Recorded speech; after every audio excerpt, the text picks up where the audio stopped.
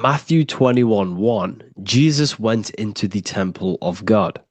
Corinthians 3:16, do you not know that you are the temple of God?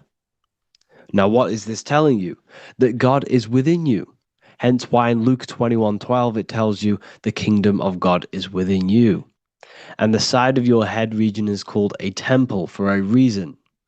Because the brain encapsulates the mind. The brain is a physical manifestation of the mind. The heart is a physical manifestation of emotion.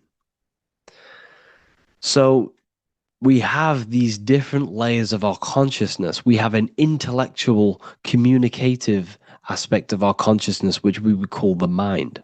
We have an emotional aspect of our consciousness, which is the heart. And to communicate with the divine, it's all to do with the mind. Hence why the ancients always symbolize the mind being God. This is why Michelangelo always placed God inside of the brain on top of Sistine Chapel in the middle of the Vatican. He understood that God is in the brain. God is within you, not outside of you. The church tells you that God is in the sky because they are creating a externalization of the truth to create a business and a distraction so that you don't find the divinity within you, so that you don't find your power. Now you have Adam, the physical man, the physical body, the ego, the lower self, and he is resting. He's not trying to reach to God, but God is reaching because the higher consciousness within you is always trying to communicate with you. It's always trying to wake you up to your divinity. But the lower mind, the lower self, Adam, the physical self, is always in ignorance of truth, always in ignorance, and stays in a materialistic way of thinking, which is the lower animal self. And this is what we call a sleep or an NPC. This is the lower mind of man. But all you have to do is to move your finger to touch God. You have to look within yourself, within the brain, meditate, and you can find God. This is why in the Bible we see many references to the human body and anatomy to truly connect with God. Kings 6:8, the door to the middle chamber was in the right side of the house, which is the right hemisphere of the brain. The middle chamber is the pineal gland, where the seat of your consciousness is, where the seat of your higher consciousness is, the mind. And they went up the winding stairs, which is your spinal column, into the middle chamber and out of the middle chamber into the third. So they went up the winding stairs. This represents raising your consciousness up the winding stairs. Your spinal column acts as a stairway of consciousness. Depending on what sort of consciousness you are operating in, depends on what part of the spinal column you are using. Because the spinal column ascends and descends consciousness. What do I mean? If you are in a reproductive way of thinking and you're always thinking about sex, you're jerking off all the time and you're always eating, all of your brain's power and your mind's power is being descended into the lower aspects of the spinal column, which represents hell, the physical state of man, Adam, the ignorant state. We're basically living off low level pleasures like an animal. And the stairway to heaven is your spinal column. They went up the winding stairs into the middle chamber, which is your mind, your pineal gland, and out of the middle into the third stage of consciousness, physical, etheric, astral. When you meditate and you start to raise your consciousness during meditation, you enter the astral plane when you turn off thought. But this is the middle chamber inside of the brain.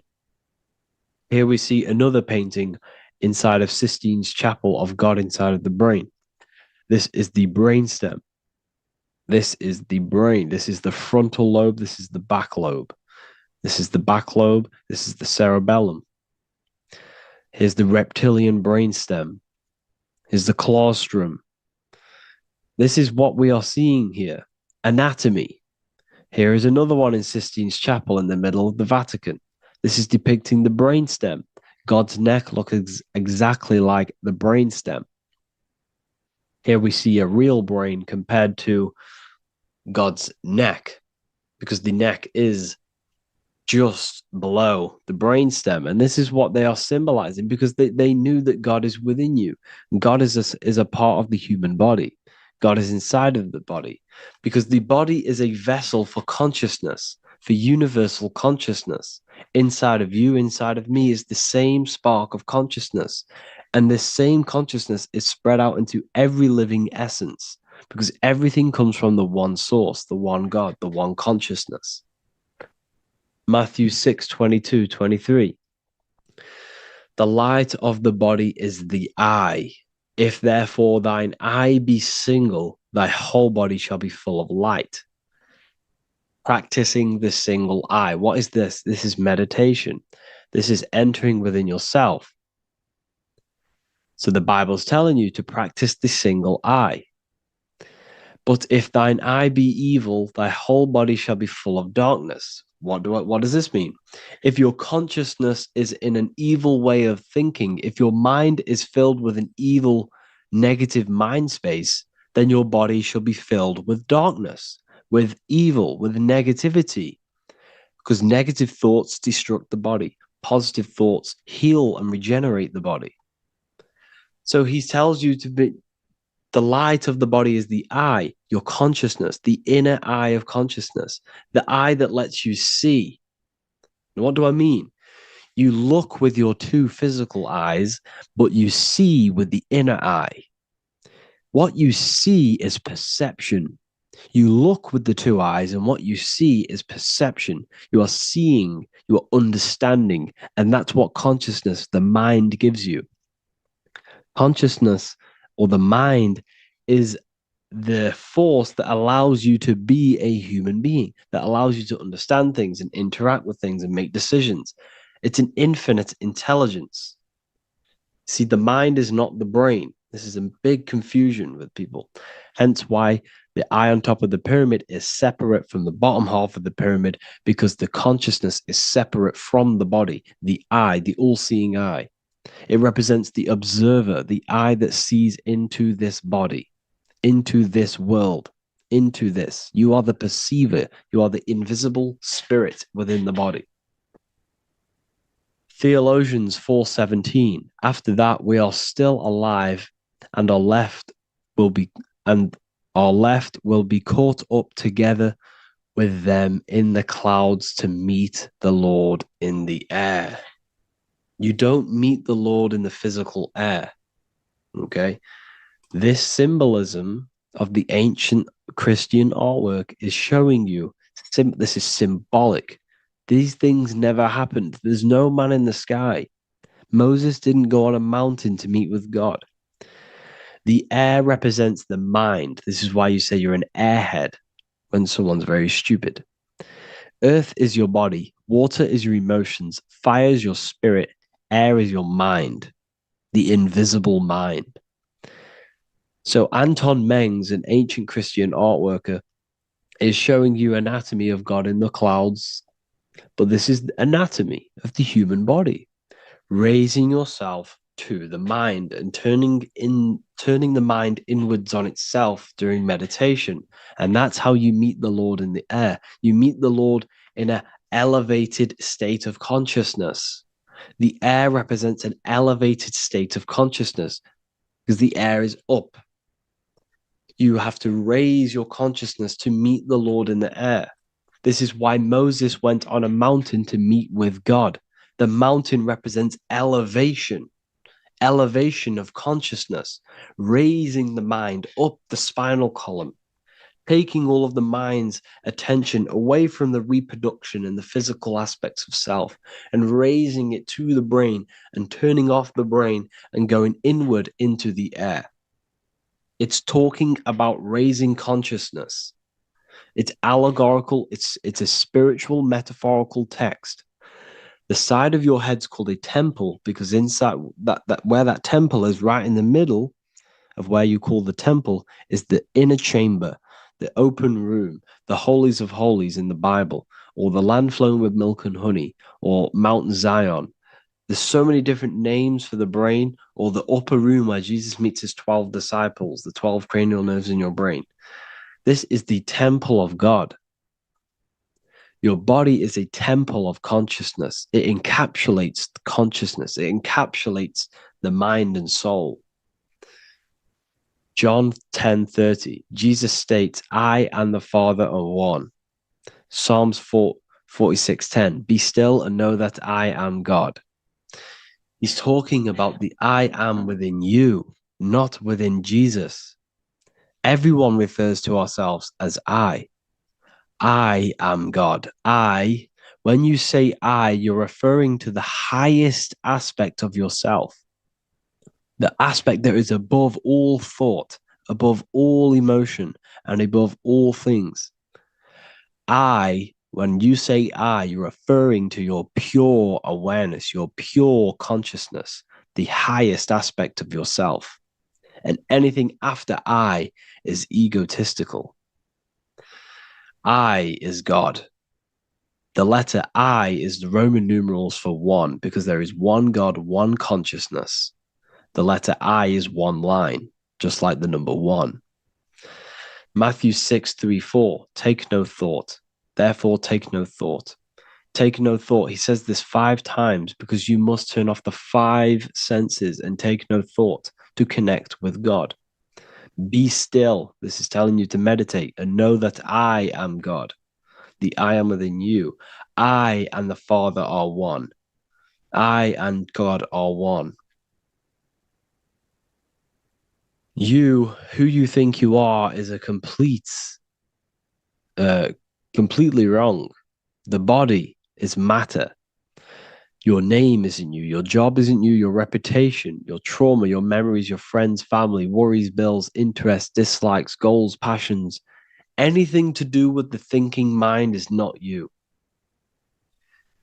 Who you think you are is a part of your thinking aspect of consciousness. But once you remove thought, you are no longer your name. You are no longer your body. You're no longer your reputation. You are the I. You are pure awareness, pure consciousness. Pure consciousness.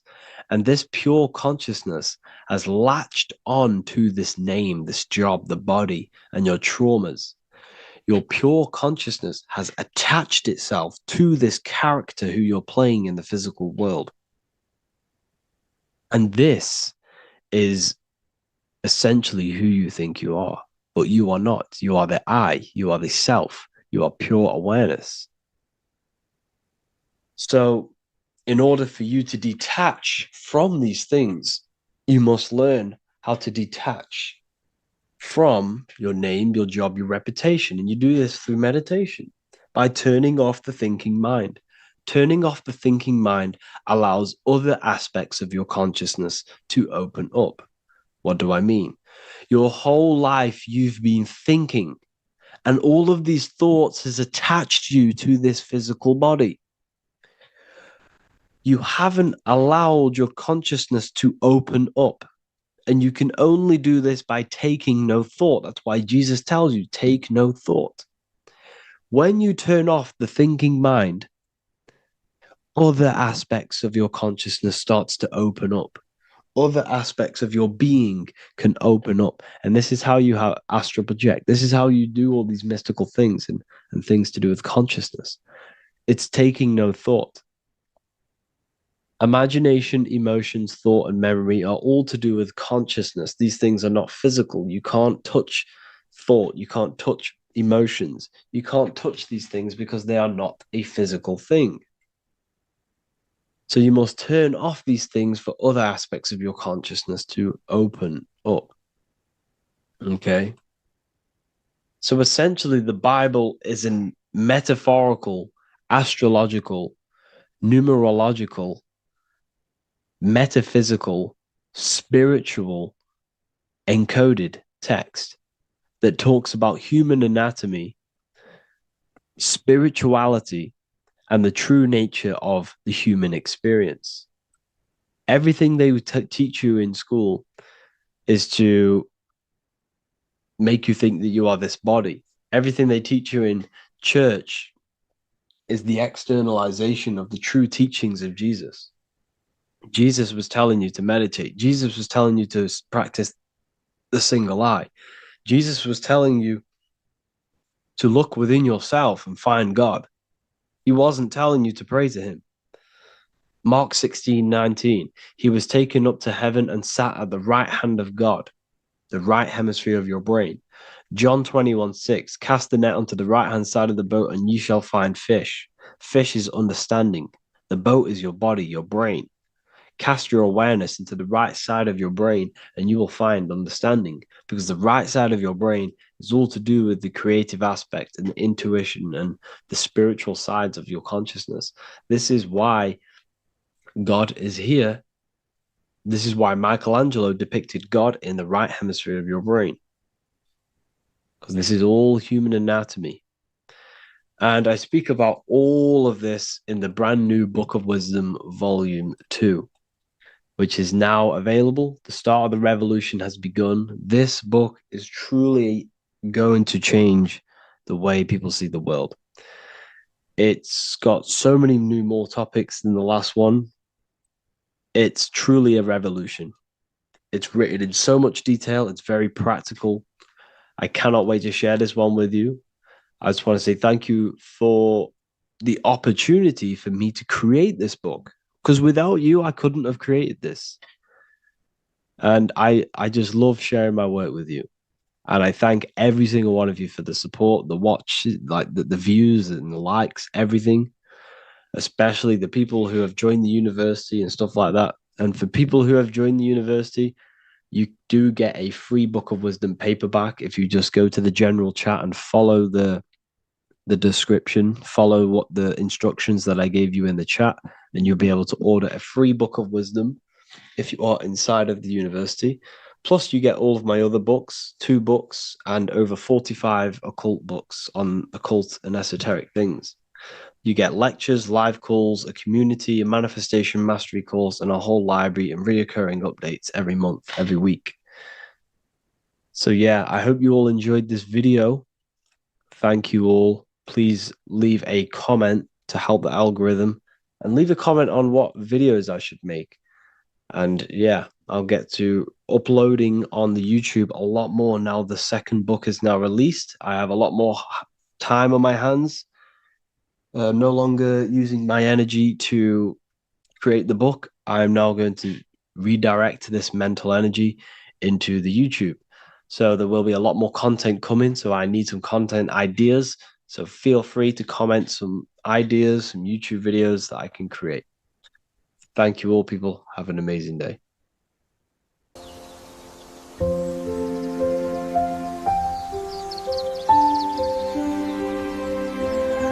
bookofwisdom.com. Visit today.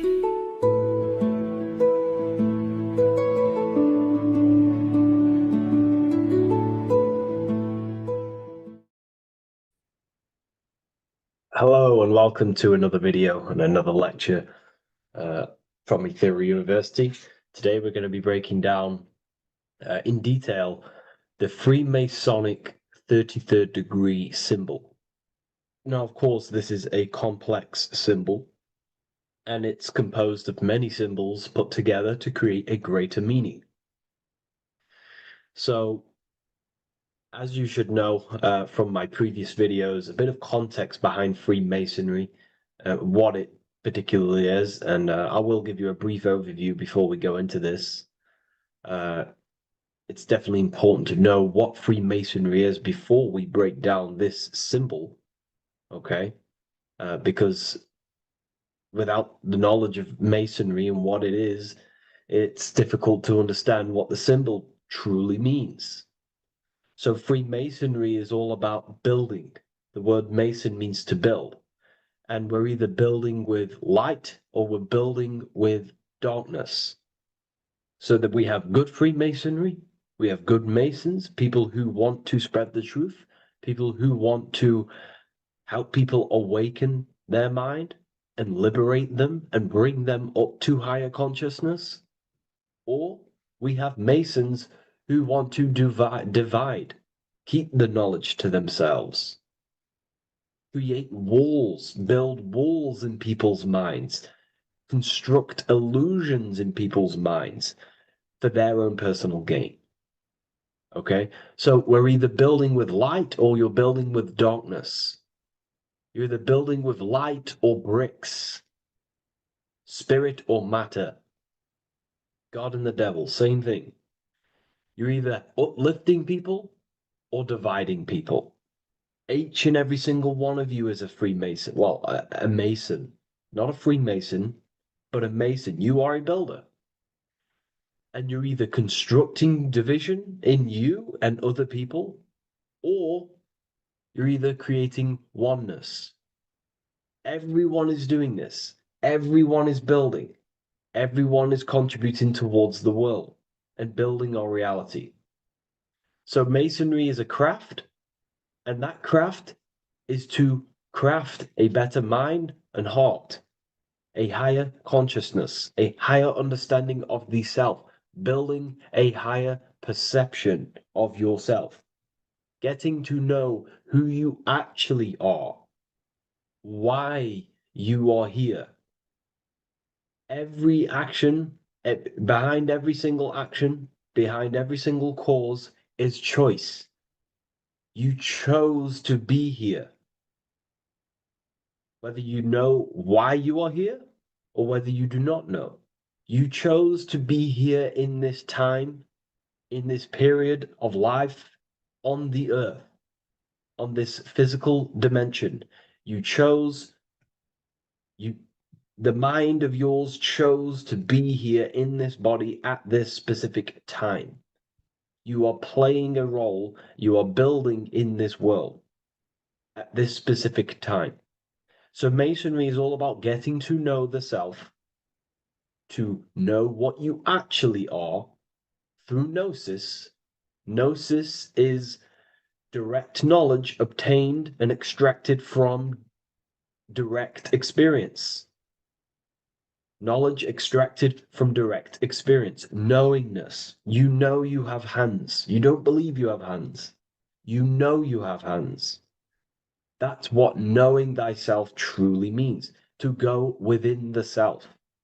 To dwell in meditation for long periods of time. Not even meditation. To dwell closing your eyes and thinking internally. Not thinking externally about anything outside you, but thinking and questioning internally, and you shall find answers. Seek and you shall find. If your heart is truly set on knowing, on getting to know true knowledge and knowing yourself, then you will find it. Okay, so because that's what the heart is. The heart is where we find our treasure. It's why it's inside of our chest. Our chest holds the treasure. What is your treasure? Your treasure is your physical manifestation. And whatever you act, whatever your heart cares about, your body follows. Your body takes action towards what you care about in life. This is why we say follow your heart, because your body follows the heart, what you care about. If you do not care about something, you do not take actions towards it. Whatever your heart loves and has that love energy for, the body follows. If you truly want to become enlightened and truly want to reach higher consciousness, then you will.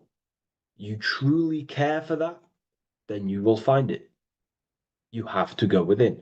Okay, so this is what masonry is about. It's about going within and finding out your true nature and constructing a higher consciousness by dissolving walls and blockages inside your mind and heart, purifying the self. Because you can care about sick and twisted things. Okay? We can see that in society. People like killing people. It's psychotic, but I know. So we can be corrupted. Okay, so going into this symbol, what does this symbol mean? What is it trying to portray? Okay. before we go into this symbol particularly, uh, we're looking at the Scottish Rite Freemasonry. So we have the first degree all the way up to the third degree is Blue Lodge Masonry. Then from the fourth degree of Freemasonry to the 32nd degree is what we call Red Lodge Freemasonry, the Red Lodge degrees. So again, that is that symbolism of that red and blue, the left and right, masculine, feminine, water, fire. Uh, it's that symbolism again of the two polar opposites of reality, of masculine and feminine qualities, solar and lunar, the left and right hemispheres of the brain, the inner and inner and outer world, the brain and the heart. These are all polarities, okay? Spirit and matter.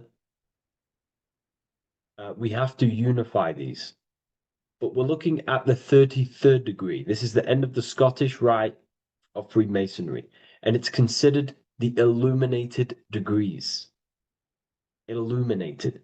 This is when one gets to know the true self, the true knowledge, when one has gone within, mastered the self, got rid of mental blockages, uh, blockages in the heart, purified the self, and they know who they are. They have higher consciousness. And in this breakdown today, I'm going to show you how they have higher consciousness through this symbolism. Okay, so I was going to say something, but I totally forgot what it was. But anyways, we'll move forward with this symbol. Oh, that's what it was. Water melts. Well, ice melts at 33 degrees, symbolizing ice represents solid matter, ego, the physical body, left brain thinking, physical reality identification, identifying self with the ego, the name, the job, the reputation. That's the ice, that's solid, that's ego thinking, left brain thinking. When we identify ourselves with the body, our ego, our name, our job, our reputation, our family, that is ego. That is pure earthly survival base level consciousness. This is the degree, this is the level of state of mind that we need to rise out from and figure out what we are, what you actually are inside you. When you turn off your thoughts, what are you then? If you do not think, you are not your name, your job, your reputation, your family, your beliefs. Because when the mind is turned off, there is still something left. That is you. And that is the substance that we have to get to know through gnosis, through going within and thinking internally and dwelling within. Okay. So Freemasonry is all about learning about the psyche, the true nature of consciousness, how it functions, the mechanics of consciousness, how we can integrate universal law with consciousness. We're going to be going into that. Natural law, how we can become one with God's law. We can become one with the universe and integrate universal consciousness into yourself. Okay, so the first thing I'm going to say about this symbol, straight away, the first thing you probably notice about the symbol is the eagle. The eagle is a bird. Okay, what do birds do? They are high in the air. They are above the earth, which represents rising, rising consciousness, rising the mind out of the lower mind, earth-based survival, impulsive, reactive, egotistical mind. And we're pulling us out, we're rising from that. The earth represents that lower base survival consciousness, ego-driven thoughts. And we're rising up. The bird is free. It's free from the earth. Okay? It's free. It's elevated. It looks down upon the earth. So the eagle is a bird which represents higher view of self, a higher understanding of the self. It's elevated. We have a higher view of myself when I reach the 33rd degree. That is what it's showing you. That is what it's symbolizing. Okay? It's above the earth. It is free. It is, it looks down. When you have higher consciousness, you become enlightened. You, it's impossible not to look down. You do look down on people, but not in a bad way. Not in a bad way. That sounds bad. I understand if that sounds bad, but that's not a bad way. I don't mean that in a bad way or a bad-hearted way. I mean that as when you have higher consciousness, you can see people who are living and dwelling in zombie mode, low level earth based consciousness. They think they're the body, they think they're their name, their job, their reputation, their family.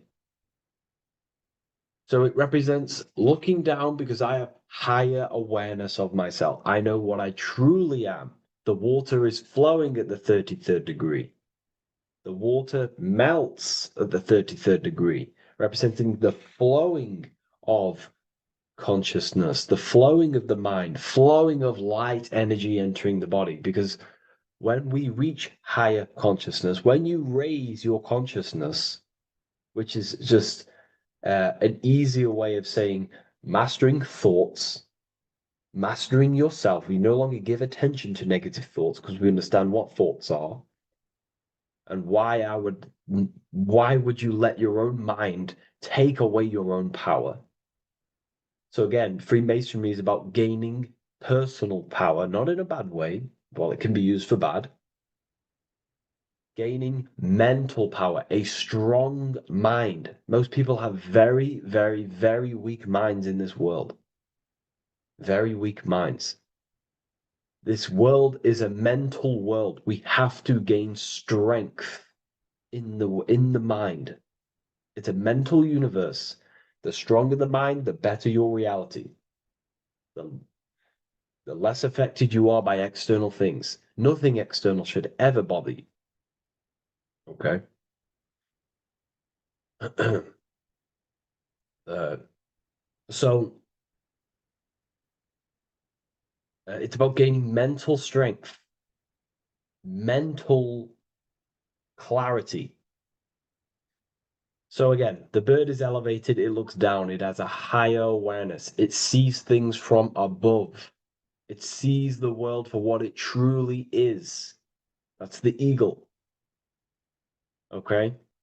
It's the higher view. This is the illuminated degrees. So we're looking at now the sword. The bird, the eagle, the double-headed eagle is standing on the sword.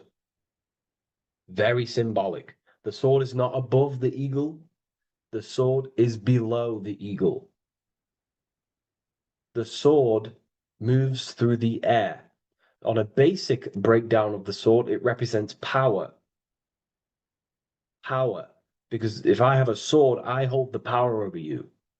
That's what it symbolizes. In war, you have a weapon bigger than someone else and more destructive than someone else, you hold the power.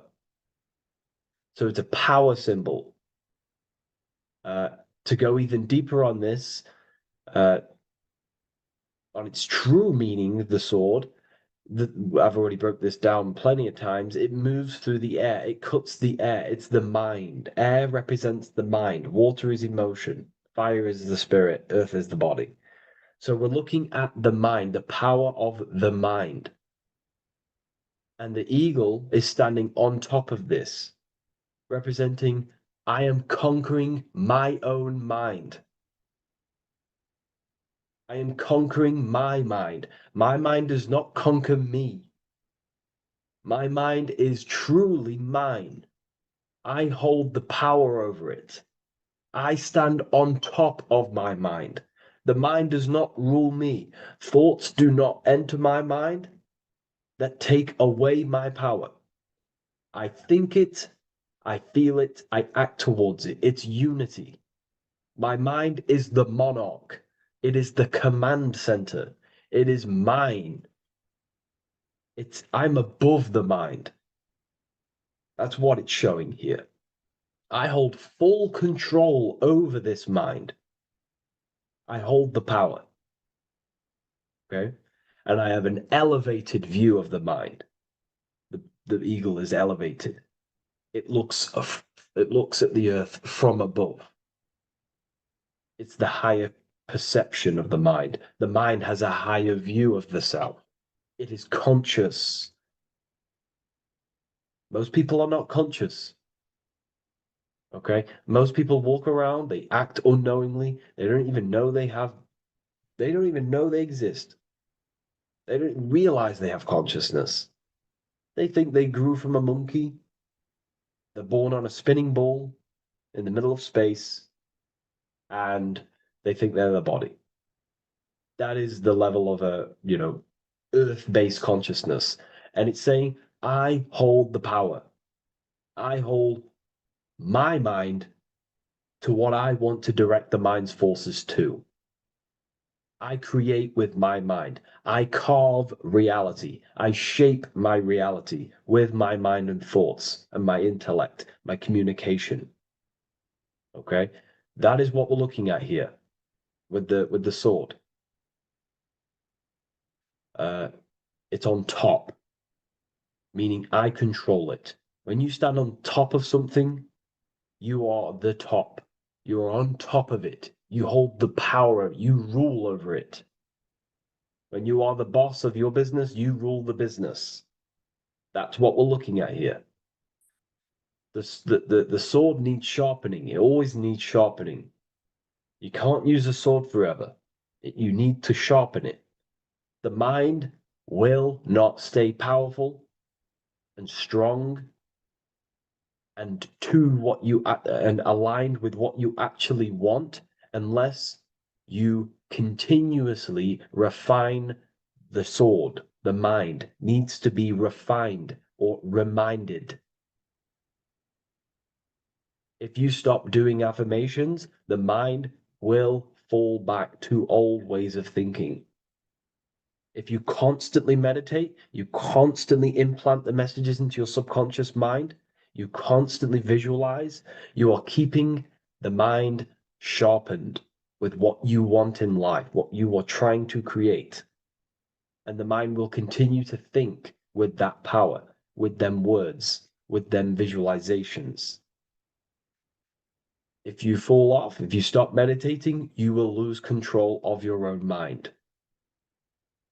Okay? This is symbolizing you have to keep on top of the mind. You have to keep control. This is what the world is. The world is like Minecraft. You ever played Minecraft? You're a builder. Okay? What do? You control the man in the world. That's what you are. You need to control this body in the world. It's all about control. You are in a game. It's like Grand Theft Auto. You don't know how to use the buttons. You're going to create chaos, and you're not going to have that much fun in the world in GTA if you don't know how to work the buttons. Same with this world. You are in a world, and you need to learn the buttons of the body, the mind, the soul, the heart. How will these things function so you can actually live a better life and create what you want in the world, aligned with natural law, of course, unless you want to walk down the path of Satanism. So this is what we're looking at with the sword. Now, moving on, we're looking at this little banner here. This says "God and my right" in Latin. God and my right. What is your right? Natural law is your right. What is natural law? You already know the natural laws. We all intuitively know the natural law. What is natural law? Do good. We all subconsciously, on a soul level, we know to do good. We know to do right. It is wrong to hurt people. It is wrong to control people. What is your natural law? What are the forces that you hold power over, that you have full control over? You have full control over what you think, what you feel, what you act. Thought, emotion, action. If you start to try and control things outside of them three forces, that is now you breaking natural law. If I try to control and manipulate someone else, that is now breaking natural law. I'm going against my inner law. My soul tells me what is right and wrong through emotion. So it's about aligning the self, my actions, my thoughts with my emotion, my intuition, my natural law. These are your rights. Your rights is to think, feel, and act with the law, with good, with God, with love, with care for one another. Am I building with light to bring good things to the collective? You see, most people are stuck in their left brain, and the left brain only sees me, me, me, me, me, me. Ego driven thinking. That's why they trap us in our left brain. They train us to be left brain. They tell us to write with our right hand to strengthen the left brain. They call it writing. Everything in this matrix is to activate your your left brain. Why? They need you in ego consciousness so you can be controlled and manipulated. So you do not recognize patterns. That's the right brain. The right brain recognizes patterns, symbolism, metaphors. They don't want you reading between the lines. They want you logical. They want you divided because the right brain sees the whole. The right brain sees the woods. The left brain sees the trees. And that tree is your ego. And the woods is the collective consciousness. They want you only thinking about you. Because that way you are divided from the collective consciousness. And we're all one consciousness family. We're all God. We're all God experiencing Himself. And we are all building this world. So it's about aligning the self with my right, with God, with natural law. It's what Freemasonry is about. True Freemasonry, light Freemasonry, not dark Masonry or evil Freemasonry, whatever you want to call it. The crown, royalty. Royalty wear crowns. And what do the royalty have? Again, this is another power symbol.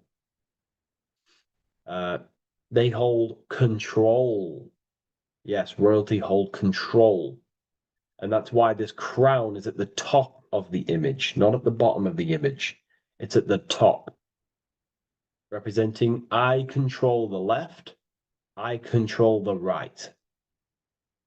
I control my left brain and my right brain, the two eagle heads, the two views. The eagle has one eye on each side. It's looking, it's seeing. And that's symbolic of the left and right brain.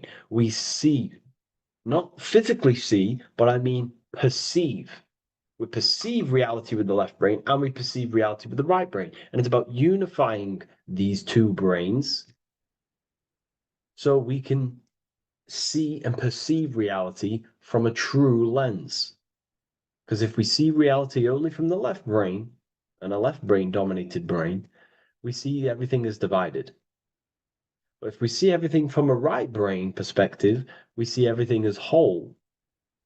When everything is in the middle, you need to see reality from the middle. Yes, I have my own personal consciousness, and yes, there is a collective consciousness. So I need to balance between that. I need to see reality between the line, between the left and right brain, and align this worldview. and align my thoughts, align my actions with this. Because if you're left-brained dominated, you're only going to take action on ego. You're only going to take action on me. You're only going to think about me, me, me. But if you're right hemisphere brained, you're only going to take action for the collective, which is, yes, that's good, but you also need to think about yourself. Why did you come here? Your life has a meaning as well. It's not just about the collective, it's about you as well. But we need to balance this. You see, this is what we're looking at.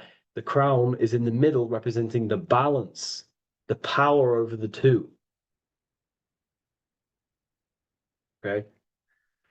It's the balance, it's mastery, it's control. Royalty hold control over society, royal families.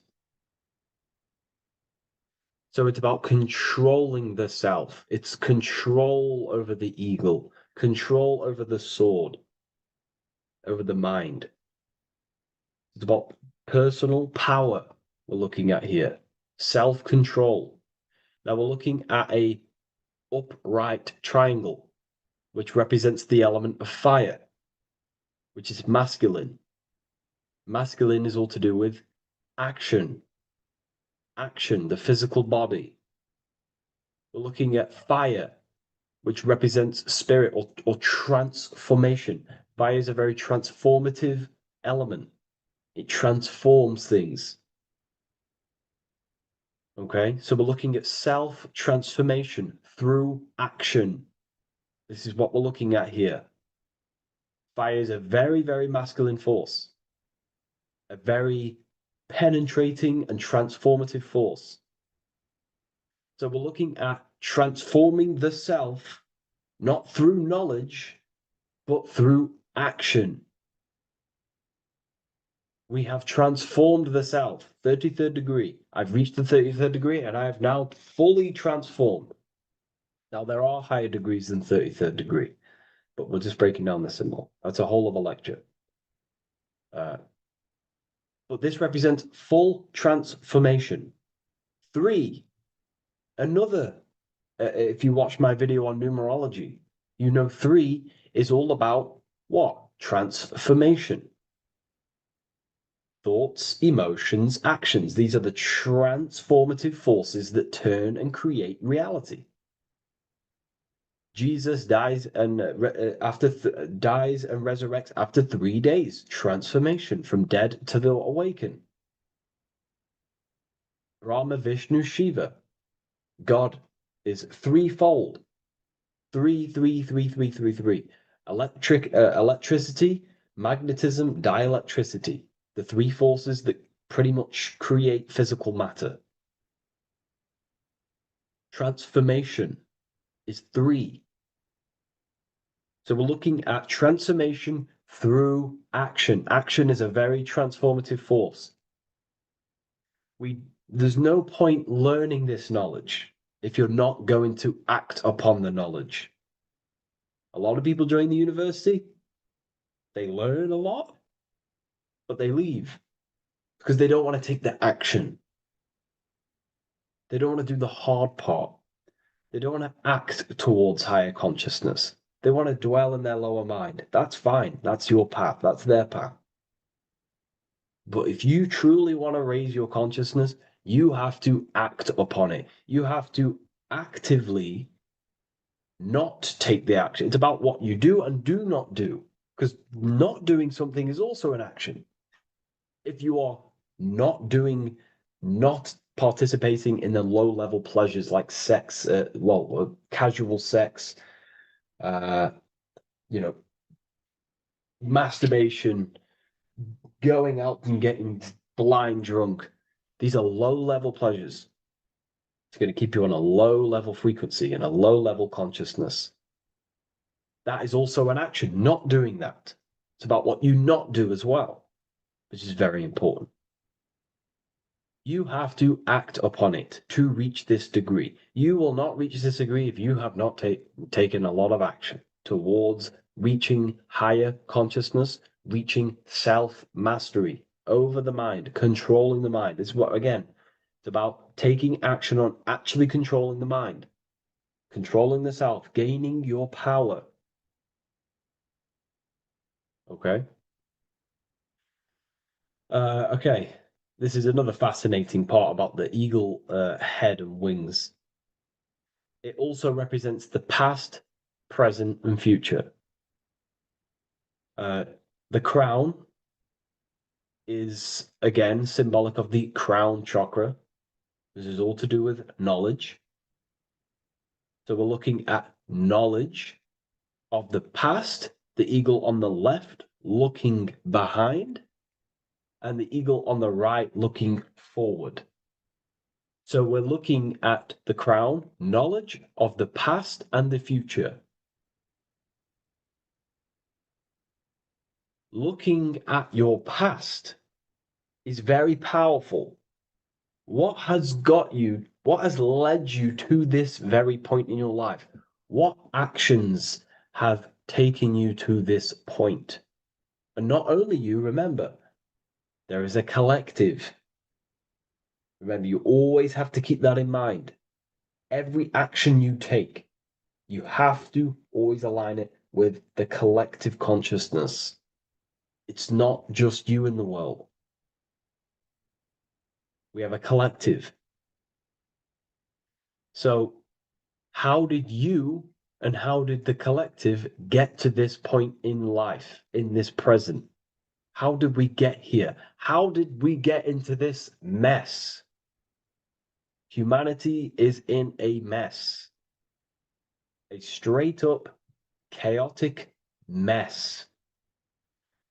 And if you think everything is perfect and everything's divine and everything's just, there's some people out there in the spiritual community saying, everything's divine, everything's meant for this purpose. No, there are people actively manipulating and using mind control methods to control this reality. How have we got into this mess? So we have to look into the past to analyze patterns so we can take action now in the present to change the future of the collective and your personal life. That's what we're looking at here. So the eagle looking left is looking in the past, representing analyzing the past, analyzing the actions in my life and the collective life, the actions that led to this mess now, to this state now. And what can I do now with my knowledge to change the future to a better future aligned with, again, natural law, aligned with goodness, aligned with God, aligned with care and love for one another and the self. So it's all about knowledge of the past and knowledge of the future. And what I can do now to take action, the triangle pointing at the middle, which is the present, what can I do now to change the future?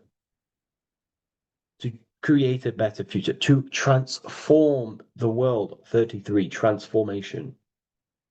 To transform the future. Okay, this is what we're looking at here with the two double-headed eagles as well. Again, this is more art. This is a lot more complex symbolism here. But again, we have the Earth hemisphere here. And what? The eagle above. It is raised above the earth, above material pleasures, above the material thinking self, above the ego. Not to say get rid of the ego.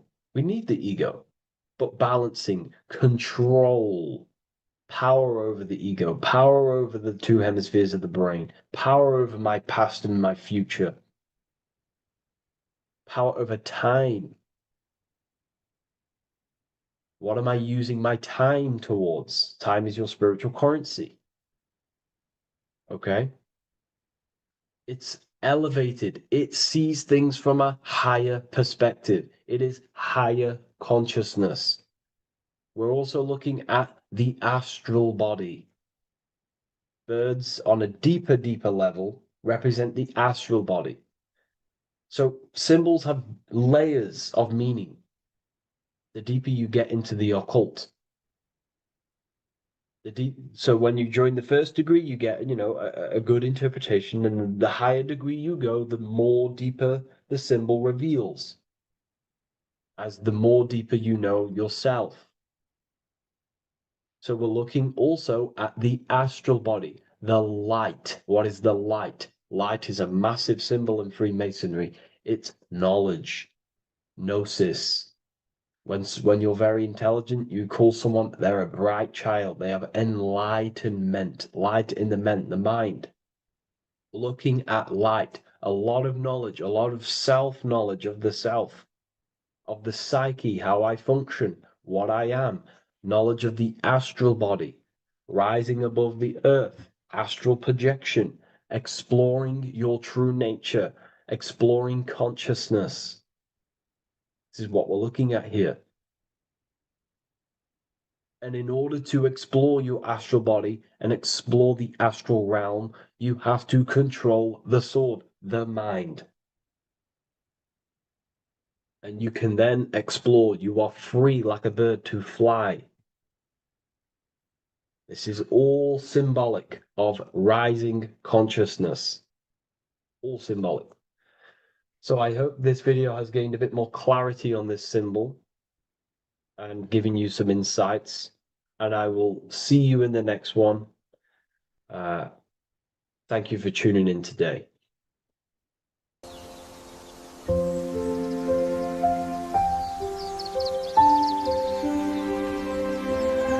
bookofwisdom.com. Visit today.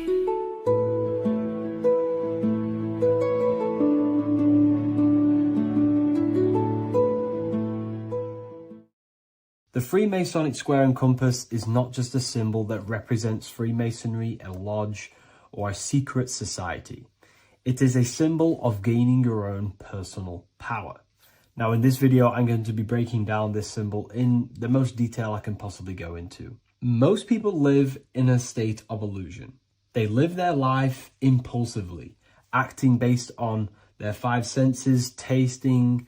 They want to feel a certain thing like an orgasm, or they're basically just slaves to external things and their five senses, which leads to a very dark path where you'll never actually become a conscious creator and you'll never actually be internally happy.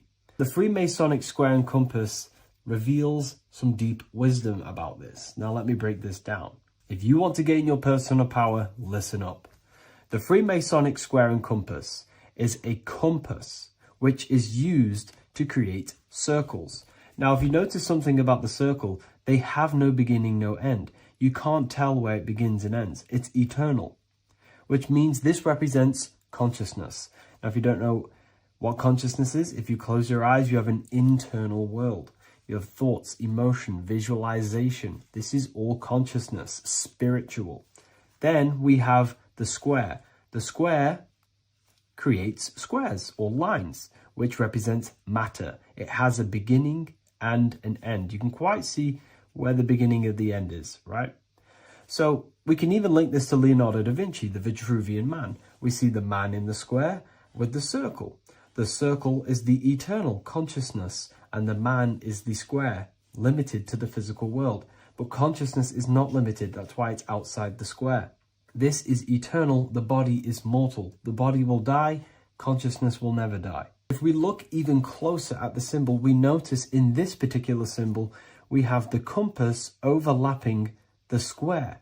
This is very, very symbolic. This represents spirit over matter, also known as mind over matter, consciousness over matter, the circle over the square. Like I mentioned earlier, most people are slaves to their senses. They go through their day and all they do is chase validation and feelings. They eat all day to feel good, which means they're a slave to their taste. They're slaves to their feeling. They masturbate, which means they're a slave to orgasms and external things. They're literally being governed by the external world controlling their internal world. They're literally living life on autopilot. And don't get me wrong, I was guilty of this too. We're all guilty of this when we join this world because we're not taught this sacred knowledge. Until you actually stop and recognize this, you'll be living life on autopilot, literally not even living. You'll be running off subconscious programs, seeking external validation and being ruled by these five senses. The square underneath the compass represents consciousness on top of matter, which means the internal world is controlling the external world. It is the mind controlling matter and not matter manipulating the mind. In the occult and esoteric world, it's very important that you are conscious of every action that you are taking in your day-to-day life. Never act subconsciously. Always be conscious. What are you thinking? What are you acting? What are you giving your attention? All of this is contributing towards creating because you are a creator. Consciousness is a creative force. You need to make sure that the compass is on top of the square, that your inner world is controlling the outer world and not the outer world controlling the inner. As I've mentioned in many videos before, the internal world of consciousness is what's producing the external world. Your life is just a result of every thought and emotion that you felt in the past. Everything you own, everything you possess, your friends are all reflections of your consciousness. They're all reflections of what you are thinking about. When you change your thinking, your external world starts to rearrange itself. On a basic level, this symbol represents the combination of spirit and matter. You are a spiritual being and a material being. You are heaven, the sky, and earth, the ground. You are heaven and earth, spirit and matter infused into one. You are a bridge between the divine and the earthly worlds. And you can bring down these higher realms of consciousness, thought, imagination, and emotions into a physical, tangible reality. To do this consciously, we need to make sure the external world is not manipulating the inner world. Because if your internal world is being controlled by external circumstances, for example, you have a circumstance happen in your reality, an emotion triggers inside of you, and that emotion is a command to create more of that. And the thoughts that you think are creating more of that negativity. So it's a constant cycle of negative manifestation if you let the external world control your internal world of consciousness. So we need to make sure the compass is on top of the square, that the internal world are commands and not reactions to create your external reality. And not only just to create, but to actually enjoy life. If we let the external world bother our internal world, this means that we have some sort of mental or emotional attachment to the external world. We need to detach from the external world. Why do I say that? Because it's temporary. It's an illusion. We are going to die one day, and none of this will matter. You need to understand that everything in this world is temporary. You have to be okay with losing things, losing family, losing things in this world, because it's guaranteed to be temporary. We need to make sure the internal world is order and not chaos, commands and not reactions. Now, at the back of the Book of Wisdom, Volume 2, the book that I've wrote here, I go over the different meanings of the different arrangements of the square and compass. Sometimes we see the square overlapping the compass, which is the opposite of what we've just broken down. Or sometimes we see one leg of the compass on top of the square and one leg of the square on top of the compass. These are all highly symbolic. When we see the square overlapping the compass, this pretty much represents the beginning of the Freemasons' journey, when their internal world is being controlled by the external. They have a lot of spiritual growth and a lot of learning and inner work to do.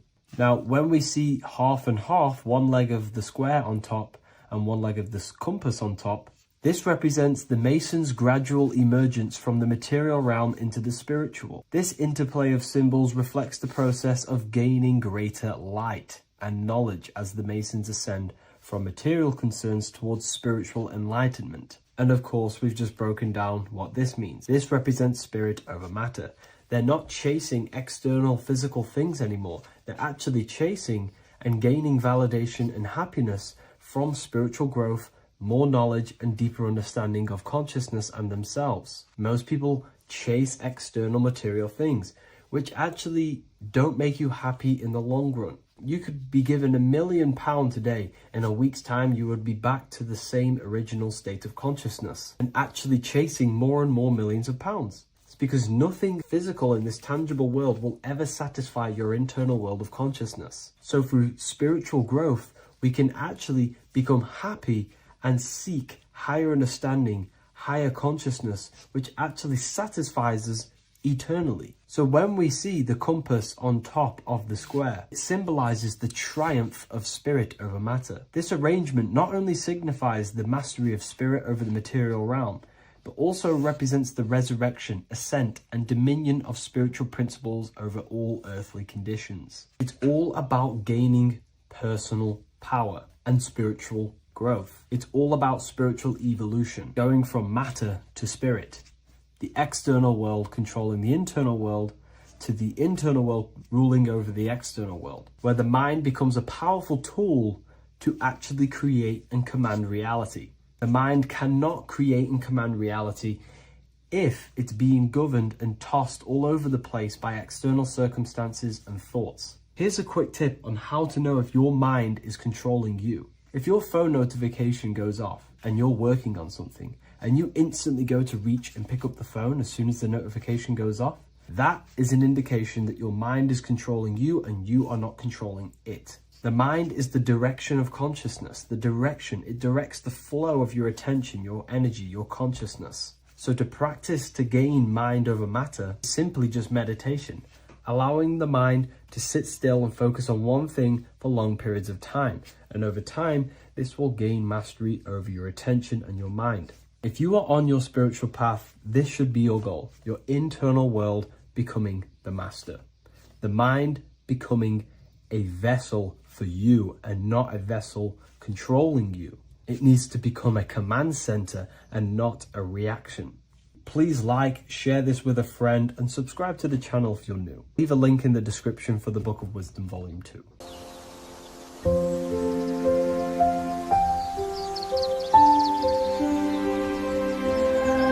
bookofwisdom.com. Visit today.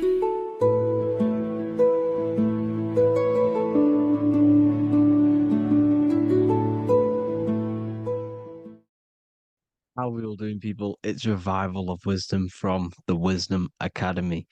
Today we're going to be breaking down God, consciousness, and the higher and the lower self, and how to overcome the lower self. Now, the first thing you need to understand is that you are the invisible intelligence within the brain, within the body. This invisible intelligence is known as the mind. But you are not the mind. You are the observer of the mind, which is the soul, the invisible entity.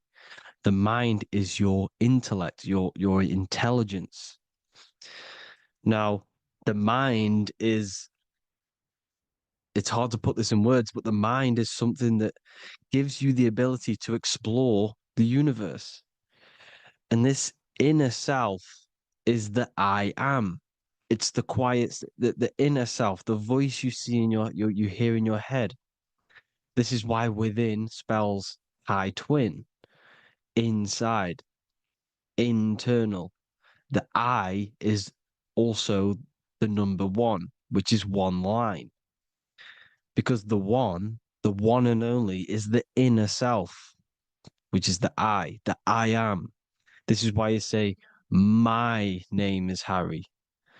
You are not Harry, you are the I, the inner self, the intelligence. Okay, this is why Jesus in French is I am. You look with the two eyes and you see with the inner eye, I and I, the same thing. Okay, because the I inside is what gives you the perception of what you're looking at.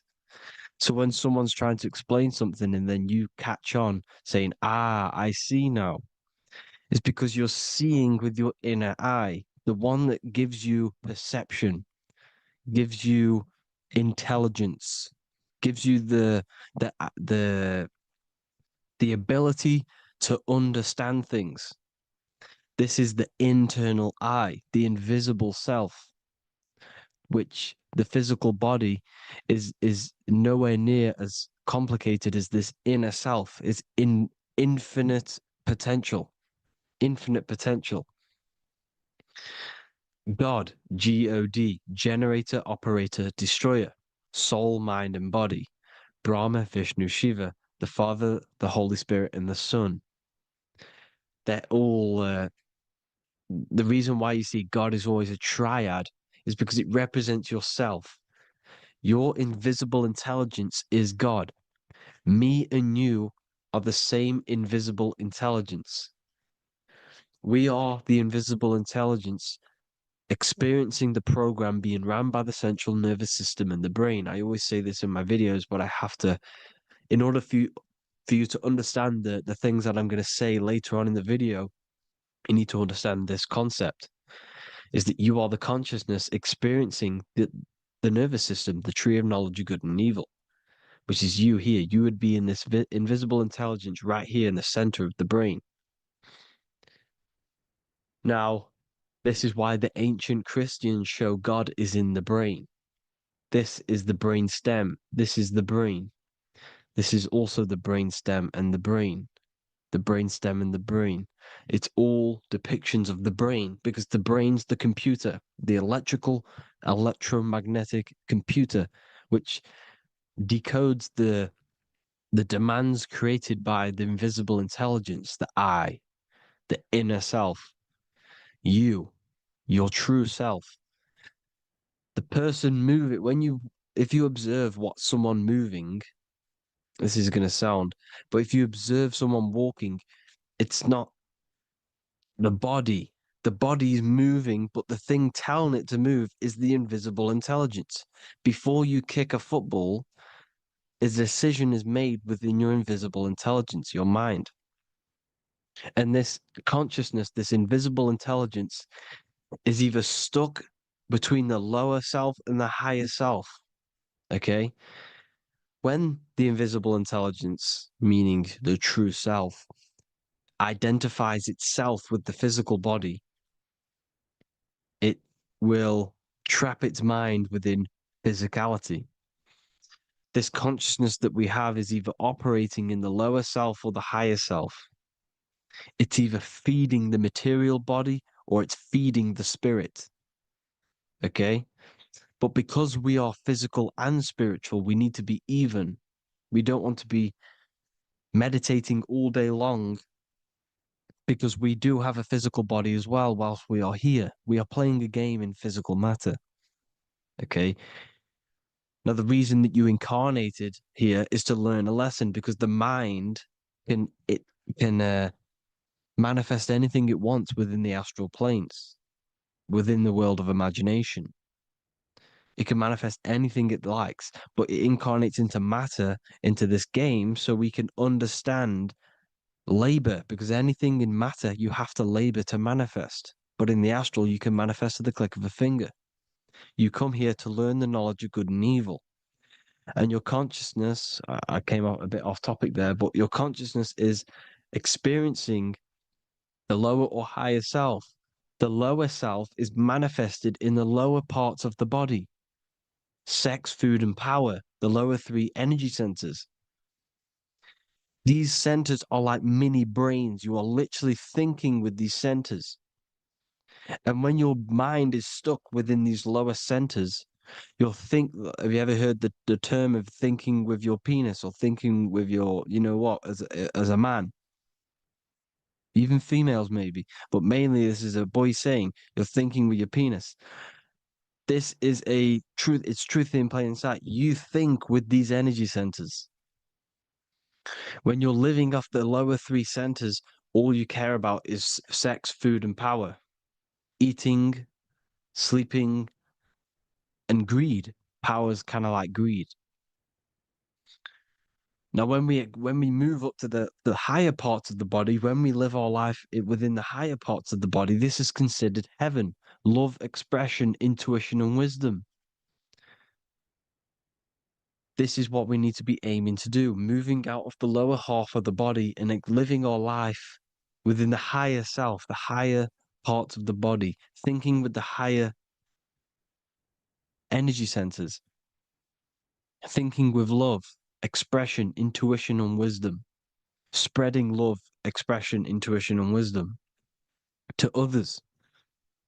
Heaven is even. This is why Jesus is pointing at the heart chakra, always pointing at the heart. Earth rearranged his heart because in earth you're manifested as a physical being. You're in the heart, good and bad. You need to be balanced between the good and bad. Because love can be a demon too. That's a whole nother video, but love can be a demon. Now, the seven chakras are known as the seven seals in the Bible. When the Lamb opened the seventh seal, there was silence in the heaven for about half an hour. This is a verse from the Bible. The Lamb is Aries, which is the higher brain, the cerebrum, Ram, Aries. Because when the Ram opens the seven seals, you enter the kingdom of heaven. Because these chakras seal your invisible intelligence. They seal your true self. You are behind these seven seals, your true invisible self, your true consciousness. Because behind these seven seals, you do not think about anything materialistic. Your intelligence is not material. It's not physical. It's not from the physical world. It does not desire the physical world. The body is the beast. The body's the animal, the lower self, which can corrupt our intelligence. It can corrupt the intelligence. Okay. Now, we need to balance these chakras so that we gain a deeper connection between this intelligence and the brain. Because when there's a strong connection between the brain and the intelligence, your body and the intelligence, you have a strong connection. Therefore, you can manifest what the intelligence is saying at all times.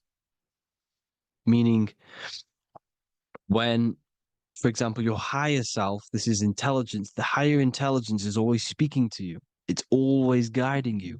It's always telling you the right thing to do. You can feel it when you're doing something wrong. You can feel that you're doing something wrong because this higher self, this intelligence knows what it needs to do here. And when there's no connection between the body and our intelligence, our true self, when we strip away, when you close your eyes for long periods of time, you will figure out you are this invisible, infinite, creative being.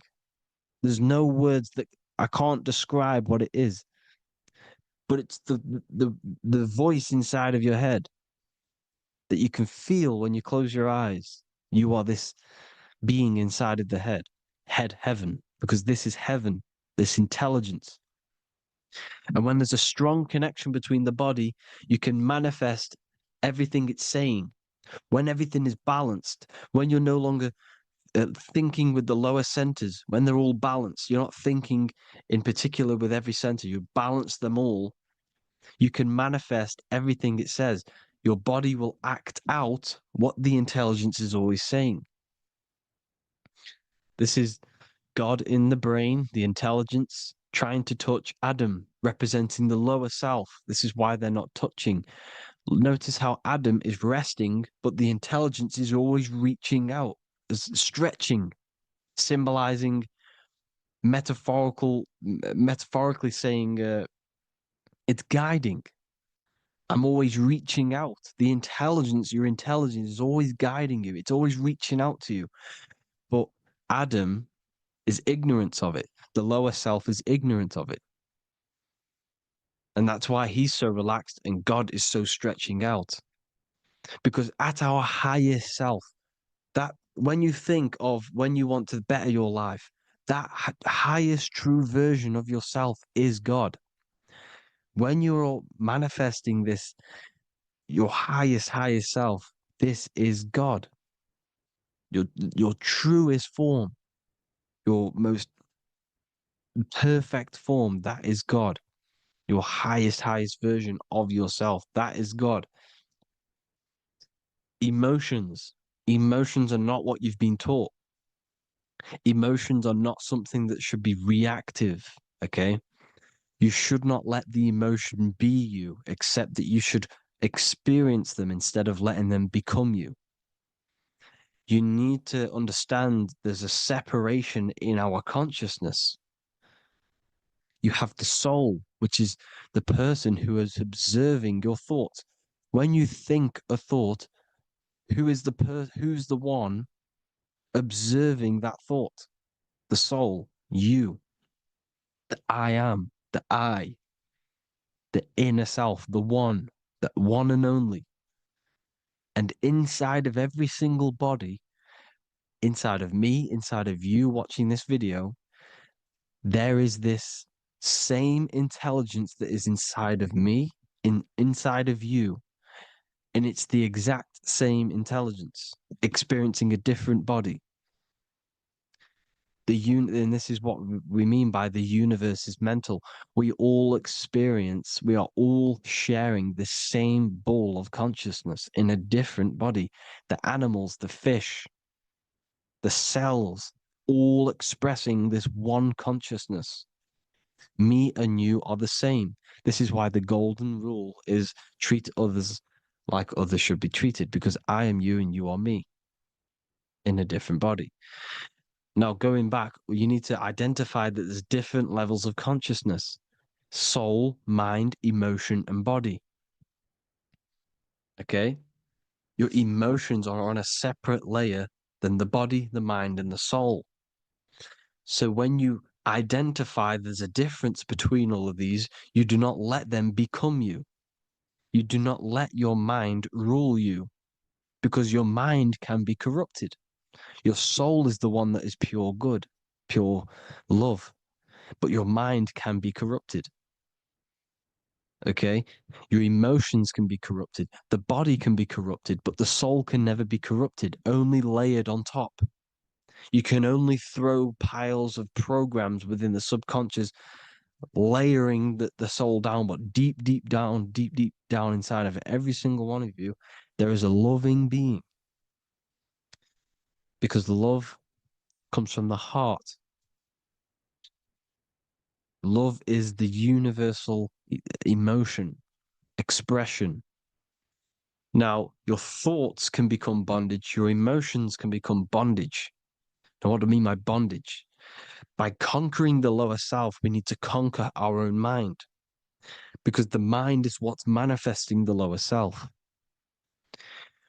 When you're thinking with the lower half of the body, when you're becoming your emotions, you need to experience the emotion, not become the emotion. Do not let the emotion become you.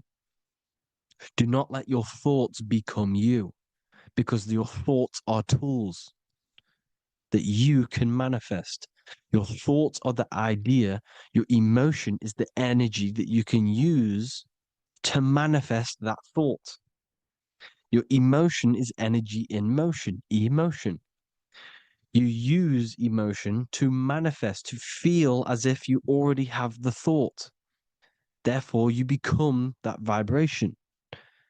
Therefore, your emotions are actually a creational force that is given to you to manifest things, because you're a human, a manifester. You're here to manifest things. You're a creator. You are a god.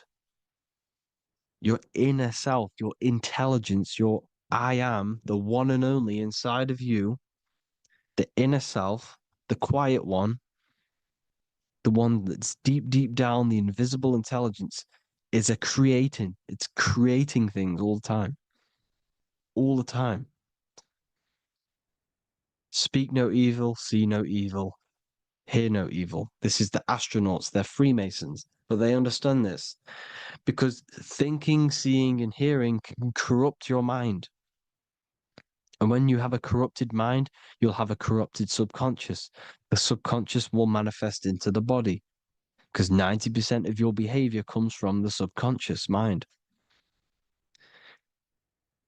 So you got to speak, see, and hear no evil. A sin, what is a sin? To overcome our lower self, to overcome our lower self, the seven deadly sins are not something that goes against an external God. A sin is something that goes against your inner guide, your inner conscience, the inner self that is always speaking to you. It's always telling you the right thing to do. A sin is something that goes against this inner guide. And this is why you can feel something where you can feel you're doing something wrong because the inner guide is speaking constantly. And when you commit these seven deadly sins, which are seven internal states which keep your invisible intelligence bound to your physical body. Because evil, right? Evil love bondage. This is why they stay in this realm and they control this realm because they love the bondage of the body. They like matter. They want to stay in matter for eternal life. They don't want to ascend back into the heavenly realms where you do not have a physical body. You can explore the universe within the astral planes. They stay bounded to the body, bounded to the 3D construct of the physical world.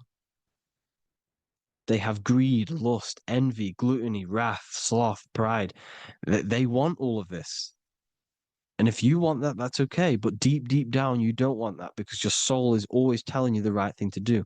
Your soul knows what to do to get out of here. It needs to detach from the external world, detach from all of these seven internal states which bound you to your lower self, your lower centers. That's what a sin is. You know, you have a left and right brain. The left brain is always analytic. The right brain is metaphorical. So the right brain is producing a holistic view of reality. Now, what do I mean? And not view, perception. When you see, because your eyes are parts of the brain, so when you look at something and you look, that image is produced in the back of the brain in the visual cortex. And then produces, the right brain produces a perception, a holistic, it breaks down what you're seeing into a holistic image, a holistic perception. So, for example, if you're in a woods, the right brain sees the whole woods as one big woods. The left brain is breaking that perception down into individual trees, branches, and leaves. So the left brain's to do with duality, the right brain's to do with wholeness, unified. The left brain's dualistic, analytic. This is necessary so that we can pick things up and manipulate them and break things down. We need the left brain, we need the right brain. I'm not saying any of them's bad, but the left brain, sinister in Latin, means left. Because when you're left brained, you see everything in dualistic. You see everything is dual, when everything's actually one. We need to be focusing and strengthening our right hemisphere. I'm not saying sit in the right hemisphere all the time, but we need to be strengthening our hemisphere. And this is why left is sin and right is right. Because when you focus on the right hemisphere, you see the holistic perception of creation. The right hemisphere sees humanity as one unified consciousness. The left hemisphere sees everyone as individual persons and egos. Because the left hemisphere is dualistic. And this is why the Bible says, cast the net onto the right side of the ship and ye shall find. John 21:6. What does that mean? Cast your energy, cast your perception into the right hemisphere of the brain, and ye shall find unified consciousness. You shall find your higher self, the one and only. If then you have been raised with Christ, seek the things that are above where Christ is seated at the right hand of God. Wow. Powerful. What does this mean? Seek the things that are above where the Christ is seated at the right hand of God. God is your consciousness, your invisible intelligence between the two hemispheres. The right hand of God is the right hemisphere. Seek the things that are above the heart. Love, intuition, expression, and wisdom. Seek the things that are above the heart, the higher self, the higher part of the body. Because when you seek the things of love, expression, intuition, and wisdom, you create a strong aura. You attract the same frequency. And this frequency is heaven, God. This is the Sumerian. This is the Sumerian artwork showing the lamb. This is a step symbolizing stepping upwards, raising up. He's stepping over the lamb up to the bird. His hand is going to the bird. The lamb symbolizes the lower self. Okay. The bird with the wings is in the sky. It represents the higher self. This is why angels always have wings, because it represents the higher self in the sky. The lamb is a ground animal, symbolizing the lower self. He's stepping over the lamb to the bird, his higher self, his invisible intelligence. Horus and Set, Jesus and Satan. Look, Horus has an evil brother, Set, just like Jesus and Satan. Horus is a bird, higher self. Set is a ground animal, lower self, which is the devil and the angel on your shoulder. You see? The right and the left hemisphere, the two wings. So the devil and angels always speaking to you. The higher and the lower self. It's the battle between the higher and the lower self, between the invisible intelligence and the physical body, because the body's the one that wants the sugar, it wants the pleasure, it wants the sex, it wants the porn, it wants all of the materialistic things, it wants the seven deadly things. Okay, it wants this. There's a battle between the higher and the lower self, your intelligence and the body. This is why you need to become balanced, so that there's a deep connection between the body and the invisible intelligence that I am. You need to master your mind with discipline, and you gain a connection between the brain, the body, and the intelligence. Resurrection, transmuting sexual energy. Okay, this is important. Res is Resh, which is Hebrew. The early Hebrew Resh symbol is the head. This is the head. Resh, erection. Erection is a sexual stimulation. Resurrection is rise erection. You got to raise your sexual energy up the base from the spine to the head. This is the Christ, the Christos. Because there's a psychophysical psychophysical oil produced in the brain every month. Go and watch my other video on raising the chrism. Okay.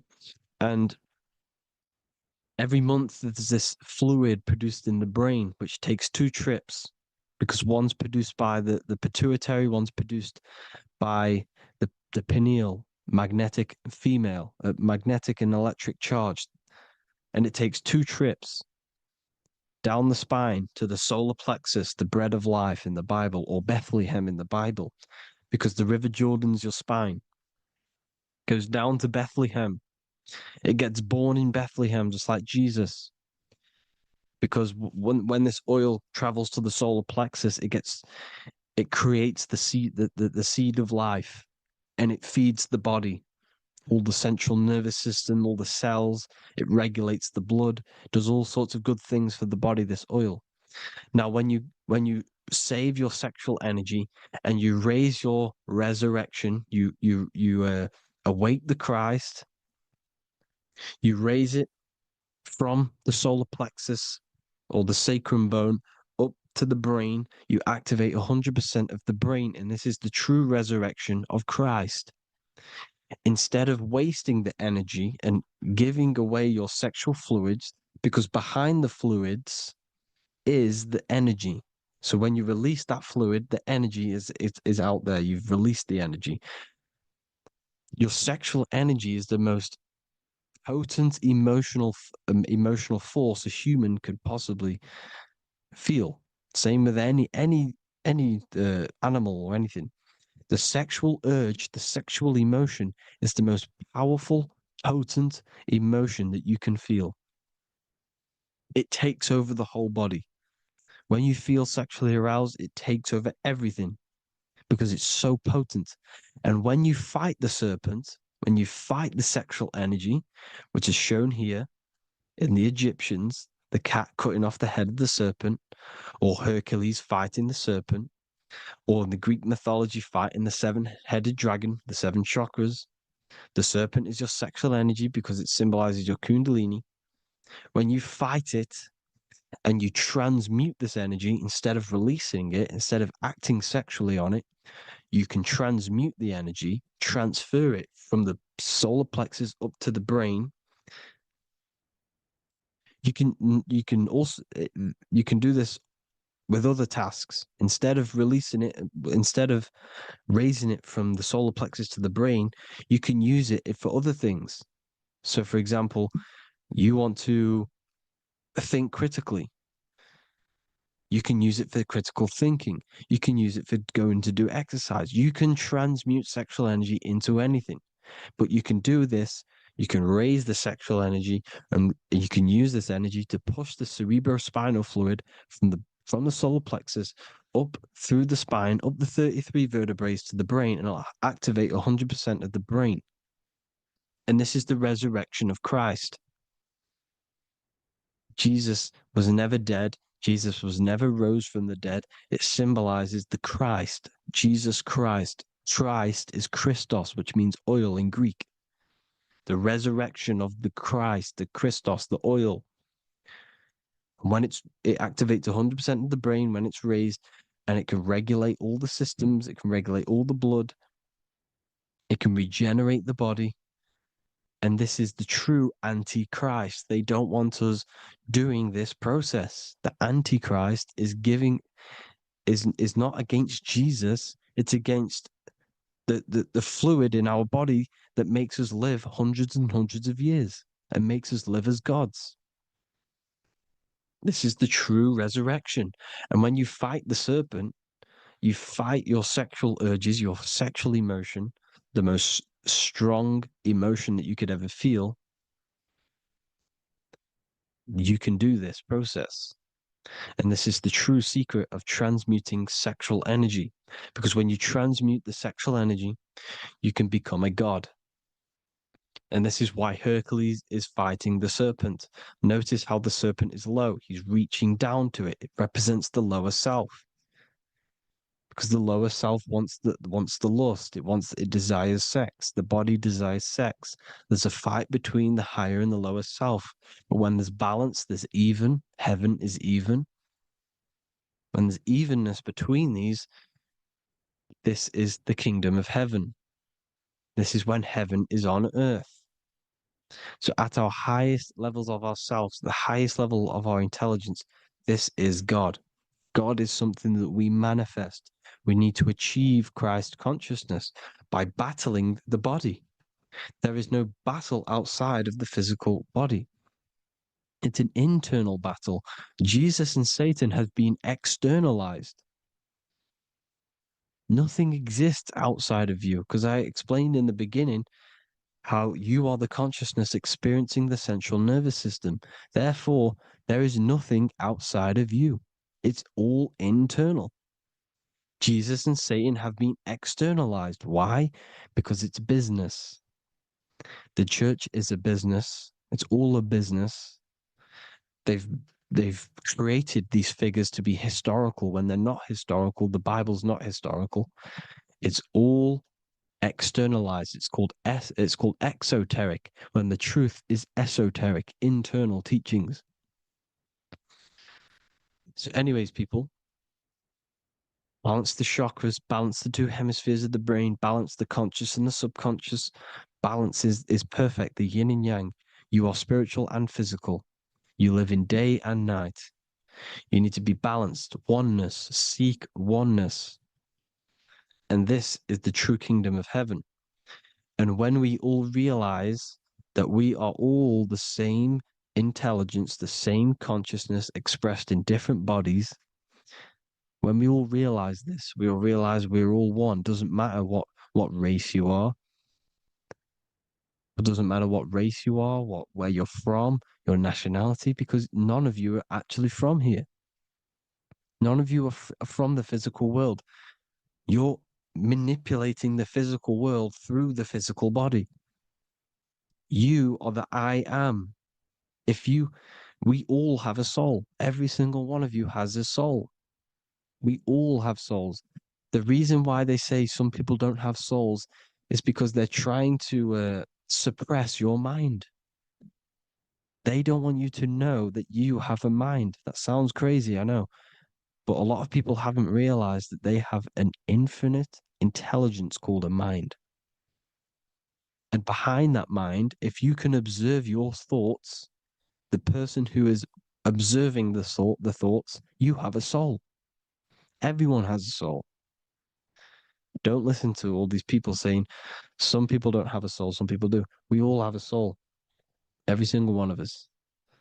So anyway, you need to break the lower nature of yourself.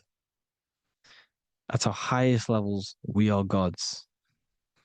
Our intelligence, our universal intelligence, the I am, the intelligence that's inside of the brain, is God. Our minds are being corrupted within believing that you are the body, and the result of this is a society like today, because everyone thinks they're the body, and everyone's living in the lower nature of self, where everyone only cares about themselves. But when we realize we're all one big consciousness ball, we're all the same consciousness expressed in different bodies, there will be peace.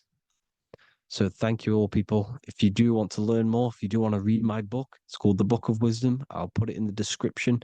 It's an amazing book, people. It's going to give you the best understanding possible about creation, yourself, and the world. It's amazing. The Bible, everything. I have just launched a new cymatic library. A friend of mine has just added this to the website. He creates beats and he creates the purest beats. So they are actually the frequency that it tells you. Most of the stuff on YouTube and Spotify and Apple Music it says it's a certain frequency, but we know these major platforms are all playing with the frequencies of the app. So if you want a real binaural beats, solfeggio scale frequencies to meditate on or listen to throughout the day, join the Occult Library. You can get a 2-day free trial. I'll put the link in the description. Thank you all, people. Hope you all enjoyed this video. God bless you all.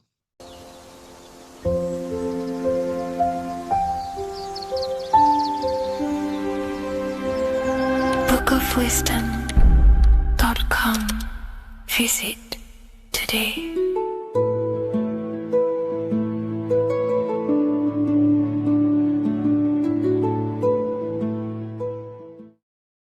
People, how are you all doing? It's Revival of Wisdom, and today we're going to be talking about your birth certificates and how we are slaves to a system and how they have trapped us into this system. Okay, so the first thing you need to understand about this system is there are two types of laws. You have the law of water, which is admiralty law, and the law of the land. So the admiralty law is the law of water, and this is what money is. Money is water. This is why we say liquidity, currency, the current. A current is water, something moving through something. Cash flow. And this is why banks are called banks, because a river bank is on either side of the water and it directs the currency. You see? So money is water. And as you can see here, Ripple, the cryptocurrency, Ripple, water Ripple, and they're building a bridge over water, overseas, international banking with cryptocurrency. So money is water. And this has specific laws about water, but water is the same everywhere, you see. What the difference is with the law of the land is that you can have different laws in different lands. I can't do certain things in the UK that people can do in America, for example. You see, that's the law of the land, but the law of water is the same because water is everywhere. Now, this is very important to understand when it comes to, these birth certificates.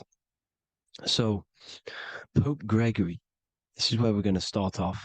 Pope Gregory in 1582 took the Orthodox Eastern sunrise calendar and changed it to his own Gregorian timeline, not a calendar, a timeline. This timeline was copyrighted by Pope Gregory under the name of the Vatican. So the Vatican owns the timeline that we are using today, 2023. They own it. They own the title of this Gregorian calendar.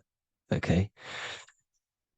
Therefore, anyone who is born under this copyrighted timeline, not calendar, they are subjected to Rome because Rome owns the timeline. They have a patent, a copyright for that timeline. What is on our birth certificates? That timeline. We are born underneath, we are subjected to the Vatican. This is why all birth certificates go to the Vatican. They own every single birth certificate. Okay? So when we use this timeline, we are subjecting ourselves to this timeline. Okay? Which the Vatican has a claim over. This calendar or timeline is set to sunset, not the sunrise, which is associated with death, darkness, and the moon, lunatics. You see, so this is a sunset calendar timeline.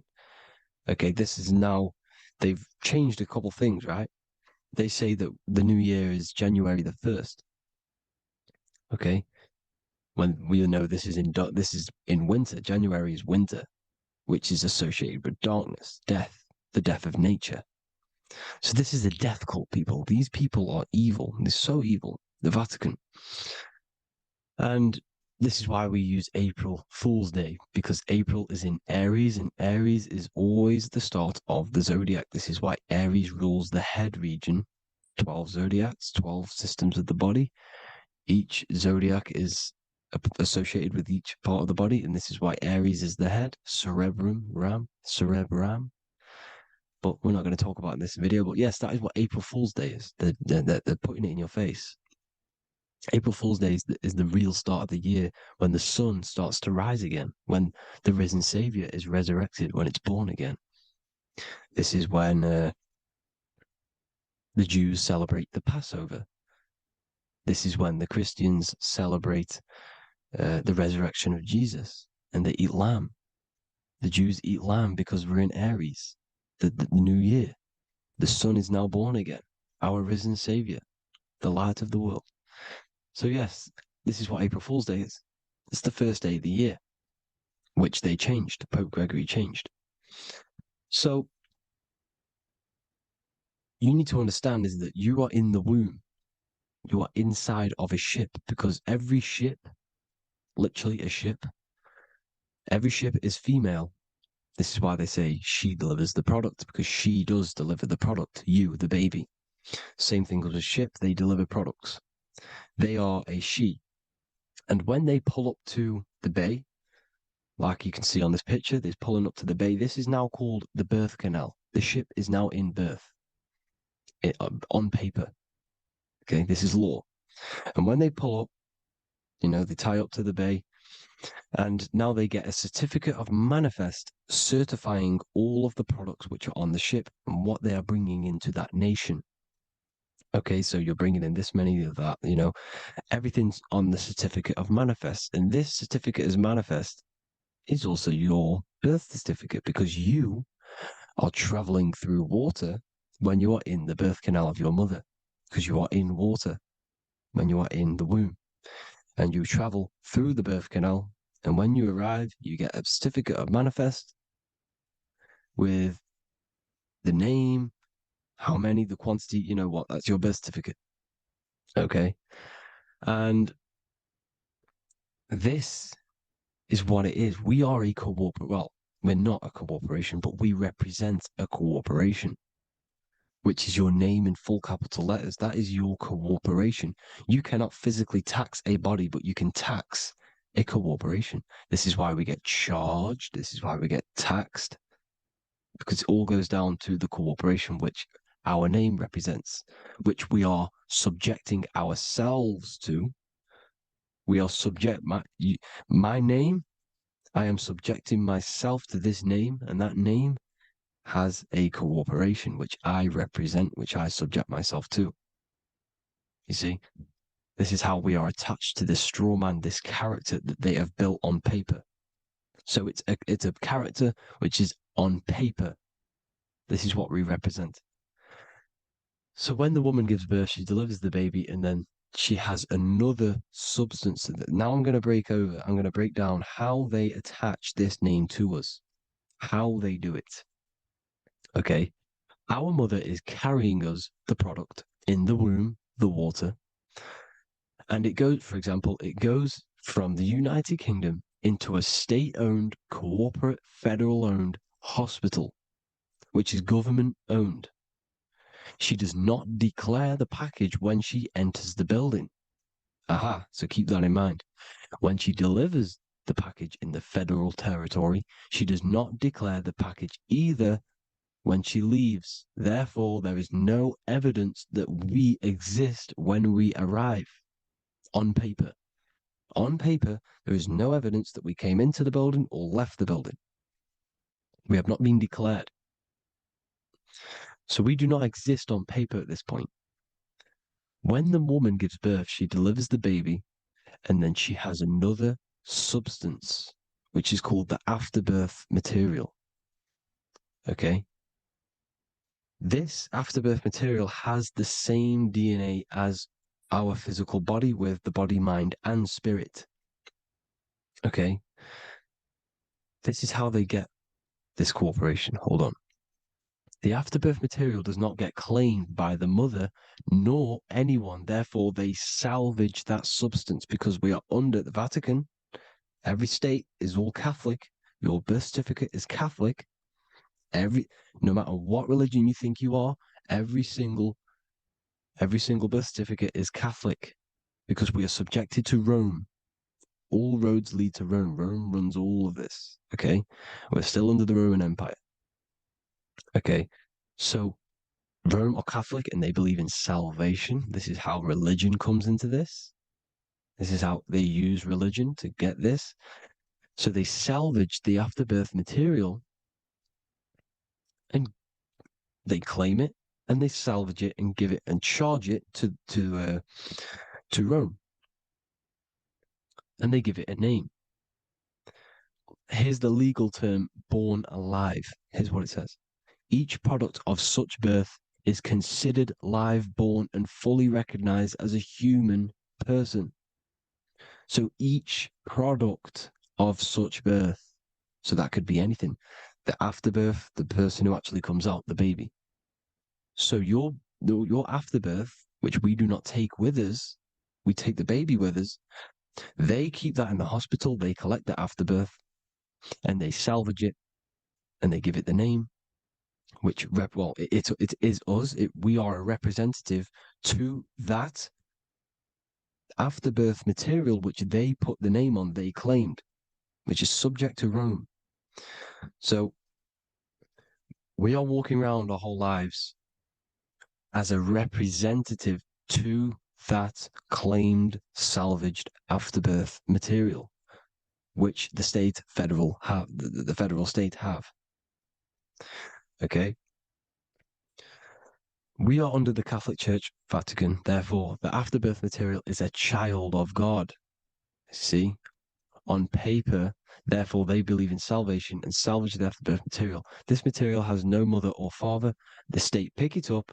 It becomes a war to the courts and gets charged to the state. So we are a representative to that character they salvaged because it is the exact same DNA as you. Subject is the name or the title, and the matter is the physical aspect left behind in the hospital, which represents us. You see? So now we're moving on to Unum Sanctum. Unum Sanctum was in 1302, a very, very important year. Very important year. Unum Sanctum says this is basically how they claim everyone in the world. So the Vatican had all this power, all this gold, all these people under them. They need to get a claim for them so then they can rule over them and make them slaves. So what they did, they created Unum Sanctum.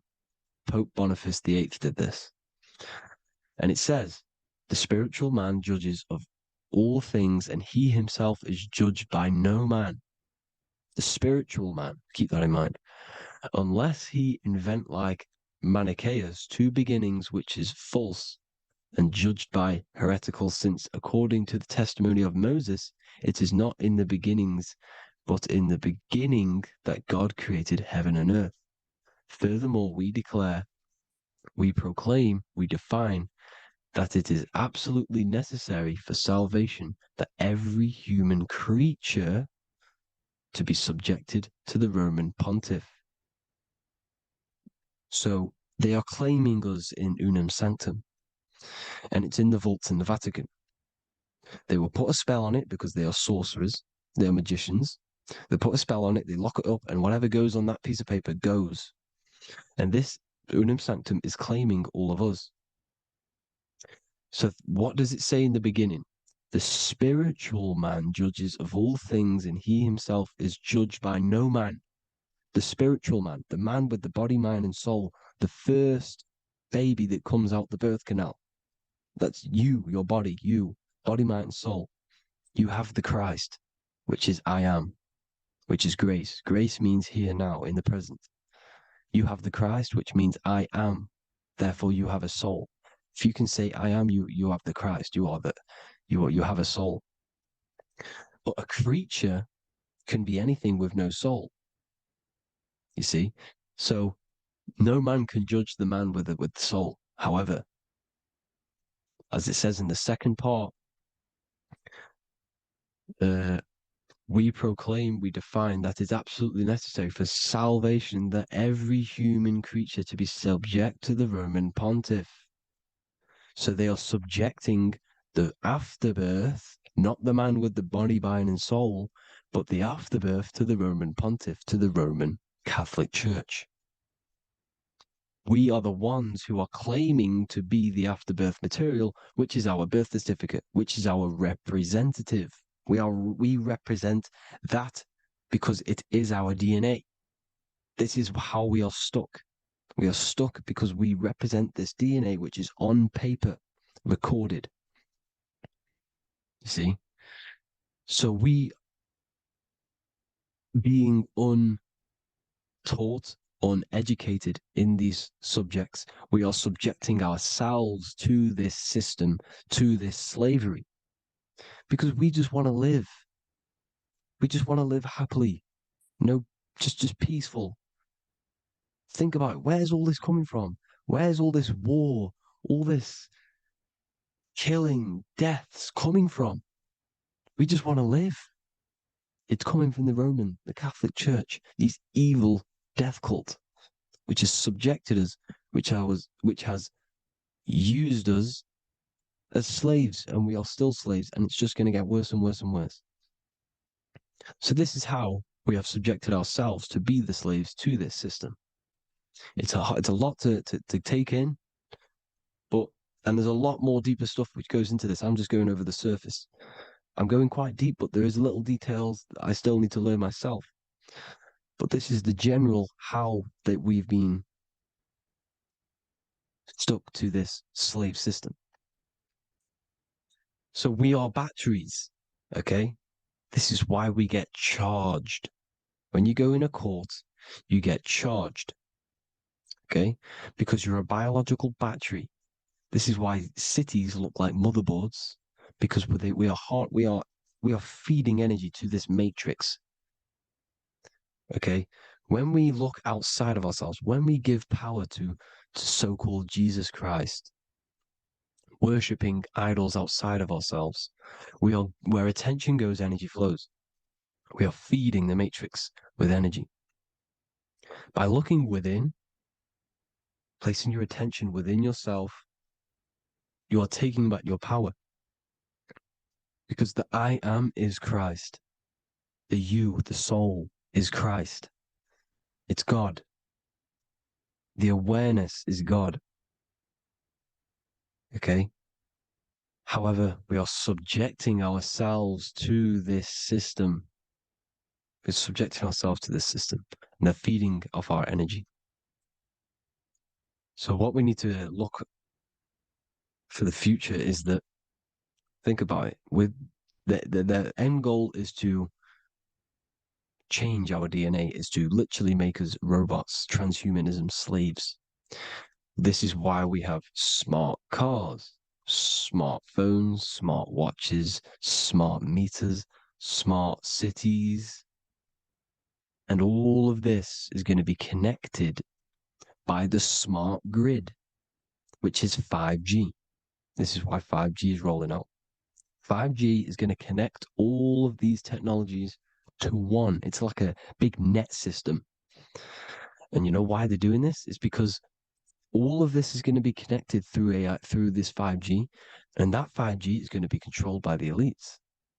So you say anything wrong, you do something wrong, you say the wrong thing online, they'll turn off your car, they'll turn off your phone, they'll turn off your smartwatch, they'll turn off your TV, because it's all going to be connected and controlled by the smart grid.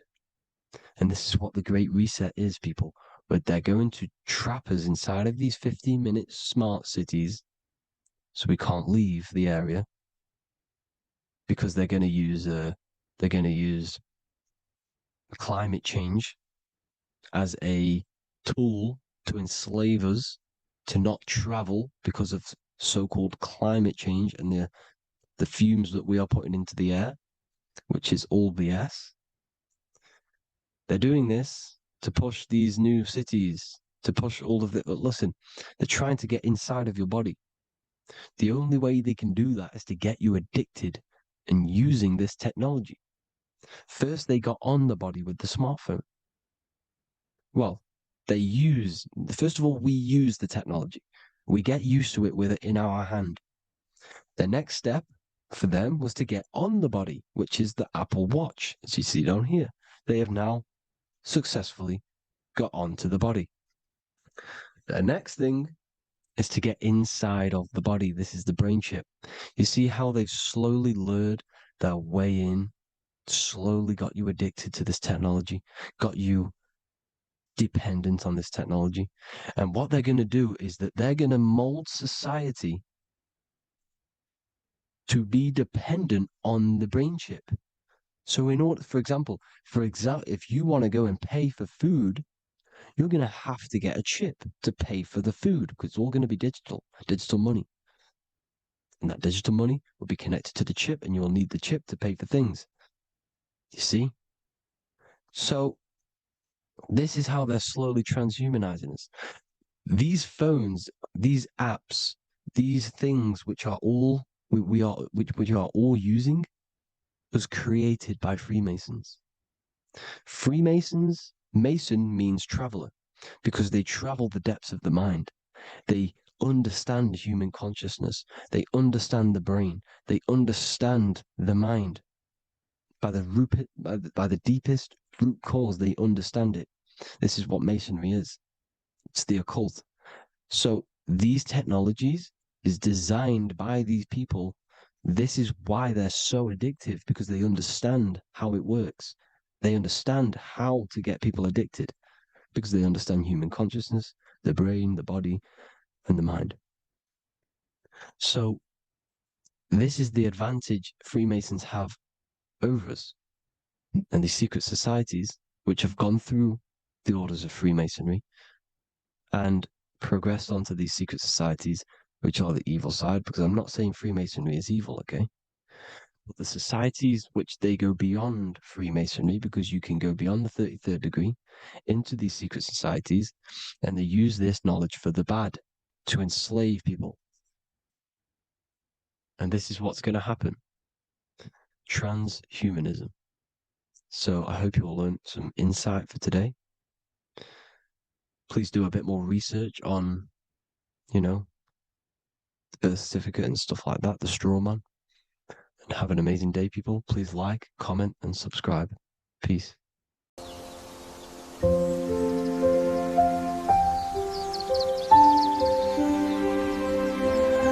bookofwisdom.com. Visit today.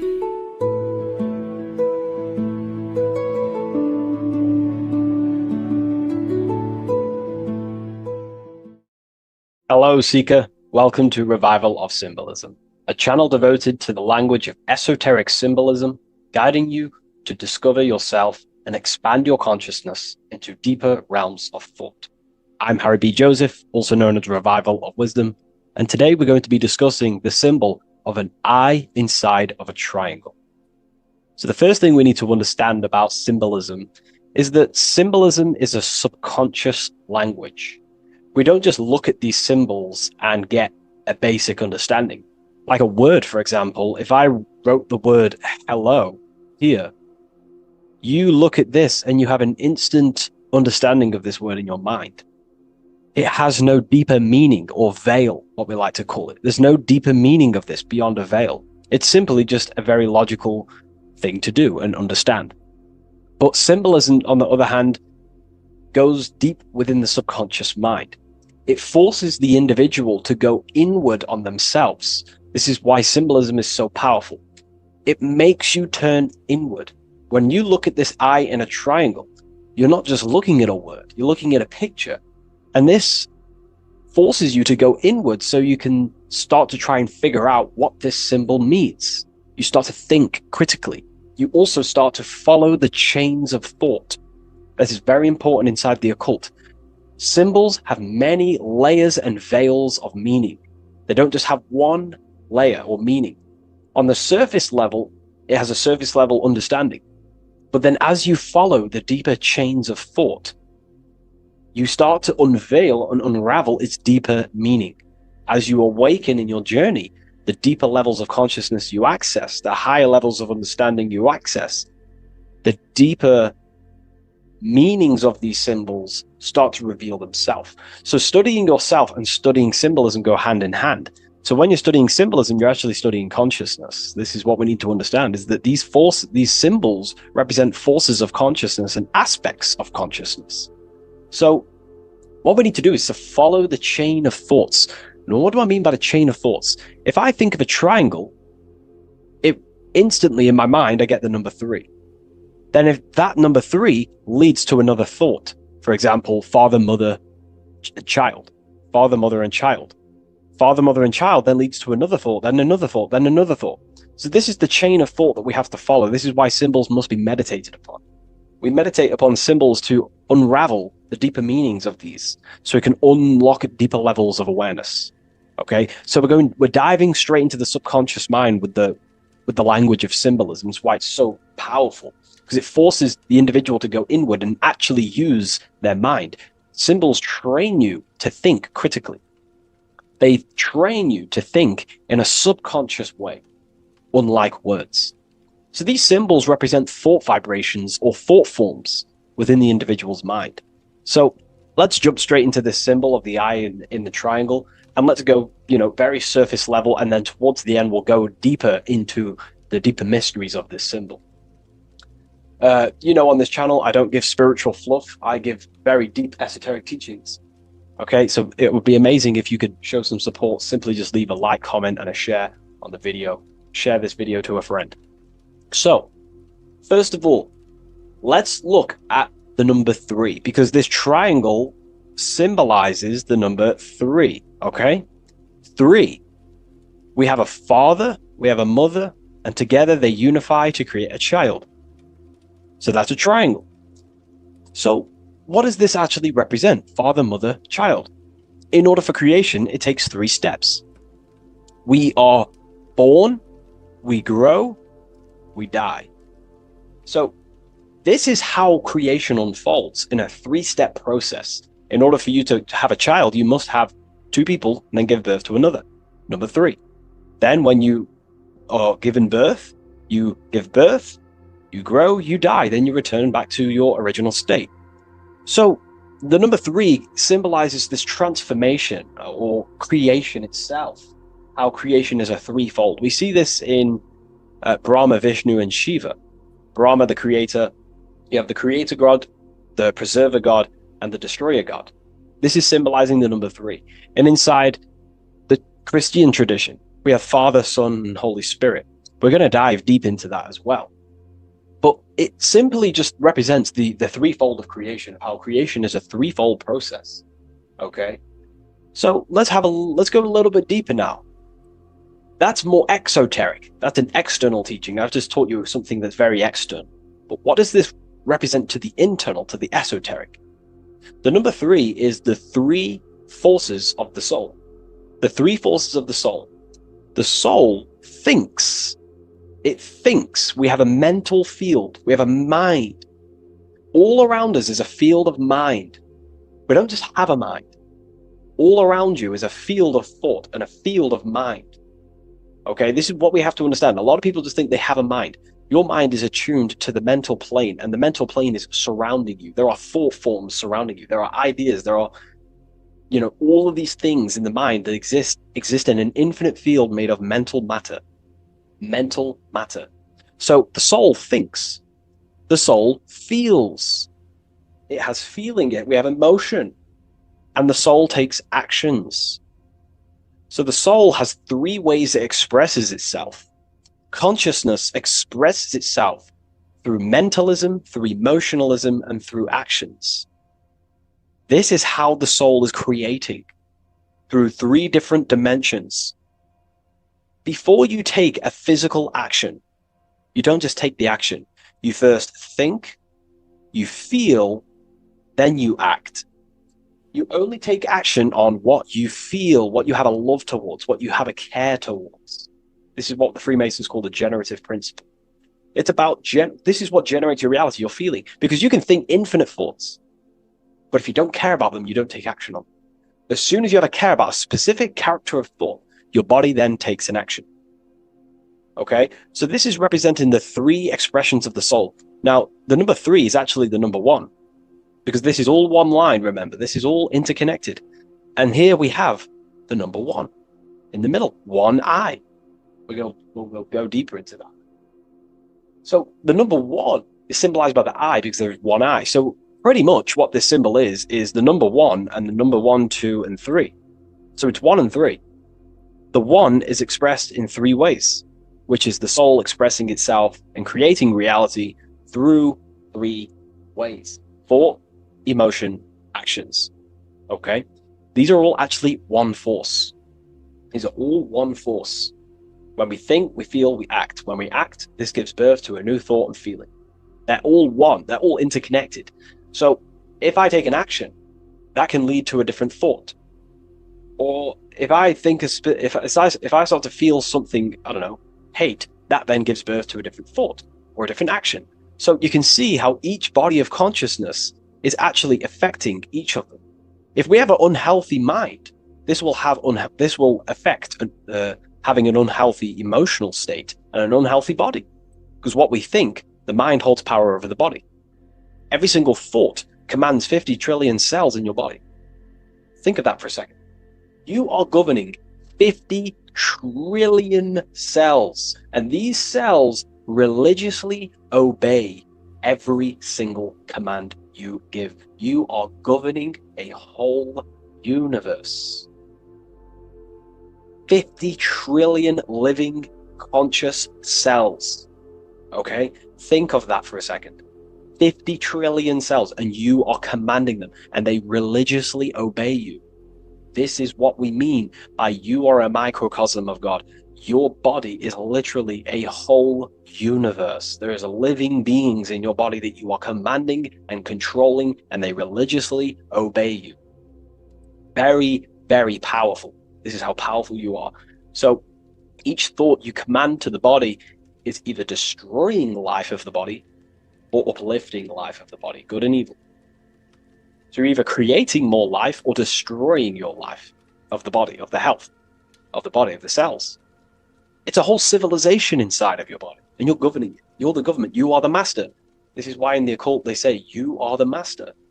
Everyone is a master of their own being, their own microcosmic universe that they govern. You govern a whole reality. Don't forget that.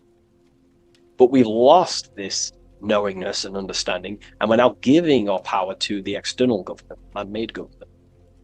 Okay? So that's what the word government means. Government, govern mind control. But you are the government. You control your own being. You control your own universe. You control your reality. So, you are the creator of your reality. This is the context behind the symbol here. You are the creator. What is an eye?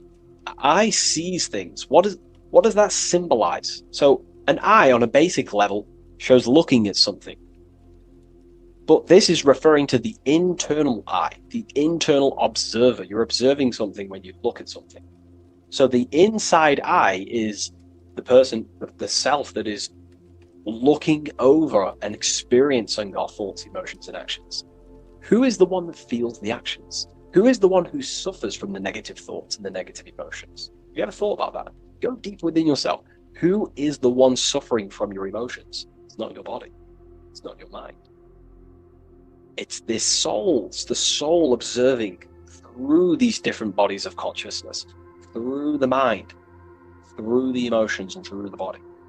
This is the observer behind it all. So, this eye is not closed. It's not closed. Very, very important. Every detail in symbolism is very important. It's not closed. It's open. It's looking, and it's conscious. That's. I'm just giving you the key of what the symbol means. It's about remaining conscious. Now, this will go over people's head. They may not even understand this. Most people are unconscious, and it's fine if you are unconscious. We're all on a different level of our journey. All on a different level. I'm not trying to offend you. I'm just stating these facts. Most people are unconscious. They only think, feel, and act out of, reaction. They're not even aware they exist because they're so caught up in the external world. They have no idea they exist. They've never deeped how they exist, why they exist, what life is, what this piece of technology they're inside of is. So I'm giving you a bit of an insight of a person with a higher consciousness. A person with a higher consciousness is always looking. This is what the symbol means. Always looking, not with the eyes, but with the internal self, because they understand these three powers, the triangle, is creating their reality. Thought, emotion, action. Person with a higher consciousness who knows mastered themselves is someone who is always looking and observing their thoughts and emotions and the actions they take in the world. I'll give you a bit of a key here. I'll give you a key. In my life, I like to govern myself, be my own master, through this way. Every action or decision I am about to make, every decision, I always say to myself internally, I remind myself of this symbol. This is what symbols are. You're meant to remember these things. There are tools to help you in life and gain control of yourself so you can ultimately live a better life and create your own reality. I remind myself, if I take this action, what is the effect that's going to come from this action? Is this action going to benefit me, or is it going to pull me away of what I'm supposed to do? And through that, I live through this law of polarity, law of cause and effect.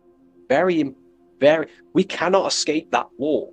You have to deeply understand this. You cannot escape the laws of cause and effect. They are always infinitely creating your reality. Cause and effect. Every thought is producing an effect. Every emotion is producing an effect. Every action is producing an effect. Therefore, you must keep this in mind and stay looking. This is what the symbol means. It means stay conscious. Always look over your thought, emotions, and actions. Always look over them. Because if you are not looking at your thoughts, emotions, and actions, and you're living, you're thinking, you're feeling, and acting unconsciously, subconsciously, without conscious awareness, you're unknowingly creating your reality. You can reach a level of mastery. There is a level of mastery. I'm not fully there yet. I'll openly admit that. But it's a goal in mind. There is a level of mastery that one can achieve where they are conscious of every single thought, every single action, every single emotion they feel throughout their day. Very, very difficult because we think around 7,000 thoughts a day, But this is ultimately the goal of mine anyway. It's completely up to you what you do. I'm just giving you this insight that's helped me in life. So it's about being conscious. This is a very overlooked thing in today's world. No, most people are unconscious, that they're walking around as zombies. They don't even realize they think. They don't even realize they have a mind. They think their mind is their brain. If the mind was the brain, then how can the mind go in the past, present, and future? Which means it exists outside of time, but the body remains in the present moment. If the body remains in the present moment, that means it exists underneath time, underneath the law of time, but the mind transcends it, which means the mind operates outside of time, space, and matter. So, that is a key. You are a higher dimensional being manifesting in a physical form, and you're looking into the world. This is also another veil of the eye. The eye symbolizes your higher dimensional being. You have no true form. This is one of the biggest secrets. You have no true form. You form what you think, feel, and act. In the astral plane, you become what you think about. You can become an owl. You can become an owl with goat heads or, T-Rex arms. You can be anything you wish. Anything you think about, that's the form you take in the astral and imagination. But beyond the very causal plane, the higher dimensions, you are formless. You are nothingness. But that formless is connected to God. That is the unmanifest. That's the source of all creation. So you are something but nothing. Very difficult to get your head around, but essentially you emerge out of darkness. Emerge out of nothingness. Okay, and that's what the mental plane is. The mental plane is kind of like the first dimension that basically expands into infinite realities. The mind can think anything. There's nothing impossible in the mind. Nothing. But there are things impossible in the physical plane, because the physical plane is more dense and it's governed by more laws. So, again, this is symbolizing staying conscious of your thought, emotions, and actions. Now, another veil, if we go deeper on this symbol now, another veil, another chain that's connected to this symbol, a chain of thought, is that this symbol represents unity consciousness. Person who thinks, feels, and acts in unity. Their soul is operating in one force. Their soul is operating in one force, which means they think, they feel, they act. For example, I'll be writing my book sometimes. The book of symbolism, my third book, is coming out very soon. I'll leave a link in the description for you can sign up to the email, the waiting list. We've got a lot of people in there already. This next book's going to be insane. But yeah, you can get notified when that comes out. I'll put a link in the description. When I'm writing my book, I'll get an idea to, go play Call of Duty or go play the Xbox. But then I instantly remember this symbol, thought, emotion, action. Instantly, I then unify my consciousness, my three powers to create reality. These are your powers. These are your rights. These are your things that you have full control over. These are the biggest gifts in life. This is so overlooked. So overlooked because people are so unconscious. These three things are your biggest gifts. They're so beautiful. You have been given the gift of creation. You can mold a whole world, your own world. You govern it. You can think infinite thoughts, no impossibilities, no limitations. You can feel. Feeling is a life essence. Without feeling, you'd be an AI robot. And you can act. These are your three gifts. These are your three creational powers. You hold the power of creation. You hold the power to kill another life, or you hold the power to spread love in the world, to spread the light. So this is why you see the light emerging out of this eye. This is the light of the soul. That's what consciousness is. It's light. And this is creation unfolding from this through these three powers. light emerging and crystallizing your reality through thought, emotion, and action. So again, this is unity consciousness acting in one force, thinking, feeling, and acting, all directed towards one goal. And that's how you manifest things quickly. Speed.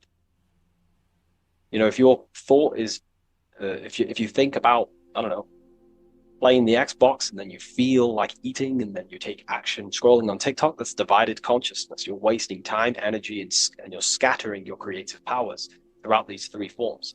But once you unify them, which is the I, the number one, you unify thought, emotion, and action, you direct your thought, emotion, and action all towards one goal. You quickly create these goals.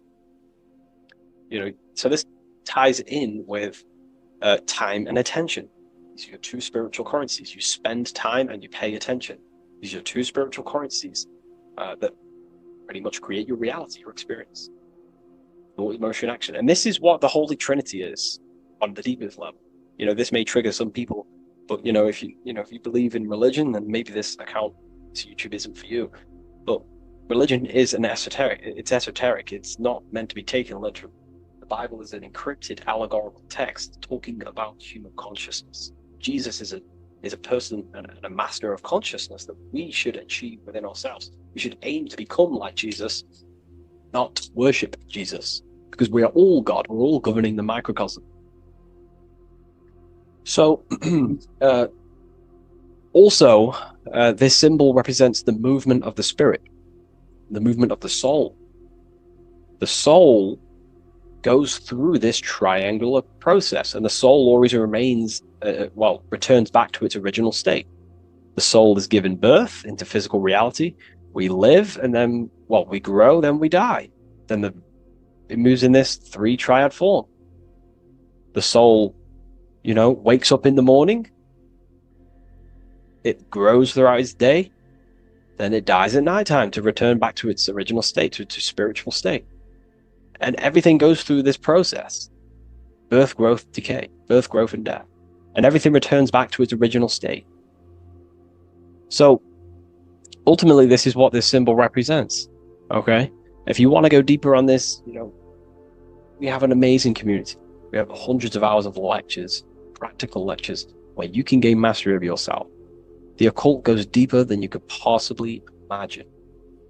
So I hope you gained some insight from this video. Please leave a like, comment, and subscribe to the channel if you're new. And let me know any symbols you want me to break down in the comments section, and I'll hopefully get them broken down for you so you can understand them, deeper, on a deeper level, and you can understand yourself on a deeper level. So yeah, all the links in the description for everything that I mentioned, the community, and the Book of Symbolism waiting list. And I'll see you in the next video. Take care of yourself, everyone.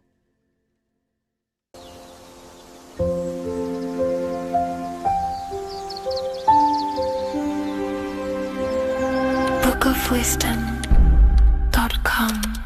Visit today.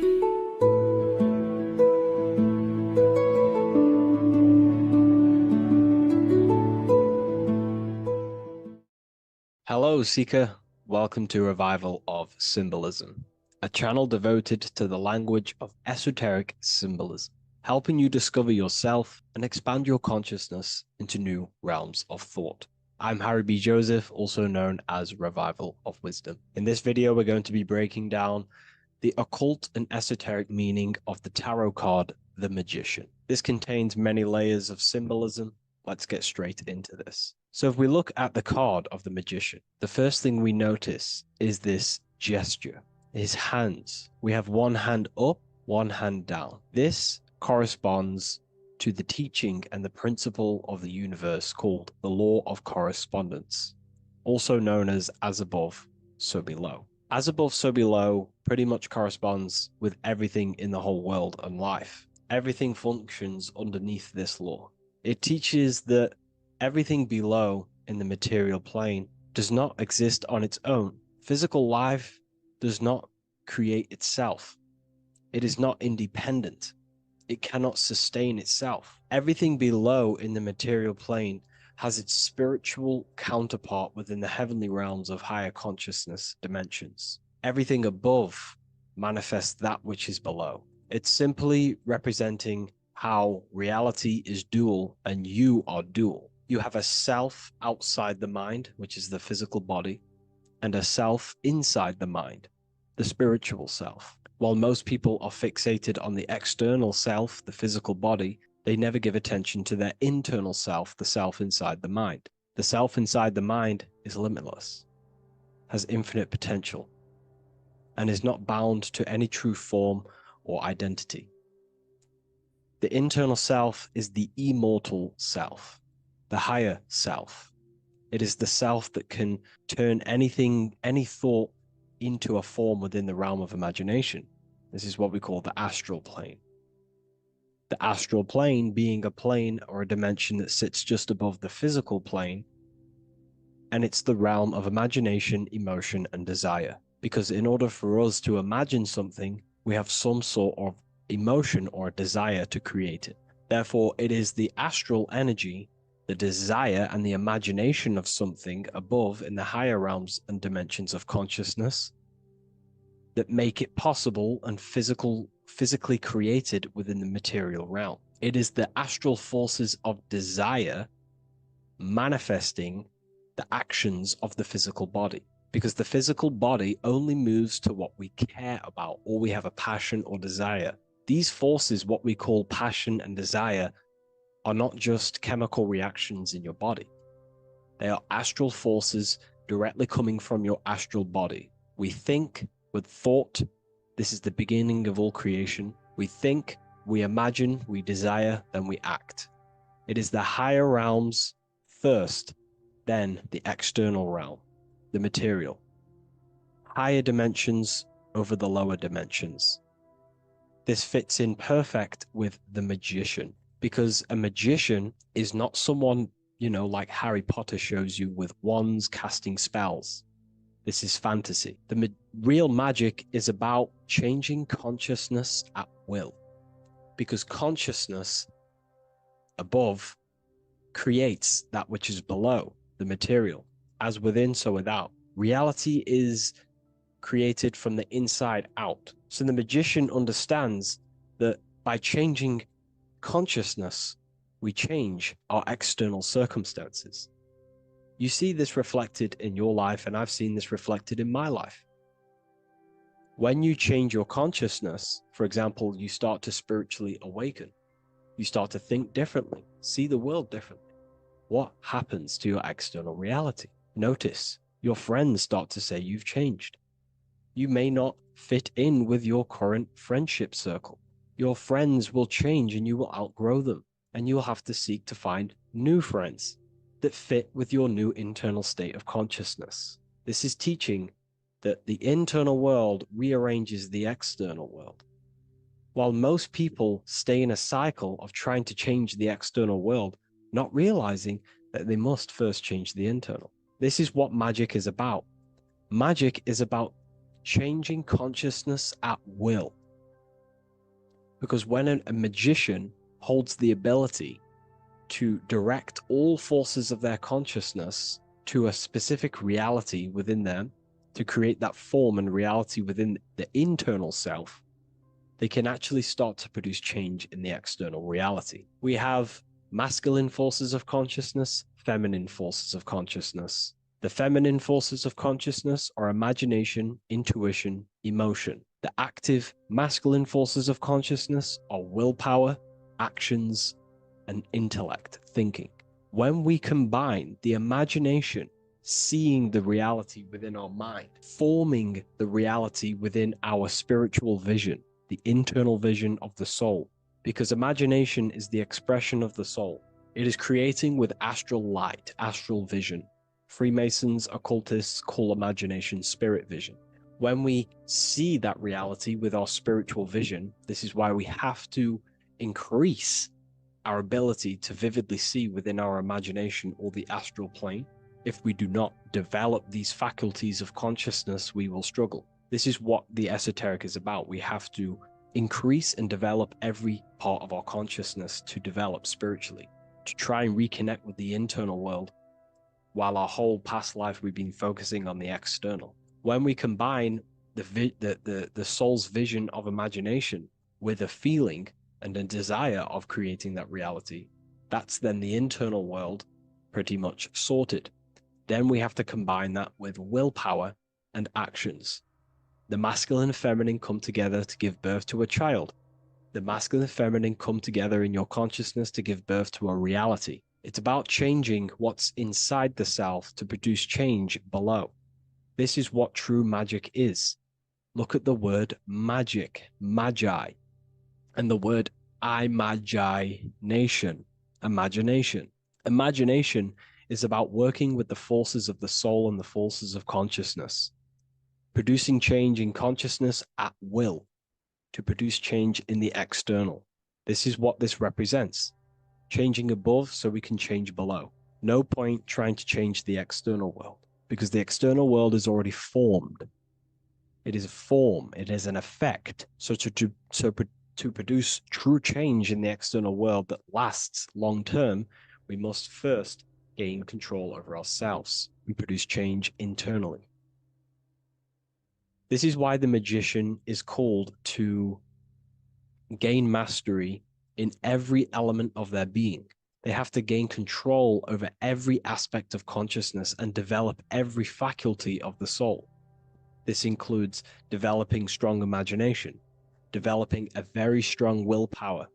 We can do this through exercises such as imagination exercises, holding one specific vision for a long period of time, meditation, thinking on one specific thing for a very long period of time.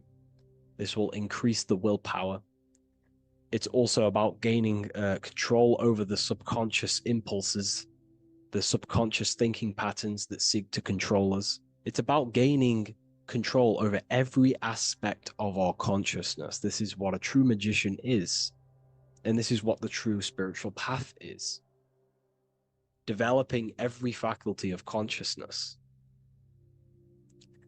It's a never-ending journey of self-mastery. If we look at the magician, we see this infinity symbol rising just above his head, symbolizing the mind being filled with higher knowledge, the mind aware of higher dimensions.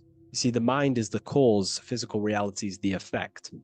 We need to raise our consciousness from effect consciousness to causal consciousness to truly become a magician and a master of our reality. What do I mean by effect consciousness? Most people live in the realm of effect and reaction. Their consciousness, their mind, emotions, and imaginations are constantly thinking, feeling, and imagining the things that have happened to them. Instead of doing this, we need to change this state. Instead of reacting, we need to become the cause. Instead of thinking and imagining and feeling the realities that's already gone past and things that have happened to us, we need to change this so we use the powers of the soul, the powers of consciousness as imagination, emotion, the intellect, as causes and not reactions. This is how we truly become a magician and apply this principle of as above, so below.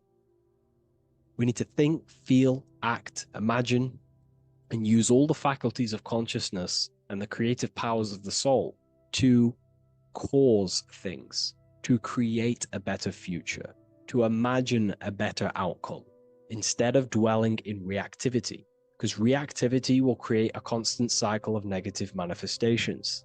If we sit around and moan, complain, think, imagine, feel the things that have happened to us in the past, the mind is the cause. And if the mind is in that state of reactivity, it's just going to constantly create more negativity in your external reality. This is what it's all about, as above, so below. You can see the sword here. The sword cuts through the air. The air is one of the 4 physical elements. Fire represents the spiritual body of consciousness. Water represents the emotional body of consciousness. Earth represents the physical body of consciousness. Air corresponds to the mental body of consciousness. So this sword is a symbol of a sharp mind. The mind needs to become very sharp and very disciplined and very controlled, both consciously and subconsciously. What does this mean? We have to gain control over the mind.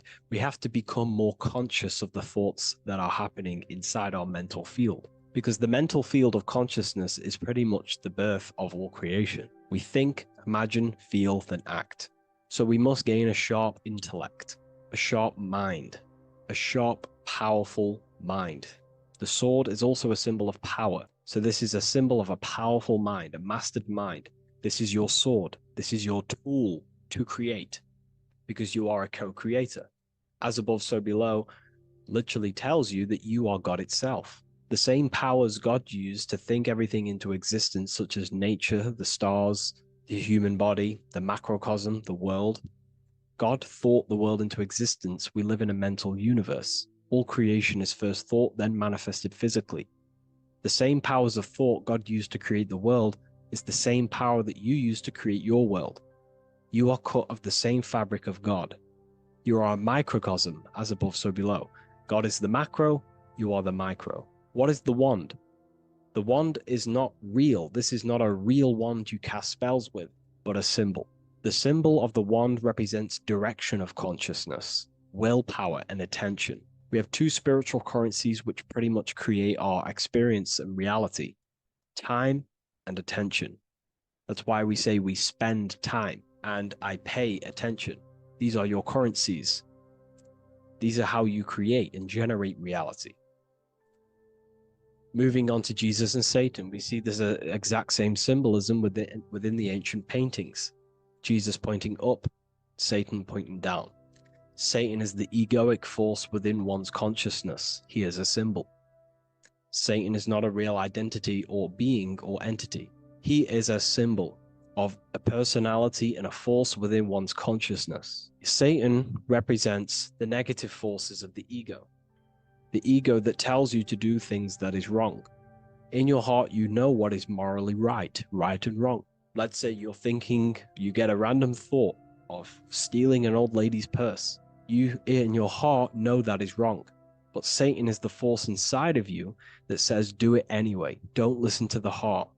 Get the personal gain. I want the money. That's Satan. Jesus is the higher mind, the aspect of our consciousness that dwells above the ego. It's the part of our heart that desires the spiritual. Our heart is the generator of our reality. And whatever we desire is what we generate. You only take action and generate your life on what you care about or what you feel. If someone's talking about something you don't care about, you say, oh, I don't care about that. But if you care, you will listen. If you care about something, you take action towards it. If your heart desires the material, you have been taken over by the egoic force of Satan. Not a real entity, a part of your consciousness, a part of your nature, the dark side of yourself. Jesus represents a heart that desires the spiritual wisdom, the things that cannot be seen. The heart must desire the things that can't be seen, because this is what gives true satisfaction to ourselves. We feel void when we chase material things because nothing material can satisfy our hearts. So this is as above, so below. Jesus is the higher mind. Satan is the lower mind. We must place our hearts on the higher things and give our hearts and desires to knowledge, the things that we cannot see, because this is what gives us true fulfillment. We also see this symbolism in the Baphomet. As above, so below. The material realm below and the fire up here. The fire symbolizes spirit. The spiritual made manifest in the physical. This is all the same symbolism. It corresponds to everything. You can use as above, so below to determine truth. If someone tells you something and tries to make you believe it and it does not correspond with the law of correspondence, then you know it's a lie. You can use as above, so below to manifest things. You can use as above, so below to see the world as a reflection of God. We are in God's kingdom. This is God's world, and you are creating in the world through the same powers of God, thought. You are a small version of God, co-creating a world and reality in earth. You yourself are an earth. Your body's the earth. Your consciousness is God and heaven. So I hope this video helps. The occult goes deeper than you could possibly imagine. If you wish to go even deeper, join our community, Ethereal University. Please leave a like, share, comment on this video for more.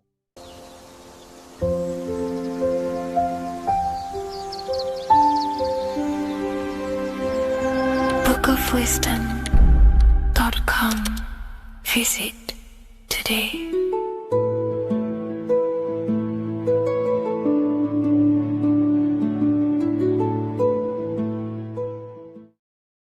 So in this video, we're going to be breaking down the symbolism of the skull and bones.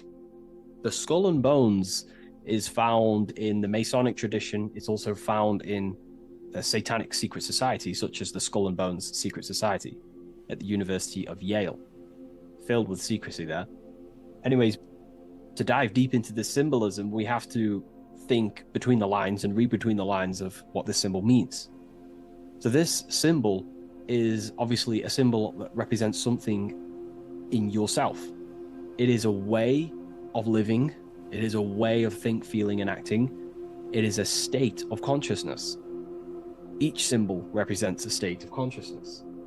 Each symbol reveals something about yourself, the way you process things, the way your consciousness functions.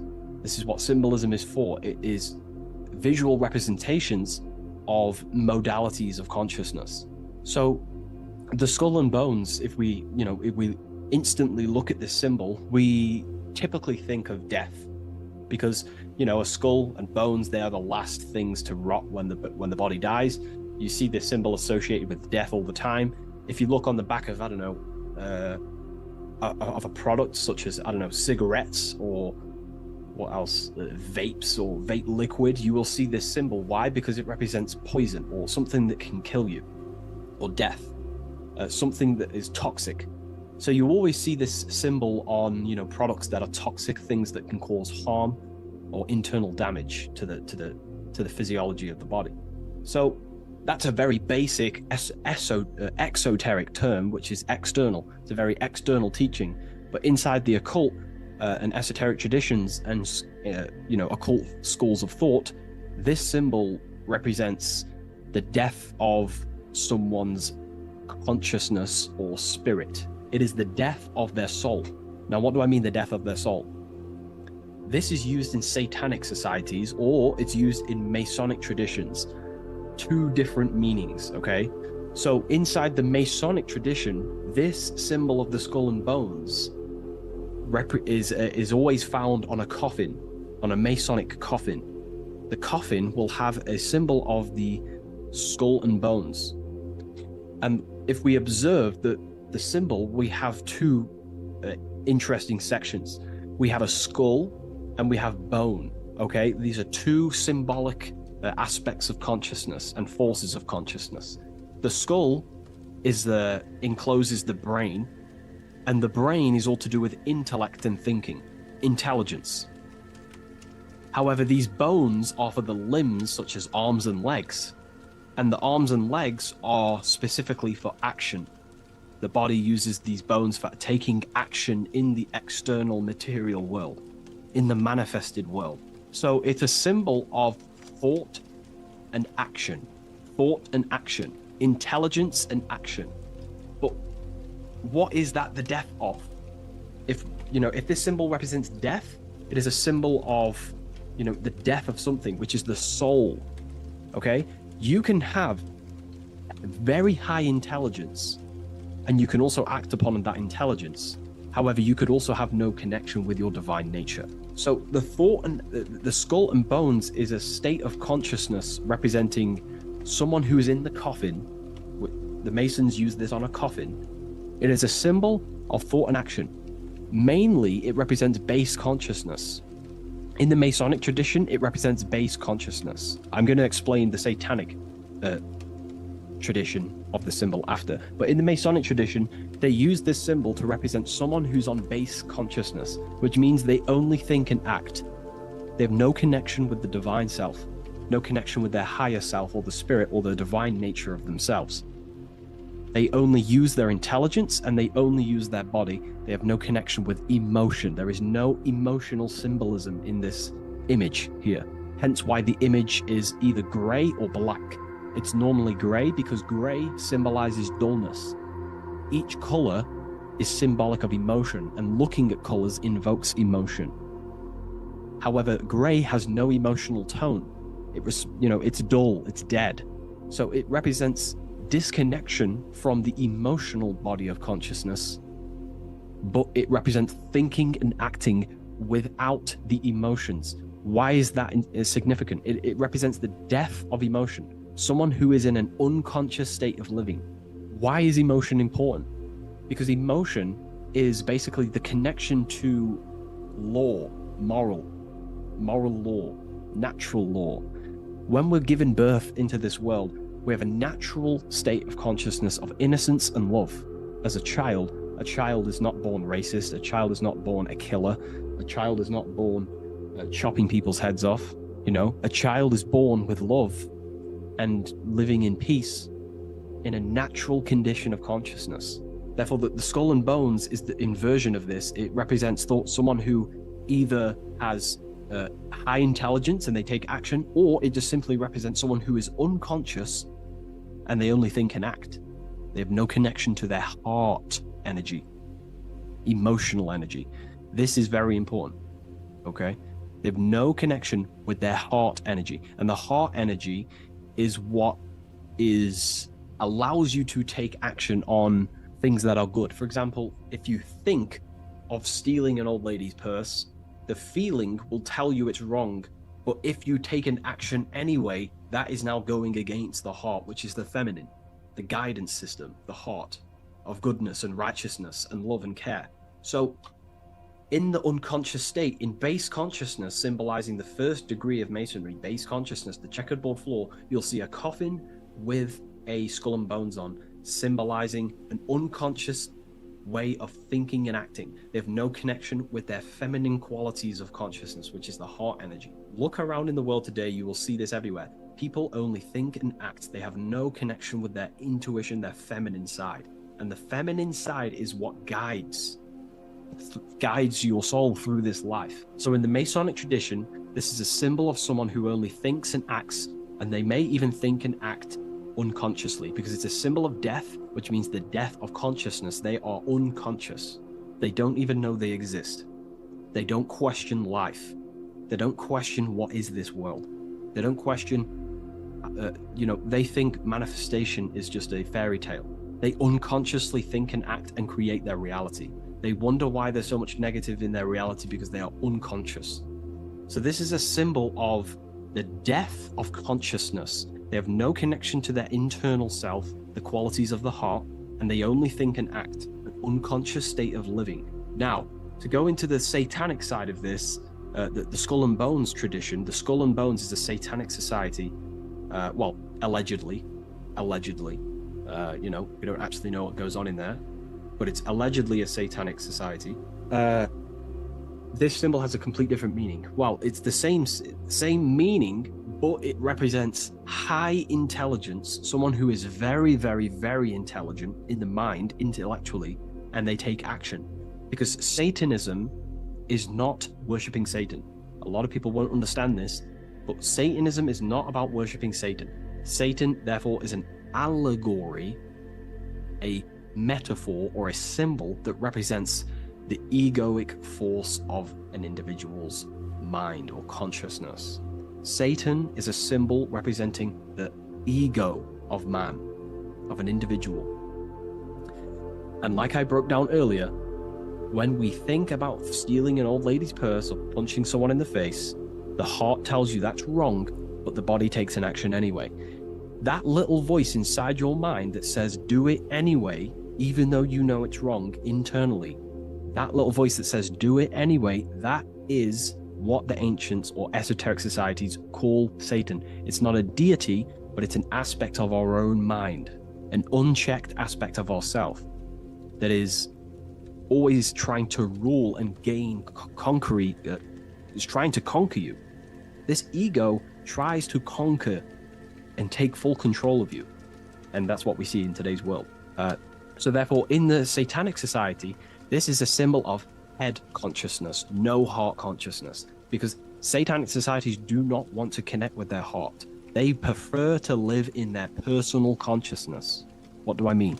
The universe is one consciousness, one giant being expressed in individual forms. And that universal essence beyond your ego, beyond that universal consciousness, is the heart. But the head is the personal consciousness. The head is where your perception of yourself is.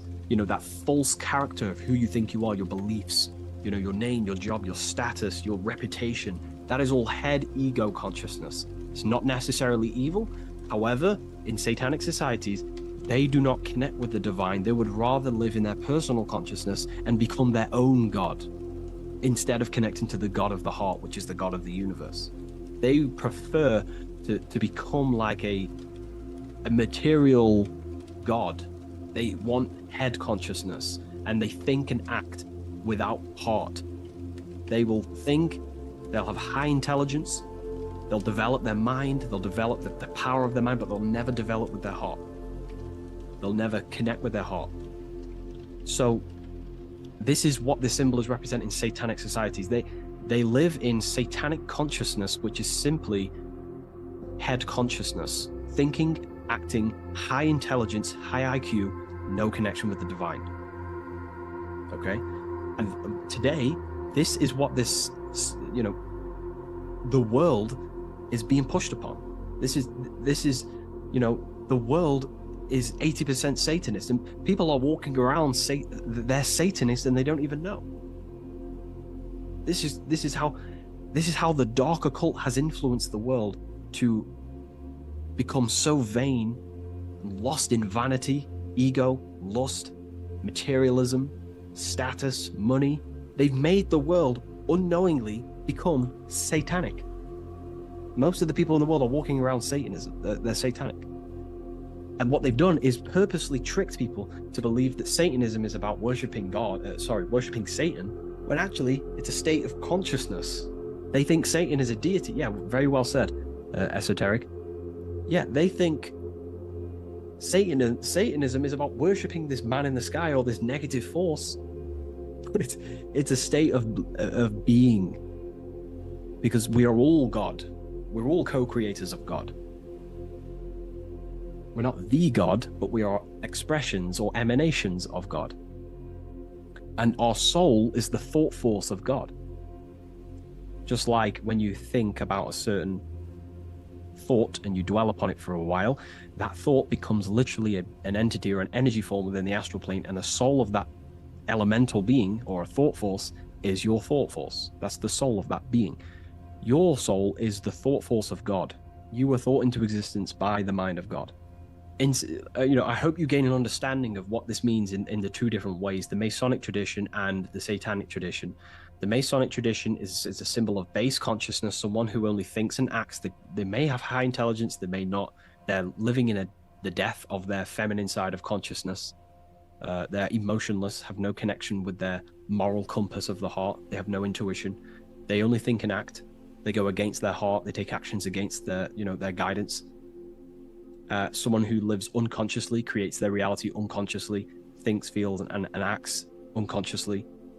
And then in the Satanic tradition, well, going back to the Masonic tradition, that base consciousness that I've just explained is the state that we must arise from, because that is the coffin. You'll see this symbol on a coffin, because the coffin represents the death of the spirit, the death of the feminine side of consciousness, and the death of conscious, being actually aware.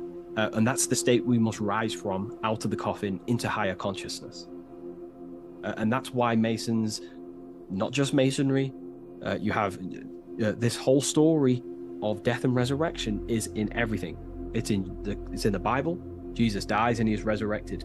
In Masonry, when you're initiated, they symbolically kill you and then you are resurrected.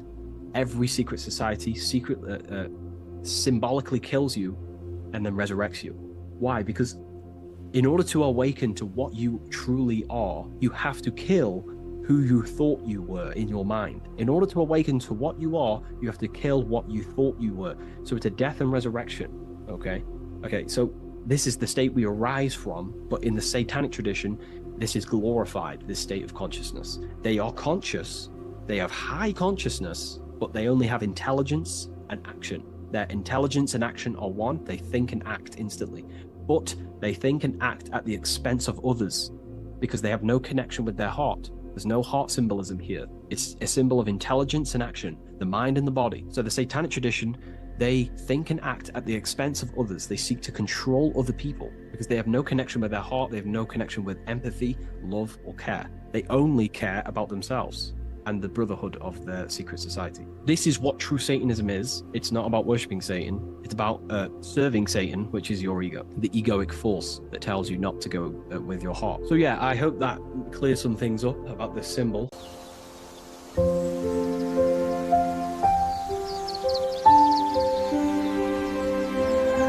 bookofwisdom.com. Visit today.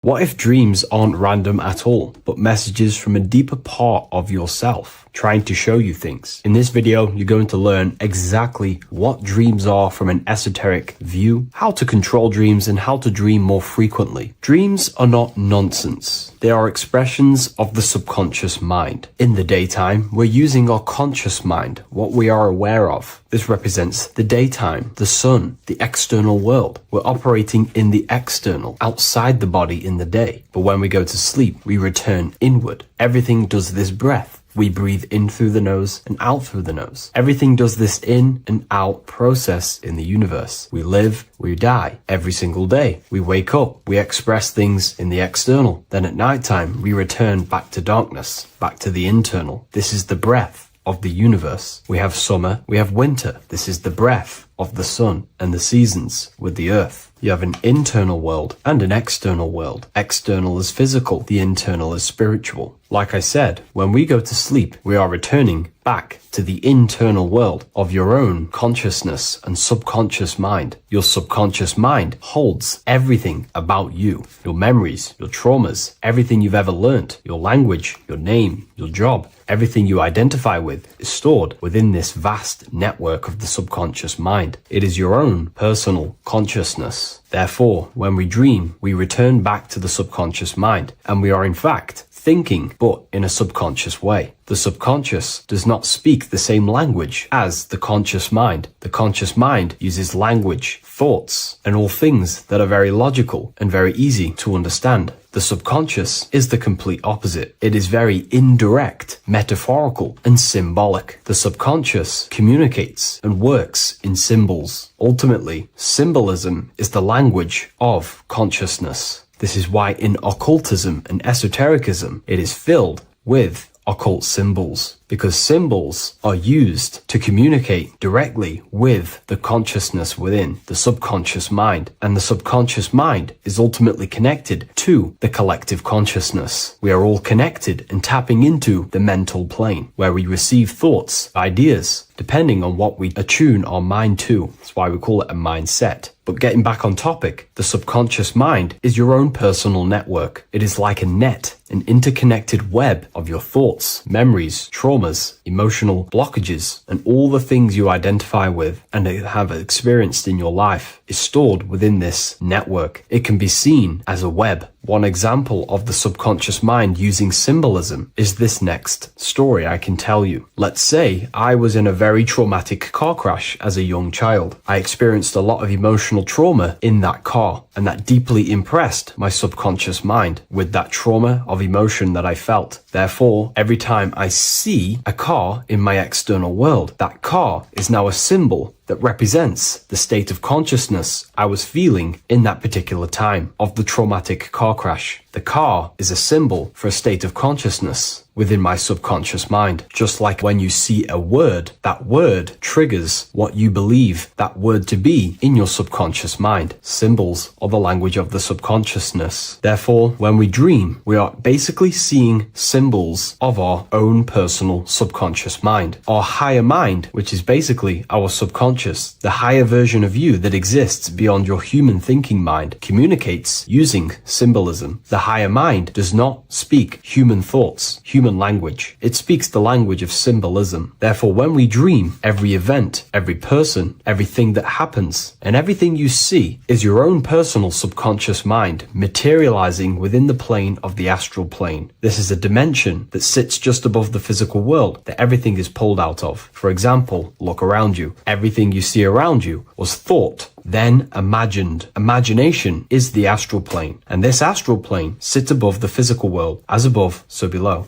These objects were thought, imagined within someone's mind, and then pulled into a physical reality. Therefore, the imagination is what you're experiencing within a dream. It is your subconscious mind thinking and materializing within the imaginative plane. For example, let's say you are a Christian, you believe in Jesus your whole life, you have lots of emotion towards Jesus. This deeply impresses your subconscious mind. You believe in him so much, you go to sleep, you have a dream that you meet Jesus. You did not meet directly with Jesus. You met with your own belief. It was your own belief materializing within the imaginative plane and revealing itself to you. Dreams are materializations of your memories, your subconscious beliefs, traumas, and anything that could be inside the subconscious mind. It is your subconsciousness revealing itself to you in a material form. Let's say you have a nightmare. There is a big dark figure chasing you and you are running away in fear, away from this dark figure chasing you. That dark figure is not an external entity. It is not a spirit or a jinn or a demon. It is in fact an aspect of your own mind. It is a symbol that represents maybe a fear, a trauma, or something you are running away from internally, inside your subconscious mind. Something that you are not addressing, but something that is fearful, something that can be controlling you on a subconscious level. Let's say you have a fear to address something in your personal life. You want to address someone who is getting on your nerves at work. You continuously put this off and you fear doing that situation. Over a long period of time, this can slowly control you subconsciously. You start to avoid the person, avoid any contact. It is subconsciously controlling you. This is not the best example, but you can see what I mean. Hidden fears and traumas in the subconscious mind can subconsciously control your actions and ultimately lead you to low states of consciousness, keep you from reaching your higher potential, and ultimately create blockages within your own consciousness. That figure in the dream is a materialization of something that you are fearing and running away from and not addressing. This is why people always have dreams of traumas that they have experienced as a child or when they were younger, or maybe from a year ago or two. It's because that emotion is deeply impressed in the subconscious, and the subconscious is always trying to reveal things to you, communicate to you that you need to change, purify, and maybe heal within your own consciousness. This is how the higher self communicates to you, through the language of symbolism. Once you understand this, dreams can become a very powerful tool, not just entertainment at night time. Your consciousness never rests. Your consciousness is eternal. It is the very spark of the divine. Your body needs rest. Your consciousness is not physical. It does not need rest. So this is a way you can identify what your dreams are trying to show you is by writing them down. A dream journal. Every single dream that you have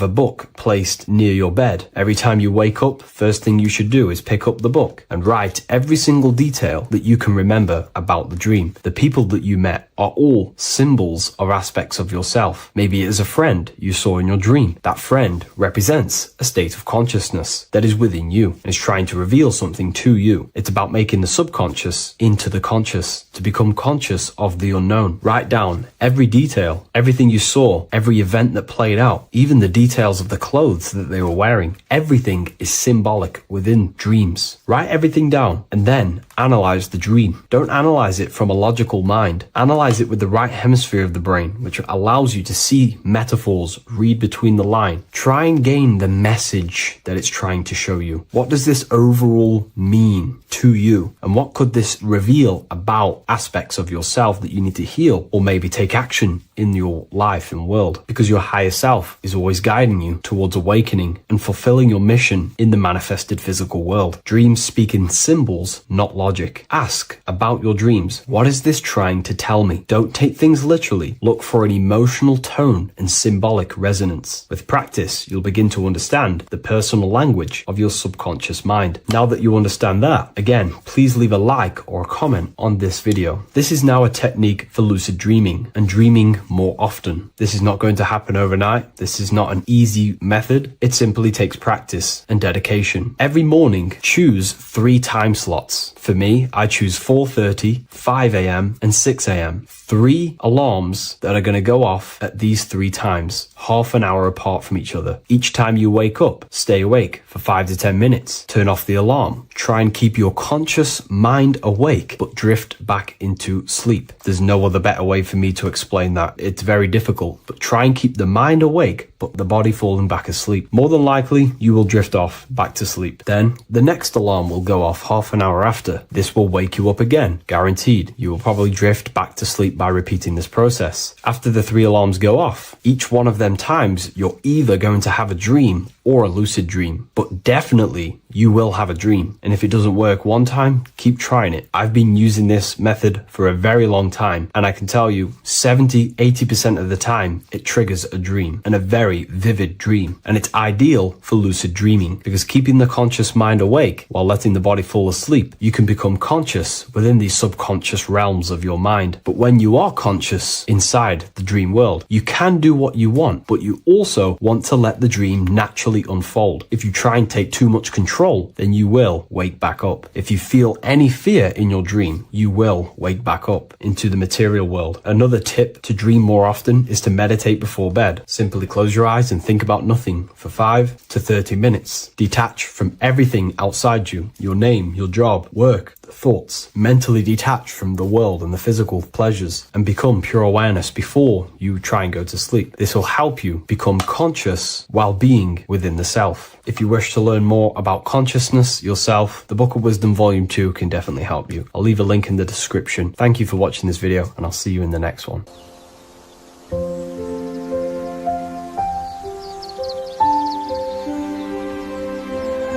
bookofwisdom.com. Visit today.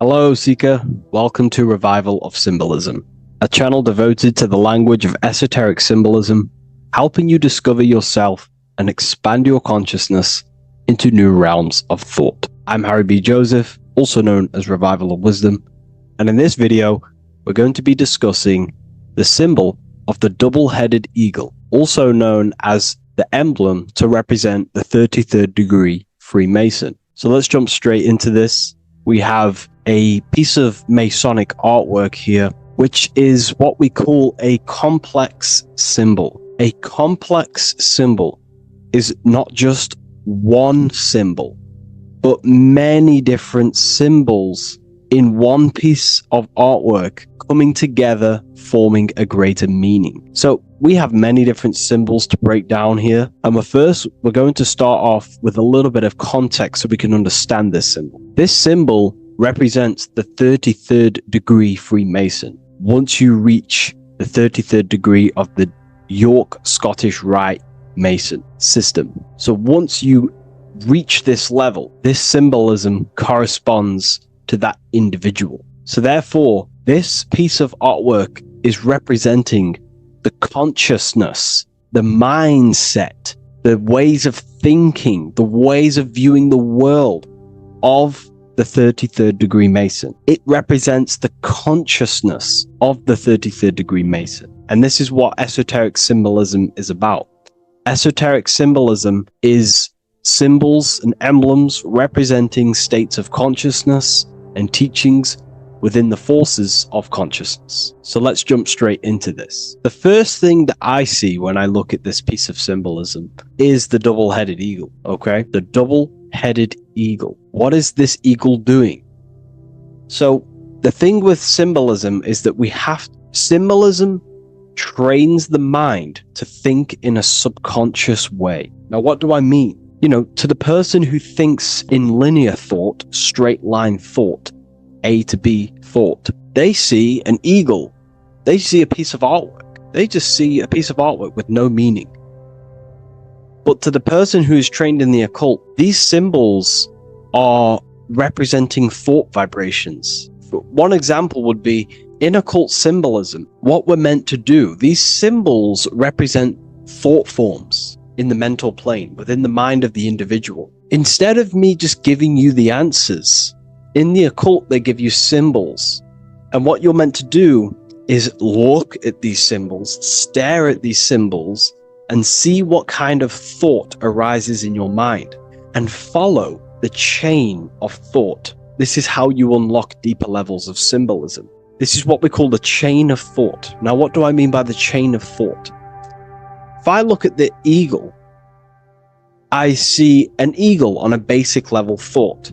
But then that thought leads to another connection, because this is how thought works. Whatever the character of the thought we think is, or whatever the vibration of that thought, for example, the character of the thought right now would be an eagle, then that leads to another thought. For example, flying. Then flying is connected like a chain to another thought, higher perspective. So we follow the chain of thoughts until we unlock the deeper levels of the meaning of the symbol. And this is what the occult seeks to do. Symbols make and force the individual to go inward. You look at the symbol, it's not a direct meaning, but you have to go inward and start to think and follow the chain of thought that this symbol is connected to until you find its deeper meaning that relates to the individual, to you, to a teaching or a force of consciousness or a state of consciousness. Okay? It's very difficult to explain in words because symbols transcend the barrier of words. Okay? So what we're looking at here is a eagle. And what does the eagle do? Well, the eagle has the ability to fly above the earth. It looks down upon the earth. In allegory and metaphor, this represents a higher perspective of reality, a higher perspective of the world, of the self. So this is representing the consciousness of the 33rd degree Mason. They have a higher perspective of themselves. Why? Because they studied the mysteries. They studied the Kabbalah. They understand consciousness. They understand the human psyche. They understand the origins of consciousness, the forces of consciousness. They understand how the material world is created through the forces of consciousness. So the eagle represents higher perspective because it can fly above the earth. And here you have the earth, this circle here, this sphere. So it's flying above, symbolizing a higher perspective of reality, a higher perspective of the physical world, the physical body, and the self. Because ultimately, this is what it's about. Freemasonry is about, of course, self-mastery, building a better self. That's what the craft is. But it's ultimately trying to figure out the mysteries of consciousness itself and the origins of reality. We gain this insight through Kabbalah, the study of the Kabbalah tree. So let's not get off track here. So the eagle ultimately represents a higher perspective of reality because it can fly. On a deeper level, it also represents the astral body because the astral body can fly above the material plane. It has no connection, no limitation to the physical plane. It does have a connection to the physical plane because all of the dimensions, the mental, the astral, the etheric, the physical, are all interwoven to each other. However, it also represents the activation of the light body, hence why we see this light rays around it. But that's a bit too deep for now. Let's go a little bit deeper into about the basics of this symbol. If you look at this eagle here, this eagle's looking backwards, and this eagle's looking forward. So this is forward and backwards. This is symbolizing time. So we have an eagle looking into the past and an eagle looking into the future. This is called the mastery of time. This is how you master time. You have a crown in the middle of these two heads. A crown. A crown is something worn by royalty, and royalty has a lot of power. So this is symbolizing personal power and mastery. How do you gain your personal power and mastery over time, over the past and future? Well, it's very simple. In order to master time and master your future and master your past, you have to look at the forces in your past that have led you to this very moment.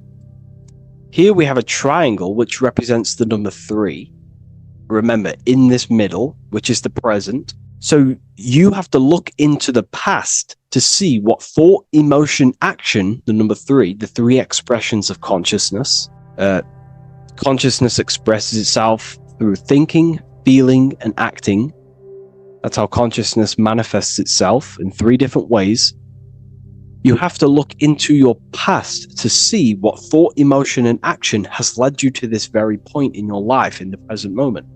And what you can do now, which is your power, the present moment is your power, you can ultimately change your thought, emotions, and actions now to create a better future.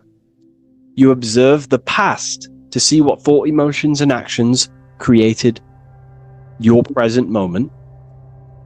You notice the mistakes and you change the now through thought, emotion, and action to generate a better future. This is how you master time. Now, keep in mind, this is always in the mind of a 33rd degree Mason. Someone who is highly, mastered, they keep this in mind. Just like they keep in mind what thoughts they are paying attention to. 33rd degree Mason has a lot of self-mastery power, and they hold conscious thought. Most people think unconsciously and without power. A 33rd degree Mason is trained, their mind is trained. Therefore, their mind thinks powerfully. They do not think randomly, because they understand thoughts are the seeds to physical creation. All physical creation is a crystallization of thought. So ultimately, this double-headed eagle representing left and right, and the crown in the middle represents mastery over time. That's how you master time. Again, here we have the eagle standing on top of a sword. The sword is, of course, on a basic level, the sword represents power. Because if I hold a sword to you, I hold the power over you, because you will more likely fear. But if we go even deeper, the sword cuts through the air. When you swing it, it moves through the air. Therefore, it's a symbol of the air. Because you can't really make a symbol of the air, because air is invisible. So the sword is a symbol of the air. And the air is one of the 4 physical elements in alchemy. We have water, symbolizing emotion. We have fire, representing the spirit. We have earth, symbolizing the physical body. Then we have air, symbolizing the mental body. The mental body. So the mental body is symbolized by this sword. A sword has to be continually sharpened. If you don't sharpen the sword over a long period of time after using it, it will become dull and it won't be very effective. This is an allegory symbolizing the human mind, because the human mind is like a sword. If you do not sharpen your mind, you will lose control of your mind. When you stop doing the meditations, when you stop being conscious, when you stop doing the affirmations, the mind falls back into old, unconscious thinking patterns, and we start to lose control of it. The mind is seen as a sword within the occult, because this is pretty much your tool. Your mind is your tool. This, just like the sword is a tool. Your mind is a tool to create reality. So we need to make sure this tool is always sharpened, that we stay on top of the mind, hence why the eagle is on top of the sword, symbolizing control over the sword, mastery over thought. This also goes into thought forms. In the occult, there's something called thought forms.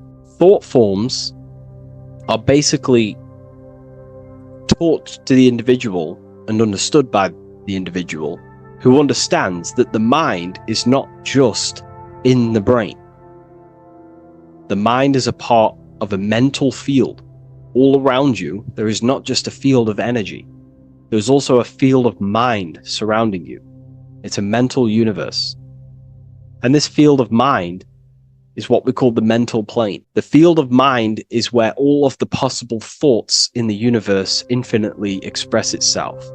So each area has different thought forms. Each postcode, each place you go has different thought forms. This is why if you walk into a cathedral, for example, an ancient, amazing structure, your mind instantly becomes, you're amazed You feel different when you walk into these areas because all around you is a mental field. And there's something called thought forms. Thought forms are basically what religion call spirit guides or angels, helpers. This is what thought forms are. Thought forms are basically, if you dwell on the thought that you are going to lose your girlfriend, for example. Let's use a negative example here, because a lot of people can relate to this. Or your boyfriend. Let's keep it simple. Everyone can relate to this at some point in their life, hopefully. Or, if not, it's okay. No worries. It's just an example that most people can relate to. If you constantly dwell on the thought that you are going to lose your partner, what we have to understand is that the mental plane, what we have to understand is that the forces within consciousness, within what we call the universe, is always trying to give you what you want to create. That's your right. The universe or mind or consciousness, whatever you want to call it, is always trying to unfold what you want to create. It doesn't know the difference between something you don't want to create or do want to create. Whatever you think about is ultimately what this power of consciousness or the universe will try and manifest. This is why we have to gain mastery over our thought, because thought are basically the seeds that we impress into the dimensions. So we have a mental dimension, we have a higher, middle, lower subplanes of the mental dimension or the mental plane. Then that's just thought. The mental plane is just thought. Below the mental plane, thought takes the body of imagination, which is what we call the astral plane. And the astral plane also has higher, middle, and lower subplanes. Then we have the etheric plane. The etheric plane is basically an energetic copy of the physical plane. So you have an etheric brain, you have an etheric body. It's just basically an energetic, exact copy of everything that is physical. So if we think something within our mental body and we dwell on that thought, the more attention you give, the more you feel that anxiety about losing your partner, you're literally forcing energy and direction and attention into this thought idea, which manifests itself within your own aura. Your aura is basically, it's not just your electromagnetic field. Your aura has many different levels. It has a physical level, it has an etheric level, an astral level, and a mental level, layer. So it has a layer for each one of these bodies. If you dwell on this thought and you keep giving attention, power, you start to imagine this because you're worrying about it. You literally create a elemental or energetic substance that clouds your aura. And this is what people have been called demons, people call spirit guides, whatever you want to call it. This is what it is. It's a thought form. But this is not something that's come after you. This is something that the individual has created. And wherever they go, this cloud of thought forms that they've manifested literally clouds their aura. You can see it within the astral plane and the mental plane. You can see how it's affecting them. Wherever you go, you start to randomly think about it. You keep thinking about it. It's infecting you. It's like a demon. It's tormenting you. But it's simply just a force, an astral force, and a mental cloud that they've manifested within their aura. Thought forms. The 33rd degree Mason has very powerful thought forms. And this is, if you're a Mason yourself, and you're not aware of this, this is why it's great to be around a 33rd degree Mason within your lodge, because they have very powerful thought forms, and you being in the present of them, you're also taking on his thought forms, and they can assist you. We're all affecting each other through thought transference through the mental field or the mental plane. Okay. Now I'm not going to go too deep into that because, people can use that knowledge for really bad. But ultimately it represents thought forms also, symbolized by these clouds. Clouds are a symbol of thoughts, thought forms. because they manifest themselves as basically like a cloud form energy within the aura of an individual. So this represents the mastery over the intellectual side of consciousness, of thought, sharpening the mind, gaining mastery.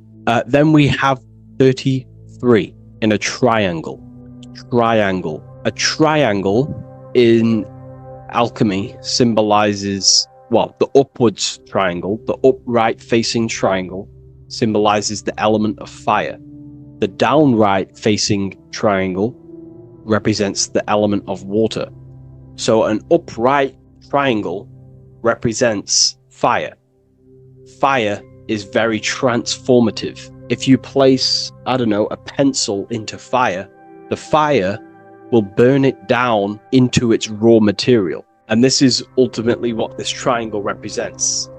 It represents the consciousness of the 33rd degree Mason, who has basically transformed themselves from ego consciousness, only dwelling within the limits of their ego, their old belief systems of thinking they were the body, only reacting to five sense thinking, linear thinking, low base consciousness, not knowing right from wrong. It's basically transforming themselves. They have burnt themselves down to their raw soul form, and they understand that they are a soul, and they've experienced this, by casting off all the attachments to consciousness. This is why there is the number 33 within this triangle, because 33 is the age that Jesus dies. It's also the number of the Kabbalah tree, because the Kabbalah tree has 10 Sephiroths, 22 pathways, and one hidden sphere called Dart, which all adds up to 33. And the Kabbalistic tree of life, just to give you a bit of context, basically is a blueprint of how God manifested the world, and you are an expression of God. So it's also representing how your soul fell into matter, how consciousness creates matter. And it's also a diagram of how reality is not fixed, but it's ever unfolding creation through these forces of consciousness. So the Kabbalah teaches a way back to source consciousness if you go from the bottom of the tree to the top. And in order to go to source consciousness, you have to die symbolically. It's the death of the self, the death of the ego, the death of the old self, the old belief systems that you had. That has to die. The old person has to die to give room to be spiritually reborn, so you can actually figure out who you actually are. Your ego has to die. Now, that's not saying ego death, but you have to basically give away all of your old belief systems to then be spiritually reborn. That's why Jesus dies at 33 and is resurrected. Ice melts from ice into water at 33rd degree. So it's symbolic of transforming. And again, the upright triangle is the fire element, symbolizing burning things to its base raw material. 33, which is again death and resurrection. So it's all about burning the old self and being spiritually reborn again. This is the teachings of Hermeticism, Christianity. It's in everything. You'll see this symbolism or this story of death and resurrection absolutely everywhere in the ancient myths, because it's all talking about the same thing. You have to symbolically die. You have to kill off the old self to be spiritually reborn, to be initiated into a mystery school. So the 33rd degree Masons basically saying, well, they have resurrected. They have resurrected the connection to their soul, because as we grow older in this life, we lose connection with our true authentic self as the ego develops as we get older. And if we don't stop developing the ego, we never actually connect with who we truly are, which is a divine, immortal, formless being who has the infinite power of creation. This is what you actually are. Okay, so it's also symbolizing the union of opposites, hence why we have a double-headed eagle here. It has opposites. Obviously, this is massive within the occult. You see this everywhere, union of opposites. Okay, so union of opposites goes from, basic teachings to the most advanced teachings that most minds are not ready for. Union of opposites is on a basic level is union of the mind and the heart, going from mind consciousness, which is basically ego, the lower self. That's not to say the mind isn't powerful, but that is the house of the lower self. The ego. It's the house of the ego. So we have to learn how to use the mind for what its proper use. The mind's proper use is for the soul to create.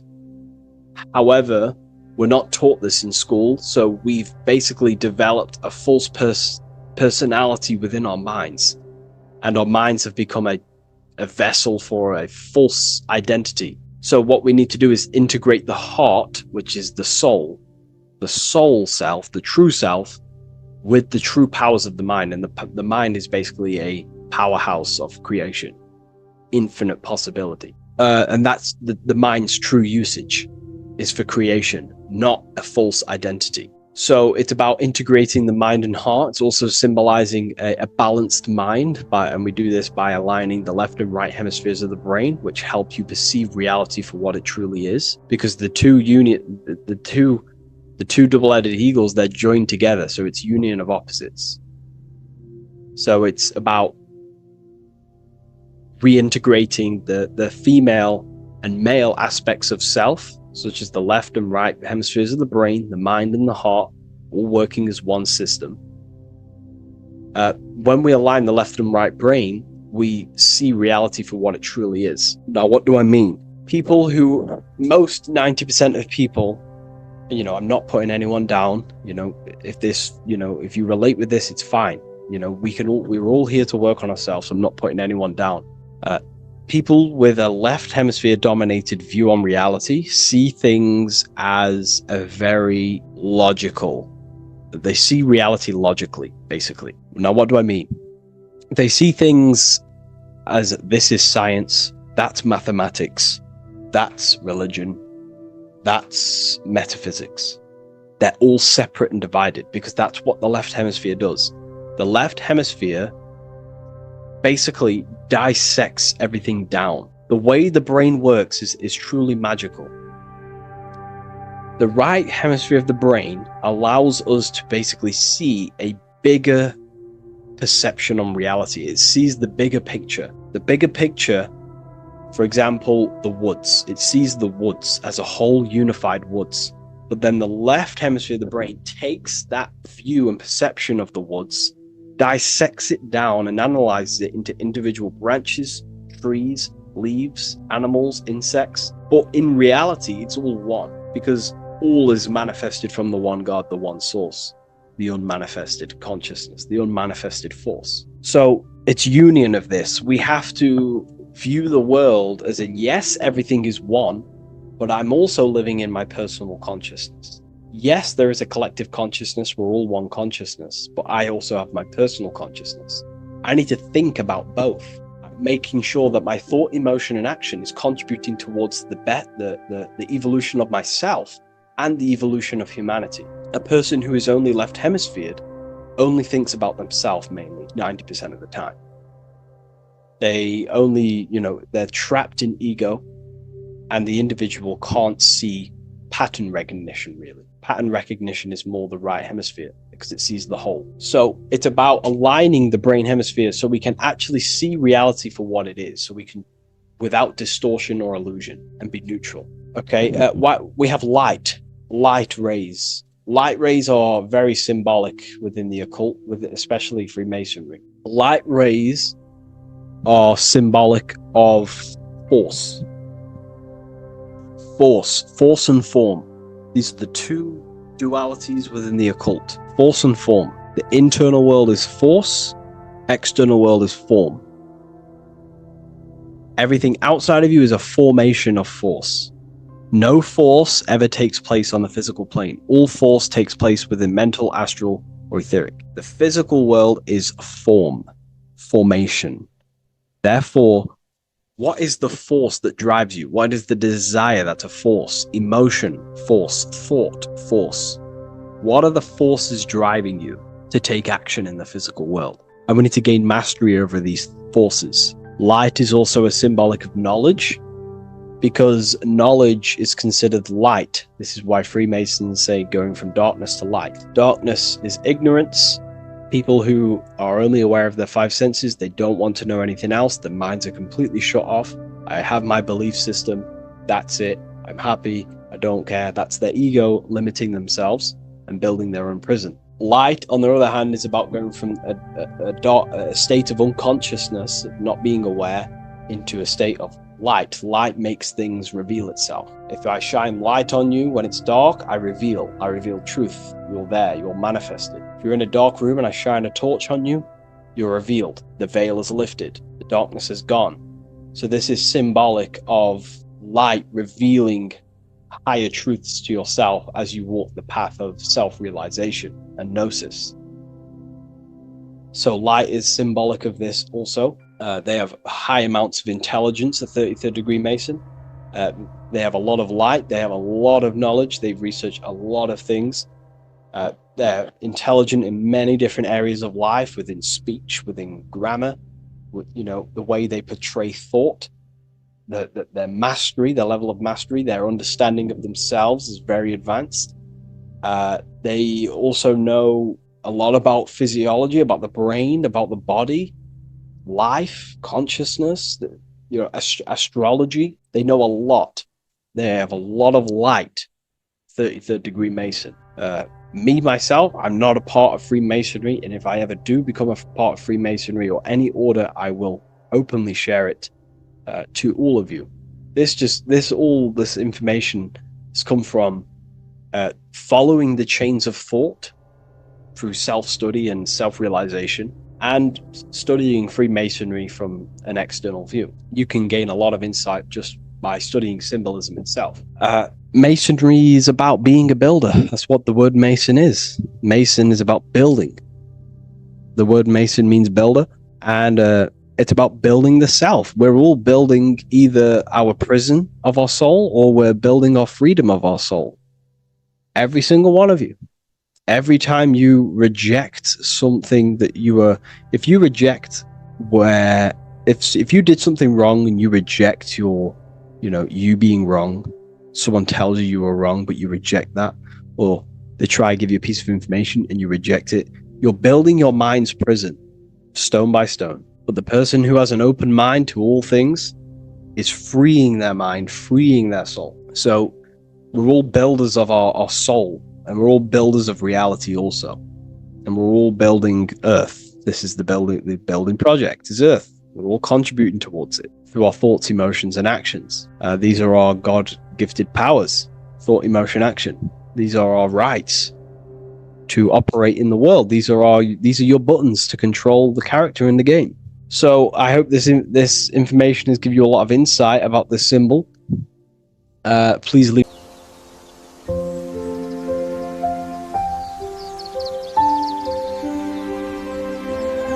bookofwisdom.com. Visit today.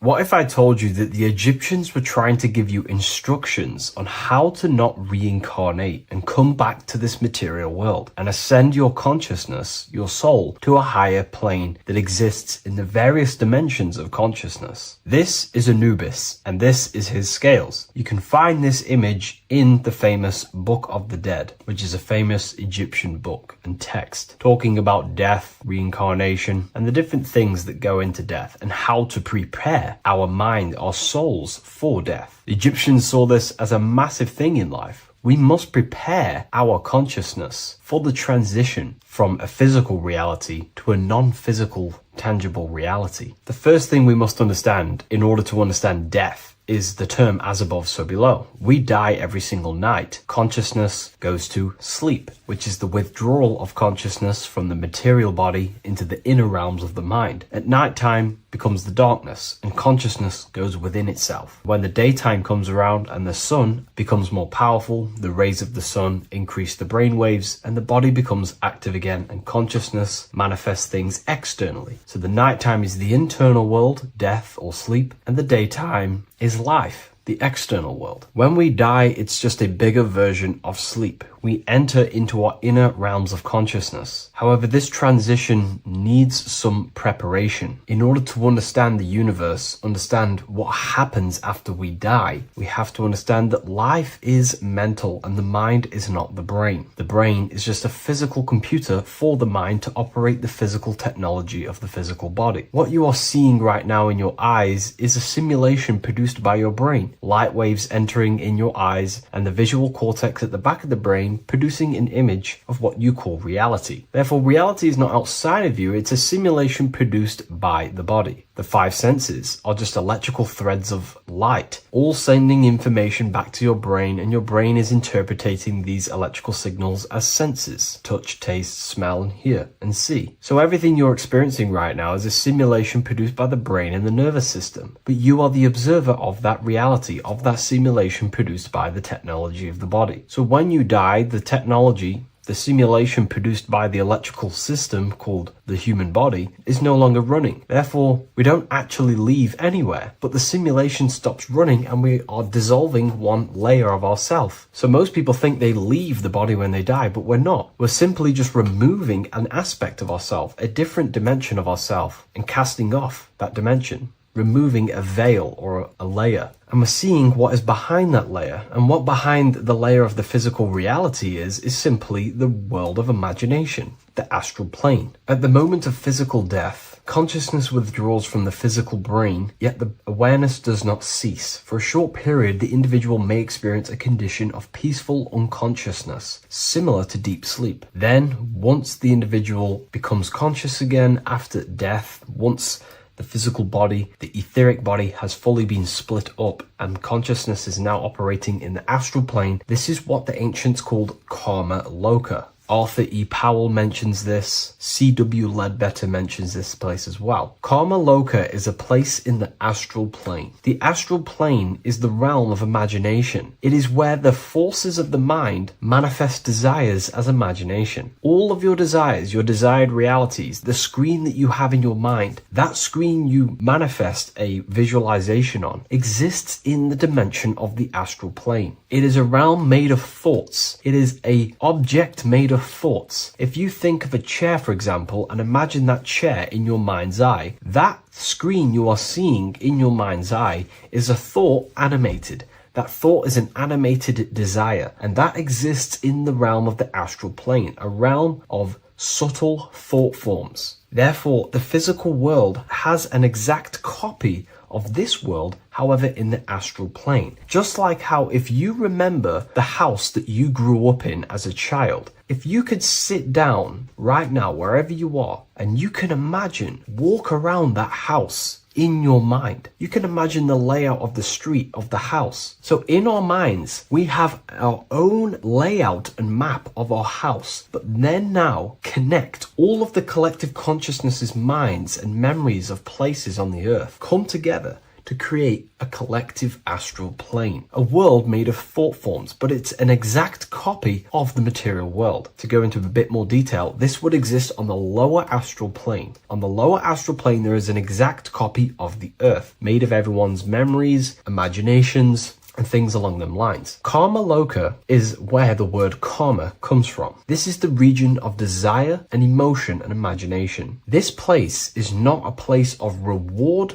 or punishment, but a state of consciousness corresponding to the emotional nature of the person who passed on, who transitioned from the physical to the astral. Your state of consciousness, the thoughts you think every day, the fears that you face every day, the belief systems you have in your mind every day, still is passed on from the physical into the astral. The astral plane, you will go into an astral plane that directly corresponds to your state of thought, just like a dream. In your dreams, you will see materializations of your fears, belief systems, and things going on in your subconscious mind. You will go into an environment and a landscape when you die in the astral plane that match your desires, habits, and your state of mind. If you believe in Jesus, you will go to a place where then thought forms manifest in the astral plane. If you believe in Buddha, you will go to a place where then thought forms manifest. That is the environment. It's mental. Reality is your level of realization. You are seeing through the lens of your mind, of your beliefs, and you see the world tinged with your belief systems. Kamaloka is a place where you balance out your desires, sensual cravings, ambitions, jealousies, fears, emotional fixations continue to assert themselves in your mind when you die. Yet because there is no physical instrument through which they may be gratified,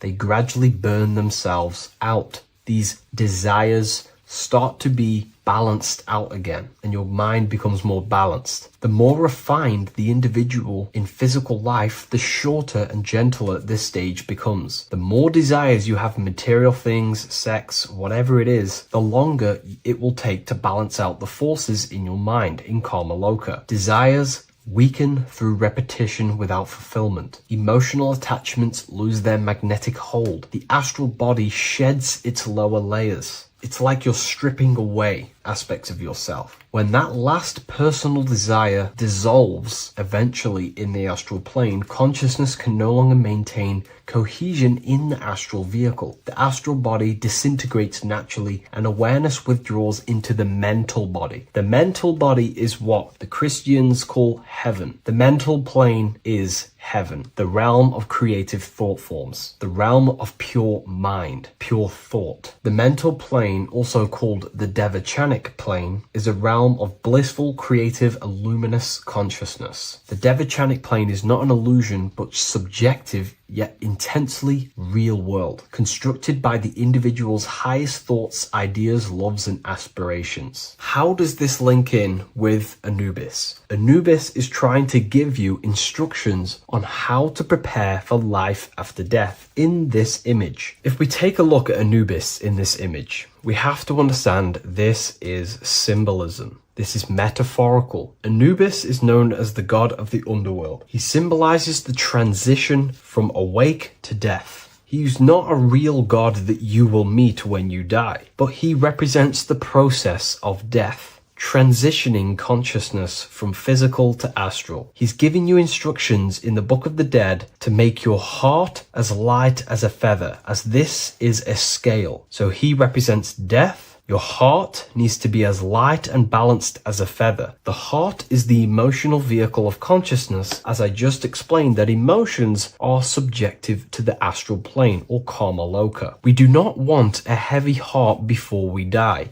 We do not want addictions to smoking, addictions to pornography, addictions to status, the ego, material gain. If we die with these things, this means we have a heavy heart, and this will manifest in the astral plane when you die and take longer to balance out them emotions and desires. So this is telling you to remove any addictions, any emotional attachments, mental attachments you have to the material plane. This does not mean go full monk mode and don't have anything physical, don't chase after anything material. We should definitely have material things as we are spiritual and material. However, do not place your heart on it. We should all aspire to have the best possible life, have the most possible resources as possible in our lives, have an abundance in everything. That's completely fine. But placing our soul on it, your desires on the material world, will only pull you down in life after death, take you longer to balance out them forces and desires. This is why transformation during physical life is essential. We need to release attachments to master our thoughts and emotions and align with truth. We don't want to die with false identifications, that thinking and believing that we are the physical body.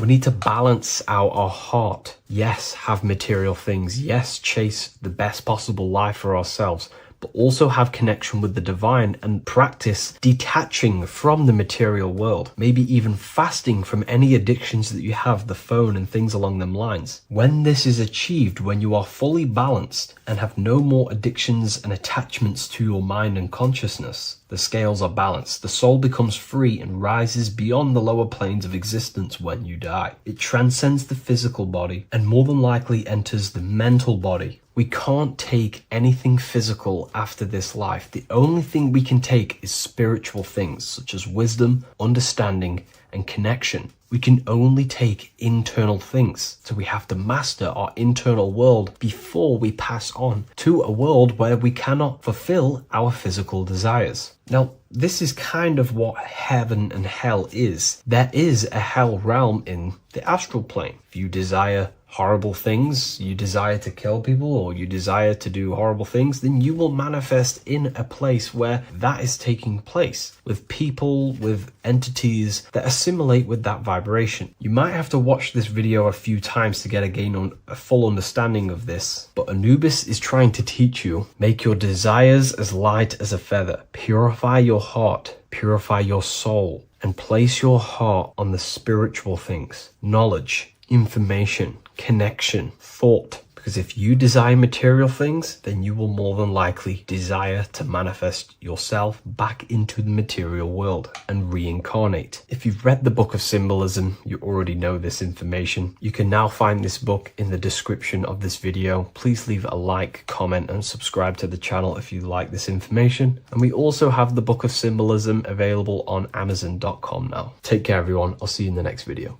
What if I told you the devil is closer than you think, and it's not actually a real person, force, or spiritual entity outside of you, but a being and an aspect of your own mind and psyche? In this video, you will learn exactly what the devil is and the true esoteric meaning of the devil. The first thing we need to understand is that the universe is a mental universe. Look around you. Every action, every building, everything you see around you was begun first as thought in the mind, then manifested. We use the mind to build and shape our reality. The universe, the world, only exists inside of our mind. Therefore, God and the devil exist inside of our own psyche. So first of all, the devil is not a literal being, but a symbol of the lower self. It represents the unmastered, ego-driven part of the human mind, a symbol of destructive thoughts, emotions, behaviors, lives in realms of chaos, fear, hatred, lust, and ignorance. This is why we see the devil as red, because red is the lowest vibrational color on the color spectrum. It also corresponds with the root chakra, which is all to do with survival instincts. Red represents chaotic and intense emotions like hatred and anger. When we are angry, our face turns red. The devil represents our animalistic fundamental needs, our instinctual needs, our survival state of consciousness. We have a survival state of consciousness and a godly state of consciousness. Our godly state of consciousness is creating, not just experiencing in the animal state, but consciously creating reality.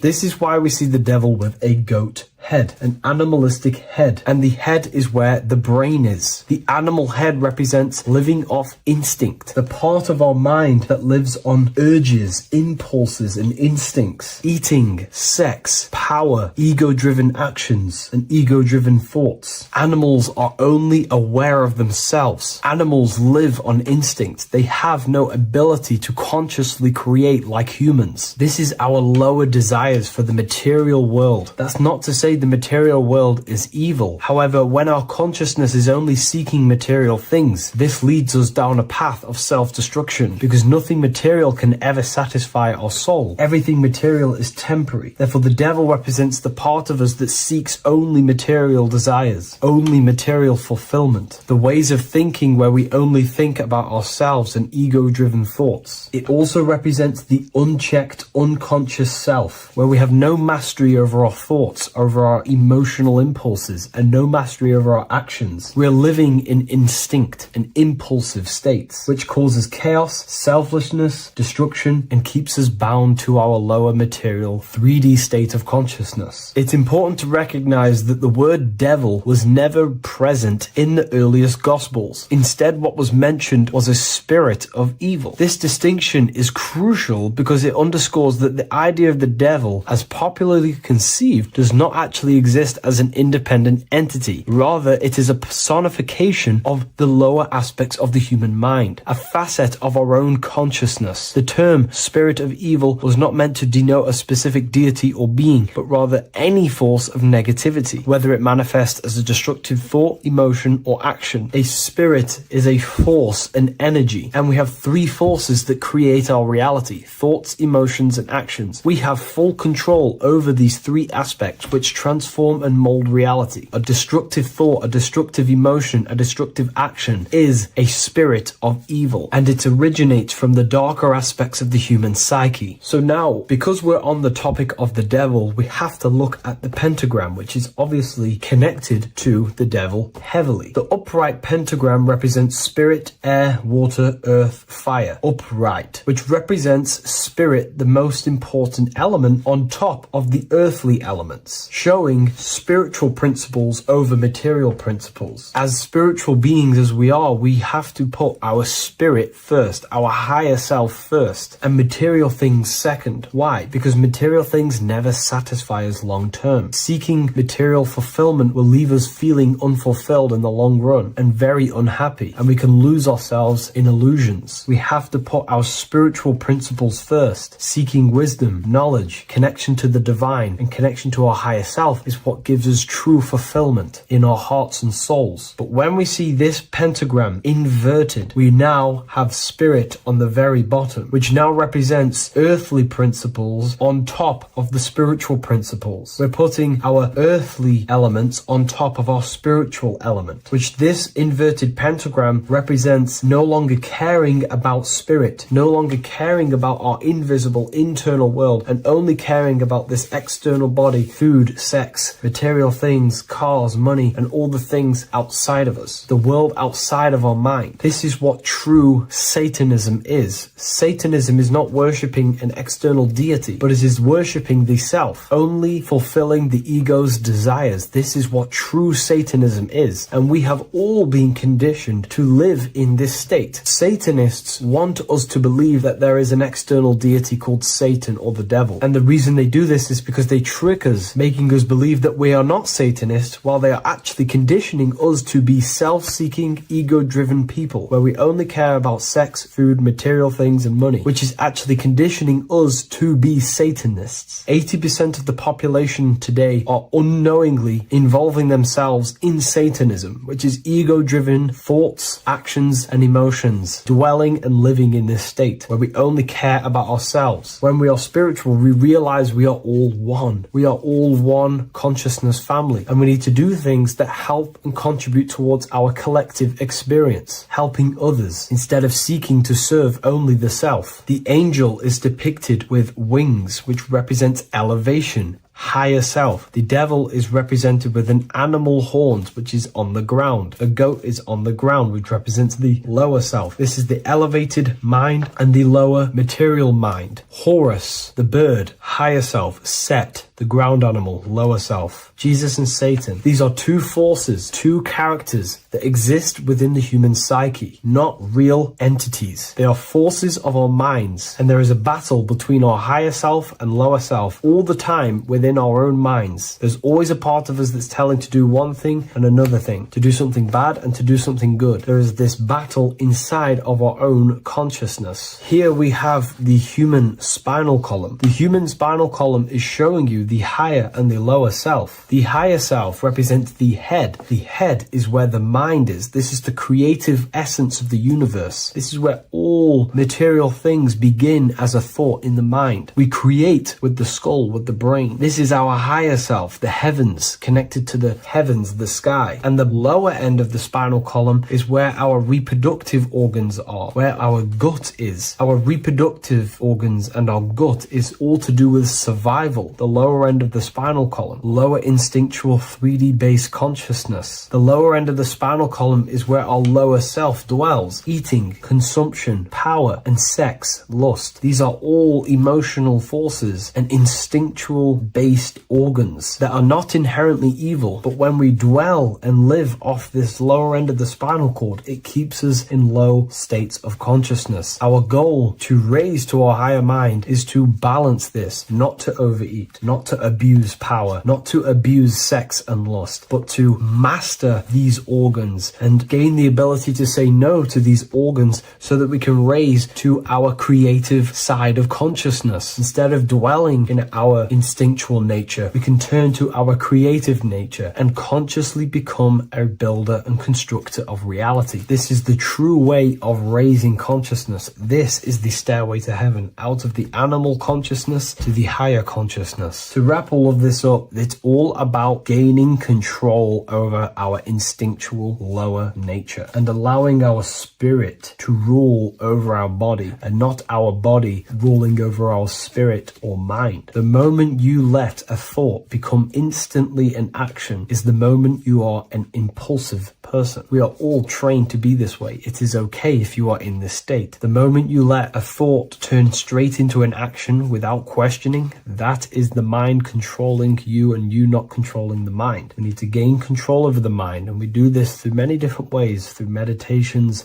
affirmations, and discipline. We slowly gain control over our minds. And once we gain control over our minds, we gain control over our thoughts, and we gain control over the attention that we give certain thoughts. We can then start to uplift our mind, our thoughts, out of our instinctual state to the higher mind. If you wish to learn more about consciousness, I'll leave a link in the description for the Book of Wisdom, Volume 2.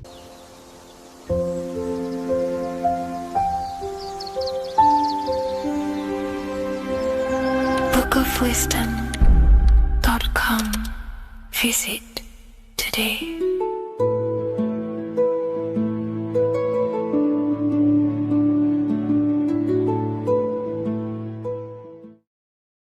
What are we all doing, people? Survival wisdom. Today we're going to be breaking down the Bible and its real, true metaphysical meaning. All of these slides within this video is taken from my book, The Book of Wisdom, so you can get all of these slides. So the Temple of Solomon, you are body, mind, and soul, which is the Holy Trinity, the moon, sun, and earth. The sun is your soul because the sun is its infinite source of energy. It is its own source of energy. And that is what your soul is. It's its own source of energy. The moon is mind. This is why you call people a lunatic. You're a lunatic. Luna means the moon. And inside of your mind, you have a specific mood. Mood is moon. And mind in German is Mond. And the word Mond means moon. And earth is your physical body because your body contains of the four elements, the four physical elements. Well, the Temple of Solomon is the temple of the soul and the mon, the soul and the mon, the soul and the mind. And it's the temple of the Holy Spirit in the Bible. Everything leads back to one singular point in the center of the brain. The brain is not the mind.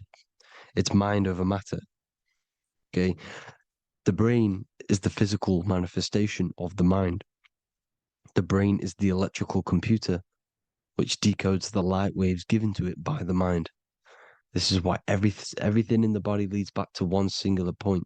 And we'll go over this in a minute. But this is controlling the physical body. This is the within. If you rearrange within, it spells high twin because within you is your twin, your true self. And it's just an entity in the center of the mind. And if you shut your eyes, you can feel it. Your awareness is in the center of the brain. So there's just an empty chamber in the center of the two cherubs, the two brains. They are two separate brains. They're two hemispheres. And the empty chamber, when scientists chop it up and see it's just an empty chamber, well, because you can't see in that plane of reality. You cannot see the mind. You cannot see thoughts. It is invisible to the human eyes, to the visible light spectrum, to the two eyes. The reason why we call it the third eye in the center of the brain, it's not the third eye, it's your true self. It's the mind and soul It's an eye because it does see. It's the all-seeing eye that you always see here. There's some Masonic artwork showing the two pillars, the two cherubs, the two hemispheres of the brain, and the inner eye. This is the eye that sees all things. What do I mean by seeing all things? Not physically. It sees the mind. It's what because your soul is watching the mind. You can observe the mind. You are not the mind, and if you meditate deeply enough, you can go beyond the mind. It's the all-seeing eye. It sees the mind. It sees what emotions you're feeling. It sees what you're thinking. It sees what you're seeing with the two eyes. It's the all-seeing eye. It sees all things. It's omnipresent. It's everywhere. Because the mind can be anywhere. The mind can switch itself into any place it wants. There is no limitations with the mind. So there is two hemispheres in the brain. And in the Bible, there is a quote saying the most holy place between the two cherubs. The two cherubs is the two hemispheres of the brain, and the most holy place is between them, which is what the Masonic artwork is showing. This is the all-seeing eye, the soul and the mind in the center of the brain. And you will not see this with the two eyes. So when scientists come to seeing the empty chamber in the center of the brain, they wonder because they do not understand the occult side of the world. They do not understand the layers of reality. How the two eyes, everything physical comes from the unseen. Everything seen comes from the unseen. Now, the two hemispheres of the brain play a major role in our lives. The right hemisphere is the artist. The left hemisphere is the scientist. The right hemisphere controls the left side of the body. The left hemisphere controls the right side. So there's a crossover. Now, the right hemisphere is to do with your feminine energy, creativity, unification, metaphors, visualization, intuition. The left hemisphere is to do with sequencing, facts, materialistic details, language, and logic. So they keep us normally trapped within the male aspect of our mind, which is the left hemisphere. You know, if you listen to Spotify, Apple Music, and radio, they're all tuned to 440 hertz, which shuts down the right side of the brain, makes you left brain dominant. And we learn, well, 90% of people learn to write with their right hand. They're taught to learn with their right hand, which is to do with the left brain. You see, so we are being trapped within this left side of the brain, which is all to do with logic, thinking logical, not creative. You know, very analytic. But the right side of the brain is to do with your creativity. So the right side of the brain is perceiving reality as a holistic perception. Now, what do I mean? If you're riding through a woods, for example, if you're riding through a woods, your right hemisphere is seeing the whole woods as one unified woods. The left hemisphere's job is to break down the perception given to it by the right hemisphere and break it down into individual trees. So what am I saying? The right hemisphere is seeing humans and everything in creation as one unified consciousness. The left hemisphere is seeing individual egos. This is why the left hemisphere is the place of the ego, the right hemisphere is to do with the higher self. They're both needed, though. I'm not saying one's better than the other. It's balance. Now, they don't want you to see the unified picture, perception of creation. They want you to think everything is individual, everything doesn't come from the one, because all things come from the one. And we experience the two in this reality, dualism. In order to understand the one, we have to experience the two to advance. So, anyways, let's get away from the two hemispheres. The right hemisphere like I said, is to do with the higher self. And this is why in John 21:6, it says, cast the net onto the right-hand side of the boat and you will find fish. Meaning, cast your energy, cast your perception into the right hemisphere of the brain, and you will find God, unification, and higher self. You will see things from a unified perspective. How we are all one, because we are all the same consciousness. The same spark that is in me is in you. This is why I am you and you are me. We are all the all-seeing eyes of God, just split up into individual bodies. We are all made up of the same essence, consciousness, and that consciousness, that mind and soul, is in the center of the brain. You are just in different avatars. And until we see this, we'll forever be divided and conquered. Until we figure this out as a collective consciousness, we will forever be divided and conquered and ruled over. This is why the Bible says, ye are gods. You are the sons of the Most High, because we are. We are the Word made flesh. We are God made flesh. Mark 16:19. So then after the Lord had spoken unto them, he was received up into heaven. Head is heaven, H-E-A, and sat on the right hand of God. God is the consciousness in the center of the brain. Heaven is the head, and the right hand of God is the right hemisphere of the brain, meaning he sees things in unification, creativity, intuition, the higher mind, the higher brain. When Moses crosses the Red Sea is the corpus callosum, moving from the left to the right hemisphere of the brain to see unified perception of reality. Head, H-E-A, heaven, same root word. This is why the ancients always depict God in the center of the brain. Here you see ancient Christian artwork showing God in the center of the brain, the light. Here you see it here. Here you see Ganesh, an Indian god, which is the brain. Here you see the Father, the Son, and the Holy Spirit in the dome, the brain. This is the brain, because you are God made flesh. That's what consciousness is. The upper room where Jesus meets the 12 disciples. It's the upper brain on the upper room.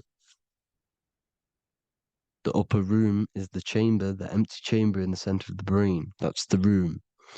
And the 12 disciples are the 12 cranial nerves in the brain, which pretty much rule the body, all the cranial nerves.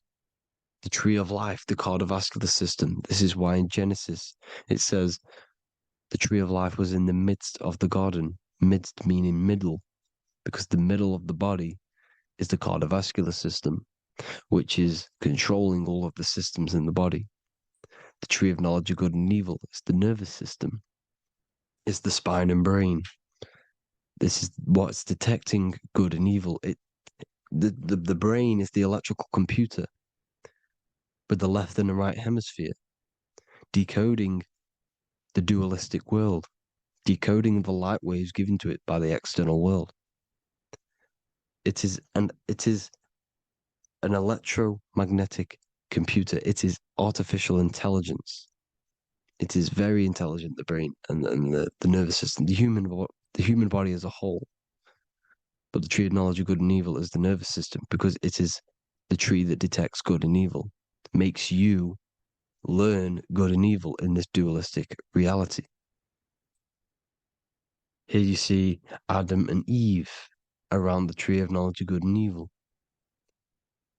Adam and Eve, male and female energies, but the serpent in the tree, and the tree of knowledge of good and evil. Well, this is the spine, the brain, and the serpent is the kundalini up the spine. The serpent is the S. That's why S, serpent, S, the letter S is the serpent. Sex and serpents make an S noise. You know, the Bible cursed the serpent. So we don't figure out the true religion. The true religion is raising the kundalini and becoming God-man and reaching our higher states, our true God self. Because once the kundalini is saved, and hits the pineal gland, it activates 100% of the brain when we're only using around 20 to 10% as of right now without the Kundalini awakening. So when you use it, you're activating 100% of the brain. You're activating all the dormant brain cells. You're regenerating the body. And this is the serpent in the tree of knowledge of good and evil. This is the spine, brain. This is Adam, Eve, the male and female energies. The light of the body is the eye. Therefore, if thine eye be single, thy whole body should be full of light. Matthew 6:22. This is the single eye in the center of the brain. It is not the pineal gland. It is what's inside the pineal gland. You have to go beyond the physical world, and there are no words to describe things that are not physical, metaphysics. And the whole body should be full of light. Well, this light is the same pyramid that you see. You are the pyramid with the all-seeing eye on top. This is why the ancients built the pyramids with the stairs in the middle symbolizing the spine, because once you open all the chakras and balance them and raise the kundalini, you activate all of the brain, which gives enlightenment. The word enlight in ment. Ment means mind, light in the mind. Enlighten the mind. And this is enlightenment. We are the temple. And Jacob called the name of the place Peniel, for I have seen God face to face. Within spells high twin. Within you is the God self, which you need to manifest into the external world. And he's seen God in Peniel, the consciousness. He's seen his true self, consciousness in the pineal gland. Genesis 28:10, Jacob's ladder. Jacob, he took a rock there and laid his head on it to sleep. Jacob had a dream. He dreamed there was a ladder that was on the ground and reached up into heaven. Head is heaven. The rock he fell asleep on is the sacrum bone, because he's symbolizing the oil that comes down the spine, hits the sacrum bone and rests there, falls asleep, and it looks up and it sees the ladder to heaven. Because when you raise this oil, you become God man. You become God in heaven. You can leave the body at will. Do you not know that your body is the temple, that your body is the temple of the Holy Spirit? Corinthians 16:19-20. Or do you not know that your body is the temple of the Holy Spirit within you? Your body is the temple of the Holy Spirit, the soul and the mind within the center of the brain, the temple of Solomon, temple of the soul and the mind. Romans 8:10. Christ is in you. It's not external.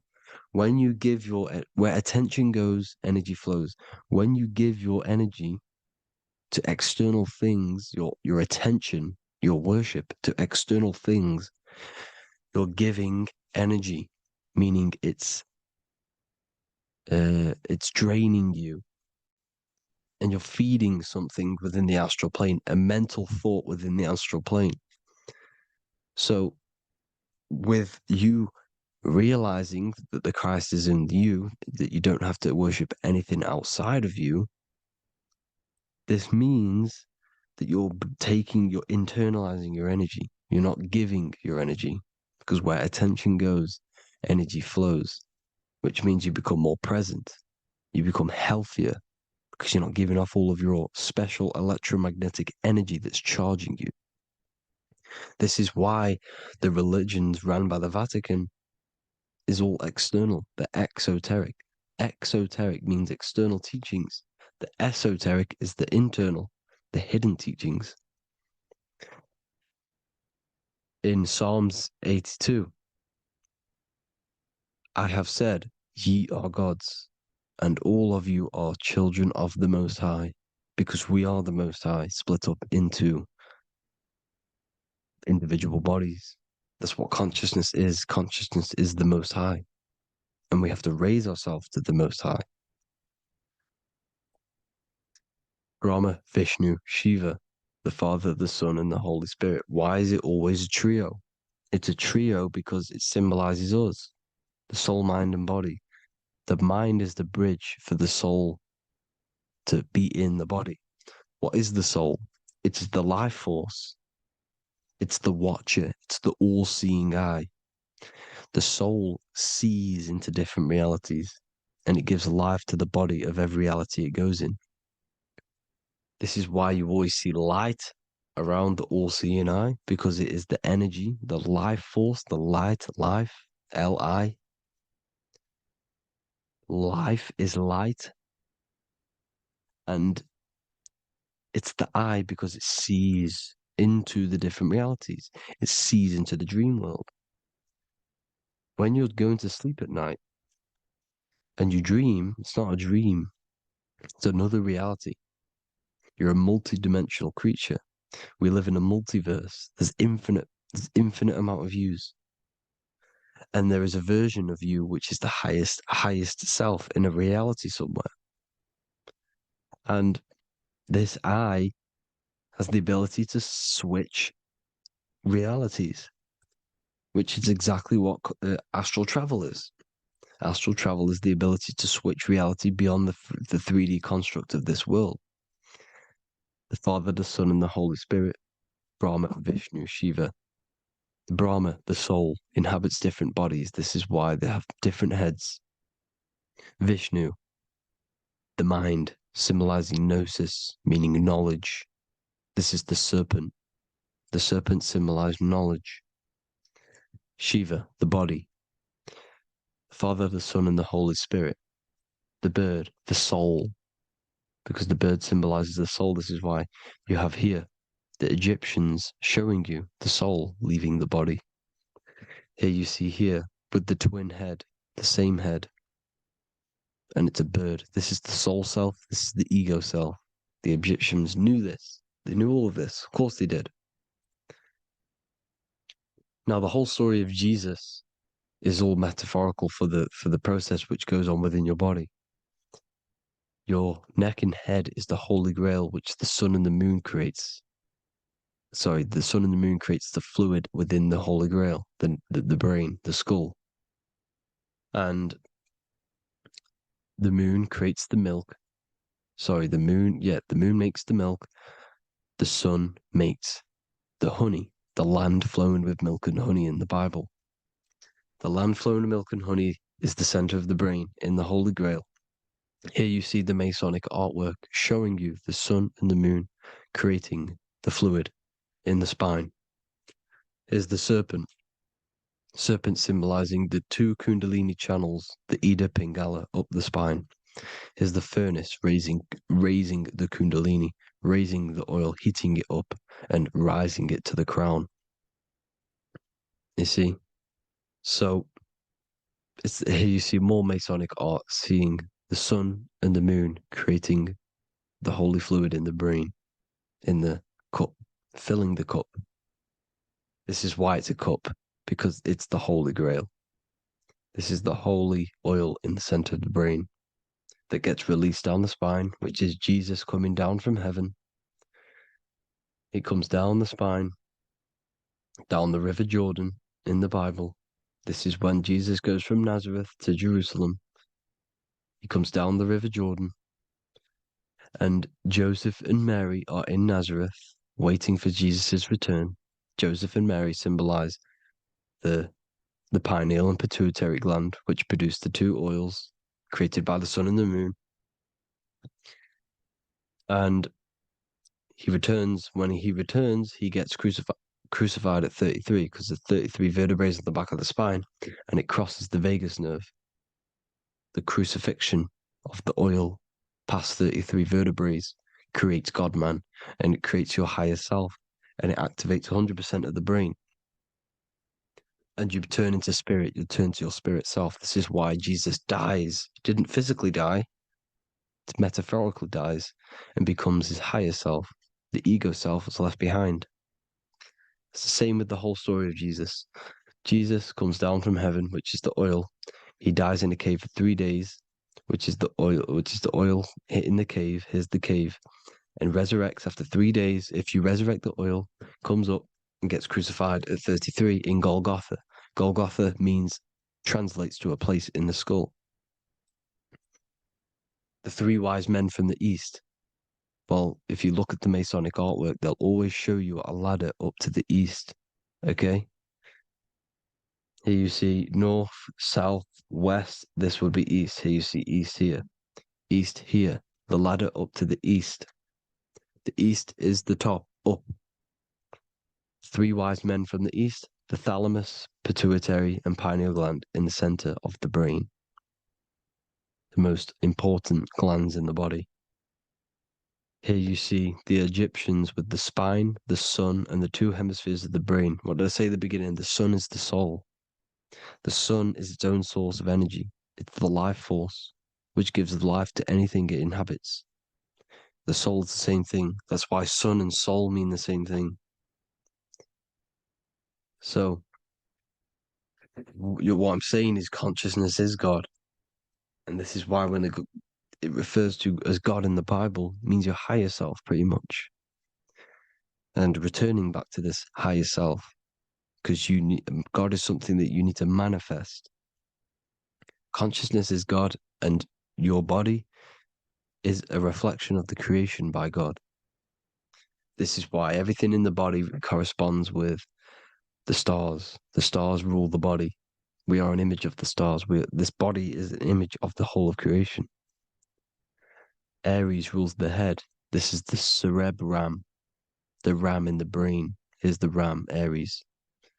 And we have something called the cerebrum, Aries, the ram. This is the Lamb of God moving to the higher mind. Taurus, which is the lower brain and neck, the cerebellum, the bull Taurus, the lower mind, and the cerebrum and the cerebellum, the ram and the bull, is what makes you ramble on. Ramble meaning walking. The higher mind and the lower mind working together makes the body ramble. Ramble is what makes you walk along. Thank you to Santos Bonacci. Gemini, the two twins, rules the two arms, the hands, and the lungs. These are the two twins of the body. Sagittarius, the horse, which rules the hips. Hips means hippo. Hippo means horse. Hippopotamus means water horse. Hippo means horse, and this is why we call them hips, because horses have massive hips. Capricorn, the kneecaps. Pisces, the two fish, the 2 feet. Then they make us swim. We are an image of the stars, people. Well, the body is anyway. Consciousness is God, and the body is the image of the whole of creation. It's a reflection of the whole creation, as above, so below. 12 systems in the body, 12 cranial nerves for the 12 constellations, 12 cell salts. The body's made out of 12 cell salts. So, this is where it gets kind of deep. This is where we get deep. And he said Jesus was known as the fisher of man. And fisher of man, meaning man does not mean man as in the male. Man means mind. He's the fisher of minds.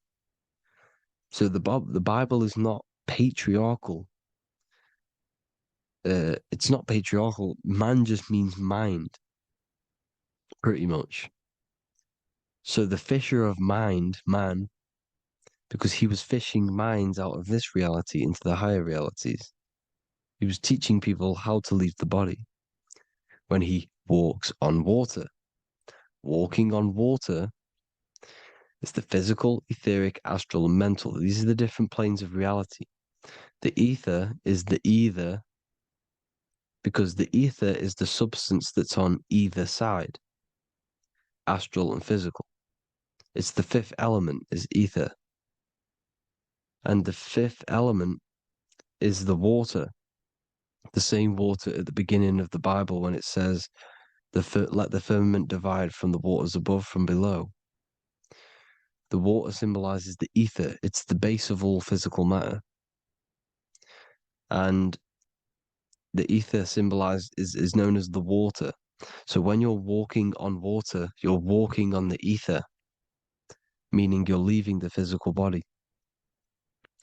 So when Jesus walks on water and he's teaching Paul to walk on water, Paul becomes scared and falls back into the water.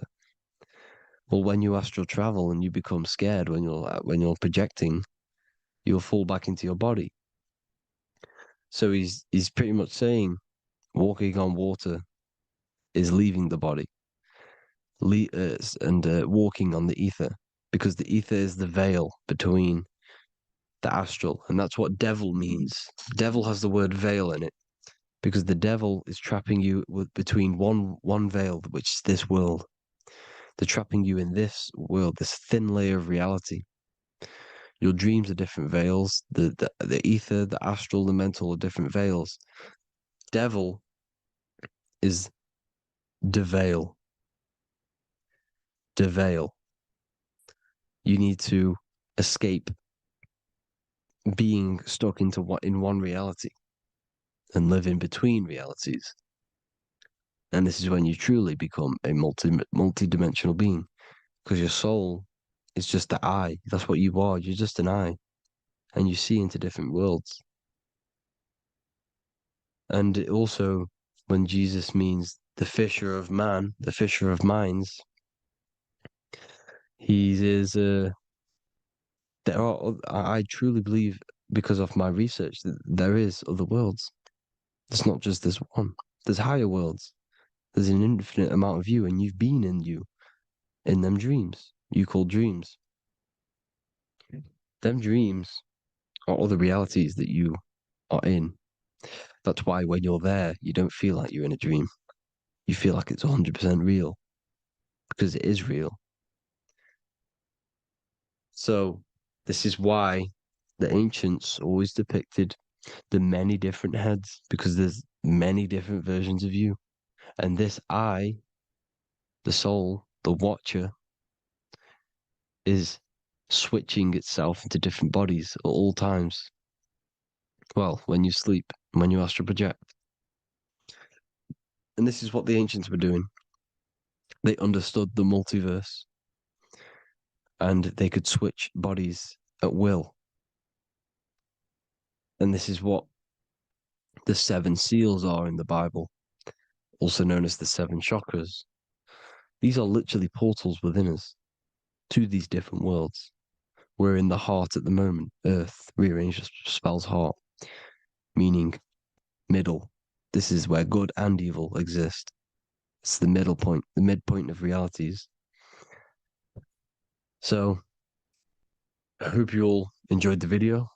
All of this knowledge that I've give you in this video is inside of my book, the Book of Wisdom. The Book of Wisdom gets updated every single month with new pages. It's a one-time payment for a lifetime worth of research and knowledge by me. So if you do want to get it, the link will be in the description. But I hope you will gain some amazing insight. Please like, comment, and share to help the algorithm, and drop a subscription. And for more lectures, every 2 days, I drop lectures and knowledge within the Patreon. If you want to support the channel, join the Patreon. Everything's in the description, because we are not monetized on YouTube. Thank you all. Have an amazing day.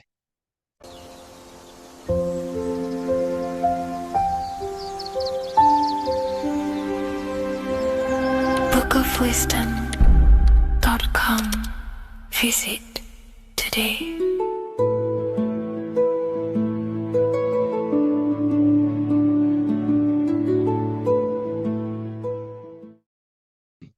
This one secret that is hidden and guarded within secret societies grants you profound power, which can fully transform your life and perspective on reality.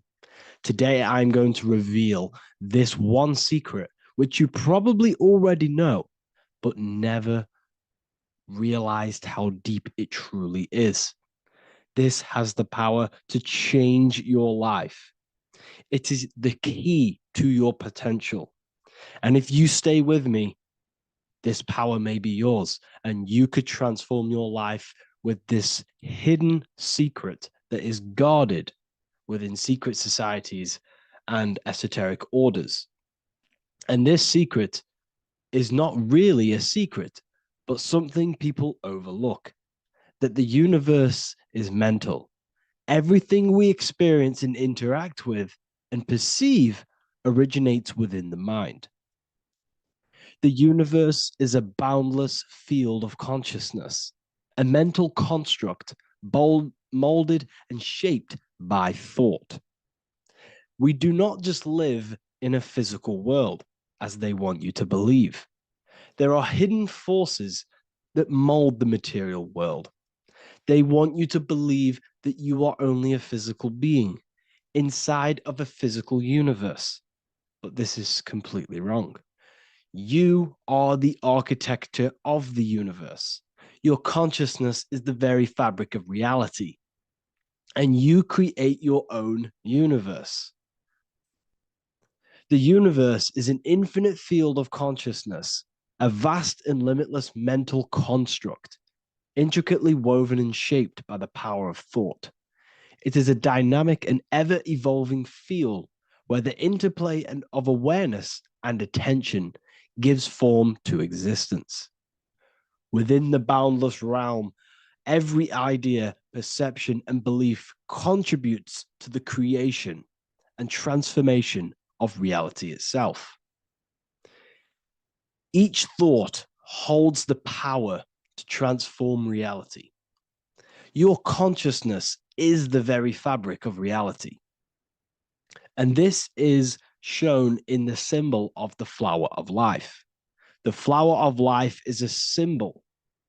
It symbolizes the interconnectedness of all existence, illustrating how every thought is not merely a fleeting moment, but a ripple that reverberates across every layer of reality. Each action, like the intricate overlapping circles of this pattern in the symbol, extends its influence far beyond its origin, weaving a web of interdependence where every choice impacts the whole.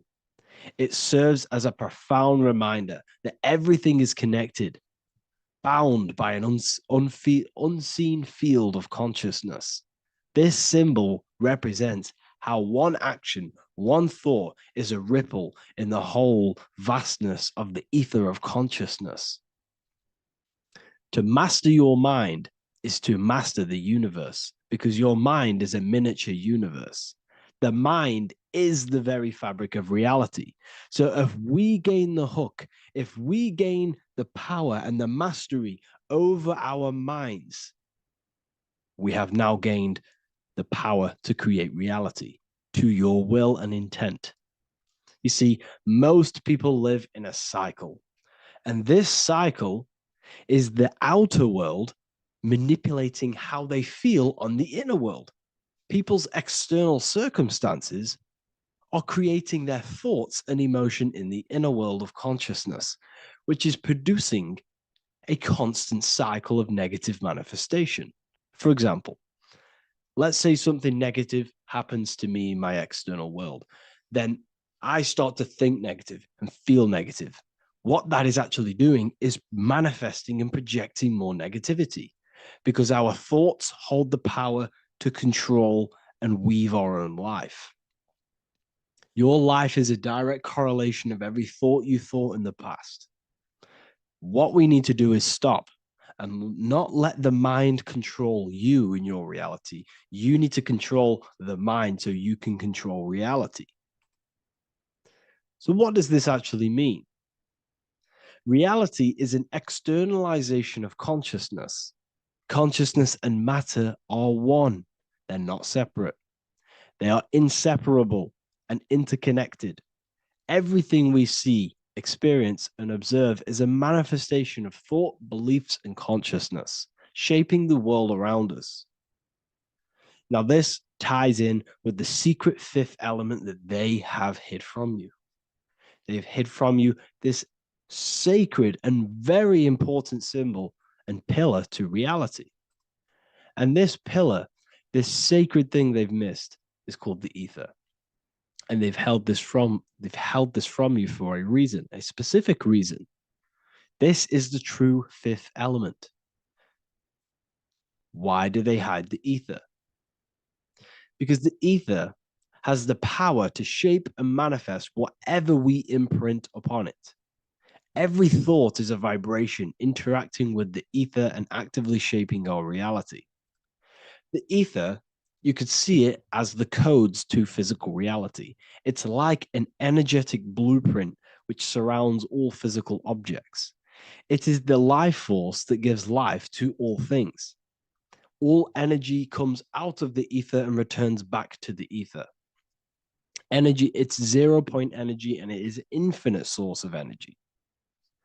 So this is why they hide the ether, because whatever our mind can imprint onto the ether, we can create into a reality. And we imprint the ether through thought and imagination. The mind holds the power. The mind is the very source of reality. The material realm is not separate from the mental realm. Rather, it is intricately shaped and influenced by it through the ether. This subtle, all pervasive medium bridges thought and matter, allowing consciousness to mold and manifest the physical reality. To transform our lives, we must first transform our minds. True change begins within, as our thoughts, beliefs, and perceptions shape the reality we experience. By shifting our mindset, we unlock the power to reshape our world and recreate the life we desire. This is the power of the mind, and this is the power that's been hidden from you. We're not taught these things in schools for a reason, because they don't want us all to be conscious creators. Instead, they feed you your beliefs, they feed you your thoughts through the music, through the entertainment, through the movies, through the news.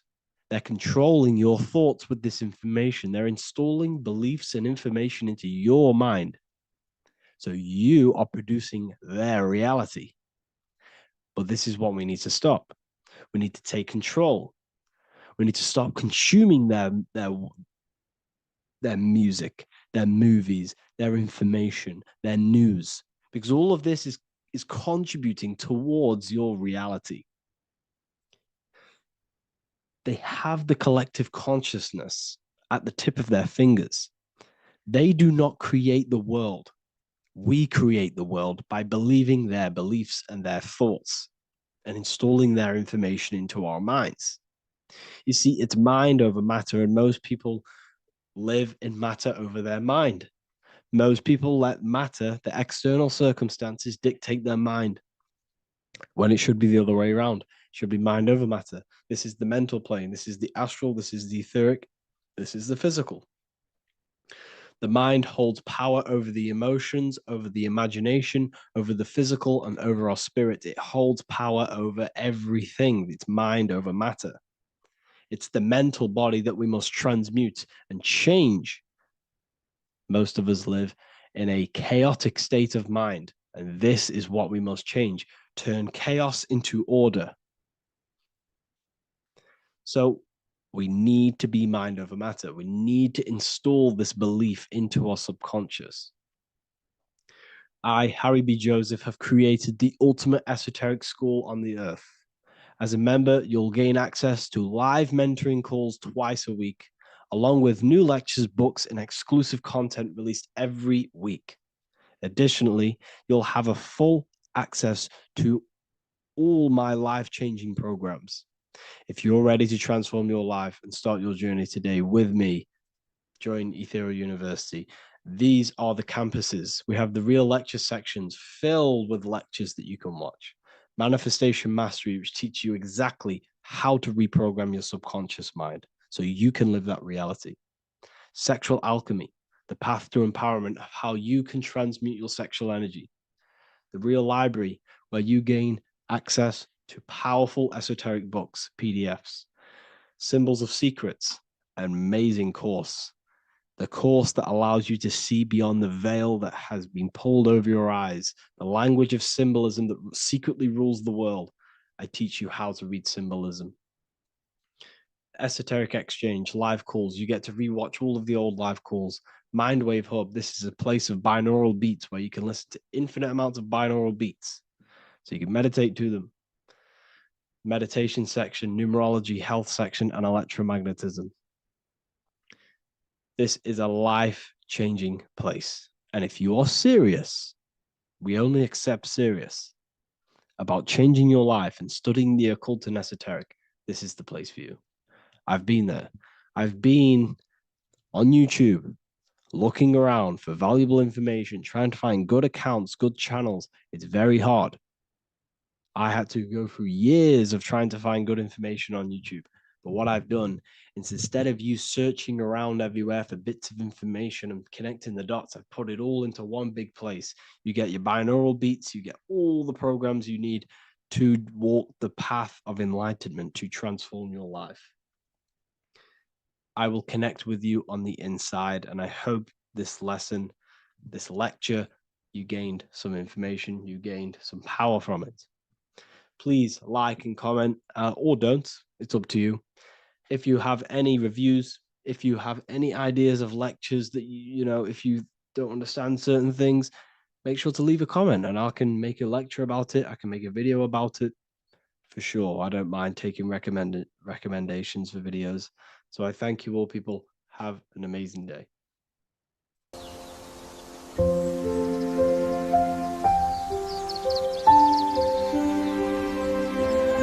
bookofwisdom.com. Visit today.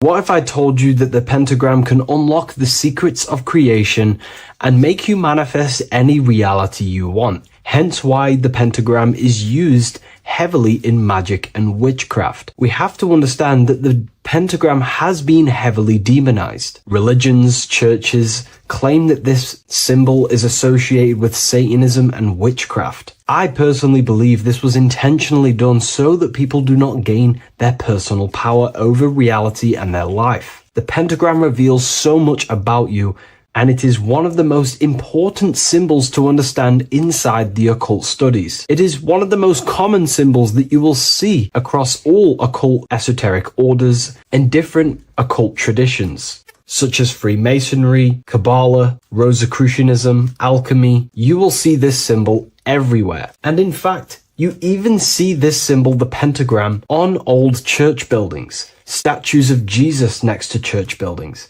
You will see this symbol used by Christianity itself, which is very contradicting about the church. But I'm not here to tell you to think anything. You can simply take this information with a pinch of salt and see if it benefits you. The pentagram used by the early Christians was said to symbolize the 5 wounds of Jesus on the cross. But this goes much deeper in an esoteric explanation. The pentagram ultimately represents the 5 elements of creation. All creation falls within these 5 elements.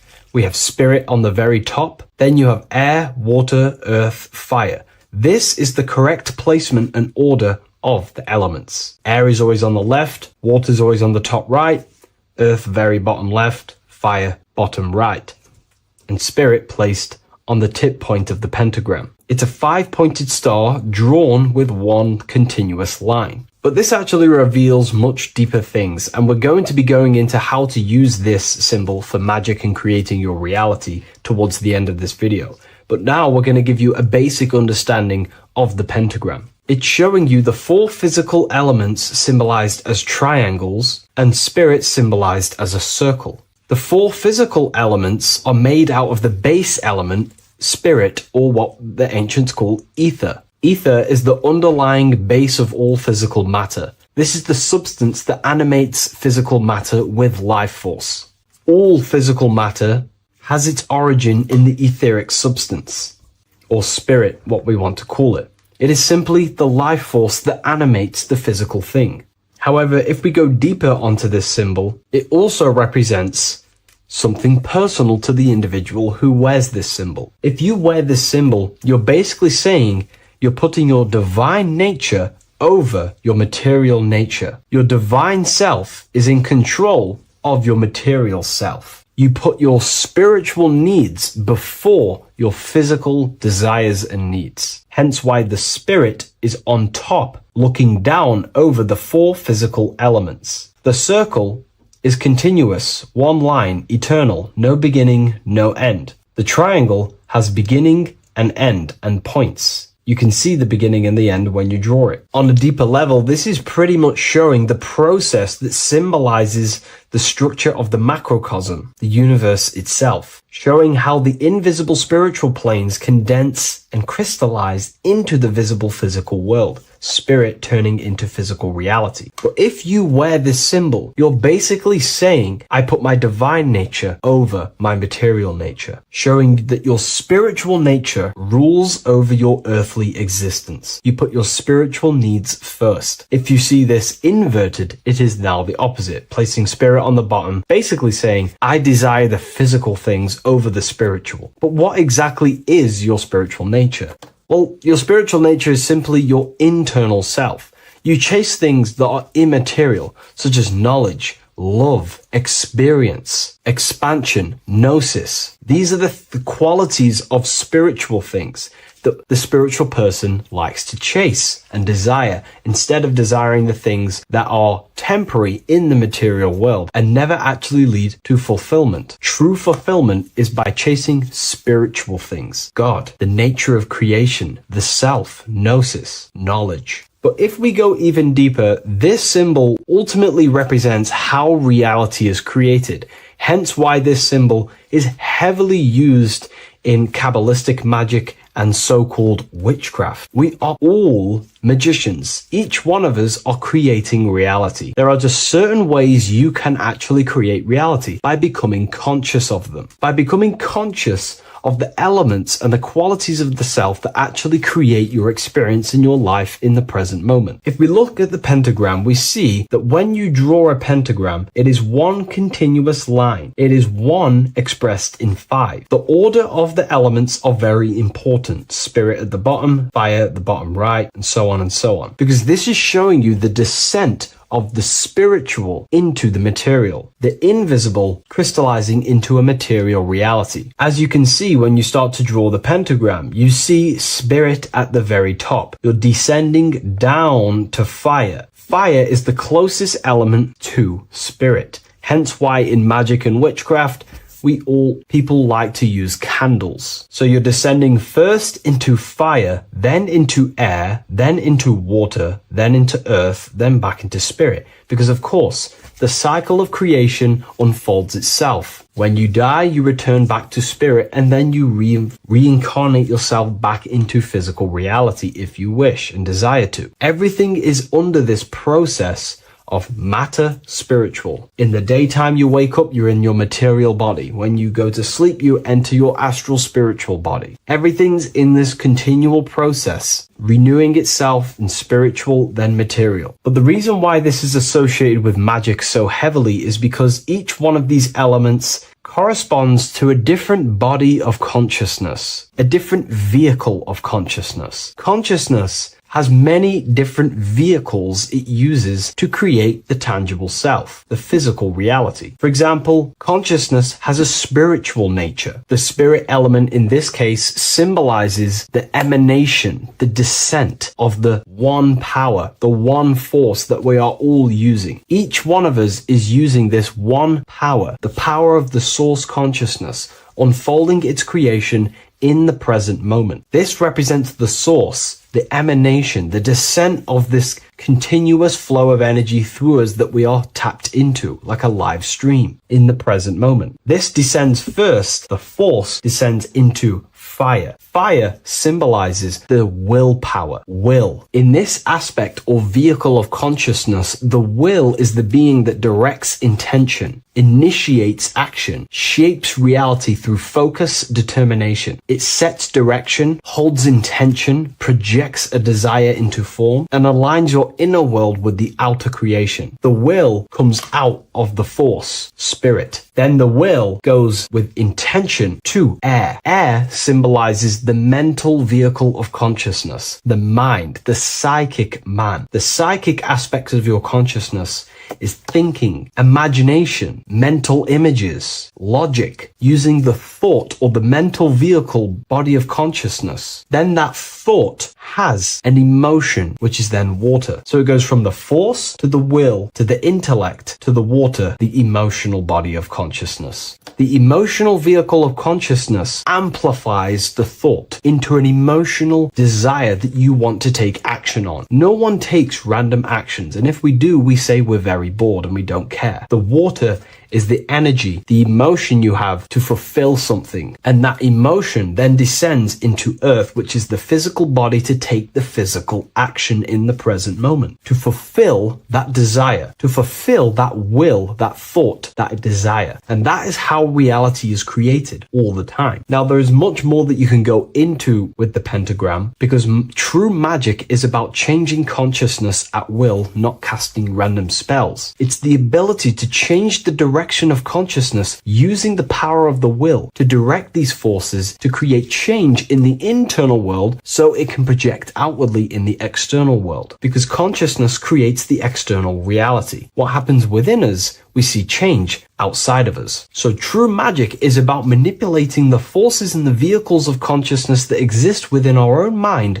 to produce a change in the material world. There are other ways you can use magic, by purifying each body of consciousness or banishing each body of consciousness. Other forms of magic, you can dissect each body of consciousness and work with that specific body. If you think you're using your mind too much, you can start using banishing rituals to banish the power of the mind, to stop overthinking, for example. Or if you have lack of emotional connection with your emotional vehicle of consciousness, we can dissect this body, tap into this body, and invoke this body and strengthen it. We're dissecting each body and vehicle of consciousness so we can work with it to create a specific change inside ourselves, then to be mirrored outside of us. So pretty much this pentagram represents the descent of the spiritual turning into a material reality. Hence why sometimes we see a human figure standing in the point of a pentagram, because it ultimately represents the microcosm. You are the microcosm.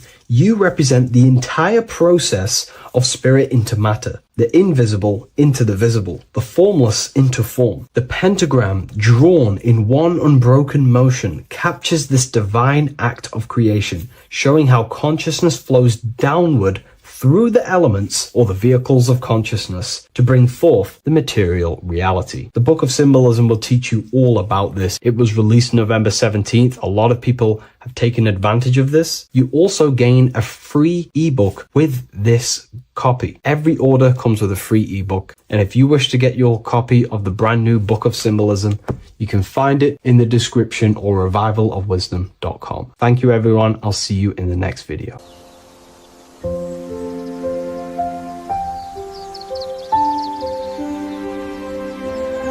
bookofwisdom.com. Visit today.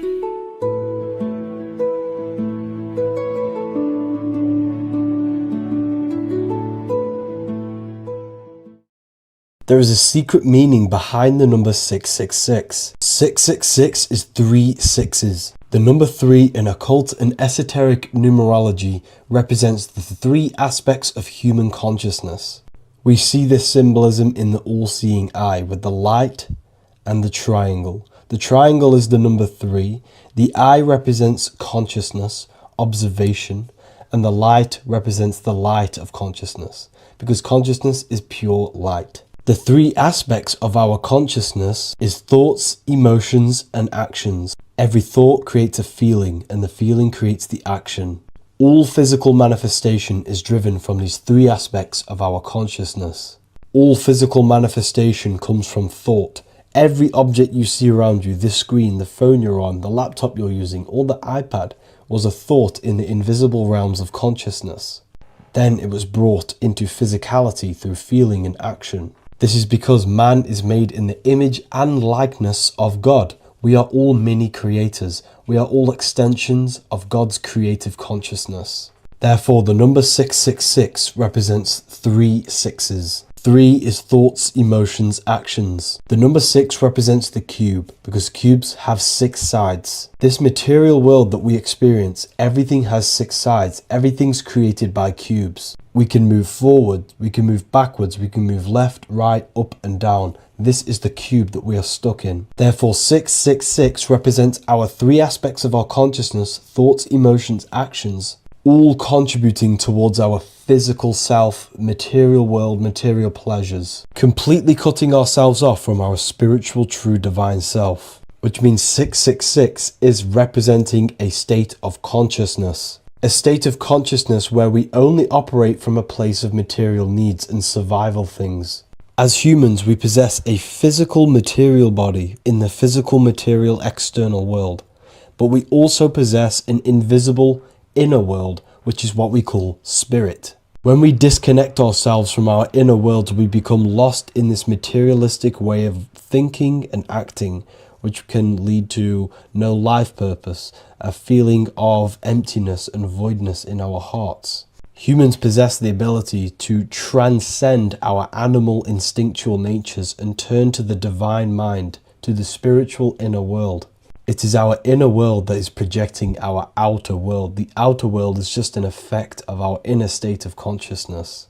It's important as we go through this human life to not lose ourselves and look for our validations outside of ourselves. The external world is simply just a mirror, mirroring with mathematical precision what happens inside our consciousness. When we change our inner world, we produce effect in the outer world. To get back on track about this number, this represents when we are lost in our material self and we are completely cut off from our true divine self. The devil is always having goat horns, which represents a ground animal. This is the lower animal self of man. He's always red. The frequency of red is the lowest vibrational color, and it also represents the root chakra. This is all to do with survival mode and our physical needs and physical self. Red represents chaotic and intense emotions like hatred and anger. This is why the devil is always red, because it represents anger and an uncontrolled state of emotion and consciousness. You see, we've been taught in the church and all through religion indoctrinations that the devil is an external deity which influences humans. And in fact, this is nothing but a metaphorical story. The devil is a character which represents an aspect of the human mind, the lower aspect of the human mind, a facet of our own consciousness and psyche. The voice that we have in our head that tells us to do these negative things is not an external deity pushing us to do something bad. This is an aspect of our own mind. Jesus and Satan are just 2 characters which represent the 2 voices that we have in our own consciousness. In fact, the word devil was never present in the early Gospels. Instead, what was mentioned was a spirit of evil. A term spirit of evil was not meant to denote a specific deity or being, but rather any force of negativity, whether it manifests as a destructive thought, emotion, or action. The spirit of evil represents the darker sides of our mind, the part that leads us astray and brings forth negativity in our lives. The reason why they want you to believe in a devil is because they don't want you taking responsibility for your creations. They don't want you to realize that the external world is truly a mirror of your inner state of consciousness. Instead, when something bad happens in your life, you blame it on some external devil or Satan who tempted you. Everything is your creation in your life. When you realize this, you take full control and you begin to reshape your external world by changing your inner state of consciousness.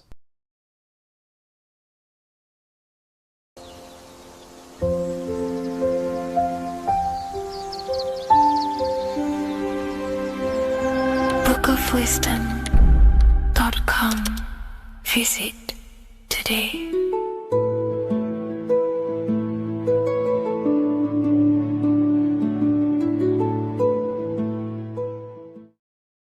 Welcome back everyone to another video. Today we're going to cover everything that you need to know about the mind, starting with the two aspects of the mind, the conscious and the subconscious. The male aspect of your mind is the conscious. This is the 10% of your mind. The conscious part of your mind is only aware of everything around you, your vision, your sight, your smell, your taste, your hearing, and your current state of emotion and thought. Every thought that you consciously think about has an emotion directly attached to it.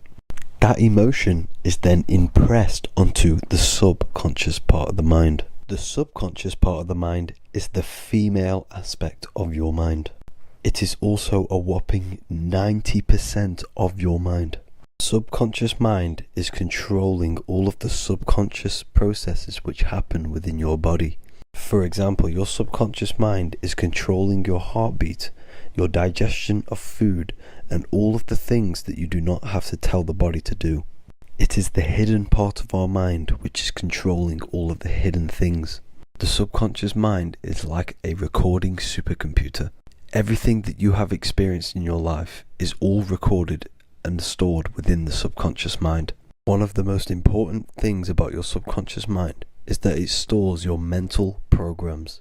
Everything in the subconscious mind manifests into behavior and actions within the body. Your daily basis routine and habits are all mental programs within your subconscious mind. These mental programs are created by mainly two ways. 1. Repetition, and 2. Emotional impact. The repetition is fairly simple to understand. The more you do something, the more it impresses onto your subconscious mind and becomes a program. That program will then manifest into your behavior. However, with the emotional programs, they work a bit different. The stronger that you feel an emotion, the stronger it is impressed onto the subconscious mind. And then that emotion becomes a program.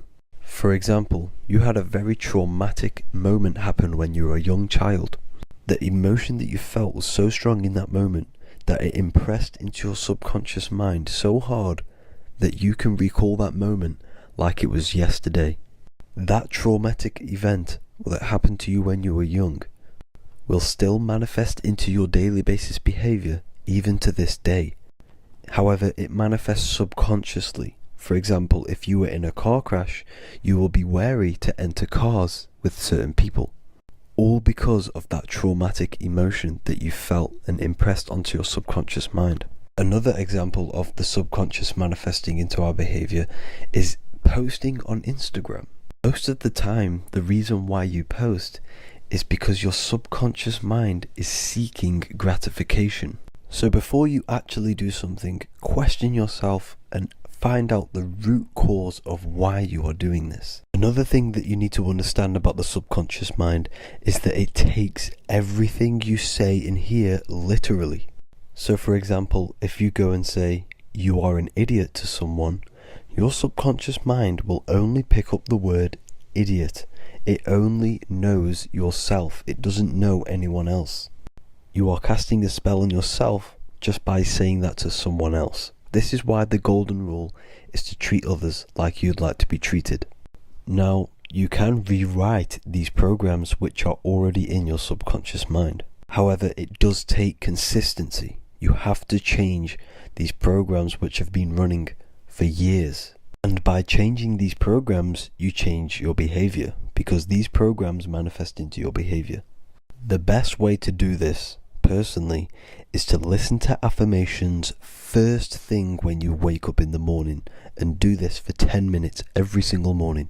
Then at night time, you want to think and feel that you are becoming the reality that you desire. The more that you feel this reality, the more it will become a program and impress your subconscious mind. For example, you're trying to gain financial freedom. If you trick your subconscious mind into creating a program saying that you are financially free, this will manifest into your behavior. You will start doing more work. You will start looking for ways to make money. Your mind will be set on the frequency of money and financial freedom. Therefore, you will receive thoughts based around this program. If you take enough action, your life will dramatically change because of this program that you created in the mind. This is why we call it a mindset, because your mind is a frequency tuner which sets its frequency onto different thoughts, because thoughts are frequency. If you fill your mind with a specific frequency, you will gain thoughts and ideas based around that frequency. To create a stable mind, you need to master your emotions. You need to change your mindset. Everything that you experience is neutral. Based upon the mindset that you see it, you either give it a positive or negative charge. By understanding this deeply, you will then control your emotions. I hope you gained some wisdom and enjoyed this video. Please, if you can, leave a comment and a like, and subscribe to the channel if you like this content. Love and light to you all.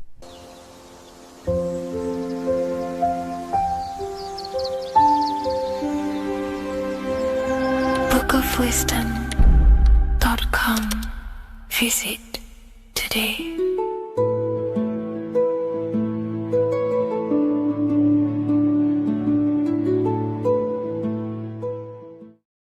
Welcome to Revival of Wisdom. Welcome people, we're back with another video, and this video is about Freemasonry and the connection to the Illuminati. Please, as always, to make sure to hit that like and the subscribe button and turn on the notifications to never miss a video. On May the 1st, 1776, the founder of the Illuminati, Adam Weishaupt, founded this secret organization, and this date can be found in Roman numerals underneath the all-seeing eye pyramid on the $1 bill. This $1 bill also says Anu Coptus Novus Ordo Secularum. This is Latin for announcing the birth of the New World Order. This New World Order will be headed by Lucifer, the all-seeing eye, and followed by the 13 layers of bricks for the 13 elite bloodlines. So your Orsini's, Rockefellers, Rothschilds, Soroses, and the other 9 elite families. So when Adam Weishaupt created the Illuminati, he made it consisting of high-level degree Masons, French and Latin philosophers, and many more powerful people to all become one society. So this is why you see Masons using this same symbol of the all-seeing eye inside the pyramid. But not all Freemasons are part of this Illuminati secret society. As the 33rd degree Freemason Manly P. Hall said in his book The Secret Teachings of All Ages, Freemasonry is a fraternity within a fraternity, an outer organization concealing an inner brotherhood of the elect. So what he's saying here is that Freemasons have to go up the degrees of Freemasonry, and once they hit the top, they either get elected or not into these secret societies like the Illuminati, Skull and Bones, and Knights Templar. So when you see celebrities doing this one-eye symbolism, either covering one eye, doing the triangle, or doing 666 over one eye, this is showing and reflecting the symbolism of Freemasonry. They have taken the oath to never speak on anything they learn about Freemasonry. Duncan's Ritual of Freemasonry book states the oath they have to take. Quote, I ... of my own free will and accord, that I will hail, ever conceal, or never reveal any of the secrets, arts, points of Master Mason's degree to any person whomsoever. All this most solemnly, sincerely promise and swear. Now, this is what happens when they break the oath, stated in this book, quote, myself severed in two, my bowels taken from thence, and burnt to ashes. So this states that Freemasonry comes first. Before any law of the land, it has the right to kill you if you break your oath. This is the hand gesture they have to do every time they enter the ritual room inside the Masonic lodge. This is the cutthroat symbol, showing you and reminding you of the oath and what will happen if you break it. Now in this book, Richardson's Monitor of Freemasonry, it states, if you break your oath, binding myself under no less penalty than to have my throat cut across, my tongue torn out by the roots, and my body buried in the rough sands of the sea. If they do not decide to kill you, this book states this by pointing him out to the world as an unworthy vagabond, by opposing his interest, by dearranging his business. In other words, they have the power to frame you and destroy your reputation to the world and destroy your business if you break this oath. So yes, they do kill to keep this truth hidden, because this truth of this reality is what keeps them in power. They have the ability to manipulate people because people do not know what manipulates them. This is why they call themselves the government. They govern the ment, which is the mentality, because the mind is the root cause of reality. They control what you perceive to control what you manifest. By knowing the truth, you are set free, and you no longer need no controller above you. So this is why they are willing to kill and do whatever it takes to keep the truth concealed within these high-level degrees of masonry and these secret societies. However, going back to Manly P. Hall's book, it states, part of the symbols are displayed here to the initiate, but he is intentionally misled by false interpretations. So this is saying even Freemasons are intentionally misled and told lies to conceal the truth, to make sure the truth is hidden in the high degrees of masonry. So that's it for this video, guys. Thank you all for tapping in. Please leave a like and a subscribe. God bless.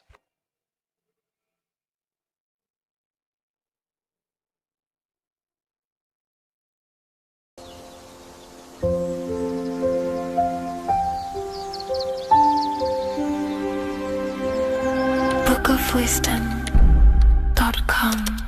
Visit today.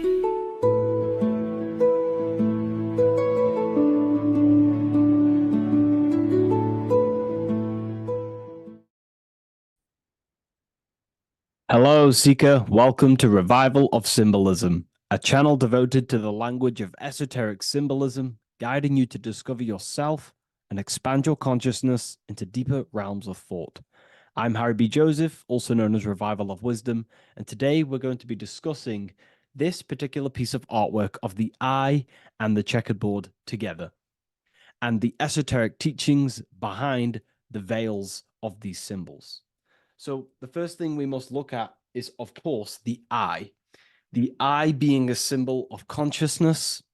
The eye is the inner witness inside of ourself.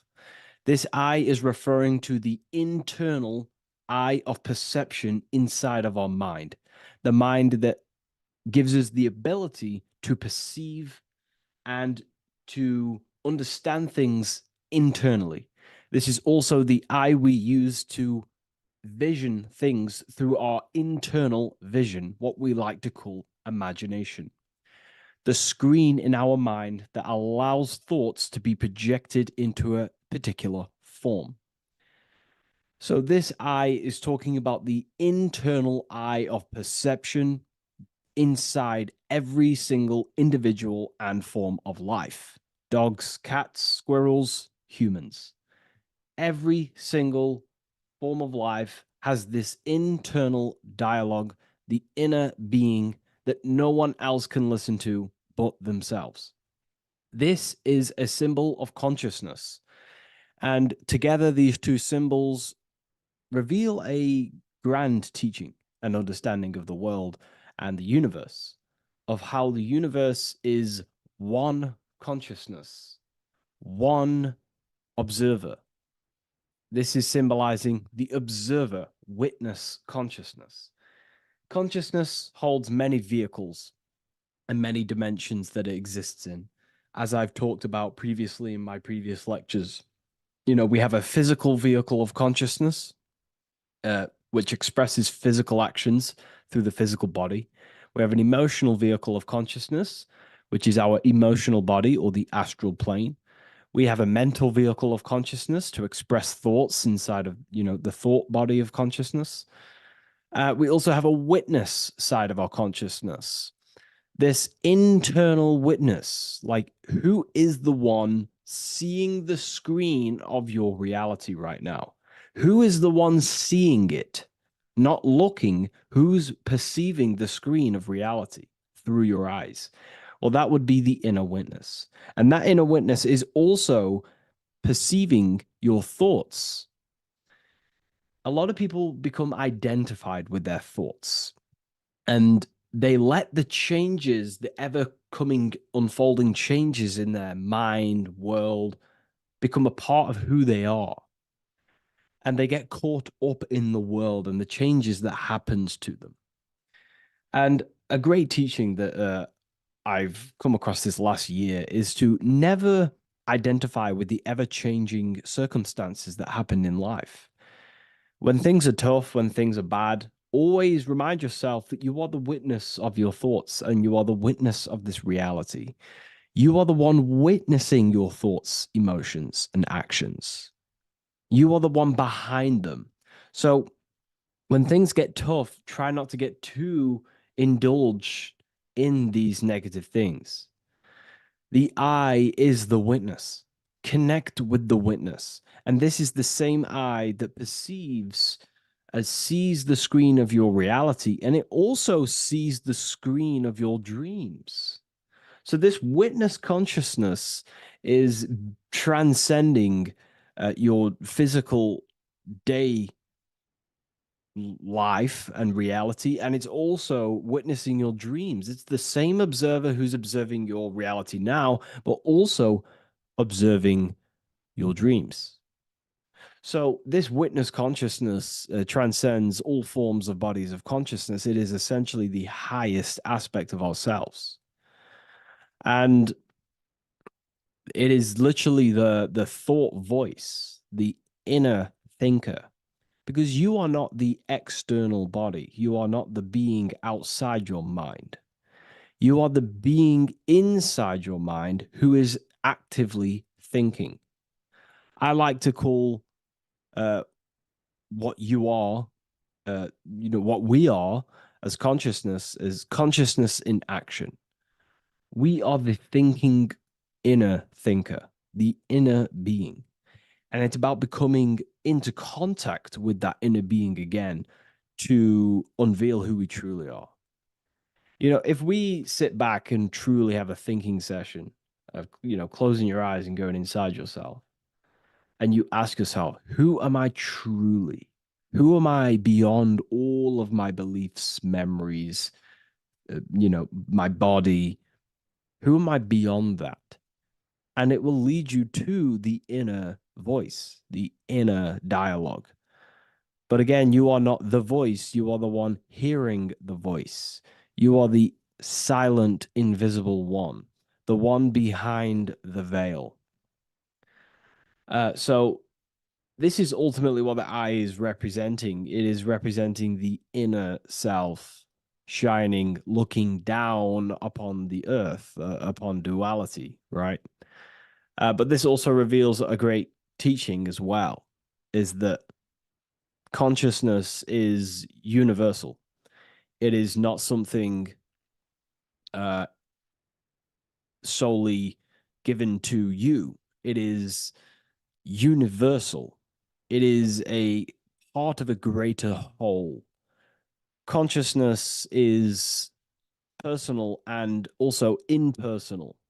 We have our personal sense of self. We have this inner voice. We have this sense of who we are in this world. And That is our personal sense of self, but you can also transcend the personal sense of self by turning off the mind and fading into the collective impersonal consciousness, which is ultimately what you call transcended states of consciousness, altered states of consciousness, or astral projection. When you astral project, you are simply accessing this impersonal aspect of consciousness. And this is ultimately what the symbol is representing with the checkered board floor, because the checkered board floor is duality, division. There is many, many different forms, but the I is singular. This is representing how the universe is one witness being, one consciousness expressing itself in infinite life forms and into division. But ultimately, division is an illusion. Consciousness fades into an impersonal consciousness. So the checkerboard floor and the eye above symbolizes how consciousness fractals itself and crystallizes into many different forms of in personalized consciousness, the self, the sense of self, right? And this is why we always say, I am, I. If we look at the word I and the word I, so we have I, which is I am, and you also have the word I, which is like the eye you see here in the sky. The I, and if you look at the beginning of some words, you have inside.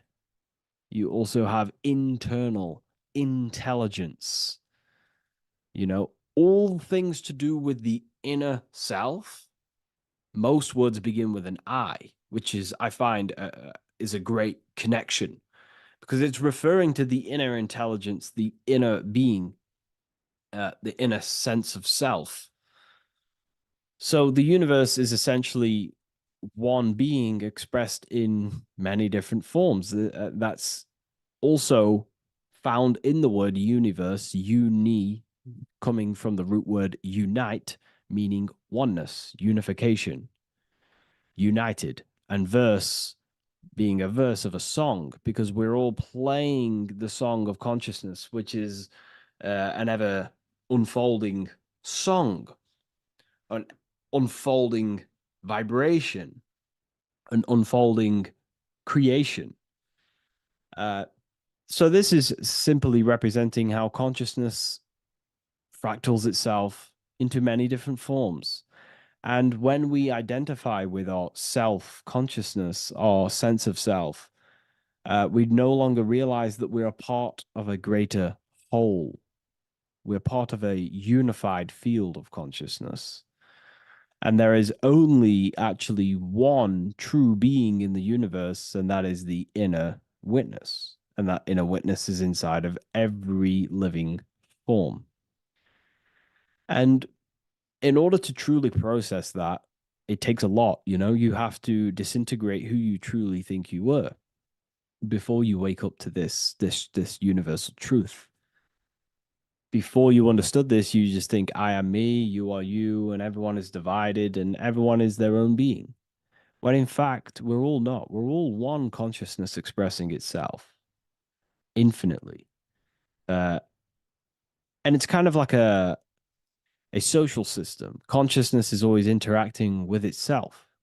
When you interact with someone else, you're interacting with yourself.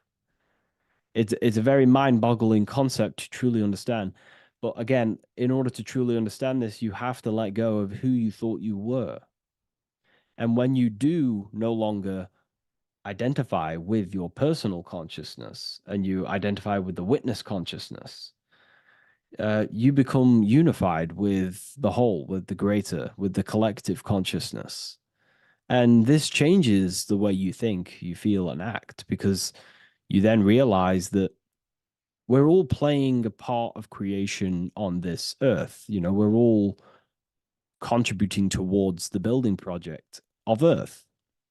And your thoughts, emotions, and actions also hold a great impact on the building project, your contribution towards humanity and the collective.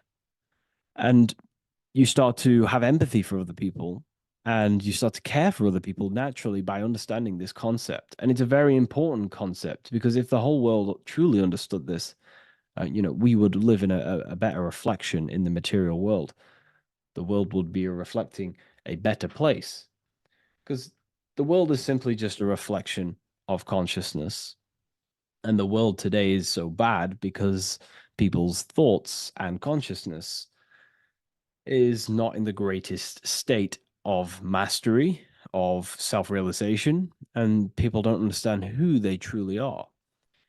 And a religion plays a massive part in this. Our whole lives, we're stuffed with someone's going to come and save us. Jesus will return and save the whole world. It's to me, to be honest, it's complete utter nonsense. We have free will. We are the ones holding we hold responsibility for the creation that unfolds on the earth. Us as a collective consciousness are God manifesting, unfolding this creation and steering it in the present moment. And that's another thing. Reality was never created thousands of years ago. God is creating the world right now through the present moment, and it's unfolding. In a continuous state of becoming, just like you are in a continuous state of becoming. Time is evolving. Time evolves our minds. It evolves our sense of self. And we evolve over time as an individual and as a collective consciousness. And so does the earth go through this change as we change. So it's important that we are becoming more self-aware in the world so we can actually start to reflect a better world. But the checkerboard floor, again, is just reminding us of the duality and the illusion, because it looks like an illusion, a checkerboard floor. It's an illusion. The physical world, if you only look at the world through the eyes, you will live in the veils of illusion and never see the light, the higher understanding of the world. You will see everything as divided. You will see everything as I am me, you are you, and live in division. But in truth, we are all one. We all come from the same source, and we're all the same infinite witness expressed in different forms. And this brings me back to the concept of love. Love is the force that unifies consciousness. It unifies yourself. It unifies your relationships with people. If you love your partner, you love your brother, your sister, your whoever it is in your life, it unifies. If you have a care for someone, it brings you two together and you grow the relationship by expressing care into the other person, and it grows. So love is a very expanding, it allows things to grow and it unifies things. And when you start to love yourself, you start to unify with yourself. And when you start to when you start to love nature, you start to unify with nature. So if we understood this, the world would be a better place. And love is the force that unifies the collective consciousness. If we truly hold love for ourselves, for others, other individuals, nature, then the world will become more unified. It unifies consciousness. This is the force of love. It's a very, very powerful, powerful force. And I do truly believe and come to understand now that love is the reason of all creation, which is the generative principle. All action is coming from a place of love or care. We only take action on what we care about. So even the sun is a symbol of love. It just expresses life, gives away all of its light, life, and energy to the earth and asks for nothing back. It is love, it is the expression of care. And that is what unifies consciousness. So, again, this is just talking about the inner witness and how consciousness expresses itself in many forms. And the checkerboard floor also transcends that idea that I've just described of how it's consciousness divided in many forms. It also represents a state of an individual's mind. The checkerboard floor is symbolic of uh, being divided, you versus me thinking, walking down the street and thinking everyone's a threat. It also represents their thoughts, emotions, and actions not being aligned, not being unified. Their thought, emotion, action are scattered, and they're not creating things consciously. It also represents many, many different personalities in our minds, the divided personas and personalities in our mind that we have. And the I represents the unification of that. It's about unifying our mind pretty much to not have all of these different characters and sides to ourselves and actually being a whole mind, uh, becoming conscious of uh, the unconscious aspects of ourselves and transmuting them. And when we become conscious of something, we then hold the power to change it. If we have an unconscious part of ourselves and we never truly realize it, we don't change it, and that unconscious thing can actually seek to control our thoughts, emotions, and actions from that place of the unconscious mind. So ultimately, that's what darkness to light represents. Darkness symbolizing things we are unaware of, because when something is in dark, you cannot see it. Uh, Most people are in darkness of their imagination. They don't realize the power of their imagination. They're unconscious of it. They don't use it. And to become conscious of that is to put it into light. Shedding light on something reveals something. If I shine a torch on an object, it's going to reveal it. It's the truth. So it's about becoming conscious of the aspects of ourselves that we may be unconscious of, and actually using them and transforming them as tools. And again, we have the I with light, with white and black. This is duality. Uh, you are also the witness consciousness, as previously mentioned, and the witness consciousness thinks in duality. We think we are the hater and the lover. We are the deceiver and the truther. The truth is that consciousness thinks within duality, and in within the mind beyond the witness there is duality in thought. But in truth, you are not either. You are neither the positive or negative thought. You are the witness of it. There's a great saying in the Gospel of John, and I can't remember exactly the words, but it goes something along the lines of lift the wood, I am there. Lift the stone, I am there. It's basically saying that everything is the I am, everything is the same consciousness. No matter where you go in the universe, you're talking to self. You're talking to the same thing. You're seeing the same thing. It is the same consciousness that is everywhere. So consciousness thinks within duality, and it is the light and the dark, and we have the ability to transform between them. And some people think that, darkness is all evil. Darkness is not inherently evil. Darkness is not inherently evil. There are dark aspects of the world that help you actually progress into the light. Without the darkness, consciousness can't move into the light, into knowingness. Without bad, there is no evil. They are needed. Both of them are needed.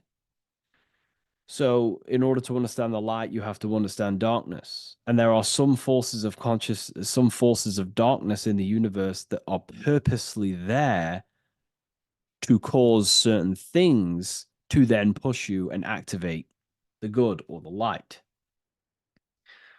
Uh, some Gnostic texts talk about how there are beings that very powerful beings that purposely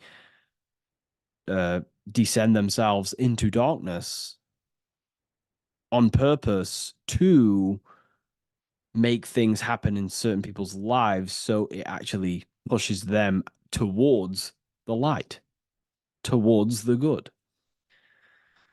So, this is ultimately what the whole allegory of Satan is. Satan was created by God, and Satan is necessary, which is symbolic of darkness. Is symbolic of evil, the evil forces of the universe, because the universe is simply just one force of consciousness, and that one force can express itself in good and evil. The power of the mind can be used to kill, or the power of the mind can be used to create amazing things.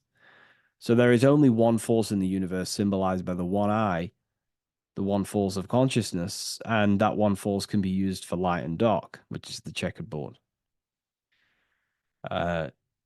It's also symbolic of the checkered board being on the ground, symbolizing the earth, which is base awareness, duality thinking, base consciousness, stuck in division consciousness. And the one eye symbolizes unification of the mind, a balanced mind, a balanced internal perception. We're rising from the ground to the sky, symbolizing from heavy to the light, from darkness to light. The eye is also symbolizing perception, what we perceive, and this is ultimately the end goal of all occult and esoteric research, is to gain more light, to gain a higher perception of the self, to gain a higher eye, a higher perception. That's why the eye is always raised above, symbolizing you're chasing the eye, you're chasing a higher perception of yourself and reality and the universe.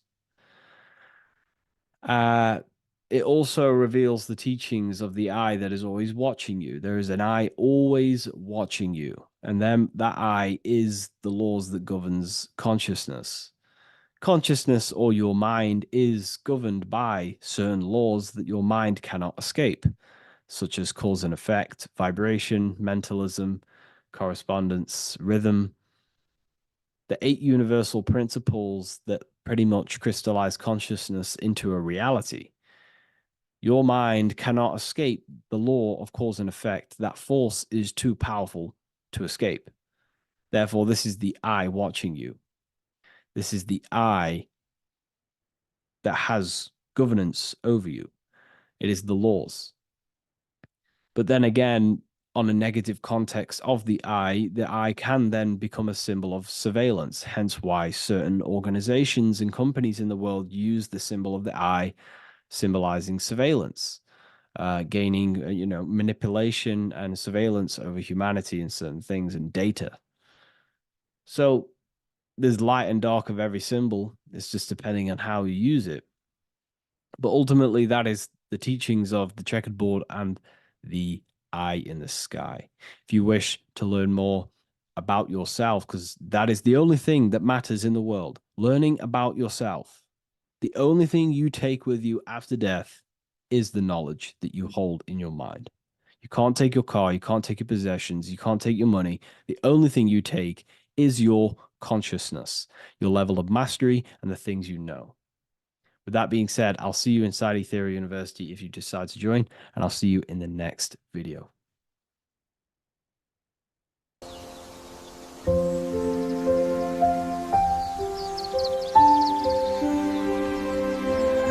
bookofwisdom.com. Visit today.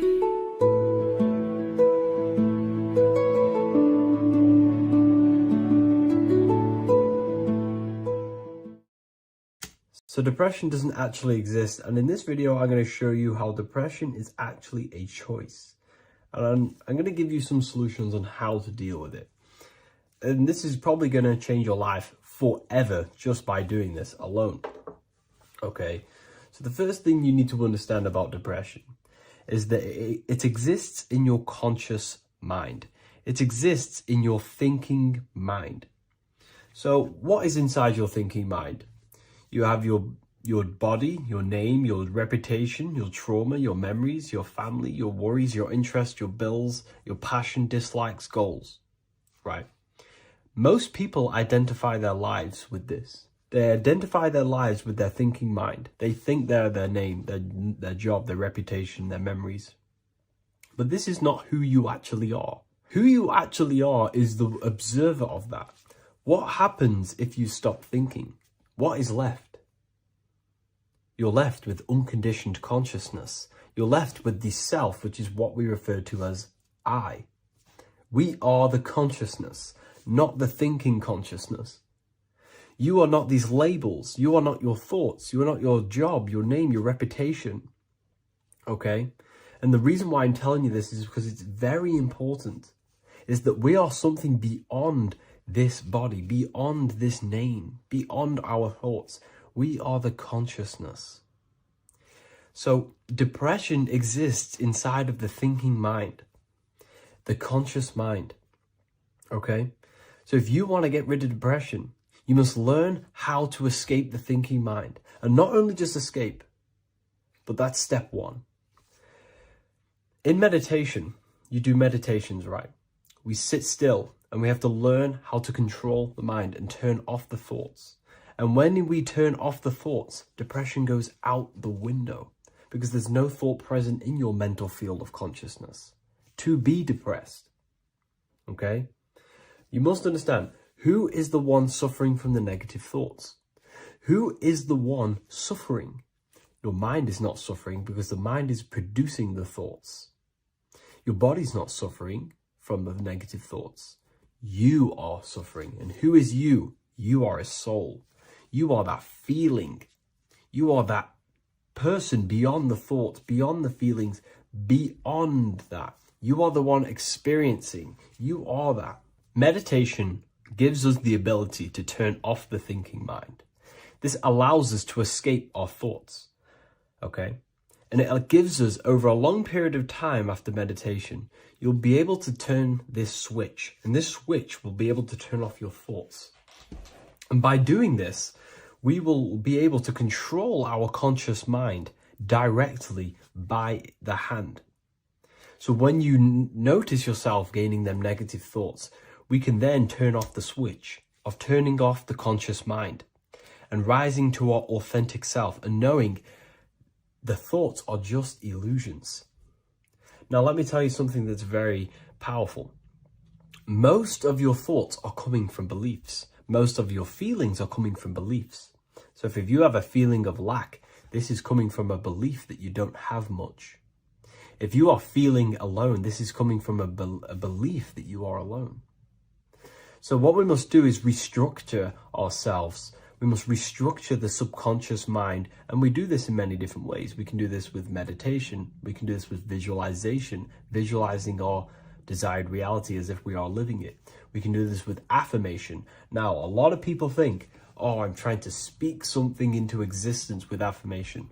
No, you're not using vibration to try and change reality with what a lot of these new age people will teach you. Vibration, your words will not have much an impact on reality. That's the truth. But what they do have an impact on is reprogramming and recrafting and refining your mind.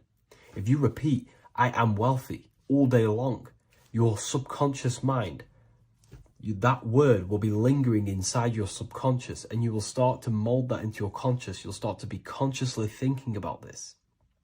Most of your thoughts are coming from your subconscious. So if you want to get rid of depression, you got to figure out the trigger. What are you depressed about? What are you feeling? What are the beliefs that are making you feeling and thinking this way? And that's what you must restructure. You must restructure your subconscious mind through visualization, meditation, and affirmation. You do these all the time. You do these every single day, and you will slowly, if not surely, restructure your subconscious mind. While by doing the practice of meditation, you'll gain the off switch as well. Sometimes depression comes from not living in your authentic self.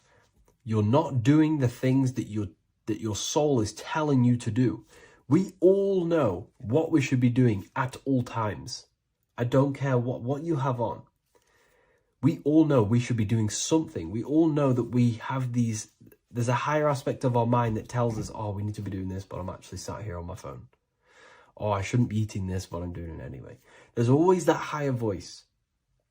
And that is the voice that has to be connected to. And when your body's not acting out the voice of the soul, then the soul becomes sadder, and suffers more and more and more. There has to be a connection between the soul, the mind, and the body. They have to work in unison. Okay? So I hope this video helps with depression, with whatever you're going through mentally.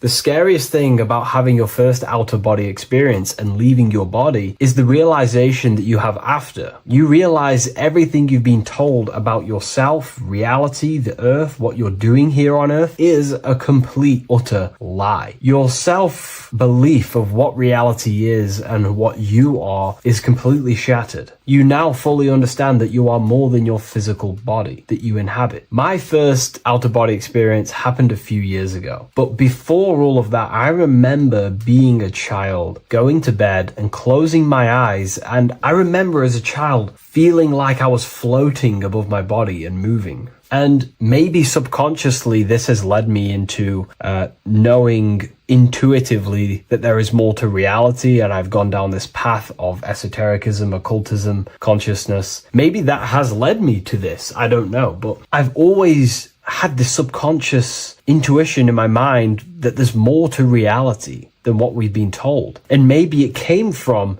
having these experiences as a child. And I'm pretty sure some people in the comments will also have that experience, feeling like you're floating when you close your eyes in bed as a child. I remember this very vividly. But a few years ago, I had my first out-of-body experience, and it completely shattered everything. And it confirmed to me that I am eternal, and there is so much more to the self, to consciousness. I then realized after my first out-of-body experience that our self is not just here in the physical dimension, it's existing in every dimension there is in the universe. However, our mind is focused primarily on this physical time space. When your mind is totally giving its attention and time to this particular time space, it locks in the mind or consciousness into that particular body of consciousness, such as the physical body, right? But for example, let's say you have a daydream and your full focus isn't in the present moment and your environment that you're in physically. Your mind kind of wanders off into a daydream, what we like to call it. That again is shifting time space. Your consciousness is 40% here in the physical plane because your body's there, but then the other 60% is in this daydream, this imagination. So you're shifting time space, and what an out-of-body experience does is allow your mind to reduce that attention to the physical body and access attention to this altered body or dimension of consciousness. So I'm going to give you the story of my first out-of-body experience, because I know when I was researching this, I was always looking for personal stories about someone's out-of-body experience, and there's not many out there, to be honest with you. Well, based off my research, I couldn't find many. You find a few, but I'm going to give you my experience of my first out-of-body experience that happened a few years ago. It was early in the morning. I kept on waking up and falling asleep to my alarms. I went back to sleep after waking up for like the third time in the morning. When I fell back to sleep, that is when I had my out-of-body experience. It's also good to mention that I have been listening before that about podcasts, books about our out-of-body experiences, astral projection, and things along them lines. So this was stored in my subconscious, this topic. And I had a desire in my heart to actually experience this for myself. Long story short, I went back to sleep early in the morning because I kept on waking up, and it began with this tingling sensation, a high energy sensation. It was like bursting, intense, high frequency energy. My attention was no longer in the time space of my body, but my attention shifted into this energy body, which I now understand. I didn't understand at the time properly, but I now understand that as my consciousness started to feel like it was being pulled upwards, right now, our time space, our attention is in our body, and you feel all the data of the senses, right? And that's what I'm feeling right now. That's what you're feeling right now. But imagine that was completely stripped. My attention was no longer feeling the sensations of my body, because my body kind of just dissolved as I fell back to sleep. So this was a natural out-of-body experience. I didn't force it. I didn't meditate. I didn't do anything. This was just a natural out-of-body experience that I had. And a lot of people get these that I've read about. So my attention started to feel like I was being pulled upwards, and I no longer felt my body, but I felt this intense energy, frequency, sensation all around my body. It felt like this, like it felt like illuminating energy that's moving very, very, very fast. So my conscious awareness was now shifting. I now understand. My whole body faded into this sensation. My whole mind faded into this energy sensation, this tingling, free, and it was very, very intense. I was not feeling my normal senses anymore, only this energy. This energy was also pulling me up. The more I was lifted up, the more intense the frequency became. So think of it like just a frequency resonator, how it just goes up and down, up and down. But then imagine the frequency resonator just going higher and higher and higher frequencies, and it would just get more and more and more intense. The energy was moving faster. This tingling was faster and faster and faster as I was being pulled up. Part of my mind began to fear this. My arms and legs grew very tense. I started to tense up because at this moment in time of the experience, I was very vaguely conscious. I was half there, half not. And as I was being pulled up, my physical body started to tense. And this is again when I started to feel my body again. But then I remembered what I heard out of body experiences is that you have to submit to the process. If you try and force an out-of-body experience, it will never happen, because an out-of-body experience is not truly out of body. What we're trying to do is trying to find a needle in a haystack. If you're trying to find a needle in a haystack, you don't go rummaging through the haystack to find the needle. What you do is you burn the haystack and then the needle reveals itself. It's the same with an out-of-body experience. We dissolve the senses of the body, so the body falls asleep, but the mind stays awake. As soon as I let go of this fear and I let go of the tensations in my body,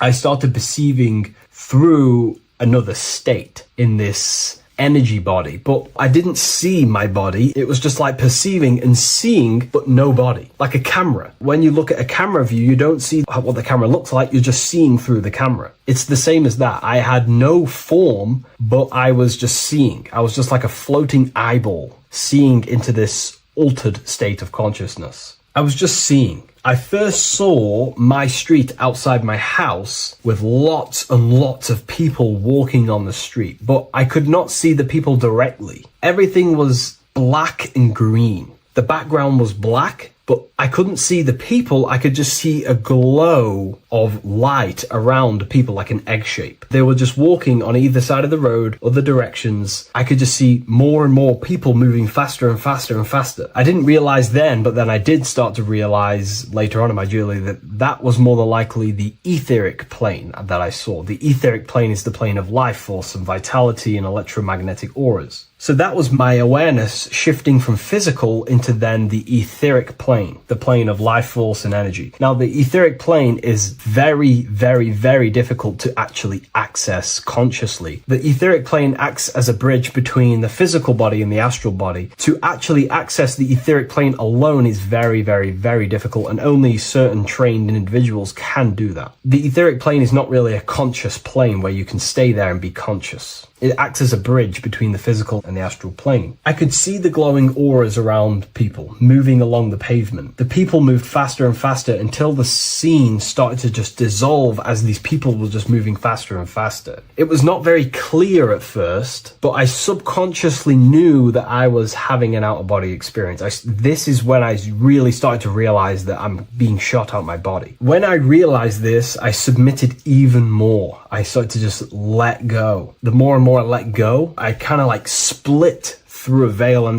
everything became super clear. Before, in the etheric plane that I think it was, the ethereal plane, things weren't very clear. I could only just see glowing auras. However, as I split through the veil of the etheric, this bridge, this place that I was going to, I then split and everything just came super, super clear. I was floating in the sky. I subconsciously knew that I was having an out-of-body experience when I realized this. As I was still being lifted upwards, I then split through the layer where everything just suddenly became super clear. But then I was awake, fully conscious, but I was not in my body. I was just like a camera in the sky. I had no body, no form. I could just see. When I entered this plane, there was some sort of voice guiding me through this whole process. It was a male voice, and it was basically guiding me where I was going. It was telling me what I can do here. This voice was pretty much saying, you can fly, you can think things into reality, you can do this, you can do that. While he was saying this voice, there was no being around me, but I felt a presence of another being. But this voice was just speaking to me mentally. Like, you can't hear it, but I just knew what it was saying.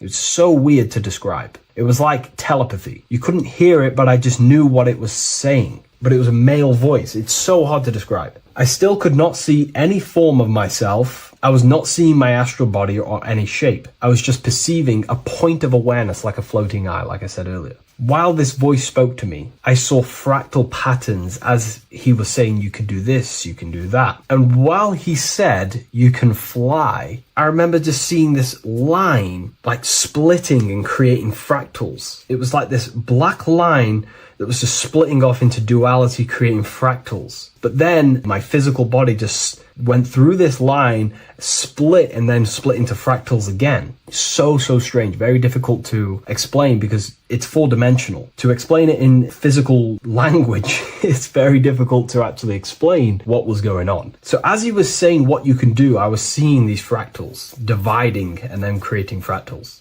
When he says you can think things into reality or something along them lines, my awareness just did a full 360 as if I did a backwards flip. I had no conscious control over this. That's something that you later develop as you keep having these out-of-body experiences. Your first out-of-body experience, you probably won't be able to control what's going on, but you will have an out-of-body experience if you seek them. I could see all around as I rotated. I looked all the way down and then back to my original angle and point of awareness. During that rotation, when I started to turn upwards to do the backflip, I looked up and it kind of looked like the sun in the sky. It was very dark and gloomy.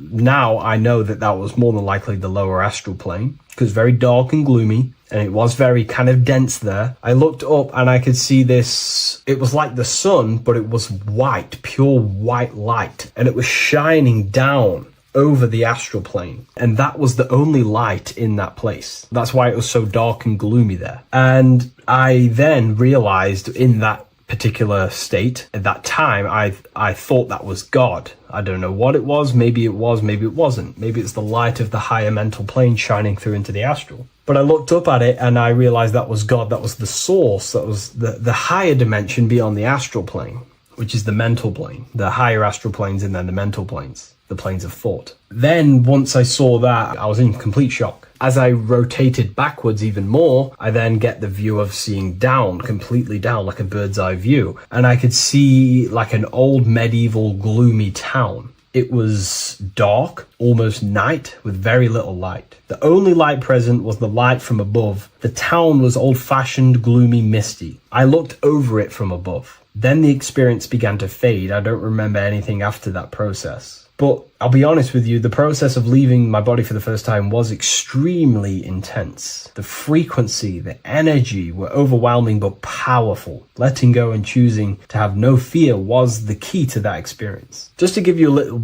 bit more wisdom on what I actually experienced now, what I realized what was happening, I now understand that the voice that I was hearing was not an external being guiding me. It was actually a higher aspect of myself, a part of my own consciousness that is not focused in the time space of the physical world. My physical mind is focused here in this timeline, but once I exited this timeline and focused elsewhere, the higher part of myself guided me towards that experience. This higher version of ourselves that we call the higher self is a higher dimensional being, but we're just unconscious of it. This being exists beyond our ordinary thinking mind. Our self exists everywhere in the universe, and we can unlock higher versions of ourselves as we progress on our journey of awakening and self-realization. Because let's say right now, only 10% of your awareness is actually in the physical plane. Science tells you that 90% of you is actually in your subconscious mind. 10% of your awareness is your conscious mind. So there's 90% of you that your conscious mind is not aware of. But our conscious mind becomes so addicted with the physical world and distracted with the physical world, it just gets totally locked in with the physical.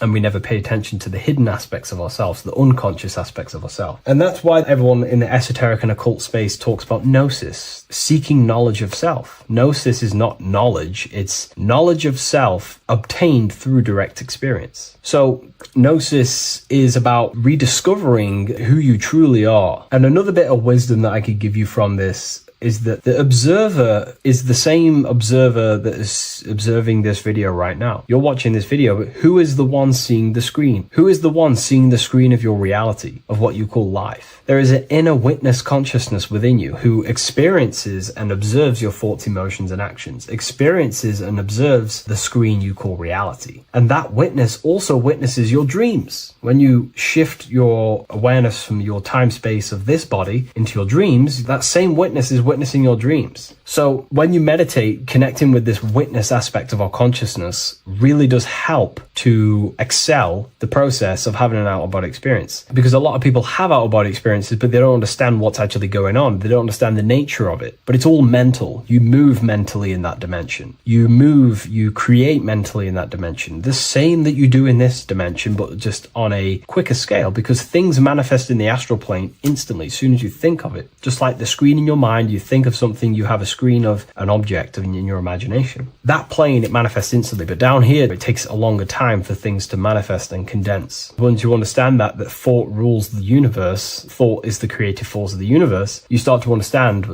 these different dimensions and these experiences that you have. But really connecting with that witness consciousness, that part of yourself that observes everything, really does help with excelling the process of having an out-of-body experience, or mystical experiences, or lucid dreams. Because connecting with that witness consciousness just makes you more conscious. Even in your physical life, staying conscious. Most people aren't conscious. They think, feel, and act unconsciously throughout their day, and they unknowingly create their reality. Connecting with that witness consciousness allows you to actually stay conscious over your thoughts, emotions, and actions, because they are giving birth to realities. That's pretty much my experience, my first out-of-body experience. What that did for me was make me so much more confident and powerful. Most of my fears just disappeared overnight. The fears of death, the fears of unknown, the fears that I had of things shattered, disintegrated, because I understood that I am eternal. No one can use death against me to control me, because I know I am eternal. I now take riskier actions because I know I am eternal. I know that I will never truly disappear or die. So it really, really does help you, and it gives you a lot of internal power, because no one can make you scared of anything. You should not fear someone who can hurt you physically. You should fear someone who can corrupt your soul. That is the worst thing, who can corrupt your internal world, because that is what truly matters. So I hope this helps you understand out-of-body experiences. Hopefully this can help you move along in your journey. It's good to hear other stories, because this is exactly what I was seeking when I was researching this stuff. Maybe in the future I can share some more stories about my out-of-body experiences now I'm a bit more advanced. But yeah, please leave a like, comment, and subscribe on the video, and thank you all for watching.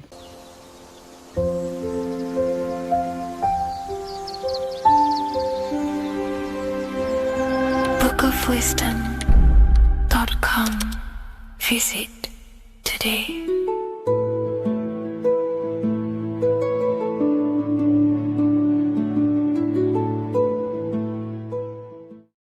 Watching pornography makes you see people as objects. It does a lot of psychological damage to the human mind. And if you truly want to progress in life, your spiritual journey, mastery, whatever it is, mastering your sexual urges is essential to become powerful, successful, and become the best version of yourself. And there are some occult practices that I used to help master this urge. They're not really techniques, they're more mindsets, which will definitely help you overcome your urges. So if you want to quit pornography today, this is the way forward that I used to create this version of myself. Before we go into the tactics, we must understand that whatever we do in darkness comes into light some way or another. If you watch pornography, you know you have a problem. You keep this to yourself. We all naturally do. These things are private, and what we do in our private time molds our subconscious mind, and we keep it away from people. But whatever we do in darkness always comes to light. If you're doing things you don't want others to see, such as watching pornography, it will come out through a subconscious force. It will come out in your eye contact. You won't really be able to make eye contact with the person you're attracted to. It comes out in your energy, your aura, your presence, your confidence. All of this plays a role in molding your consciousness. And especially women can pick this up so easily. Females are more subconscious, males are more conscious. Females speak indirectly, males should speak directly. If a woman is hungry, they will say, "I'm hungry." "Are you hungry?" But a male will say, "Let's go get some food." You have to see the underlying subconscious messages in women because they speak in more of a subconscious language. Men speak in a direct language. And maybe even men will pick this up. If you want to be taken seriously in the business world or your career, whatever it is, this is essential for your body language and your personal power. So you must master your sexual urges. Releasing your sexual energy, your sexual fluids, removes the life in your eyes.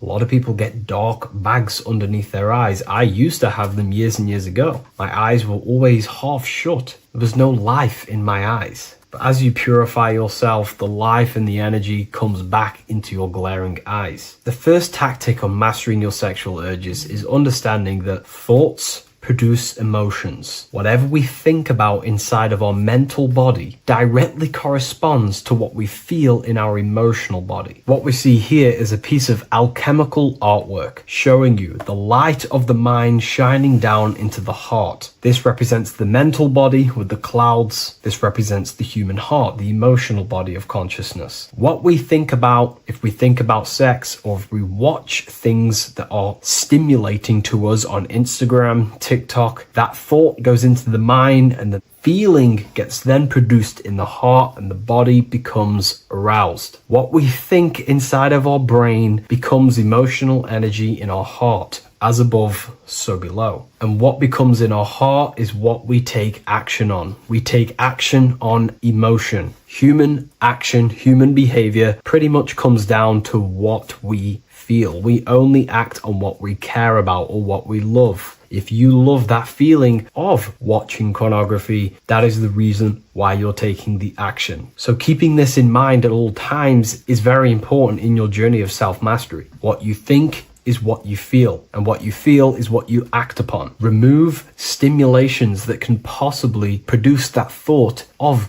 watching pornography. Unfollow the people. Purify your environment so these thoughts do not enter your mind. And if you do become stimulated, remember, thoughts produce emotions. Change your thoughts. Think about something else instantly. The more you think about it, the more you feel, and the easier it is to take action upon it. And the second tactic that I say to myself is that it's all mental. World, the universe, life is all mental. For example, unfortunately, my brother passed away recently. I've never gone through something like this in my life. It's tough. It's horrible. It's not nice losing a loved one. However, if I sit around and focus just on the negative side of that, yes, of course, I'm going to have my moments. But if I just sit there and focus on the negative, it will destroy my life. It will pull me down. The only thing that I can do to benefit from this situation is to become a better family person out of this. Become more loving. Spend more time with the people who mean a lot to you. You can always change and transmute the mindset of every situation in your reality. There's a famous saying I like to say, if you can change it, change it. But if you cannot change it, change the mental attitude towards it. Never just sit there focusing on the negative side of reality. This helped me with mastering myself watching pornography. It's all mental. You hold the power over the mind. And the next tactic is probably the best one ever. And I still use this today in everything in my life. Before I make any decision in life, I always say to myself, what is the effect of this cause? Is that effect going to push me towards who I want to be? Or is that effect going to pull me away of who I want to be and become and where I want to go in life? If the effect is not pushing me towards who I want to be, I will not take the action which is the cause. Consciousness cannot escape the law of cause and effect. It is an immutable,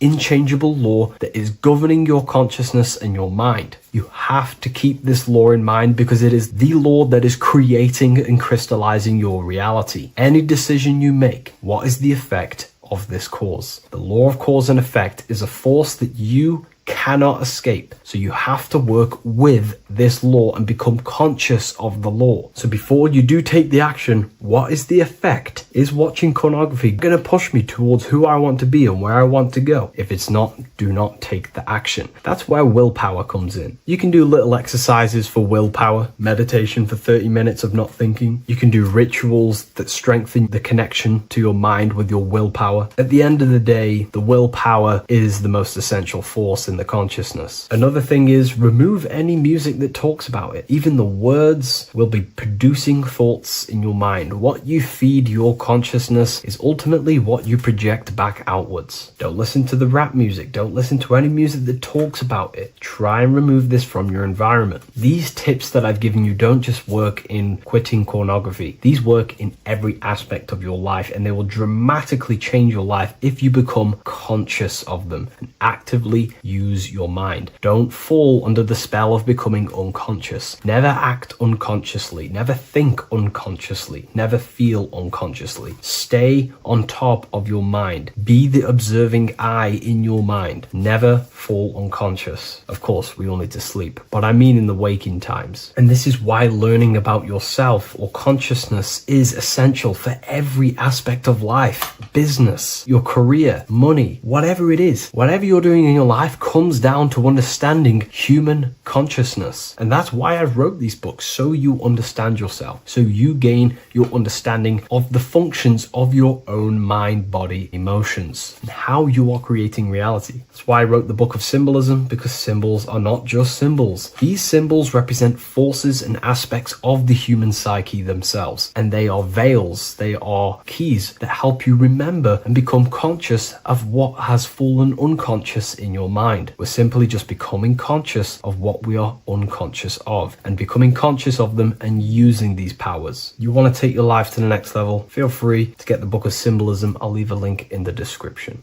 Take care, everyone. What if I told you that you are under a spell and this spell is controlling you in every aspect of your life and you don't even realize it? Spells are not what you've been taught. They're not fantasy magic wands that are casted over you. No, no, no. Spells are much, much deeper. A spell is a belief system that is installed into your subconscious mind, which holds power over you. Okay? If I install a belief into your mind and that belief holds power over you and controls you, that is you under my spell. A spell is a belief that someone has installed into you. Okay? You have a subconscious mind. The subconscious holds power over 90% of your daily basis behavior, thought patterns, and overall emotional state. Because the subconscious is the back end of our mind, the mind that we don't really have access to. It's the shadow self where all of our programs, all of our memories, all of our traumas, all of our everything that we've ever experienced is recorded and kept in this vast database called the subconscious. Now, the subconscious is the 90% of our mind. We are only aware of 10% of our mind, which is the conscious mind, which is what you're using now, what you're consciously aware of. But there is a subconscious mind that holds power over your conscious decisions, and you don't even realize it. For example, as a child, you had a very, very traumatic event happen. Let's say as a child, you were not loved enough by your parents. And this feeling of you not being enough for your parents and feeling alone as a child implanted this seed. And this seed was planted by your emotions, a strong emotion. And over time, as you grew older into an adult, this seed grew and grew and grew. And what this seed grew into is you being very needy, you always seeking validation from others. Okay. But you taking this conscious decision 10 years down the line actually stems from this hidden cause within your subconscious mind, within this little feeling, this seed inside your subconscious where you don't feel like you are worthy. So this results in a conscious decision of you seeking validation from others, being very needy from others. Okay. This is what the subconscious is. The subconscious holds power over us. For example, posting on social media. Why are you actually posting on social media? If you take a selfie with your new watch, new car, and you go and post that onto your social media, why are you actually doing that? On the deepest root cause, it's not because you just want to post a picture. No, it's much deeper. It comes from a subconscious belief or a subconscious emotion of you seeking external validation, whether you believe that or not. But that's what it is. If you're posting on social media, you're seeking attention, you're seeking validation from others on a deep level, on a subconscious level. You may not even realize this because it's subconscious. Now, this is what a spell is. Money is a type of spell. Remember, money doesn't actually exist. Money does not exist. Money is a physical object inside of the material plane. But the physical object has a belief in the mental plane. See, the mind is the highest plane. This is the root cause of reality, the mental plane. Okay. So our belief in our mind has given this piece of paper value and a meaning. But in reality, it's just a piece of paper with a belief behind it. But this subconscious belief behind this piece of paper is controlling your daily basis behavior, is controlling your emotional state and controlling your life without you even realizing it, without you even realizing that it's all an illusion. Money does not exist. It's the belief that gives the piece of paper a power. And the way we break the spell is by realizing that the money doesn't actually exist. The whole world is under the spell of money and it's controlling all of us. But the spell is the belief. Once we all wake up and realize money has no value, it doesn't actually exist, it's only a belief. There is no actual money. That's how we break the spell. The spell is broken when we figure out that we are under the spell, under the belief, under the illusion of this piece of paper having value, and it's controlling our lives. That's why the word money has mon within it. Mon is moon, and the moon represents our hidden aspect of our mind, our subconscious, and the sun represents our conscious mind. So you have two versions of yourself. You have the self that you show to everyone, the conscious mind, and you have a shadow self called the subconscious, which is the hidden aspect of you. For example, do you really love your partner who you're with, or are you just with them for, is there a subconscious fear of being alone? Do you really want to be with this person, or is it stemming from, are you staying with them because it's stemming from this fear of being alone, of being lonely? Or are you just with them because you have a subconscious sexual addiction? And all of your conscious decisions are actually coming from this little seed of wanting sex or not being alone. You have two versions of yourself, the conscious mind and the subconscious, the shadow self and the self that you show to everyone else. Okay. And the subconscious is what's holding power over you. When you drive your car, you don't consciously have to think about changing gear. You've done it that many times. It's on autopilot That's the subconscious doing it. You can be walking down the street. Your conscious mind can be thinking about what you're going to cook for tea later, but your subconscious mind is controlling your body and walking your body. You don't have to think about moving the body. You just do it because you've done it that many times. It's a program. It's a belief in the subconscious that's giving this movement power. You see, the subconscious holds a lot of power over you. Our beliefs hold power over our daily basis behaviors and actions. Okay, like I said, posting on social media, this is seeking external validation. There's a subconscious there's a subconscious urge bringing this desire into conscious reality. So we must break the spell of our emotions controlling us, our traumas from a child controlling us. For example, another example of this, let's say you were in a car crash years ago, and this car crash led you to having a very traumatic event, very traumatic emotion you felt in that car crash. You felt a lot of pain. That was impressed into your subconscious. And even to this day, you're probably scared of going into trains, going onto cars, going inside of vehicles. And you might not even be aware that it's actually stemming from this event that happened 10 years ago. That's the spell. That's the spell that's holding power over you. And you don't even realize it. You realize the spell when you realize you're being controlled by this old belief, this old trauma. That's what a spell is. A spell is not something I cast over you with a wand like Harry Potter. Spell's much deeper. It's the hidden aspects of our mind that hold power over us, that control us. Okay? So, how do we get rid of the spell? How do we break the spell? By installing new belief systems, by installing new programs into our subconscious. The subconscious is impressed by repetition and emotion.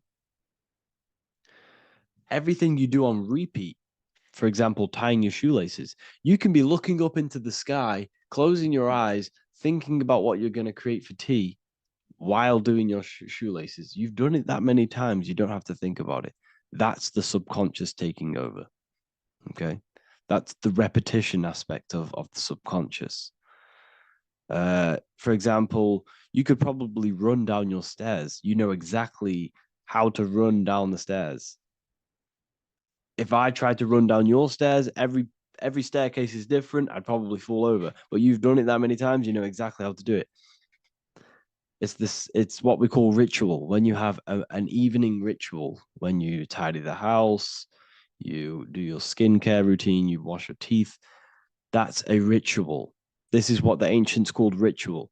When we do rituals, we're trying to implant something into our subconscious to either remove an old program, an old seed that is controlling us, for a new one that's going to grow into new light, into a new reality. So you can implant messages, implant new programs into our subconscious, which will then grow into a new reality. Okay. Because if I tell you something over and over and over again every single day, for example, if I say, you do what I say every single day I repeat this statement into your ears, about a month or 2 months in, you're going to start to believe in that statement and you're going to start to be under my spell. You're going to start to do everything that I say. So this is what spells are. Spells are subconscious beliefs that hold power over you, and you don't even realize it. So we need to remove these old programs we have that are controlling us for new programs. And we do that through ritual, affirmation, and imagination. Repetition and emotion is key to impressing the subconscious. They are the two ways that spells are created, that programs are created. The subconscious only knows the now and it only knows you. So every word you say is a spell. So when you call someone else a name, you're calling yourself a name because your subconscious takes everything you say as truth because it only knows you. It doesn't know anyone else. So every night we can do affirmation. We affirm the reality we want. This is what we call a ritual. We sit down or we stand up, whatever it is, you affirm the reality you are, I am statements, and then you imagine that reality. And you do this over and over again, every day, twice a day, 3 times a day, however many times. And this will cause repetition. This will install a new belief system into your subconscious, which will then start to show in your external reality. It will start to put you under a spell of the new program. For example, if I install into my subconscious that I believe that I am rich, every single night I affirmate that I am rich, I am wealthy, I am free. And then I do a ritual. I start to imagine this reality every single night. I do these two things on repetition, and I start to feel the reality and imagine the reality. Over time, I'm going to start to believe that I am rich, that I am free, and I am wealthy without having the physical reality. And what this will do is that it'll implant a message deep within your subconscious mind. It will plant the seed of this belief. And this belief over time will grow into 90% of my thoughts, 90% of my actions, 90% of my words. My words, my thinking will change due to this new belief. I may not even realize it, but I'm looking for more opportunities to make money. I'm speaking to more people because of this belief that I've installed. This belief has triggered new ways of thinking. My mind, my conscious mind is now only operating to fulfill this belief. And my conscious mind might not even be aware of it. You won't even realize that you're manifesting this belief of being rich. And that's how it happens. You implant the belief within your subconscious. You implant the spell into your subconscious, which will then gain control over you. So we need to make sure we're removing the negative spells, the negative programs that are controlling us for new regenerated ones, for new ones that are going to create new realities, a better life. Okay. You don't want negative traumas, negative seeds controlling you and growing into your life. If you don't cut them off, they will continue to grow and grow and grow. Your anxiety will get bigger and bigger and bigger. Your depression will get bigger and bigger and bigger. But it's all actually stemming from one belief system or one trauma. Okay. So this is important. Everything in this physical plane is an effect of the higher planes, is the shadow of the mind. Everything we think, all physical objects began as a thought, then an imagination, then energy, then a physical reality. So we must change the mental plane. We must plant seeds into our mind to change down into our physical material life. It's about manipulating this higher plane so we can create change and effect in the physical external material plane. That's what magic is. This is what spellcasting is. This is all what it is. It's not fantasy. This is the manipulation of the higher planes of consciousness, which your mind has access to. You have access to these higher planes. Okay. This is exactly what I teach in my university. I teach different rituals. I teach specific rituals to get rid of certain things, certain belief systems. I teach all different rituals, all different ways for you to create your own reality and live the best reality you want. We also have all of these different courses. We have activating the inner eye. This will teach you exactly how to lucid dream and activate your inner vision of imagination. We have the sexual alchemy course. This will give you the power of transmuting your sexual energy into creativity.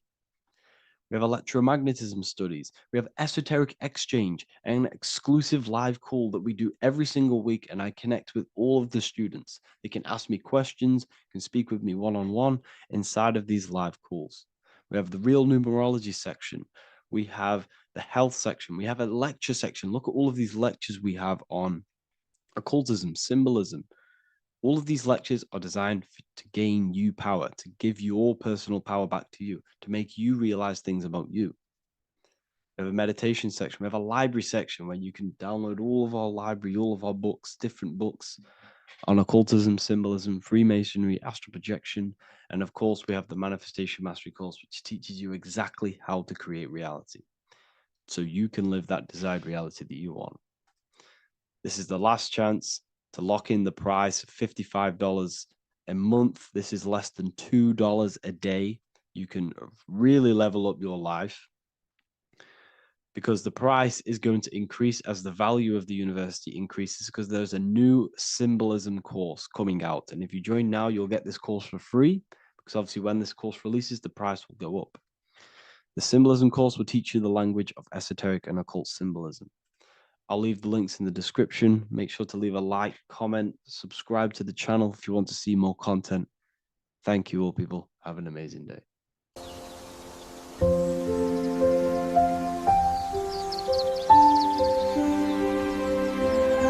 bookofwisdom.com.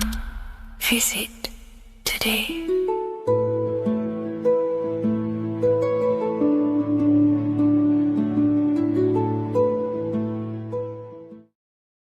Hello and welcome to another video, people. Before we start, please like, comment, and subscribe if you wish to see more content. Today we're going to be talking about the mental universe and how everything is mental. This is the #1 law on the Kabbalion. If you've never read that book, it's called The Kabbalion. A very good book. It's the first law, because this is the most important thing you need to understand, is how everything exists within the mind. Behind every single one of these eyes is the same consciousness expressed in different bodies. The mind is what gives perception to what you're experiencing.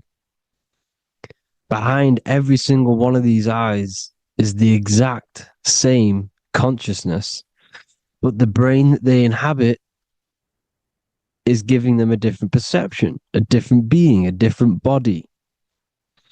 Now, this is the difference between humans and animals. Humans possess a advanced consciousness, an advanced mind that gives us the ability to be aware of ourselves mentally, physically, and spiritually. We can reflect on ourselves. When a dog looks in the mirror or an animal looks in the mirror, it doesn't know what it's looking at. It doesn't realize it has a consciousness. It can't reflect on itself. It can't say, I want to improve in this area. It doesn't have that consciousness. We have a divine consciousness. Take away the N for divine, and you get with a D, put it with a D, you get divide, because we have a divided two-way consciousness. An animal only has one. However, it's still the same mind. We're all mind. We're all mental. We all exist within the mental plane. Look at this person walking. The body, the brain, is sending electrical signals through the 12 cranial nerves, which the 12 disciples that spread the gospel of Jesus, right? You have 12 cranial nerves in your brain. There are 12 disciples which spread the gospel of Jesus. Jesus represents the mind, the intelligence, the invisible intelligence that we all are, the same intelligence, the same exact consciousness, which then sends a command into the brain. Then the brain sends these 12 electrical signals through the 12 cranial nerves to control the rest of the body through the nervous system. This person walking is not, the body is not walking. The mind is telling it to walk. And the brain is it's a supercomputer which is decoding these demands given to it by the mind. Because the pineal gland will have something to do with the ether, because the ether is physical and non-physical. The mind is sending the commands through the ether to the pineal gland, which is then getting broken down into electrical codes within the brain and sent throughout the nervous system to control the body. And this is why in the Sims simulation, because the body's the simulation, it's a false reality, it's the fake reality, it's not the real you. You are formless. There is no form, but the third dimension is a dimension within your mind. Matter, mind, light is all a product of your mind. It's all in the mind. Now, this is why The Sims has this green little diamond on top of the head. Because this is you. This is your invisible intelligence controlling the character. Okay? It's controlling the character. And this character is in the world. Your consciousness isn't in the world. The world exists within you, but the body is a vehicle for that realm that you land in.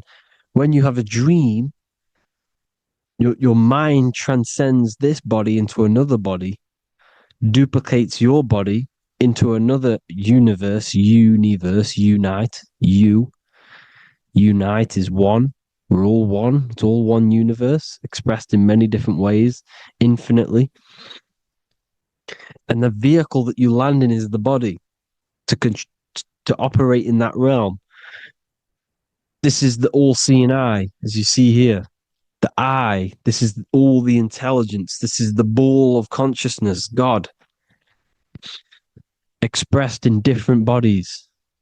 We're all this same one in different bodies, as you can see here. And this intelligence is expressing infinitely throughout the universe. An infinite universe. There's no beginning, no end. There was no beginning of the universe. There is no end. It's infinite, always has and always will. But the mind is what gives you the ability to explore the universe, to make perception of it. We are God in disguise. We are God in disguise. We are God in flesh. But the body can become attached to the mind, can become attached to the body if the mind is not aware of itself. When the mind is that blinded by matter, and we lack knowledge and understanding of what we truly are, a formless, infinite being, a traveler. This is why Freemasons are called Freemasons. Mason means traveler. Free. You're a free traveler because your consciousness is a traveler of the universe. When we lack understanding, our mind bounds to the body because we don't separate the body with our different layers of consciousness. When we separate them and identify that we are mind, body, emotion, you then can apply this knowledge to when you want to astral travel and explore the different realms of your mind, because the mind is the universe. People, this is what we need to understand. The mind is the universe. I am you and you are me. This is the Egyptians showing you this. The Ankh is the symbol of life. This is the one ball of consciousness, mind, giving it the Ankh life to all the different life forms. The cows, the birds, the snakes, and the big Ankh given to the humans, because the humans are the most intelligent. We invest the we have the most advanced consciousness. We have the most advanced consciousness. This is why the one is giving a big onk to the humans here. Here you see again, this is not the sun. This is also showing onk giving out its life to all things infinitely. And this is the most high. We are the most high in disguise. When we strip off the body, we strip off the desires for the physical world, we strip off all of these fake identities that the mind gets attached to. That is God, the universe. You are the universe experiencing itself. I and I. The letter I and the number one is just one line. The letter I is the number one. Because your I am, when you refer to yourself as I, every single one of you who's watching this video refers to yourself as I, which is the one. We are all the one. We are all intelligence.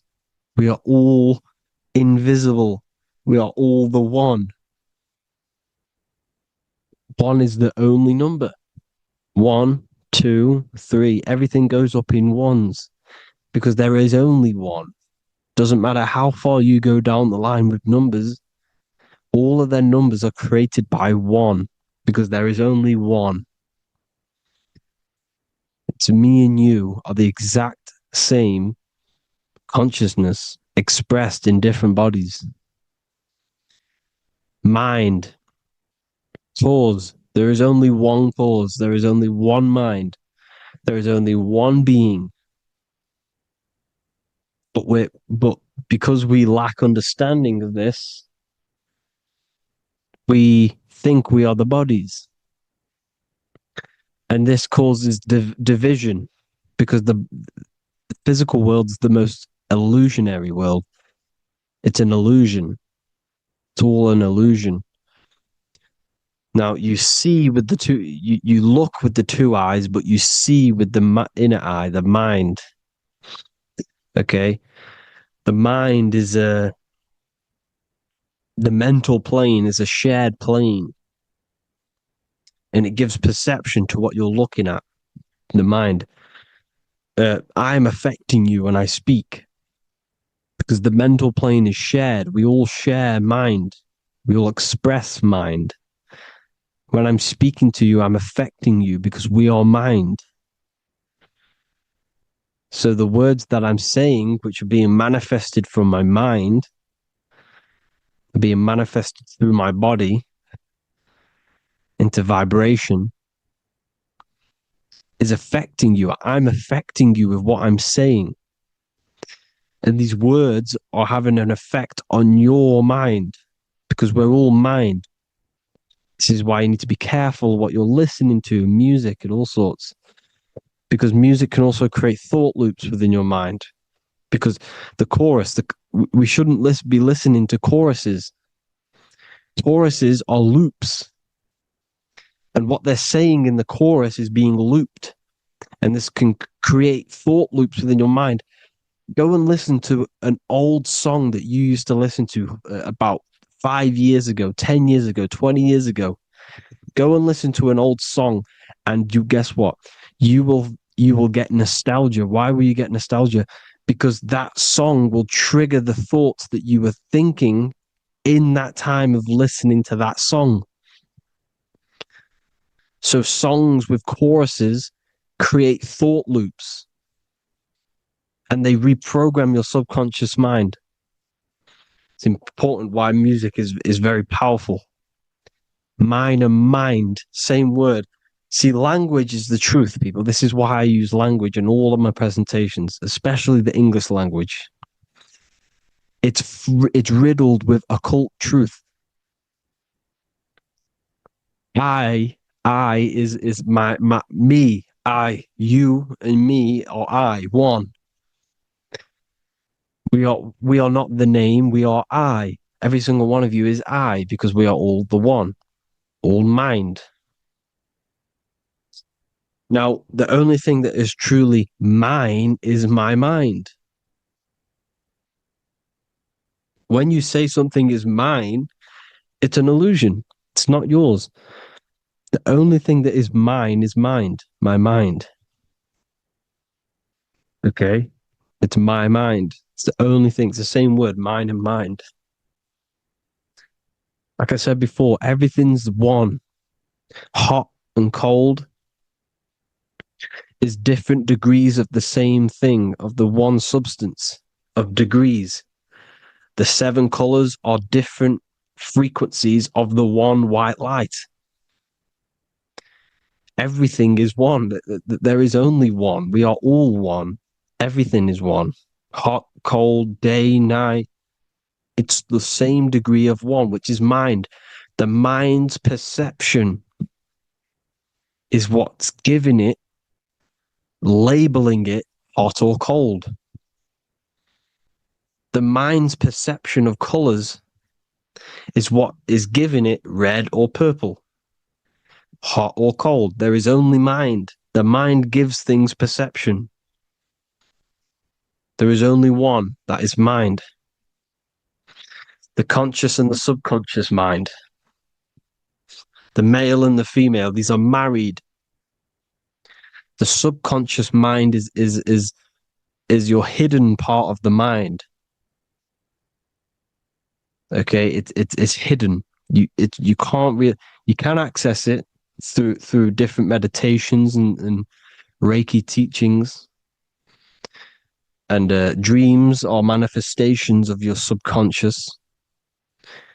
This is how you know mind and matter are one, because your mind creates matter in dreams. Your subconscious manifests everything in a dream, in the astral realms. The conscious is what you're conscious of, what you're consciously thinking of. So me, I am conscious that I am speaking into this mic and creating this video. My subconscious mind is the hidden part of the mind, which is speaking to my heart, telling it to beat. It's telling my food to digest. It's regulating all my blood. It's doing everything in my body without me being conscious of it. Without me being conscious. The subconscious is the feminine. The conscious is the male. The Bible, of course. Proverbs 12:4.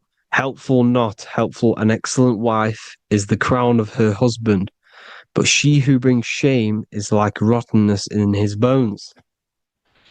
In the same way, husbands should love their wives as their own bodies. He who loves his wife loves himself. You can take that physically, you can take that literally, or you can take it metaphysically. See, the Bible's written in such a way where you can take it as your level of realization. He who loves his wife loves himself. If you love your subconscious, if you love yourself, you speak good about yourself, because your subconscious takes everything literally. If you say, I hate you to someone, your subconscious does not know the difference between me and someone else. It only thinks me, me, me. Why? Because mind is the only thing that exists. You are mind, I am mind. If I say, I hate you, you're saying that to yourself. Your subconscious picks that up and says, I hate myself. And that's telling your subconscious that's what you want. Because your subconscious manifests 90% of your behavior. The programs within your subconscious. Tying your shoelace is a program. You don't need to be conscious of it. You can just do it because it's a program. It's deeply interwoven in the subconscious. Driving your car, texting on your phone. You don't have to think about what letter. You just do it because you know where the letters are. It's a program. Therefore, if you look after your subconscious, they are a married couple. It's your wife. Your subconscious is your wife. And it manifests 90% of your daily basis thought patterns actions, behaviors, emotions, all the things that all the trauma that you've experienced is stored within your subconscious, which is affecting you. So let's say you were in a car crash 10 years ago and you had a really traumatic event, you really hurt yourself, and you had a very, very, very strong emotion that you felt of pain. That will still affect you today. And why? Because it will manifest into your behavior. How? Well, you'll be cautious of what cars to go in and who. You'll be cautious because of that event that stored within your subconscious, because of that feeling you felt was so painful and so strong. It's still manifesting into your behavior today. For example, you won't go in certain cars, you won't go with certain drivers. The subconscious stores everything, all your memories, the programs, and everything. So if you trick your subconscious, that's how you manifest your life. If you trick the subconscious, you already have something. And therefore, it will manifest into your life, into your behavior, thoughts, and actions. This is why the golden rule is to treat others like you want to be treated. Because I am you and you are me. We are all subconscious. We all have subconscious. Whatever I do to you, I do to me. Because my subconscious picks that up and thinks I'm speaking to me. Mind is very powerful. Whatever I do to you, I do to me.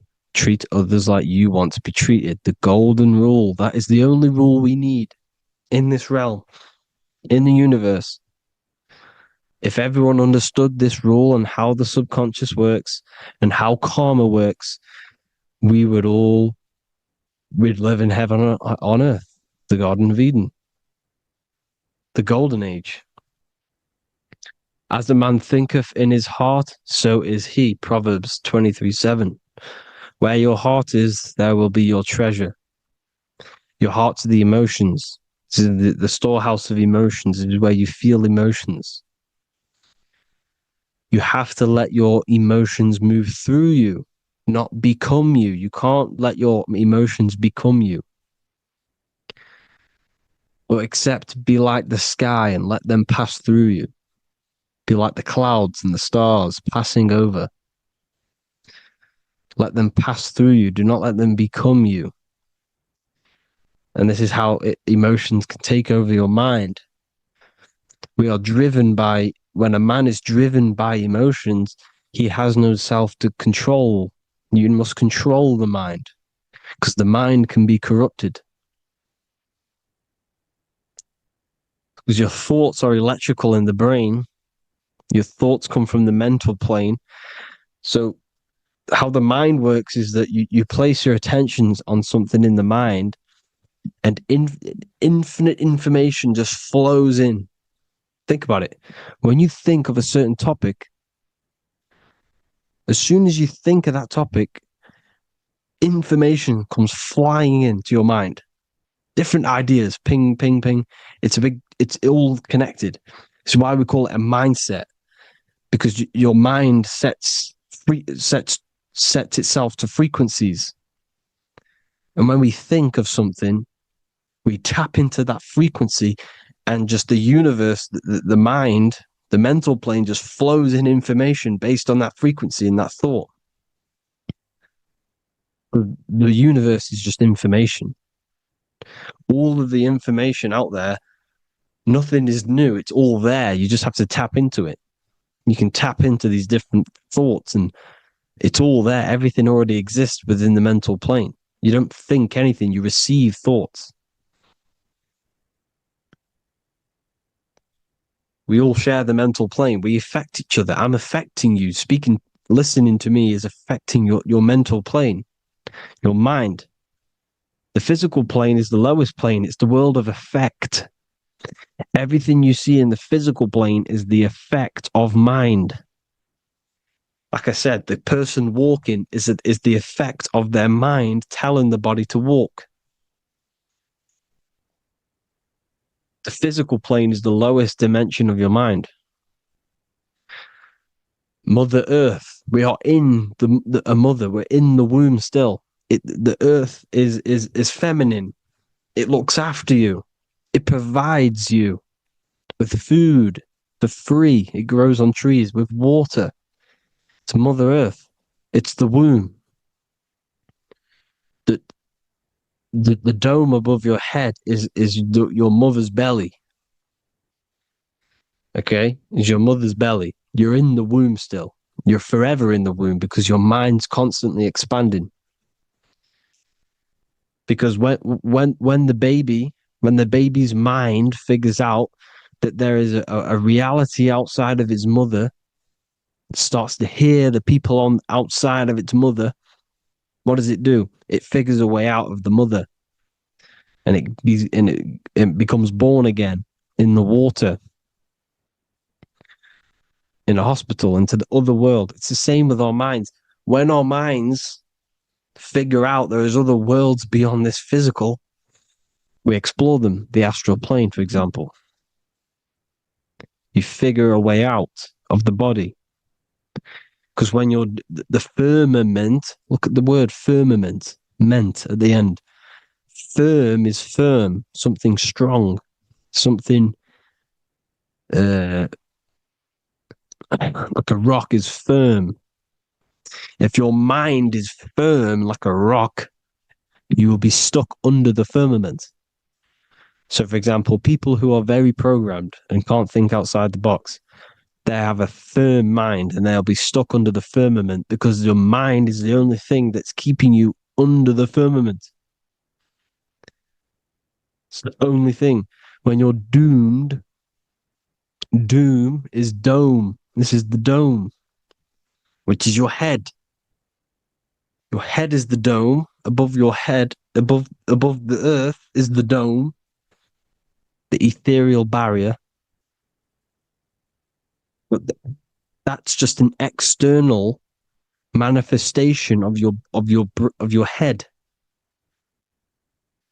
You don't leave the earth, you leave your body to leave the earth, because your body is the earth. It's a dimension within your mind. So when you're doomed, you're domed. Your reality is your level of realization. You realize something, or when you have an idea, the mind, in the EYE or I. Same thing, mind. It's all mind. Reality is your level of realization. You realize there's other worlds. That's your reality. Your perception's your reality. Mind in Latin is mens. Jesus was known as the fisher of men, which is the fisher of minds. He was fishing minds worthy of knowing the higher truth, the deeper occult knowledge. Jesus figured out that we are all God. And he got killed for it because in that age they were trying to suppress this information. Jesus figured out he was God because we are all God, every single one of you, and they killed him because we're all mind. We are not the body. We're the invisible intelligence, which is God. But you are not God if your mind is attached to this physical world, to the worldly pleasures. If you master your mind and travel the depths of your mind, that is God. Mental and men. Look at the word mental. It has men in it. Men in the Bible means mind. Here you see the Masonic symbol with the eye, the mind. Looking over everything is the one. Everything comes from the one. All the lines coming off it, giving its life to all of the life forms. Down here on the bottom, you have duality, black and white. Up here, you have singularity. One and the two. Unification and division. The lower self is divided into the left and the right. So the Bible even says, I forgot what verse it is, but it says, it's better to go through life with one eye than to have two and be cast into the fiery abyss of hell. I'm not sure what verse it is, but you can research it yourself. It's better to go through life with one eye, to be unified consciousness, dimension. No brainer. No brainer. The language tells you the truth, people. Dimension. The dimensions are in your mind. Entertainment. Entertain the mind. Disappointment. It's all in the mind.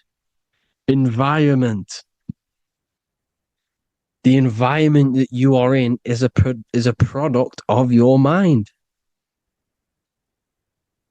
Within, rearranged spells high twin. Within is your mind, and your external world is mirrored from the decisions you make in your mind. Advertisement, commitment, it's all meant, it's all mind. Everything is mind. Everything. So, this is important. The collective thoughts and collective beliefs. The collective, because we all share the mental plane. And because of this is why we are in a weakened state of consciousness at the moment. Because the collective thoughts and the collective minds overall are asleep. And they don't believe in anything. You see, everything is true within the mind. You think of something, it is there instantly. You think of a chair, it's there in your mind. You think of anything, it's there instantly. So everything's true within the mind. Anything can happen in the mind. Anything can happen on the physical plane if the collective consciousness, the collective minds, believe it to be true. This is why back in the days, in the ancient days, you look at all the old world stuff, you see all this crazy technology, and it's because as a collective, as humanity back then, they believed that they had much more open minds. Therefore, the things manifested in the physical world were a lot more out of the box, so to say, compared to today. For example, magic is not as powerful today because the masses don't believe in it. It's still powerful, don't get me wrong, but if the masses believed, or if everyone knew magic could be real, because it is, anything's real in the mind, it would be a lot more powerful. You see? So and what they're trying to do is create a hive mind worldwide. They're trying to make one religion, an external God. What happens when you worship something external? You give energy to it, because where attention goes, energy flows. Where your mind gives attention to, energy goes there. And when we all believe in external gods and give our worship and our power to these external things, we all give energy to it, which will manifest as a demon in the astral planes. It's a hive mind. They're trying to make a hive mind to summon our energy. Trying to summon our energy. And it through mind, through collective thoughts. The hive mind. They want one religion, one government, one currency, one belief system. And that will create a hive mind, which will limit our consciousness, which will limit what we can do in the physical world. Because if everyone doesn't believe in certain things, it cannot happen, because it's all in mind. Mind is so powerful. I am you and you are me. I hope you all enjoyed this video, people. If you haven't already, join the Wisdom Academy. The Wisdom Academy, we have many occult lectures just like this one. Also, we have just launched Mindwave Hub. If you want genuine frequencies genuine binaural beats, because the ones on YouTube, the ones on Spotify, Apple Music, they're all tuned to A440 hertz, which shuts down the right hemisphere of the brain. If you want to gain access to your true consciousness, your mind, you need to balance the two hemispheres and balance the chakras. You can do that externally by listening to binaural beats. If you want true frequencies, true binaural beats to hemisync the chakras, hemisync the brain, to gain access to the different dimensions of your mind, well, you can gain access anyway, but it's going to help you if you're trying to learn this. Join Mindwave Hub. The link will be in the description. Listen to the binaural beats, meditate to them, listen to when you go to sleep. They'll massively benefit you. Thank you all, people. Hope you had an amazing, lesson. Hope you learned a lot. And please subscribe. God bless you all.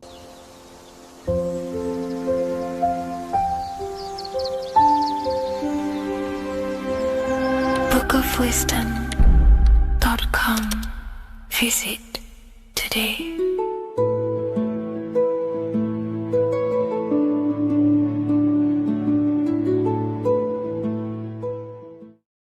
What if I told you that the pentagram can unlock the secrets of creation and make you manifest any reality you want? Hence why the pentagram is used heavily in magic and witchcraft. We have to understand that the pentagram has been heavily demonized. Religions, churches claim that this symbol is associated with Satanism and witchcraft. I personally believe this was intentionally done so that people do not gain their personal power over reality and their life. The pentagram reveals so much about you, and it is one of the most important symbols to understand inside the occult studies. It is one of the most common symbols that you will see across all occult esoteric orders and different occult traditions, such as Freemasonry, Kabbalah, Rosicrucianism, alchemy. You will see this symbol everywhere. And in fact, you even see this symbol, the pentagram, on old church buildings, statues of Jesus next to church buildings.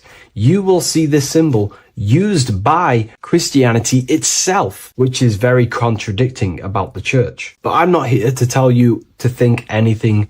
You can simply take this information with a pinch of salt and see if it benefits you. The pentagram used by the early Christians was said to symbolize the 5 wounds of Jesus on the cross. But this goes much deeper in an esoteric explanation. The pentagram ultimately represents the 5 elements of creation. All creation falls within these 5 elements. We have spirit on the very top, then you have air, water, earth, fire. This is the correct placement and order of the elements. Air is always on the left, water is always on the top right, earth very bottom left, fire bottom right, and spirit placed on the tip point of the pentagram. It's a 5-pointed star drawn with one continuous line. But this actually reveals much deeper things, and we're going to be going into how to use this symbol for magic and creating your reality towards the end of this video. But now we're going to give you a basic understanding of the pentagram. It's showing you the 4 physical elements symbolized as triangles and spirit symbolized as a circle. The 4 physical elements are made out of the base element, spirit, or what the ancients call ether. Ether is the underlying base of all physical matter. This is the substance that animates physical matter with life force. All physical matter has its origin in the etheric substance, or spirit, what we want to call it. It is simply the life force that animates the physical thing. However, if we go deeper onto this symbol, it also represents something personal to the individual who wears this symbol. If you wear this symbol, you're basically saying you're putting your divine nature over your material nature. Your divine self is in control of your material self. You put your spiritual needs before your physical desires and needs. Hence why the spirit is on top, looking down over the 4 physical elements. The circle is continuous, one line, eternal, no beginning, no end. The triangle has beginning and end and points. You can see the beginning and the end when you draw it. On a deeper level, this is pretty much showing the process that symbolizes the structure of the macrocosm, the universe itself, showing how the invisible spiritual planes condense and crystallize into the visible physical world, spirit turning into physical reality. But if you wear this symbol, you're basically saying, I put my divine nature over my material nature, showing that your spiritual nature rules over your earthly existence. You put your spiritual needs first. If you see this inverted, it is now the opposite, placing spirit on the bottom, basically saying, I desire the physical things over the spiritual. But what exactly is your spiritual nature?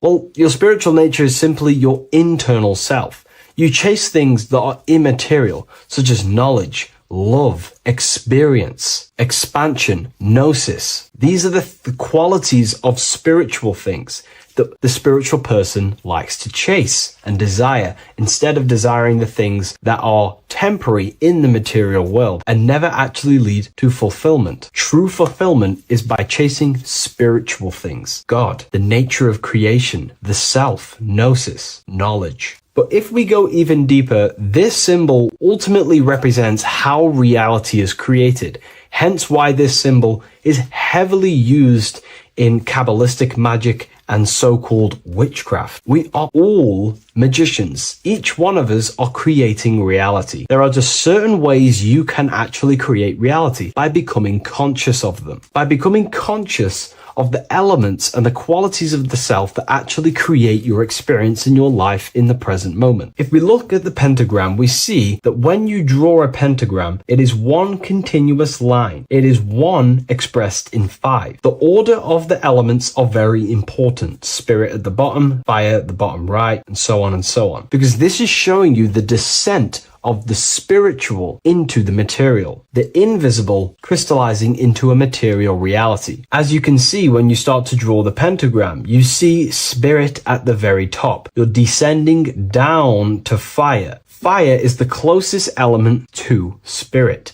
Hence why in magic and witchcraft, people like to use candles. So you're descending first into fire, then into air, then into water, then into earth, then back into spirit. Because of course, the cycle of creation unfolds itself. When you die, you return back to spirit, and then you reincarnate yourself back into physical reality if you wish and desire to. Everything is under this process of matter spiritual. In the daytime you wake up, you're in your material body. When you go to sleep, you enter your astral spiritual body. Everything's in this continual process, renewing itself in spiritual, then material. But the reason why this is associated with magic so heavily is because each one of these elements corresponds to a different body of consciousness, a different vehicle of consciousness. Consciousness has many different vehicles it uses to create the tangible self, the physical reality. For example, consciousness has a spiritual nature. The spirit element in this case symbolizes the emanation, the descent of the one power, the one force that we are all using. Each one of us is using this one power, the power of the source consciousness, unfolding its creation in the present moment. This represents the source, the emanation, the descent of this continuous flow of energy through us that we are tapped into, like a live stream in the present moment. This descends first, the force descends into fire. Fire symbolizes the willpower, will. In this aspect or vehicle of consciousness, the will is the being that directs intention, initiates action, shapes reality through focus, determination. It sets direction, holds intention, projects a desire into form, and aligns your inner world with the outer creation. The will comes out of the force, spirit. Then the will goes with intention to air. Air symbolizes the mental vehicle of consciousness, the mind, the psychic man. The psychic aspects of your consciousness is thinking, imagination, mental images, logic, using the thought or the mental vehicle body of consciousness. Then that thought has an emotion, which is then water. So it goes from the force to the will to the intellect to the water, the emotional body of consciousness. The emotional vehicle of consciousness amplifies the thought into an emotional desire that you want to take action on. No one takes random actions, and if we do, we say we're very very bored and we don't care. The water is the energy, the emotion you have to fulfill something. And that emotion then descends into earth, which is the physical body to take the physical action in the present moment, to fulfill that desire, to fulfill that will, that thought, that desire. And that is how reality is created all the time. Now, there is much more that you can go into with the pentagram, because true magic is about changing consciousness at will, not casting random spells. It's the ability to change the direction of consciousness using the power of the will to direct these forces to create change in the internal world so it can project outwardly in the external world. Because consciousness creates the external reality. What happens within us, we see change outside of us. So true magic is about manipulating the forces and the vehicles of consciousness that exist within our own mind to produce a change in the material world. There are other ways you can use magic, by purifying each body of consciousness or banishing each body of consciousness. Other forms of magic, you can dissect each body of consciousness and work with that specific body. If you think you're using your mind too much, you can start using banishing rituals to banish the power of the mind, to stop overthinking, for example. Or if you have lack of emotional connection with your emotional vehicle of consciousness, we can dissect this body, tap into this body, and invoke this body and strengthen it. We're dissecting each body and vehicle of consciousness so we can work with it to create a specific change inside ourselves, then to be mirrored outside of us. So pretty much this pentagram represents the descent of the spiritual turning into a material reality. Hence why sometimes we see a human figure standing in the point of a pentagram, because it ultimately represents the microcosm. You are the microcosm. You represent the entire process of spirit into matter, the invisible into the visible, the formless into form. The pentagram, drawn in one unbroken motion, captures this divine act of creation, showing how consciousness flows downward through the elements or the vehicles of consciousness to bring forth the material reality. The Book of Symbolism will teach you all about this. It was released November 17th. A lot of people have taken advantage of this. You also gain a free ebook with this copy. Every order comes with a free ebook. And if you wish to get your copy of the brand new Book of Symbolism, you can find it in the description or revivalofwisdom.com. Thank you, everyone. I'll see you in the next video. This isn't just spiritual fluff. Your words are vibrational commands that teach your subconscious what to believe and what to create in your reality. Now, I'm not going to sit here and tell you how words are these vibrational things that create reality. In fact, they are. However, the power of words does not hold in the vibration of the word. Yes, it has a little effect on plants. Yes, every word is a vibration that speaks to every cell in your body. However, this is not the main power of words. The main power of words is restructuring your consciousness and invoking energy inside of your own consciousness. I'm going to go over these two in detail for you. Your life is an externalization of your consciousness. Your belief system, your internal world, are building blocks to create your external world. What you believe in is how you see reality. It is the filter that you see to see reality. If you want to change reality, you have to change your consciousness first. There's no point trying to create a change, a manipulation in the external world, because it won't last very long. You have to restructure your inner temple, your inside world of thought and emotion. For example, your external reality is an externalization of every thought you thought in the past. Your life circumstances are just a result of every thought you thought in the past. You become what you think about. So if we can control what we think about, we will control who we become. Words are a powerful way to restructure your subconscious mind, which will then restructure what you think about. For example, if I said the word chicken all day long, I'm going to be thinking about chicken all day long. The words we repeat enter our subconscious mind, and our subconscious mind molds our conscious mind of what we are consciously giving attention to and thinking about. And that becomes our emotion. Our emotion becomes the energy, the charge behind our action. And all this creates who you are and your reality. If you want to create a change in your external world, you need to repeat the end result as in an affirmation. I am abundant. I am disciplined. For example, if you're trying to stop a certain addiction, don't say, I am going to stop smoking. Say, I am disciplined. By saying discipline, the subconscious mind accepts the word discipline and not the word smoking. If you repeat smoking, I am not smoking, your subconscious mind will just pick up smoking and then do more smoking. So if you are trying to create discipline in your life and trying to stop something, say, I am disciplined. The reason for this is powerful because you're conditioning your consciousness. You're conditioning your subconscious mind and filling it with the word discipline. And I'm not going to say do this a certain amount of times a day or do this in the mornings. I want you to do this as much as possible. I did this as much as possible. Whenever I had free time, whenever I had a free minute, I would say these words either physically or mentally, just to condition your consciousness. Words are the most powerful way to restructure your belief system and restructure your inner world, which will then mirror in your outer world. Words are also a powerful way to invoke energy. This is why when you see these magic occult rituals, you see people chanting and doing these things. It's because if you slowly chant a word, you can actually invoke the emotion. There are three aspects of creation: thought, emotion, action. Emotion is energy in motion. By repeating a word over and over again, you can actually begin to invoke that energy, that emotion inside your heart. And you can start to feel the reality as if you are already living it. And this is just another powerful way to condition your consciousness to become a certain thing before you have it. This is what magic is. Magic is all to do with reprogramming the subconscious mind, aligning the subconscious with a certain belief or reality, which will then produce an effect in our thoughts, our emotions, and our actions, which will then create that reality. So if you want to create something in your life, literally just repeat, I am something.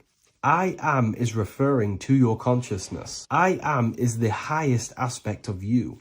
It is the true self. Whatever you condition your consciousness will be mirrored in your external reality. I am abundant will condition your consciousness to feel and believe you are abundant, which will then seep into your thinking. And then you will start to act more on this because you are thinking about it, which will then change your external reality. Words are vibration, and vibration is powerful. However, if you truly want to change your reality, you have to change your inner world of consciousness. And words are the best way to invoke feelings to become the reality you want.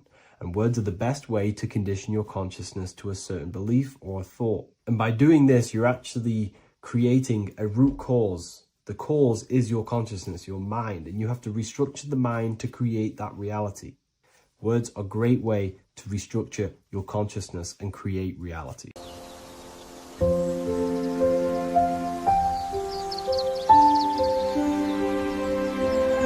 bookofwisdom.com. Visit today.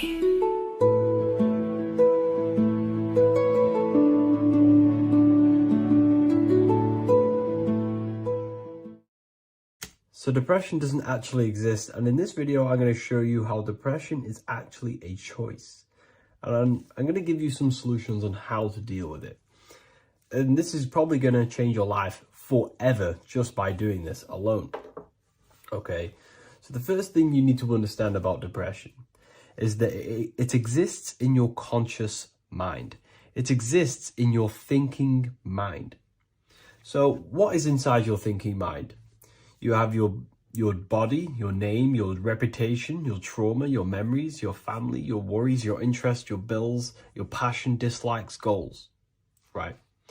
Most people identify their lives with this. They identify their lives with their thinking mind. They think they're their name, their job, their reputation, their memories. But this is not who you actually are. Who you actually are is the observer of that. What happens if you stop thinking? What is left? You're left with unconditioned consciousness. You're left with the self, which is what we refer to as I. We are the consciousness, not the thinking consciousness. You are not these labels. You are not your thoughts. You are not your job, your name, your reputation. Okay? And the reason why I'm telling you this is because it's very important, is that we are something beyond this body, beyond this name, beyond our thoughts. We are the consciousness. So depression exists inside of the thinking mind, the conscious mind. Okay? So if you want to get rid of depression, you must learn how to escape the thinking mind. And not only just escape, but that's step one. In meditation, you do meditations, right? We sit still and we have to learn how to control the mind and turn off the thoughts. And when we turn off the thoughts, depression goes out the window because there's no thought present in your mental field of consciousness to be depressed. Okay? You must understand, who is the one suffering from the negative thoughts? Who is the one suffering? Your mind is not suffering because the mind is producing the thoughts. Your body's not suffering from the negative thoughts. You are suffering. And who is you? You are a soul. You are that feeling. You are that person beyond the thoughts, beyond the feelings, beyond that. You are the one experiencing. You are that. Meditation gives us the ability to turn off the thinking mind. This allows us to escape our thoughts. Okay? And it gives us, over a long period of time after meditation, you'll be able to turn this switch. And this switch will be able to turn off your thoughts. And by doing this, we will be able to control our conscious mind directly by the hand. So when you notice yourself gaining them negative thoughts, we can then turn off the switch of turning off the conscious mind and rising to our authentic self and knowing the thoughts are just illusions. Now, let me tell you something that's very powerful. Most of your thoughts are coming from beliefs. Most of your feelings are coming from beliefs. So if you have a feeling of lack, this is coming from a belief that you don't have much. If you are feeling alone, this is coming from a belief that you are alone. So what we must do is restructure ourselves. We must restructure the subconscious mind. And we do this in many different ways. We can do this with meditation. We can do this with visualization, visualizing our desired reality as if we are living it. We can do this with affirmation. Now, a lot of people think, oh, I'm trying to speak something into existence with affirmation. No, you're not using vibration to try and change reality with what a lot of these new age people will teach you. Vibration, your words will not have much an impact on reality. That's the truth. But what they do have an impact on is reprogramming and recrafting and refining your mind. If you repeat, I am wealthy all day long, your subconscious mind, that word will be lingering inside your subconscious and you will start to mold that into your conscious. You'll start to be consciously thinking about this.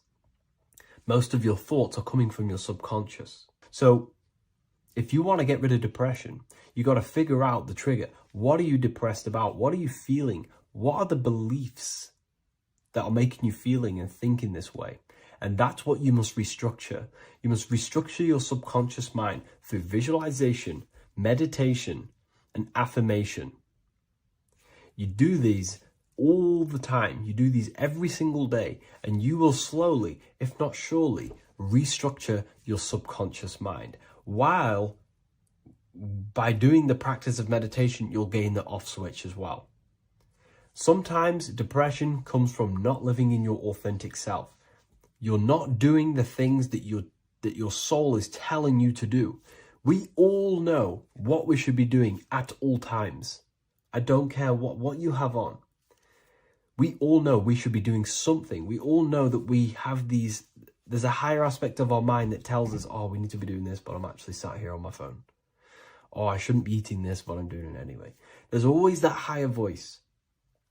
And that is the voice that has to be connected to. And when your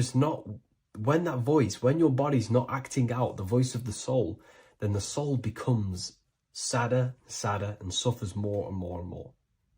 There has to be a connection between the soul, the mind, and the body. They have to work in unison. Okay? So I hope this video helps with depression, with whatever you're going through mentally.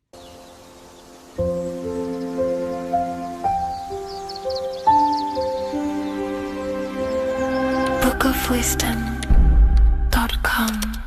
Visit today.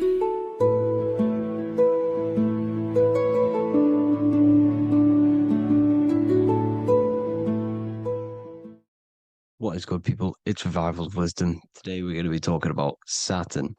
I've done this video in the past. However, this video is going to contain a lot more in-depth explanation of Saturn.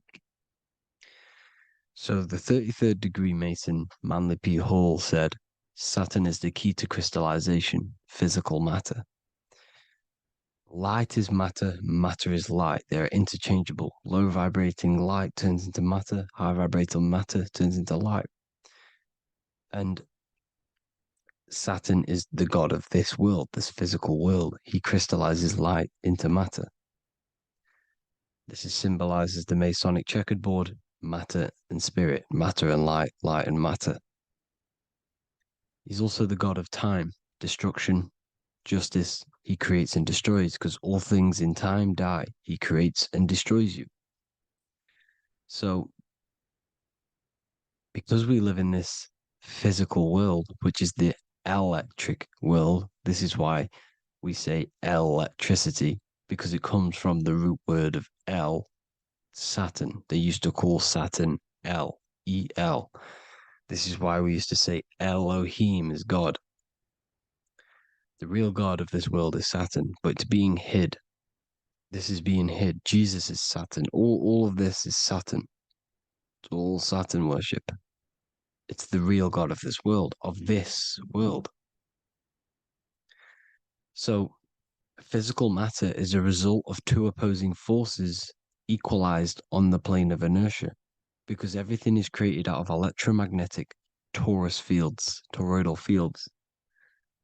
And these two poles equalize on the plane of inertia, which gives you planet Earth, plane of inertia. The plane of inertia is what Saturn is. It's the ring around the center of the plane of inertia. Thank you to Walter Russell saying, physical matter is a result of two opposing forces on the plane of inertia. This is what Walter Russell says, so please check out his work. He's got many books, many books on light and electromagnetism and stuff like that. So I advise you to check him out. So the torus field gives you the binary code 0 and 1, the female vagina and the male phallus. This is the code for this world. Saturn crystallizes physical matter.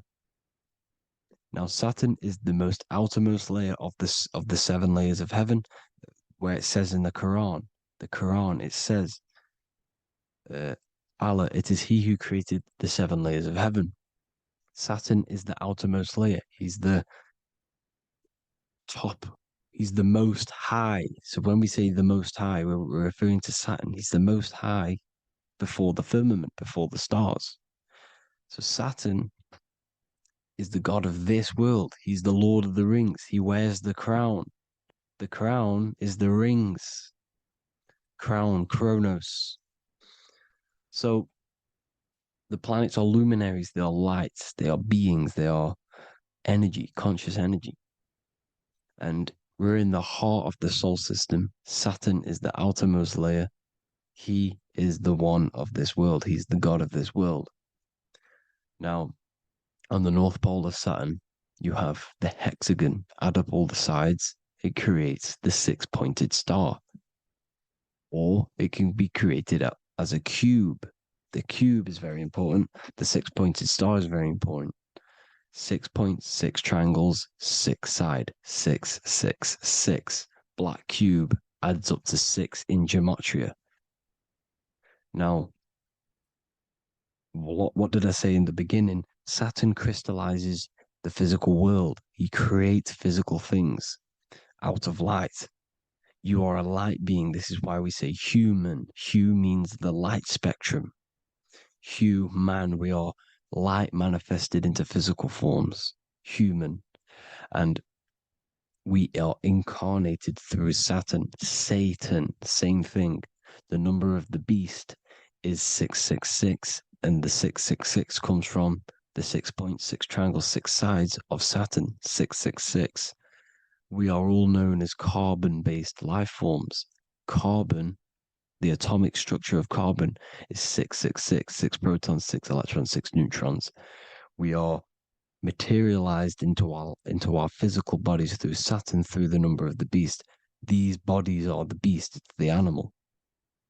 The divine, the Christ, is the consciousness within, because you are a physical, spiritual being combined into one, hexed into one. Hexagram. This is a hexagram. You're hexed into physical matter, spirit and matter, light and dark, combined into one. Now you contain of the mark of the beast, the mark of your body. Your body's the beast. It says in the Bible, Satan, who is the god of this world. This world. There are many different worlds, but this world is run by Saturn, and it says that in the Bible. Saturn is Satan. It's the same thing. And look at the crown of thorns are wrapped around the heart. The soul is in the heart. The mind is in the brain. The soul is wrapped around the rings of Saturn. You're wrapped in physical matter. This is what it's showing you. This is symbolizing the rings of Saturn wrapping you. And the cross on top is the cross of the cube. The cube, the black cube of Saturn, unfolds into a cross. So Satan, who is the god of this world, Corinthians 4:4 in the Bible, Satan, who is the god of this world, has blinded the minds of those who don't believe. Saturn blinds your mind because the god of this world materializes you, and he blinds your mind when you incarnate into physical matter. When you enter this soul system, not the solar system, you hit Saturn first. He materializes you. And look at the symbol for Saturn. This is the symbol for Saturn. All of the planet symbols are created out of the Holy Trinity. The earth, moon, and sun. Body, mind, and soul. The sun is your soul, the moon is your mind, the earth is your body. Your body's made out of the 5 elements. The sun is your soul because the sun is life force, gives life to everything. Your sun is a soul. Your soul is the sun of your body. The moon is the mind. The moon is the moon of your body, the mind of your body. Intelligence. So all of the symbol of the planets are created out of these. The Saturn symbol is created out of the Earth cross, matter, and the moon crescent, moon, mind, matter over mind. This is why Satan, who is the god of this world, has blinded the minds of those who don't believe. He blinds your mind. Look at the symbol, it's showing you. The Saturn symbol is matter over mind when it should be mind over matter. So we descend into a soul system, into our 666 Saturn carbon suit bodies, and we are matter over mind. Then we have to move up the spine to go back up to spirit, to mind over matter, where you manipulate your own reality. Now look at this. It creates the number 5. 5 is the number of change. You're moving from this side of the number sequence over to the right side. You're moving from the spiritual into the physical world. You're incarnating into the 5 elements, the 5 senses. So the cube, the black cube of Saturn, is another major symbol. Very important symbol. Here you see the cube, and the color black is associated with Saturn because Saturn's associated with death. He creates and destroys. Light and dark. Death is associated with black, spirit, because you can't see spirit, which is blackness. So the black cube is black because Saturn rules the nighttime, which is dark, blackness, and he rules the winter, which is death, blackness. So Saturn is the black cube. Cubes have 6 sides. Up, down, right, left, back, and forward. Cubes are 6-sided. Everything is 6-sided inside of this creation because you're incarnating, you're materializing, crystallizing into the cube, the world of the cube. Everything's a cube. Everything's got 6 sides. Here's Leonardo da Vinci showing you that you're in the cube. Leonardo da Vinci did this famous painting. You're in the cube, you're hexed into physical matter. We're incarnated into the third dimension, the three-dimensional world, which is a cube, 3D. And black cube adds up to six sides of the black cube. The Kabbalah means cube god in Arabic. And look at what they do. They worship the cube, the black cube, and they stand in rings like the rings of Saturn. Australia, Denmark, Manhattan, Santana all have these black cubes. You go to New York, you will see the black cube there as well. These black cubes are everywhere because it is the real God of this world, So look at the cross. The cross unfolds into the cube. Xbox, Nintendo GameCube, Sega Saturn, anything to do with a simulated gaming reality, they put Saturn in it because we're in the simulation of Saturn. This is a simulation. And this is why they reflect this through the Xbox, GameCube, Sega Saturn, anything to do with gaming, simulations, is all Saturn. Because we're in the cube of Saturn, the black cube. We're in the GameCube, the Xbox, the Sega Saturn. As above, so below. So they reflect it through the simulations that they create inside of this simulation. Cubes have 8 points for the 8 points of time and space. 8 is the number of time. Everything's cycling, infinity. So look at the cube. The cube is symbolized as in Judaism. The Judays have the black cube. They wrap themselves in a black band and they cover their eyes into blackness. The black cube for the black cube of Saturn. They use the star as Saturn and they worship their god on Saturn Day because it's all Saturn worship. And look how the Saturn god is wrapped around with these thorns or leaves, just like Jesus is wrapped around his heart. And Jesus on the cross is us on the cross. We are in the cross. We are in the cube. The cross is the cube. And the cross is even in the Saturn symbol. This is another symbol for Saturn. There's two symbols. You got this one, the one I've just broke down. And there's this one. This is the cross of Saturn, the cube god, the simulation, the game cube. Now, Chronos is another word for Saturn. Chronos means time. When you clock into work, you go to the Chronos machine. Well, I did anyway. And I'd tap my card on the Chronos because Chronos is time. Anything to do with time is Saturn. He creates and destroys.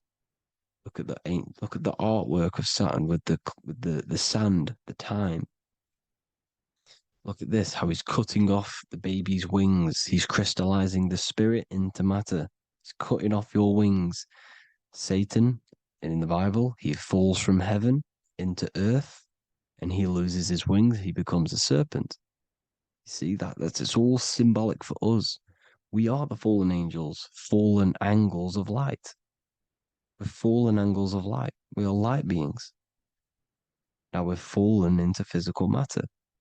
Saturn's chopped off our wings. He's chopped off our spirit wings because when you astral project, you can fly. You will fly around. He's got the Reaper staff here, always depicted with the Reaper staff. Now look at the clock. Saturn Day is the 6th day. The number of the beast, 666. Look at the clock. 6 take away 12. 12 take away 6 equals 6. 7 take away 1 equals 6. 8 take away 2 equals 6. 60 seconds in a minute, 60 minutes in an hour, 24 hours in a day, 2 plus 4 equals 6. That's 666. Everything's 666 because it's time. Saturn, all goes to Saturn. He's the god of time. We're in time now.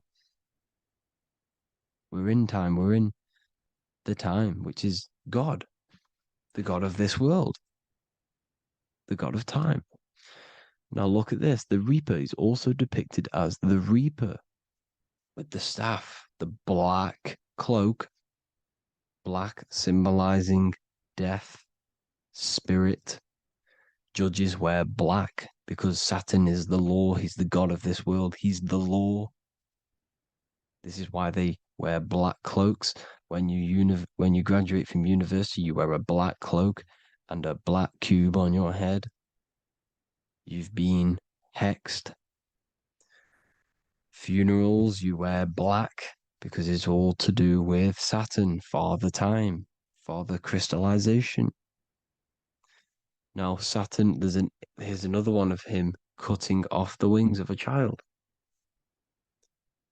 because he cuts off the wings. He creates and destroys your body. We're in the electrical world. Everything that is electrical vibrates. All vibrations have to come back to a standstill point, which is death. This is why your body dies. Your atoms stop vibrating. Corona. Look at the crown. The crown is the corona. Corona means crown. And look at this is an alcohol brand for beer. You can see the staff of Saturn in the symbol with the moon crescent. Corona, which is the crown, Saturn, the crown on Saturn, the rings. And then you've got the staff. It's all Saturn worship.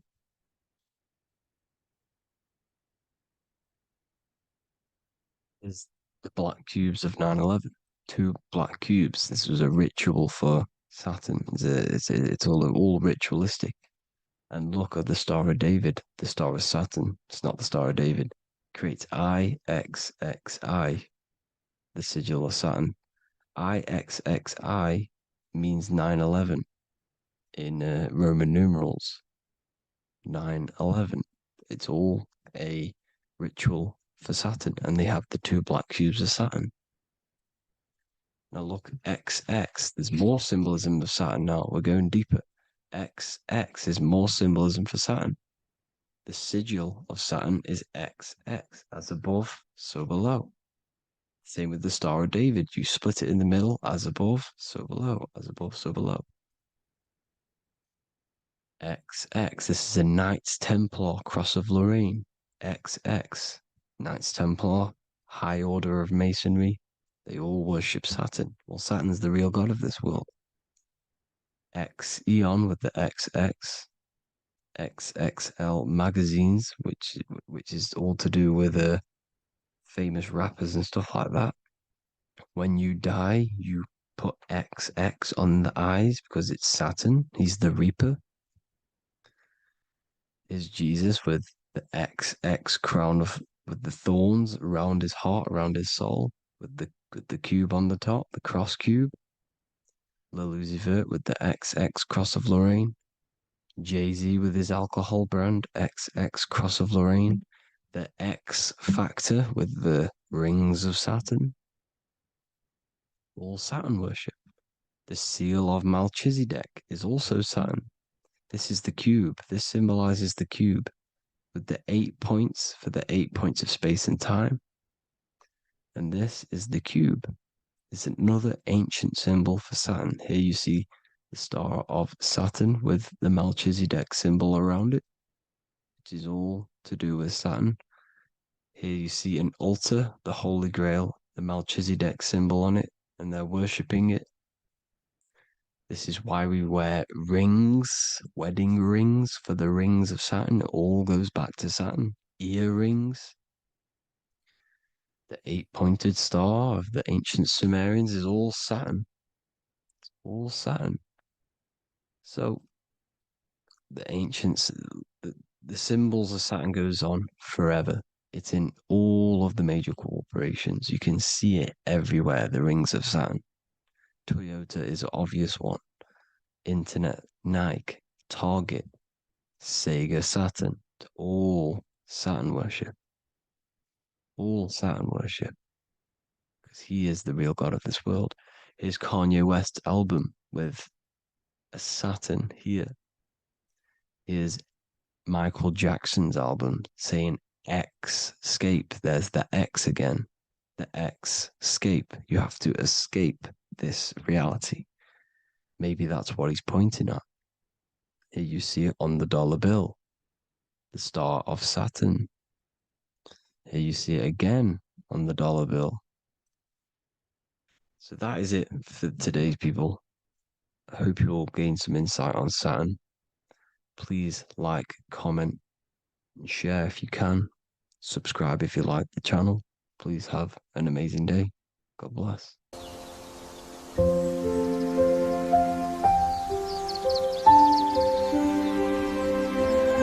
bookofwisdom.com. Visit today.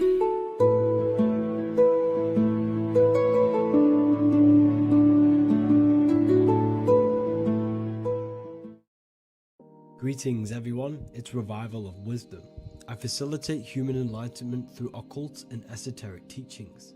I hope this video expands your mind into a new field of thought. In this video, we're going to be discovering the true esoteric meaning of the 7 planetary energies. So let's jump straight into this. In order to fully understand this, you must understand the esoteric teaching of as above, so below, and as within, so without. Our inner world is mirrored into our external material reality. We have a physical voice, which you are hearing right now, and I also have an inner voice, which no one else can hear. The inner world is invisible, and the external world is visible. In other words, the inner world is the spiritual world, and the outer world is the material world. The inner world of ourselves reflects and projects our outer world, which means everything in our external reality is somewhat reflection of our internal self. You are made in the image and likeness of God. You yourself are the universe experiencing itself in a 3-dimensional physical form. The Newtonian science has programmed you to believe that you are a physical being inside of a physical universe. They did this to limit your mind to only believing there is a physical universe and that you are separate from the universe or God. But you yourself are the divine essence of the universe, experiencing itself in a physical plane, which means everything you see is inside of you, including the stars, the planets, and the elements. As above, so below. As within, so without. An example of this is the 4 physical elements: fire, earth, water, and air. In the external world, these are physical elements. In our internal world, they represent the 4 bodies of consciousness. We have 4 different bodies. We have a material body, we have a spiritual body, an emotional body, and a mental body. The mind is not made out of the same substance as the body. The emotions is not made out of the same substance of the mind and the body. These bodies exist in 4 different dimensions, 4 layers of consciousness. With that being said, the 4 physical elements are inside of us. The earth is our material physical body. Fire represents our spiritual astral light body. Water represents our transformative and emotional body. Air represents the mental body, the communicative and thinking body. This is the teaching as above, so below. If that resonates with you and you can comprehend it, please leave a like and a subscribe to this channel to see more content. And feel free to leave a comment on any video suggestions. Okay, so now we've gone over the 4 physical elements and how they correspond with your inner world of consciousness. This is going to make it easier for you to understand what the planets actually are. The planets are a bit more in-depth and more detailed aspects of our consciousness. The 4 physical elements are generic, but the 7 planets go deeper. They are deeper aspects of ourselves. On a macrocosmic scale, the 7 planets rule the material realm.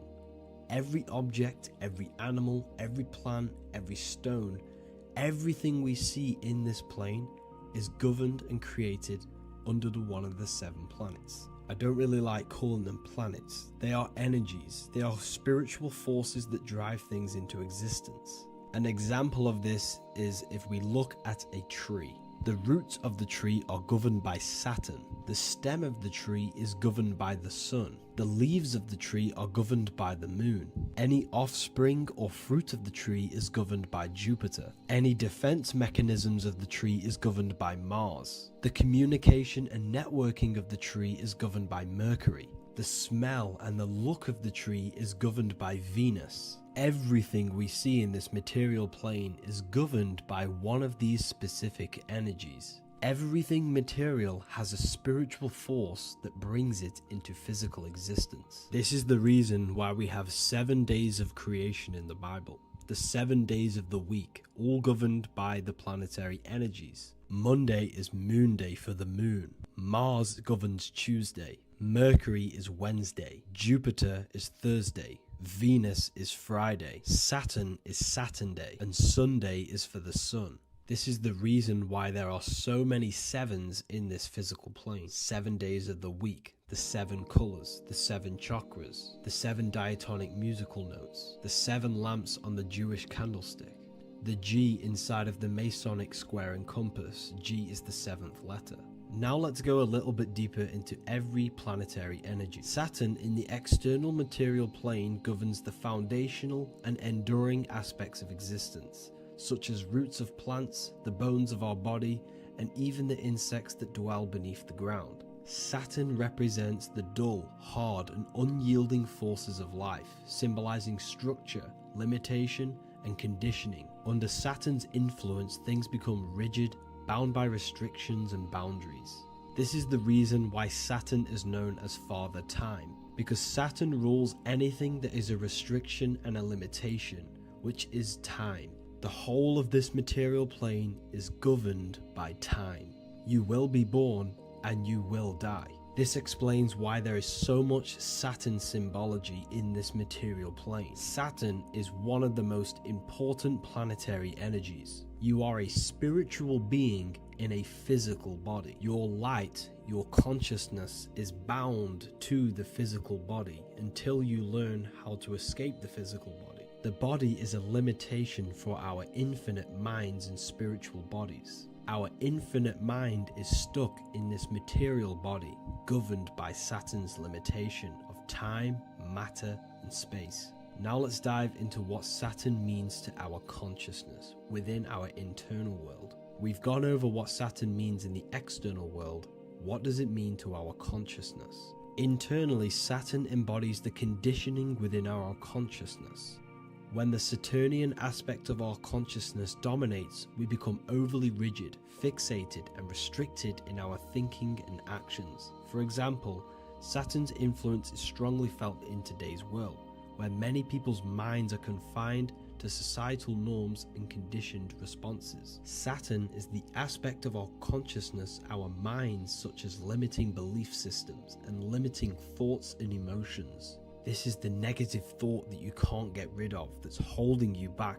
This is a Saturn aspect of our consciousness. However, this is not a negative thing. The Saturnian aspect of our consciousness is a great teacher, guiding us through difficult life lessons that ultimately lead us to growth and expansion. Saturn's energy allows us to experience and overcome fears and limitations so our minds can expand into new fields of thought, into new life.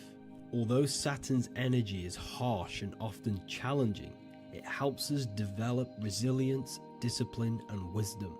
However, in the modern day, this Saturnian energy has overpowered the minds of the masses, fostering excessive rigidity and limitation. This is why we see so much Saturn symbolism. It's literally everywhere because our minds are being dominated by the Saturnian limiting aspect of our consciousness. Now, let's move on to the moon. The moon, or lunar energy in the external material macrocosm plane, governs the elements of water, influencing the natural cycles such as the ocean tides, which rise and fall in harmony with the moon's phases. Beyond water, the moon also guides instinctual behaviors such as animal migrations. Birds, insects, and other creatures rely on the moon's subtle energies to navigate their journeys. For example, dung beetles use polarization patterns in the moonlight to orient themselves and travel safely home. The moon creates the months. M-O-N is moon. There are 28-day cycles, and this 28-day cycle of the moon is reflected in the woman's body, known as the menstrual cycle. The moon is a feminine energy, governing the feminine elements such as water and the feminine cycles of the body. The moon is the womb. This is why eggs have the same color as the moon, because eggs are ruled by the moon's energy. Now that's the external world. The internal world, the moon symbolizes the emotion aspect of our consciousness. It represents the subconscious mind, the seat of intuition and psychic abilities. Just like in the external world, things are born out of the moon, such as eggs and the womb. The subconscious mind acts as a womb for our conscious mind. Our deep subconscious emotions and programs are born into light into the conscious mind and controls the conscious mind. The moon represents our hidden psyche, our shadow self. Now let's go on to the sun. The sun represents the life force. In the material external world, the sun is ruling over pretty much all life. The sun gives life to all things. Without the sun, animals could not exist, the human body could not work, and plants would not grow. The sun is the life force. It's the soul of the world. Now, in our internal world of consciousness, the sun represents our passion, our drive, our conscious mind. The aspect of our internal world that wants to drive things and give life to physical manifestation. Now we go on to Mars energy. Mars is well known for being the god of war. Mars energy manifests into the material plane through anything that seeks to protect or defend itself. For example, the holly tree. The holly tree leaves are very sharp and they defend itself. Anything that is protective in the material world has Mars energy and is governed by this specific aspect of consciousness. For example, any predators or animals such as hedgehogs with spines on their backs for protection. Mars represents all things that is driven by conflict, aggression and defense. Now internally, inside of our inner world, Mars symbolizes the aspect of our consciousness that is focused on self-preservation and protection. Mars governs our ego, the instinctual urges of anger or maintaining reputation. Mars is not evil, it's necessary. Sometimes it's necessary for us to protect ourselves. Mars is the aspect of our consciousness that is anger, rage, the desire to fight or conquer. When this energy is activated within our consciousness, we become defensive, assertive, and even combative, ready to dominate others and destroy obstacles in our way.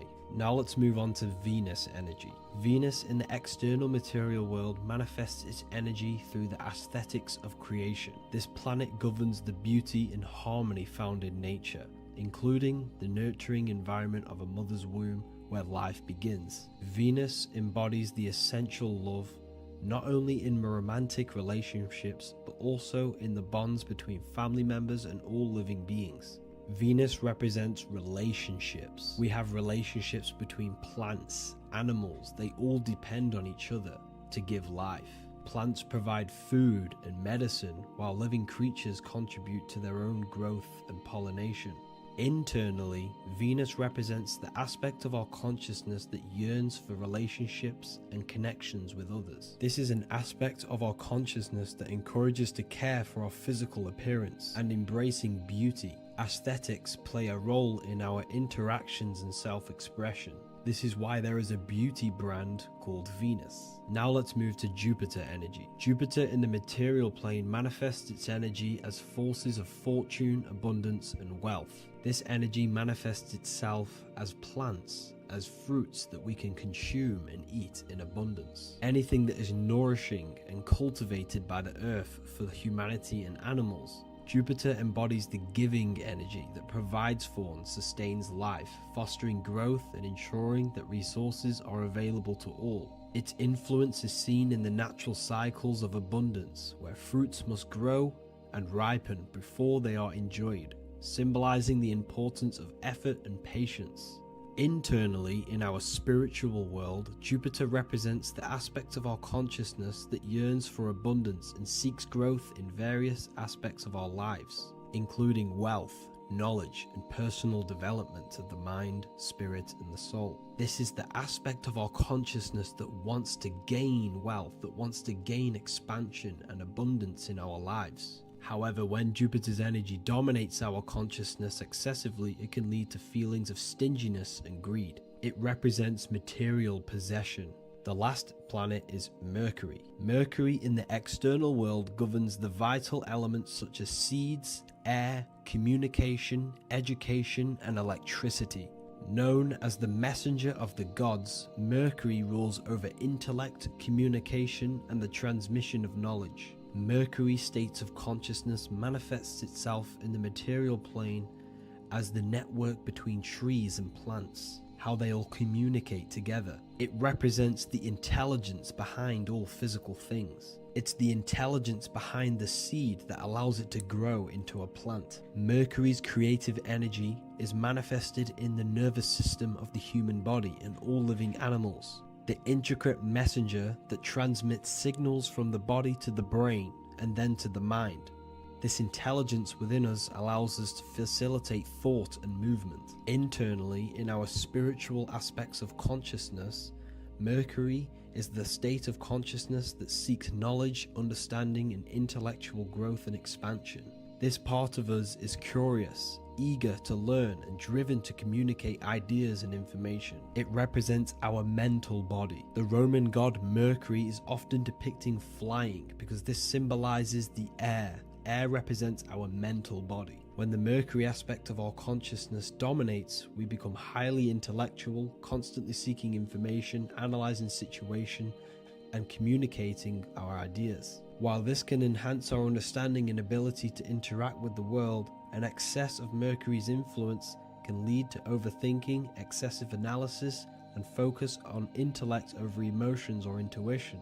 Okay, so they are the 7 planetary energies in the external world and your internal world of consciousness. These energies are manifested in the Roman mythology as human beings. They are depicted as human beings, but this is nothing but symbolism. These gods never existed physically. They represent aspects of our consciousness and spiritual forces that govern the material plane. Every material object, every intelligence, every piece of life in this universe is governed and brought into existence by one of these spiritual forces. Now, I hope this video has expanded your mind into a new realm of thought. Make sure to leave a like, a comment, and subscribe to the channel for more occult and esoteric information. You can read more about this topic and many more occult and esoteric teachings inside of my books, the Book of Wisdom Volume 1 and the Book of Wisdom Volume 2. I honestly advise that not everyone reads these books. These are books which will completely transform your view on reality. You will feel a lot better reading these books because you will find a connection with yourself and the universe. Understanding truth and knowing thyself gives you a sense of well-being. Like I said, this is not just a book. This is a beginning of your journey of expansion and growth. Reading them can be life-changing. Inside my university, I host live calls where you can ask me questions, and you can watch all the pre-recorded live calls. You also gain the ability to manifest your own reality through the Manifestation Mastery course. There is also a library with all of the PDFs that I've read in the past of occultism, symbolism, and esotericism that you can gain access to. There is a whole lecture section where you can watch all of my occult lectures. This is a place of transformation. The price of the university will be going up very soon. If you join now, you will gain a free sexual alchemy course which will teach you how to transmute sexual energy into creativity. I'll leave all the links in the description for the university and also my website where you can get my books. I hope you enjoyed this video. Take care.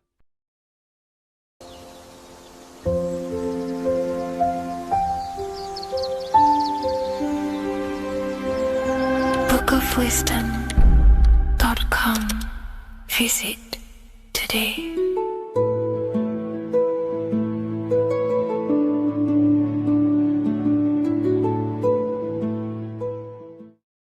In this video, we're going to be decoding the symbol of the double-faced eagle, which is found on the Rothschild's family coat of arms. We see it in the Roman Empire, and we also see it in the 33rd degree of Scottish Rite Freemasonry. So let's get straight into this symbol and decode what this means. Freemasonry is considered a craft, and this craft is about reconstructing yourself. In fact, the word mason means builder, because every day we are building our mind's prison or our mind's freedom. Plus, you are a creator of reality. You are contributing towards the building project on the earth. You are a builder of yourself and reality, a creator. In Freemasonry, they use the allegory to teach the initiate a process of self-mastery. In Freemasonry, the allegory is that the Temple of Solomon is broken, and this broken Temple of Solomon needs to be reconstructed. But this is symbolic. The Temple of Solomon is yourself. You as an individual are the broken temple, as you have forgotten who you are, why you are here on this earth, and your mind has many limiting belief systems and restrictions on it. Therefore, we are the broken temple that needs to be rebuilt and reconstructed. The 33rd degree is the highest degree in the Scottish Rite system of Freemasonry. Therefore, this logo represents the state of consciousness the 33rd degree Mason is operating at. It is symbolic of their level of mind, their level of self-mastery, their level of awareness. This symbol is a very powerful symbol that you can use to also find your personal power. Now, of course, this is my interpretation based off my years of studying symbolism and connecting the dots. If you feel like I miss anything, please leave a comment in the comment section to maybe add to my points. The first of all thing that I see in this symbol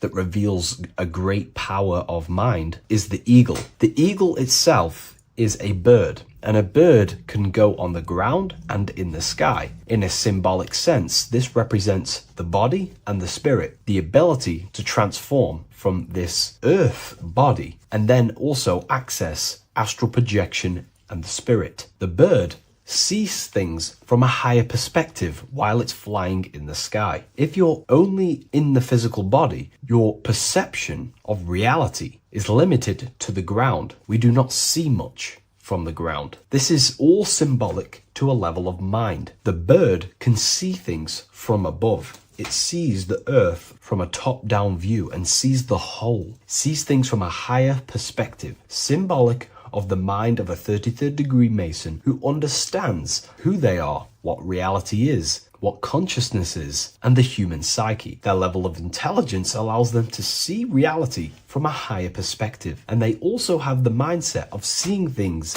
as a whole, which is a great truth. We are all part of a greater whole, the unfolding of creation that is taking place in the present moment. We are all unfolding creation as a collective consciousness, and we are part of a greater whole building project. So this bird, or the eagle, is symbolic of seeing things from a higher perspective and possessing a higher consciousness. The double-faced eagle, one eagle looking left, one eagle looking right. This is symbolic of the past and the future, mastering time. The way an individual masters time and masters the power over time and gains their power over it is by using the past and the future. The way we master time is by looking into our past and see what thoughts, emotions, and actions have led us to this very moment in the present moment in our lives. By looking into the past, you can see what thought, emotions, and actions have led you to this very point in your life and see the mistakes in your thought processes, the mistakes in your emotions, and the mistakes in your actions. You can extract wisdom from the past of your past and apply that wisdom in the present moment to then change your future to a better future for yourself and the collective consciousness and your contribution towards the creation taking place on the earth. That is how an individual masters time. You can do this through memory work. Every time you go to sleep, go through your day backwards. Follow the events backwards. What this does is literally create new neural pathways in your brain and allows you to strengthen your memory so you can remember more. Memory work is massive in Freemasonry based off my research. They make you do rituals, memorize rituals, because they're trying to develop these different aspects and cognitions of the human mind. We see that the double-headed eagle is looking left and right, but then joins. This is symbolic of unity of duality, unifying duality. And the only way you can do that is by connecting with pure awareness without distortion of the mind and body. If you turn off your body, it goes to sleep. If you turn off your mind, you go to sleep. But if you can turn off your mind and body, then who are you truly? When you turn off your mind, you're no longer your belief systems, your name, your job, your reputation, your status. You are this pure awareness who's observing the mind. So in meditation, you realize you are not the mind. You are the awareness, and the awareness is singular, and the mind thinks in dualism. So this is symbolic of unifying and seeing things through the lens of the awareness and not the mind, because the mind can produce illusions. So this is symbolic of a state of consciousness of the 33rd degree who sees everything as oneness. We are all one witnessing consciousness experiencing itself. However, this witnessing consciousness is molded differently through the mind. My mind has gone through memories, traumas, events, and belief systems, which makes my mind unique to you. But when we all turn off the mind and connect with pure consciousness, the pure awareness, then we are all, on the deepest level, actually one. The universe is one. This is symbolic of seeing and perceiving that reality and truly maturing that understanding in your consciousness. We also see that the double-headed eagle is standing on a sword, which is a tool. The tools that you possess in life are aspects of your consciousness. Your thoughts are a tool. Your emotions are a tool. Your actions are a tool. These tools are creating and building your reality, and they're also building your soul, building your consciousness. But we see that the double-headed eagle is standing on top of the sword, the tool. The sword is a powerful tool. So this is symbolic of power on the surface level. But if you go deeper and decode the symbol, it reveals something way more powerful. The sword carves through things. It's also a very murderous tool. If you hold a sword towards someone or something, you hold power over it. It is a symbol of power. And that power that you possess is, in fact, the mind. The mind is the powerhouse of control over reality. The mind is the most radiant force in the universe, as all things respond to the mind. The emotions, the body, and physical reality itself responds to the mind. The mind holds power. Matter is a physical manifestation of mind. The reason why the sword is the mind is because it's associated with the air element. When you swing a sword, you're moving this through the air. And if you've read the Book of Wisdom Volume 2, you understand that each element is corresponding to a different body of consciousness. Air is associated with the mind, the mental body of consciousness. Water is associated with the emotional body of consciousness. Earth is associated with the physical body of consciousness. Fire is associated with the spiritual willpower body of consciousness. Therefore, what we're looking at is the intellect. We're looking at gaining control over the intellect, the mind, thought, banishing all negative thought power from the mind. Think of it like this. You are tapped into a live stream of consciousness, and this live stream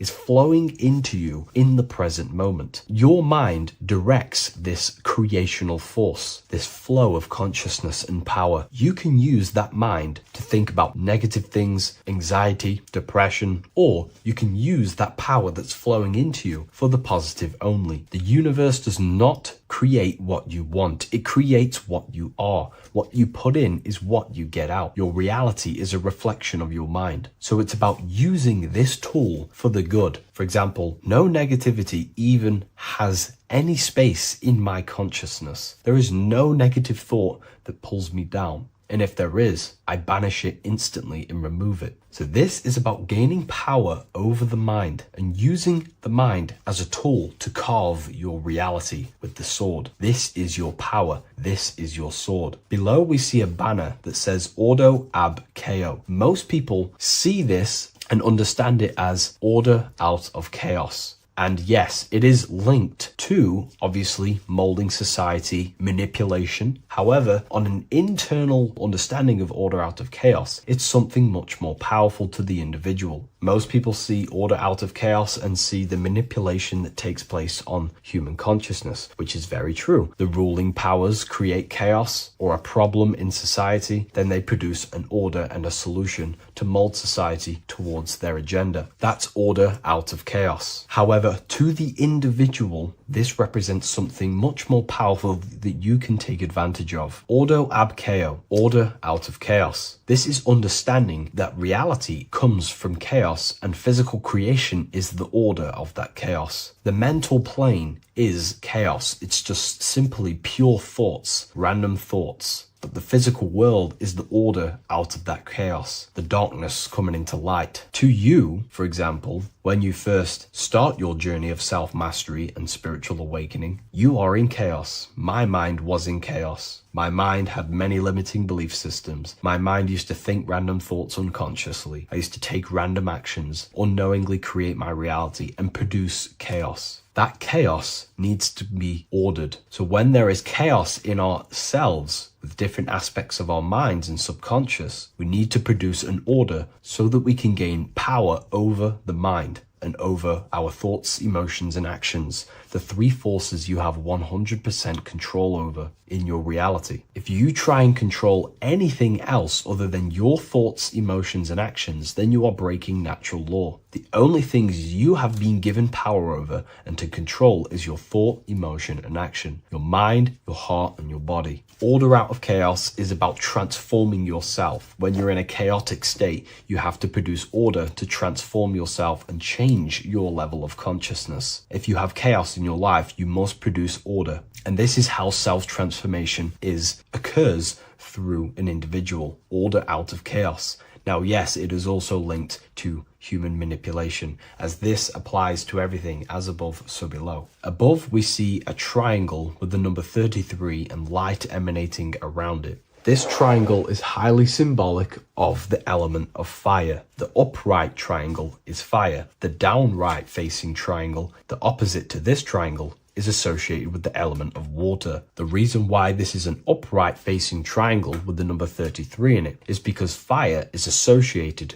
with dissolving. If I place this pencil in fire, it will burn this material into its raw form. Fire is about removing the illusions in our mind to gain power over it. It's about dissolving all the illusions in ourself, the false belief systems, the negative subconscious programs and thought patterns. This is about destroying them and producing order out of them. It's about removing the veils of consciousness so you can figure out who you truly are. If I burn this down, it will reveal its raw essence. It's the same with consciousness. If you want to figure out who you truly are beyond your mind, emotions, body, then you have to remove the veils of consciousness. You have to dissolve the mind by meditation and stillness. You have to dissolve the nervous system by keeping very, very still. And you will connect with pure awareness and can connect with lucid dreams and out-of-body experiences. It's like finding a needle in a haystack. If you want to find a needle in a haystack, you don't go looking through the haystack to find the needle. You burn the haystack and the needle reveals itself. That's how you truly connect with who you truly are. And this is why it's associated with the number 33 also, because the number 33 is the symbol of rebirth. Jesus dies at 33 and ascends to heaven. The human mind is fully developed at the age 33. Ice melts into water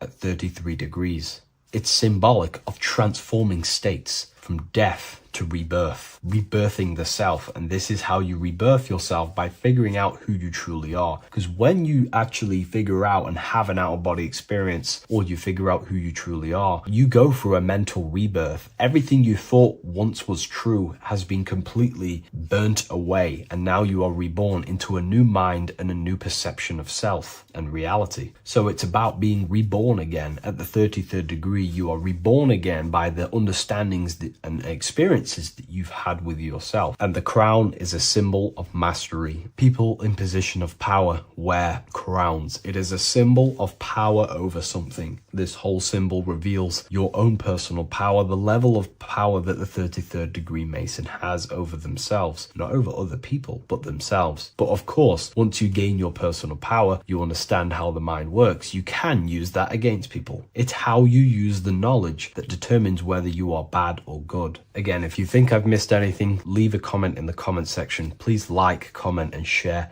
if you love this content. I'll see you in the next one, and if you wish to get your hands on this book, I'll leave an Amazon link in the description. In this video, we're going to be talking about the evolution of consciousness. You are born human, however, you possess consciousness, which is the awareness behind your being, the awareness behind your thoughts, the experiencer behind your five senses, the experiencer, the observer behind your thought, emotions, and senses. You are an eye, an invisible consciousness looking through a lens which is your body. Your body produces this physical world that you experience. Your brain produces this world. Your brain and body is a technological computer. However, you are an infinite, ever-expanding consciousness behind this physical body. And there is an evolution of consciousness, a cosmic journey of expansion. And this is why we see so much pyramid symbolism in the occult and esoteric world, and especially within Freemasonry. Because the pyramid represents climbing, an evolution, a raising state of consciousness, a journey. Steps symbolize a journey upwards. This is the raising and the evolution of consciousness, our inner world. The transmutation of our inner selves, of our souls and consciousness and our minds. So when we see this pyramid, we're seeing a evolution, a way up to source consciousness. And the eye in the pyramid represents your source consciousness. It represents illumination. It represents divine guidance through this evolution of consciousness. This is why we see the ladder. Consciousness is ever expanding on an infinite journey of evolution. Each individual is a part of this cosmic process, contributing towards the ongoing expansion of both mind and awareness. As we evolve, we collectively explore deeper levels of existence, expanding the boundaries of thought and consciousness.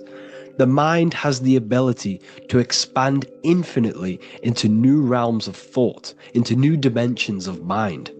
The mind cannot be filled up. It is not a physical substance. The body can be filled up because it is a physical thing, but you cannot fill the mind. Therefore, the mind is constantly expanding, ever expanding into new fields of thought. So what we see in Freemasonry, the ladder, is again a journey, an elevation of consciousness. When we are born with an infant consciousness, and as we gain older, we gain an adult consciousness. Our inner world, our inner mind, and our emotional intellect changes and evolves.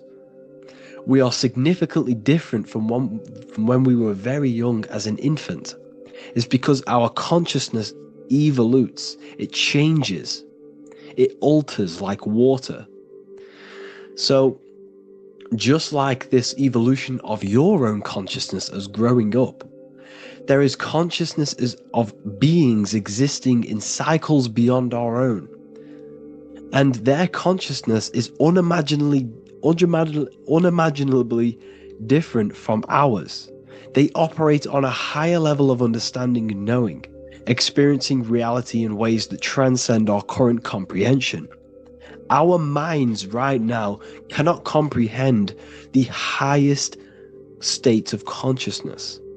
There are entities, there are beings beyond our own, existing in higher dimensions of consciousness that we cannot comprehend because they have expanded. They are on a further way up the ladder of consciousness.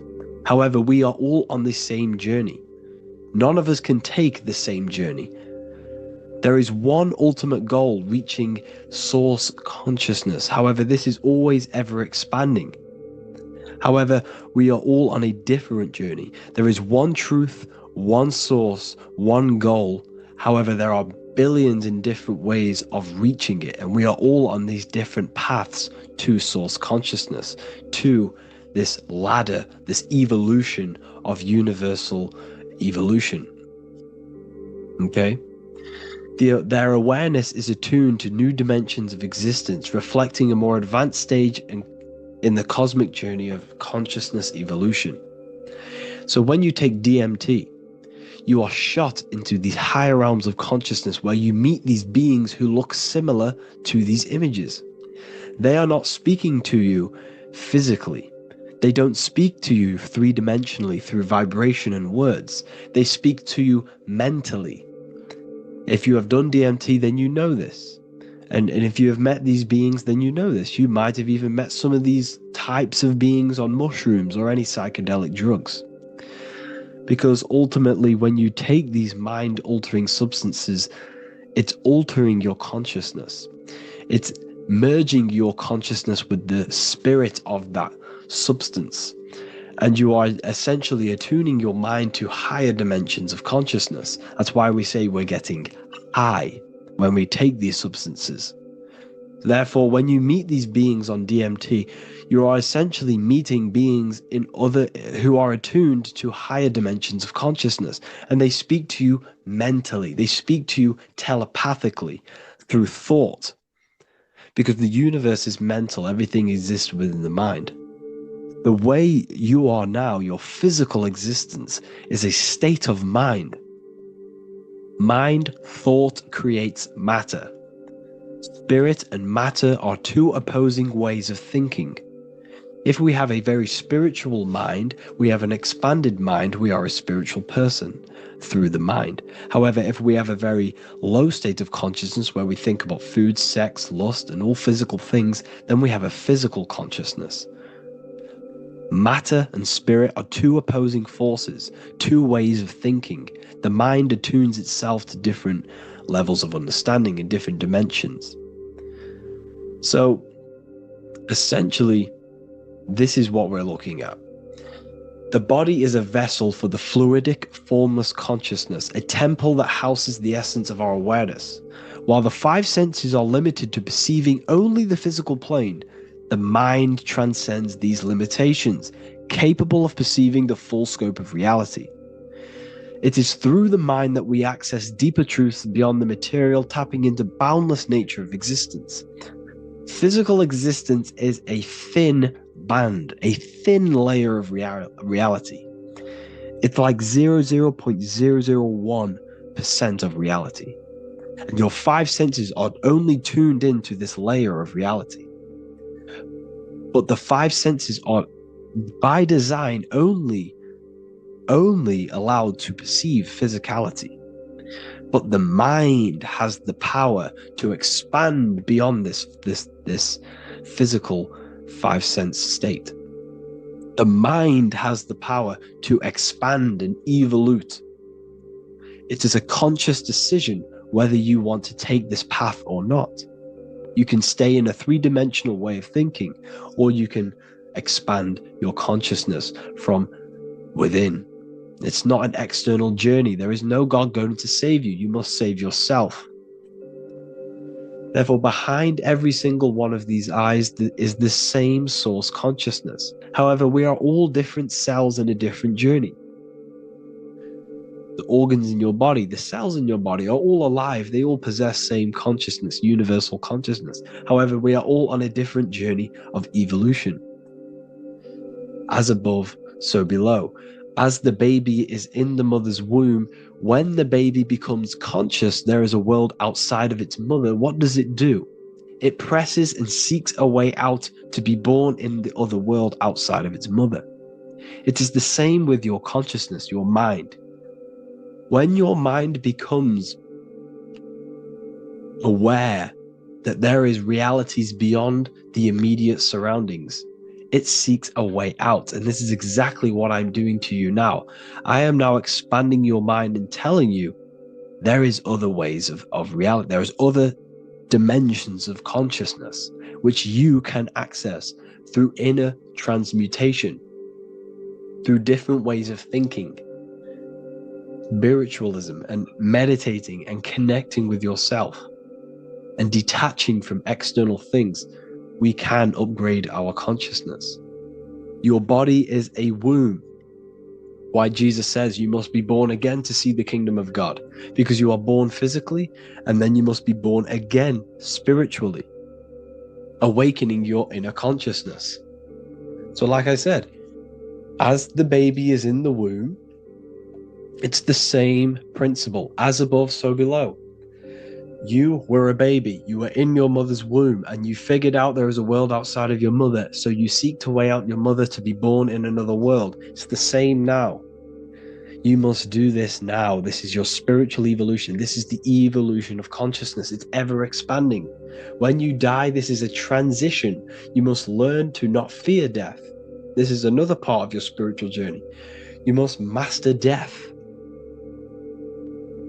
Therefore, like I said before, the mind has limitless capacity to expand into new realms of thought, continuously exploring uncharted ideas and concepts without boundaries. The mind can ever expand. It can never be filled. It can never ever know everything. There is infinite fields of knowledge, infinite fields of thought. Your current state is just one stage on an infinite pathway. You won't remain human forever. The human experience is a crucial phase where we learn to balance polarities, master the fundamental laws of the cosmos. It is a period of growth and transformation, preparing us for the next stages in our cosmic evolution. The goal is to strive for perfection, yet the true perfection is unattainable. It's like a tunnel, and there is a light at the end of the tunnel. And as you walk through this tunnel, the light is ever moving backwards. You should forever seek to meet that light, but you will never meet that light because consciousness is ever expanding. You should strive for perfection, yet knowing that perfection is forever unattainable. The journey is endless, with each step revealing deeper layers of understanding and experience. The pursuit of growth and expansion is itself the essence of our evolution. You can find all of this knowledge in the amazing book that I have read for years. I have read this book, The Emerald Tablets of Thoth, the Atlantean, by M. Dorial, translated by M. Dorial. I'm telling you now, this book, now that I've told you this, you have some context on the book. The whole book is about evolution of consciousness. He's talking about higher dimensions beings. He's talking about how you can transcend this physical plane. It is truly the most amazing book you will probably read. One of the best spiritual texts you'll see. It's hard to understand, so you must read it over and over again. And the more your mind progresses, like for me, I read this every couple months. And the more I learn about consciousness, the more I expand my own consciousness. And every time I read this book, I pick out something new that just completely blows my mind. Because you can only understand this book to your level of consciousness, to your level of understanding. So now that I've told you all this information, go and read this book and it will absolutely blow your mind. And so will the Book of Wisdom Volume 2, which is now available. I released it the other day. I'm just going to read a page out now. This page is called Spirit and Matter. The Earth is not merely a dense, lifeless rock drifting through space. It possesses spirit, a living essence that animates its form. But what do we mean by spirit? Spirit in esoteric terms refers to the energy, the life force, animating the principles infused in matter. So essentially, what this page is talking about is how everything has spirit, consciousness within it. You are the middle, you are spirit and matter.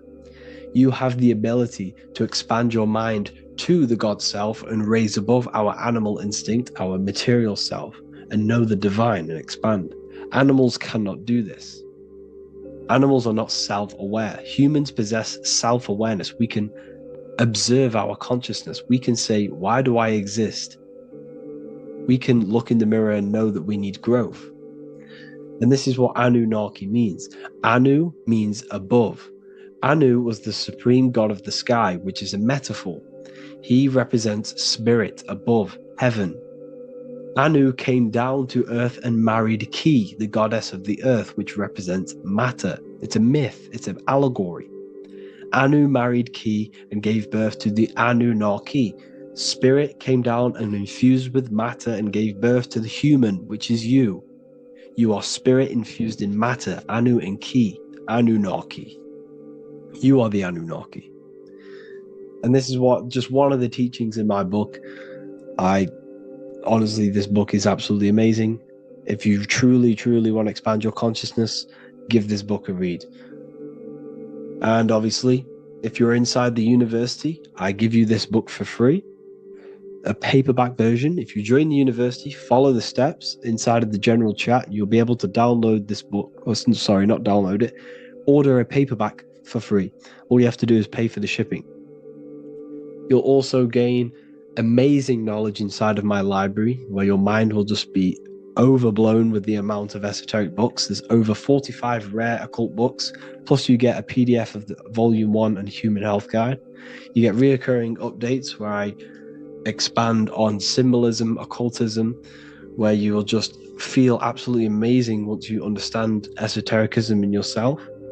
You'll also learn how to create the dream reality that you want with the Manifestation Mastery course, where I teach you how your consciousness creates reality. You'll have a real lectures where I post lectures on symbolism, occultism, esotericism. There's a conscious community and live calls and Q&A where you can ask me questions and I'll answer your questions. I just want to say thank you to everyone who has joined the university. Thank you for even liking and watching this video. Any support I just appreciate every single one of you. Please, if you can, leave a comment and a like on this video and let me know any videos you want me to make in the future. And I will start uploading a lot more to the YouTube. So yeah, thank you all for tuning in today. Have an amazing day.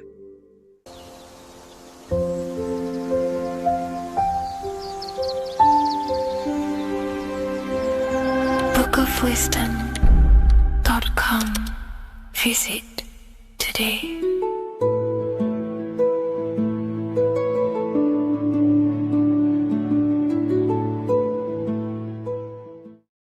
There is a massive mystery around the Freemasonic G, and in this video we're going to be discussing it. Some people call it geometry, God, gnosis, genesis, generation, but in fact it's all of these things, and all of these things relate back to one concept that links them all. And in this video, you will be discovering this secret force, which pretty much creates everything in your reality, in your life, and has done unconsciously, whether you are aware of it or not. The Freemasonic G is the 7th letter in the English alphabet. This is important because the number 7 has many mysteries inside the esoteric and occult traditions. Some people say the number 7 represents the 7 colors of light, the 7 major planets, or the 7 musical tones, 7 days of creation. The number 7 is a massive mystery. But what we have to understand is that in the context of Masonry, Freemasonry is all about building the self. Every day we wake up, we are either building our prison of our mind or freedom of our mind. Everything inside of esoteric Freemasonry is about building the self and reconstructing our consciousness, our inner dialogue, the inner voice. We're transforming the mind from low awareness to high awareness. This is why Freemasonry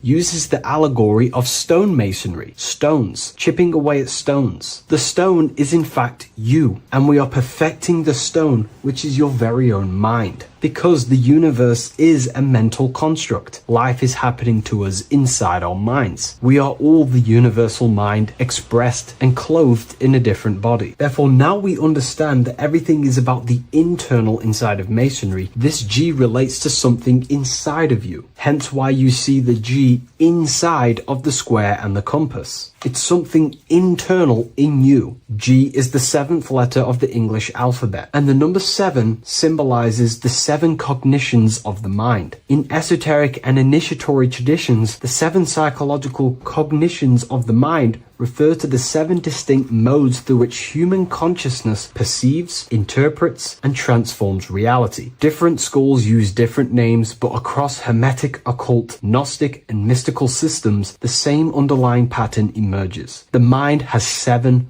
functional powers, each representing a layer of awareness and a stage of inner development. Number 1 would be perception. The first cognition is the raw reception of sensory and subtle impressions. It is the gateway where the outer world enters the inner world of our minds. Perception involves learning to see without distortion, to notice the symbolic dimension behind ordinary appearances in an occult interpretation of perception. The second one is interpretation. After perception comes the act of making meaning. The mind organizes impressions into patterns, beliefs, and judgments. Esoterically, this cognition determines whether a person interprets life through the ego or through the higher insight of their higher consciousness. The goal is to purify interpretations so that the intuition can speak through it, to clear our minds of the clutter, master it, and let our higher consciousness shine through it. Number 3 is the imagination. This is the creative faculty that produces images, symbols, and visions in the mind's eye. This is associated with the astral plane. We live in a mental universe of thought. Thought wraps itself inside of imagination. The thought alone has no true form, but then the thought wraps itself in a vehicle of consciousness, what we call imagination, and we give form to the thought. Imagination becomes active. Imagination becomes active imagination, the foundation for rituals, alchemy, meditation, and visionary insights inside of occult traditions. Working on your imagination is a key part on developing your consciousness, as it is literally the sight into the astral plane, your internal vision of the mind. The fourth cognition of the mind is emotion. Emotion is energetic response that gives intensity, direction, and magnetism to thoughts. Emotion fuels the magical will. Unrefined emotion binds us to lower impulses. Refined emotions become devotion, compassion, and the inner fire to transform thought into a tangible reality, to become a conscious creator. The fifth cognition is will, the faculty of intention, decision, and directed energy. Will is the power that aligns personality with the higher self. It is the driver of discipline, transformation, and the capacity to act consciously rather than react unconsciously. Most people walk through life as an unconscious zombie, living day to day, running off subconscious programmings, never actually using their conscious mind. We develop our will and try to align our will with the highest will possible so we can align our will with our higher mind. So the higher mind can manifest through us in the material plane. The sixth cognition of the mind is memory, the storehouse of experience, impressions, and archetypes. It shapes identity, determines how one repeats and transcends past patterns. Memory includes not only personal memory, but also a deep strata of the subconscious and the collective subconscious field, what we call the Akashic records. Memory is a massive quality that you must work on inside the Masonic system. You are required to remember certain rituals and certain things so that you can regurgitate them to pass on along the degrees. Based off my research, I myself personally am not a Mason. The seventh cognition of the mind is intuition, the highest cognition possible. It's direct knowing. It bypasses the linear reasoning and reveals truth as the inner illumination. Intuition is the voice of the soul. It is the guiding force, guiding our physical vehicle of consciousness through this physical experience, providing revelations, insights, and even sometimes gnosis and higher understandings.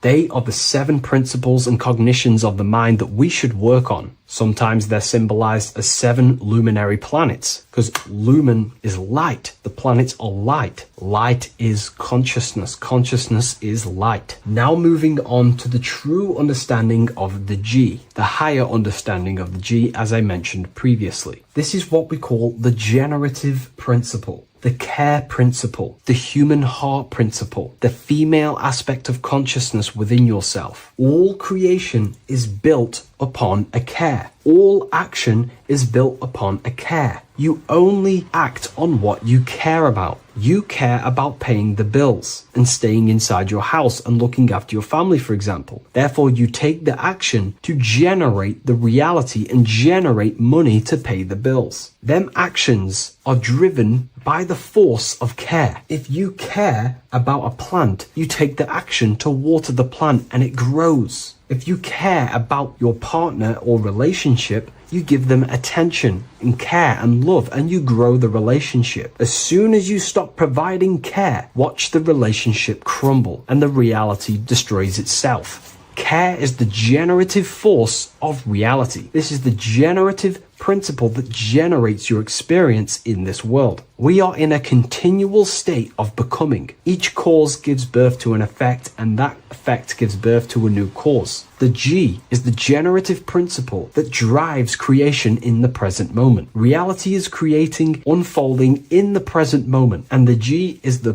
force inside of you that generates your experience. You're watching this YouTube video right now because you have a care in your heart for the information I have provided in the past, and you have a care about watching this video. As soon as you don't care, you take action to do something else with your time that you actually care about. The G is the generative force of the heart. It is the love energy. You only take action on what you love or care about. The whole world is built upon this principle. This is why we say money makes the world go round, because the whole world has a G or a care for money, and it's making everyone wake up in the morning, take actions, and make the world go round. It is the G, the care for that principle or money object to generate that reality. It is the force that drives you, hence why the G is sometimes surrounding with light rays, because it represents a force, emanation, something that is invisible but driving the physical body. The G is the internal force that focuses thought into an action. We can think many thoughts, but the thoughts you don't care about, you don't take action on. But the thought you care about, that you have a G for, intensifies that thought, focuses and directs it into an action to generate that experience and reality. The whole world is built upon this principle. The sun is a perfect example of the generative principle. The sun gives all of its life, light, never asking for anything back, making everything grow and generate on the earth. Everything in your life is built upon this principle, and gaining control over your care gives you control over your actions and your reality and what you generate. Once you see this, it is truly beautiful that the world is actually built upon love. This is why they say love is the force of God. It is.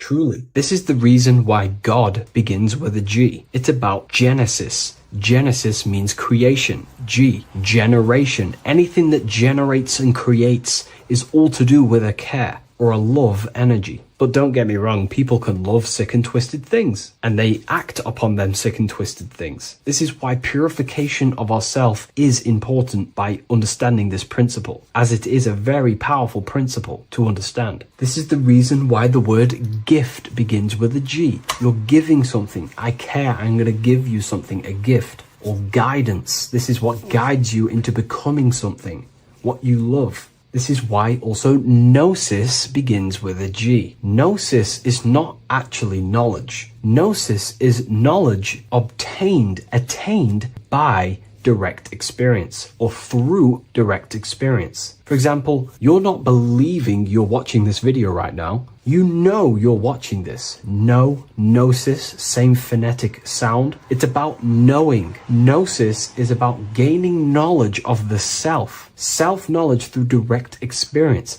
Instead of believing in God, I seek to know God through direct experience by altered states of consciousness, transcendent meditations, understanding human anatomy, understanding the laws that govern my mind, understanding creation. That is direct gnosis, knowing that God exists instead of believing he exists. By going within the self, questioning the self, and gaining a deeper relationship with the inner observer, you start to gain gnosis, self-knowledge through direct experience. And in order to gain gnosis, you have to care, because gnosis requires action. It requires you to meditate and go within yourself. It requires you to study yourself. It requires you to go within yourself. And in order to do that, you have to care. If you don't care about knowing yourself, you won't take the action to generate the gnosis. If we take a look at this piece of Freemasonic artwork, we can see a whole lot going on here.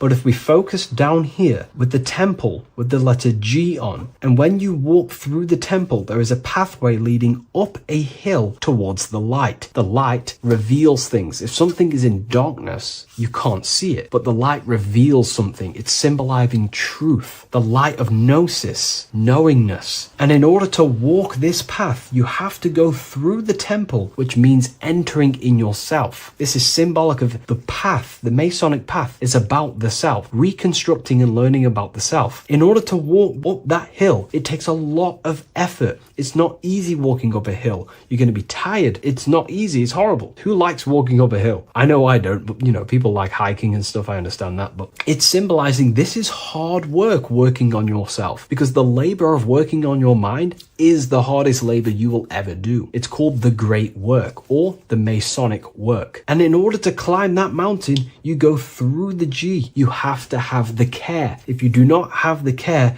you will not walk up that mountain. You will not generate the gnosis. You will not get close to the light. You have to have the G to walk that path of self-mastery and working on your mind. This is very, very important. If you want to gain the light, you have to have the G inside of you. You have to have the care to generate a higher consciousness. If you want to earn more money, you have to have the care, or else you will not take the action necessary to generate that reality. This is why we have to master ourselves and write down everything you love. It could be even the bad things. It could be lust. It could be anything you're wasting your care energy on. Try and remove them one by one. Master them and become disciplined. And then you'll have more G energy, care energy to direct towards something else in your life to generate and grow that experience or reality. Again, the word grow, G. It is a growing force. What you place your love and care into grows and expands. What you have a G for is what you spend your time and attention on, your two spiritual currencies. So this is the Masonic G, and I hope you gain a deeper understanding of this. So that is pretty much everything about the Masonic G that you need to know, and hopefully this has helped you. If you wish to learn more and gain guidance through your life and understand yourself on a deeper level, the book I've used today is called The Book of Symbolism. I'll leave a link in the description.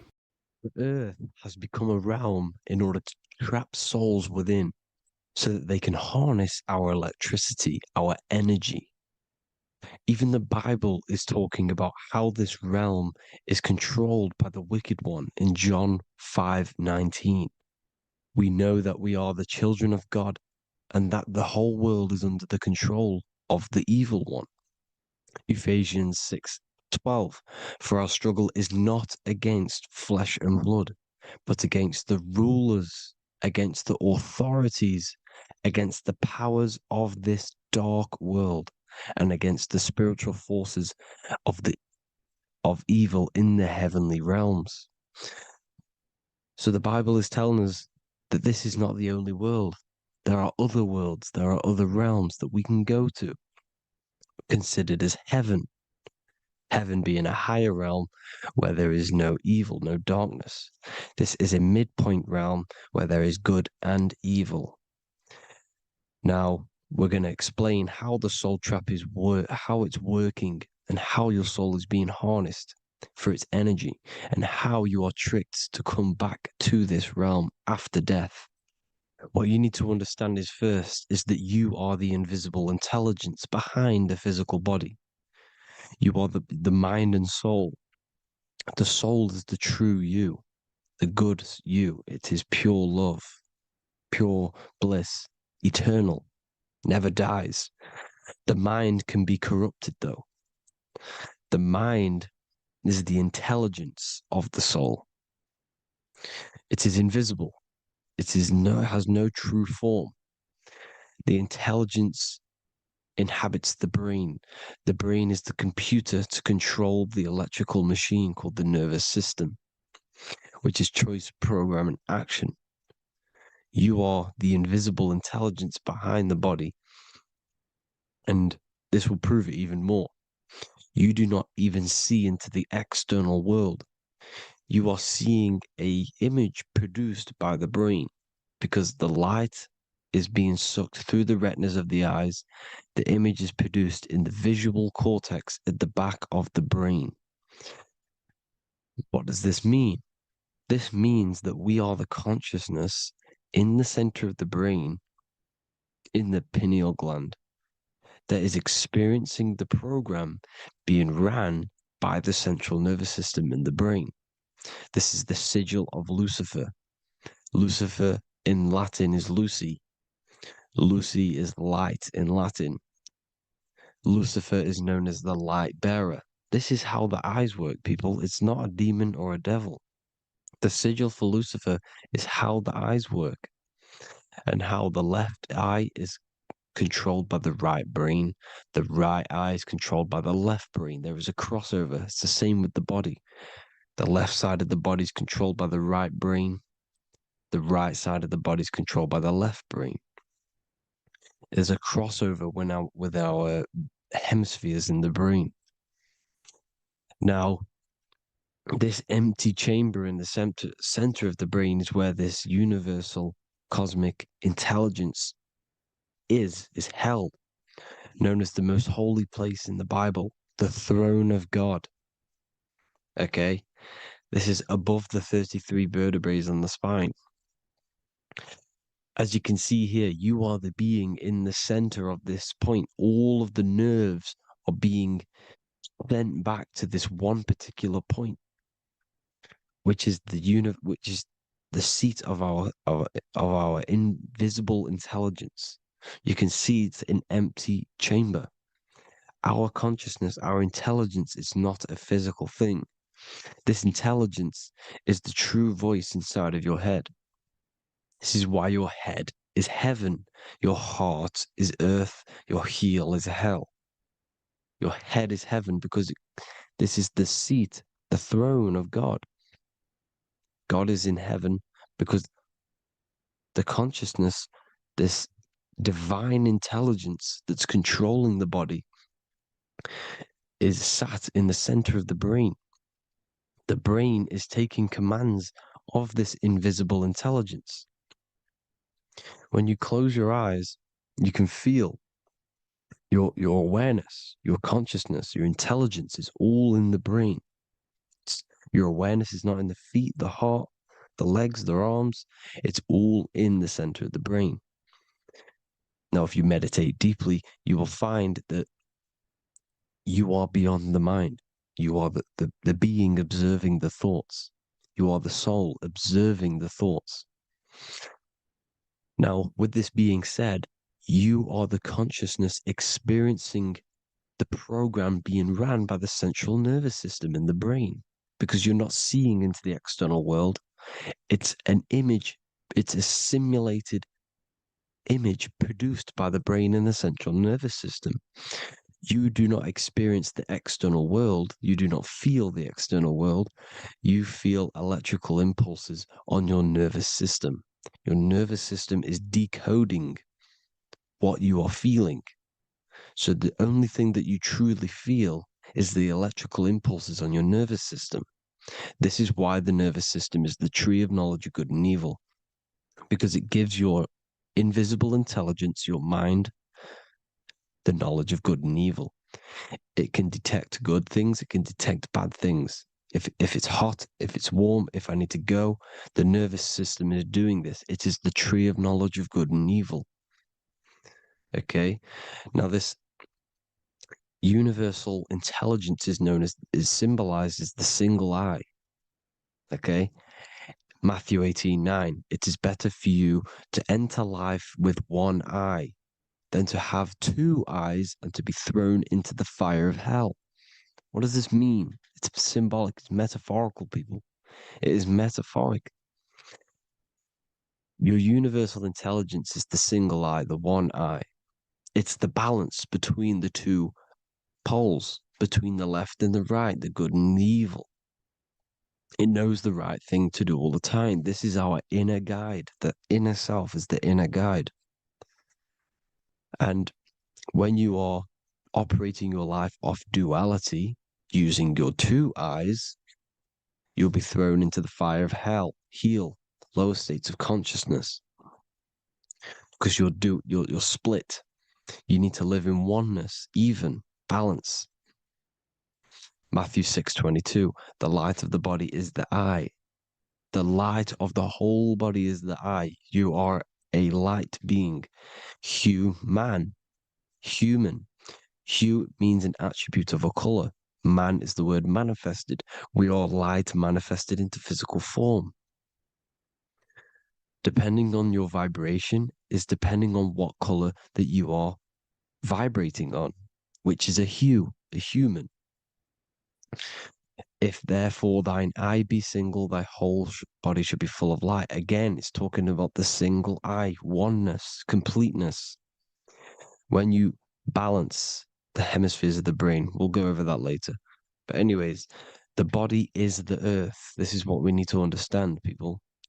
The body is running the simulation, the program that our consciousness is experiencing. So when we leave the body during death and astral projection, we leave the earth. This is how it works. The body is the vehicle for the earth, for this realm. Everything exists within our mind. You have the soul, mind, and body. The soul is the observer, the watcher, the true being. This is why she has many different heads, because the soul inhabits different bodies. This is the serpent, which means knowledge, which is the mind, wisdom. And this is the body, soul, mind, and body, Brahma, Vishnu, Shiva. The mind is the bridge between the soul and the body. So what do I mean?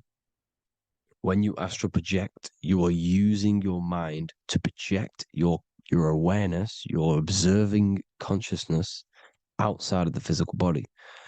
The mind is the projector, projecting consciousness.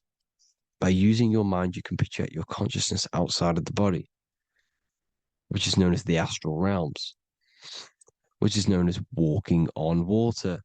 Jesus was never walking on physical water, people. It's metaphorical. Believing the physical body. The water is the ether, which is the veil between the physical and the astral realm. It's a fluid substance. It's on either side. It's physical and astral. The ether is the fifth element that they hide from us. Why? Because they're trapping you in the physical. They are hiding all of these realms. Etheric, astral, and mental. People think their mind is their brain. It's two separate dimensions. These are completely different dimensions. The mind is way more intelligent. The mind is formless. There is no form to the mind. You can think anything you want. You can manifest anything you want within your mind. It is not a physical object. The physical realm is being controlled by the mind. Everything's being controlled by the mind. Everything exists within the mind. This is why the Egyptian says the universe is mental. So when we project our consciousness outside of the physical, we go to the astral. The ether is the water that Jesus is walking on. This is the veil between the physical and the astral world. The word together has ether within it because it joins the two worlds together, together, the astral and the physical.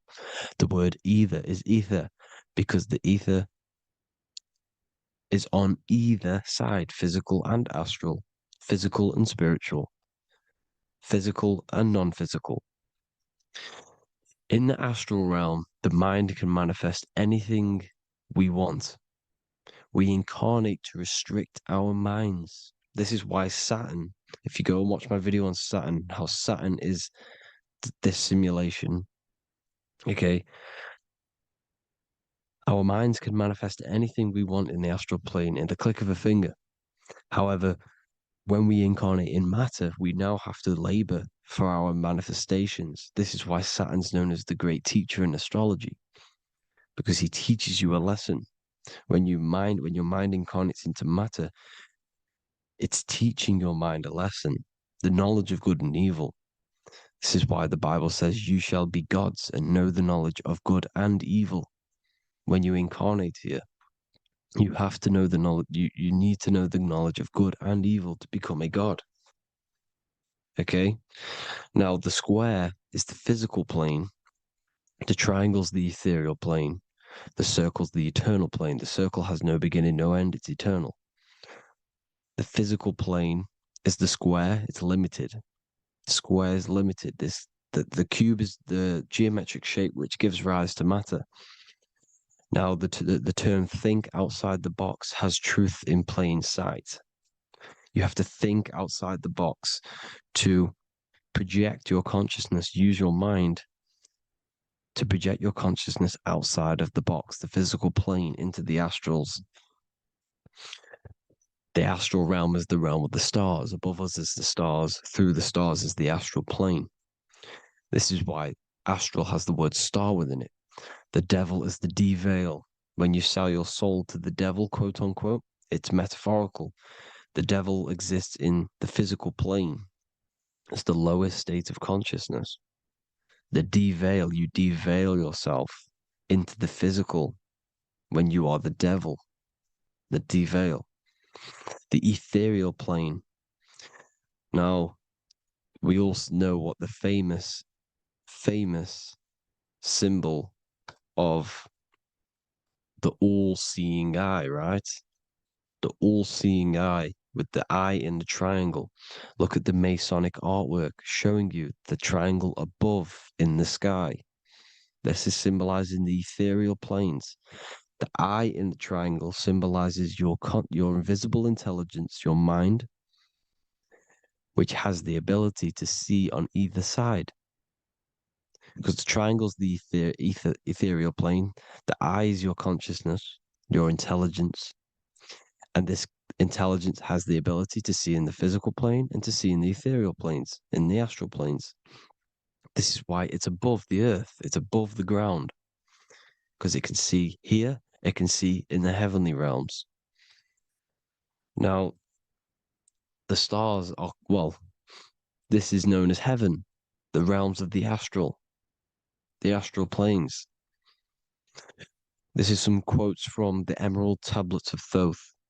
Out of the darkness ye must rise upwards, one with the light and one with the stars. Man is in process of changing to forms that are not of this world.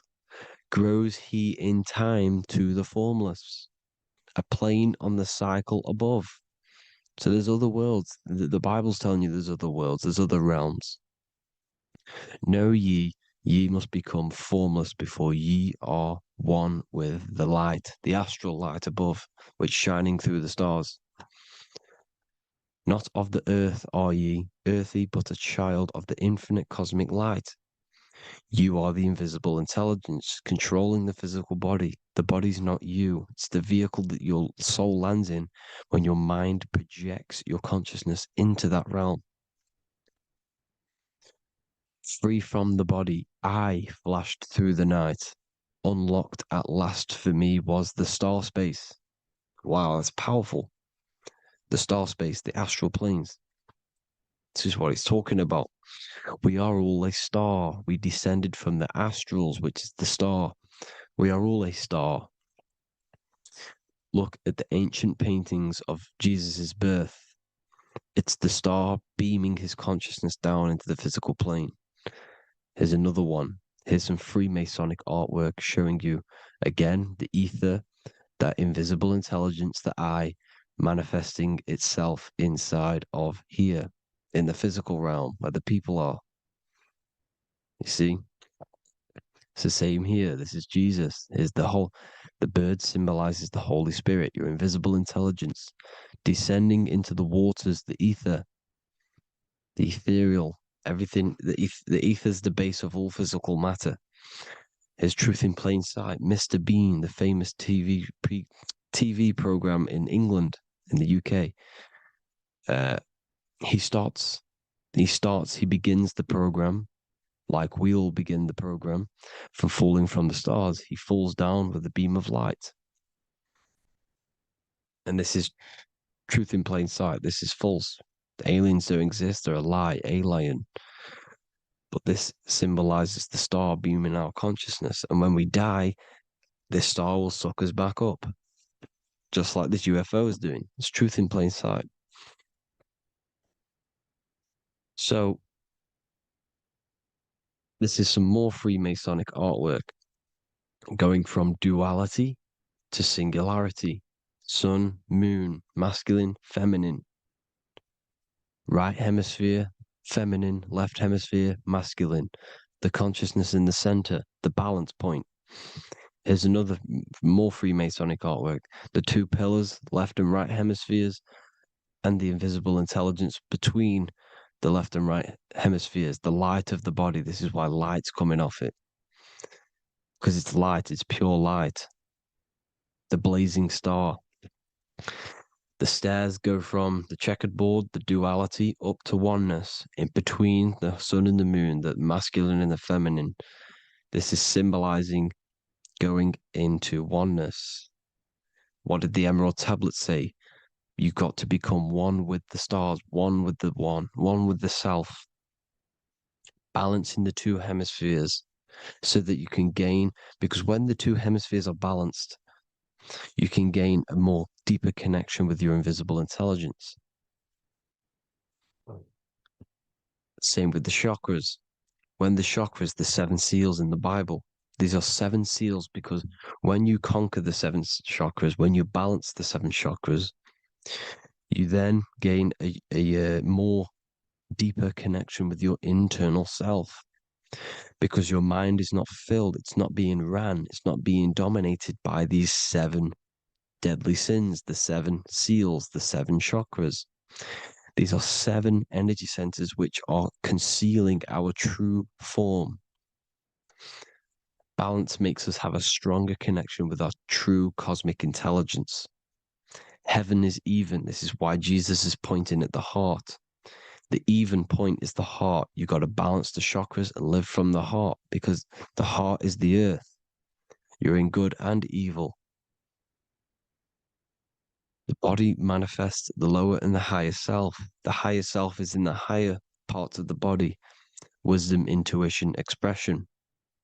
The lower self is in the lower parts of the body. Sex, food, and power. This is how they are trapping your soul, people. Like I said, the mind is the bridge between the soul and the body. So by tricking the mind, not giving it the right knowledge, and keeping the mind stuck in the lower three senses, thinking about power, food, and sex, this is low vibrating energy. It's going to keep your mind addicted to the physical realms.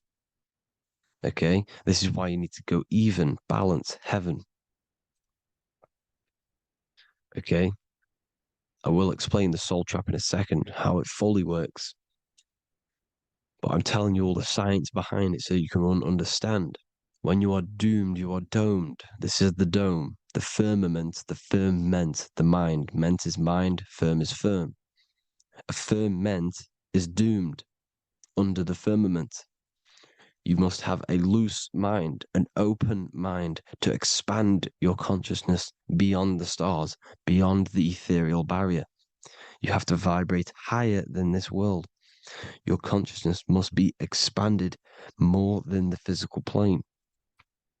You need to learn how to astral project. You need to learn how to leave the body, how to operate outside of the body, so that you, when you do leave the body, you will have recognition. You'll have knowledge. You'll have practice. But this is as above, so below. The woman's belly is the earth. It's as above, so below. It's a microcosm of the macrocosm. We are the children in the womb. We are the people in the earth being ready to be born into the heavenly realms. As above, so below. It's a microcosm, macrocosm. Everything is in everything on a bigger and a smaller and a larger scale. Now, when the baby figures out that there is a world beyond its mother, what happens? The baby starts to move around and tries to get out of the mother. Because once it starts to hear the external world, starts to hear people, it's going to wonder what's outside of why am I in here? What's outside? So the baby will force its way out of the mother. It's the same with our minds, as above, so below. When our minds are when our minds figure out that there are other realms beyond this world, we will seek a way out. This is the womb, the mother earth, mother nature. It's the mother. We're in the womb. We can be born out of this world, which is being born again in the Bible. When you are doomed, you are domed under the dome, under the firmament, the firm mind. The firm mind will keep you under the firmament. Due to the law of polarity, there has to be other realms. There has to be. Because the law of polarity works in this world and it will work on every scale possible. It's universal laws. These are universal laws.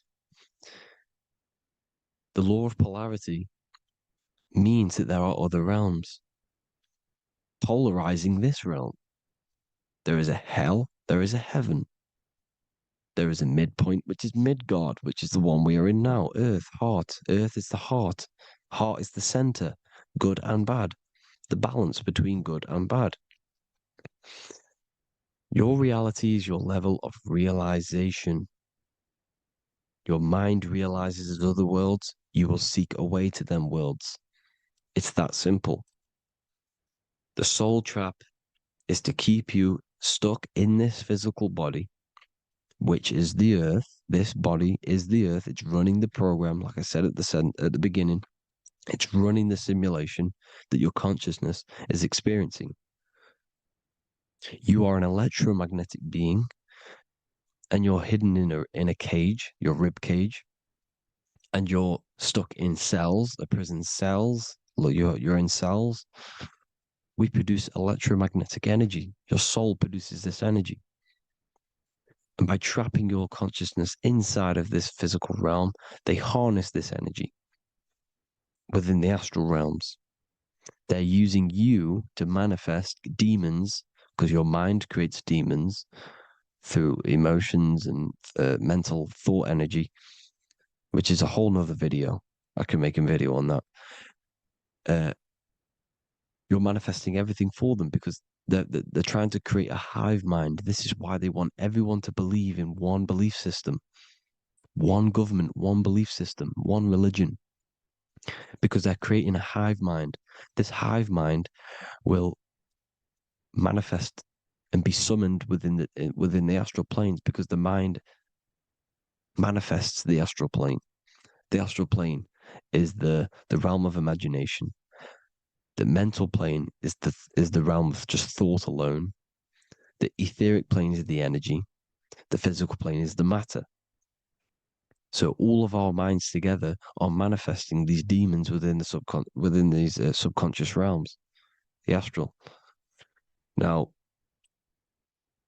how are they keeping you stuck to this realm? Well, when you die and you're stuck in your lower three chakras, okay, when your mind and soul detaches from the body, which is the earth, when you leave the earth, you're still going to have these mental addictions to the food, the sex, the materialism, the phone, the cigarettes, everything. This is why they get you addicted to everything possible. The TikTok, the YouTube, they get you addicted to as many things possible. Because when your mind is addicted to these things, and when this mind leaves the physical body, you're still going to have these addictions. Okay? You're still going to have these thoughts. and you will be manifested into the lower astral realms because you're thinking materialistic, you're thinking negative, because your level of realization was your reality. You were manifesting hell on the earth. When you leave the body, you're going to manifest hell in the astral planes, which means you'll be vibrating on the very low, which will put you in the lower astral realms. So guess what? You're going to come back. You're going to come back into materialism. You're going to reincarnate because you haven't prepared for life after death. You must detach from the external world. Okay? Moon is mind. The sun is the soul. The earth is the body. The moon is the mind. This is why we say lunatic. In your mind, you have a specific mood. Moon. Money, M-O-N, is the moon. Money exists in the mind. They get you addicted to the money. The Bible's telling you this. Do not conform to the pattern of this world, but be transformed by the renewing of your mind. It's telling you. Of this world, but be transformed by the renewing of your mind. Who knew that the Bible was this deep? Matthew 16:26, what good will it be for someone to gain the whole world yet forfeit their soul? James 4:4, don't you know that friendship with this world means enmity against God? Therefore, anyone who chooses to be a friend of this world, of the world, becomes an enemy of God. John 4:4, dear children are from God and have overcome them, because the one who is in you is greater than the one who is in the world. It's talking about the invisible intelligence. It's greater than the physical world. John 2:15, do not love this world, nor the things it offers you, because this world will create you to, if your mind has attachments to what this world offers, sex, money, and power, pretty much, you will reincarnate here. You will come back here, because when you leave the body, your mind will still have these addictions. Do not love the world, nor the things it has to offer you. All of this is in my newly published book. The paperback versions are now available. Finally, for all the people who have been waiting, the Book of Wisdom. All of this knowledge is inside of the Book of Wisdom. The paperbacks are available. There's worldwide shipping. You can get it anywhere, pretty much, any country. My new website, it's amazing. There's going to be some amazing products coming on the new website. But I thank you all for the support. Before I leave, I need to explain what is going on with the soul trap. Like I said at the beginning, the mind's the bridge between the soul and the body. The body's the realm. By tricking your mind with false knowledge, they are keeping your soul stuck to this realm. They get you addicted to all the physical things, and that is it. As soon as you're addicted and you die, you're going to come back. So by tricking your mind, which is the bridge between the realms, they keep your mind stuck within this body. They keep you in physicality. They deveil you, the devil, the deveil. Thank you all for the support, people. If you do want to join the Academy, all the links will be posted below this video for the book, The Academy.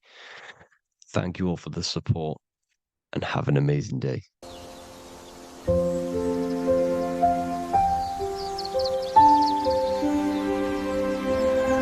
bookofwisdom.com. Visit today.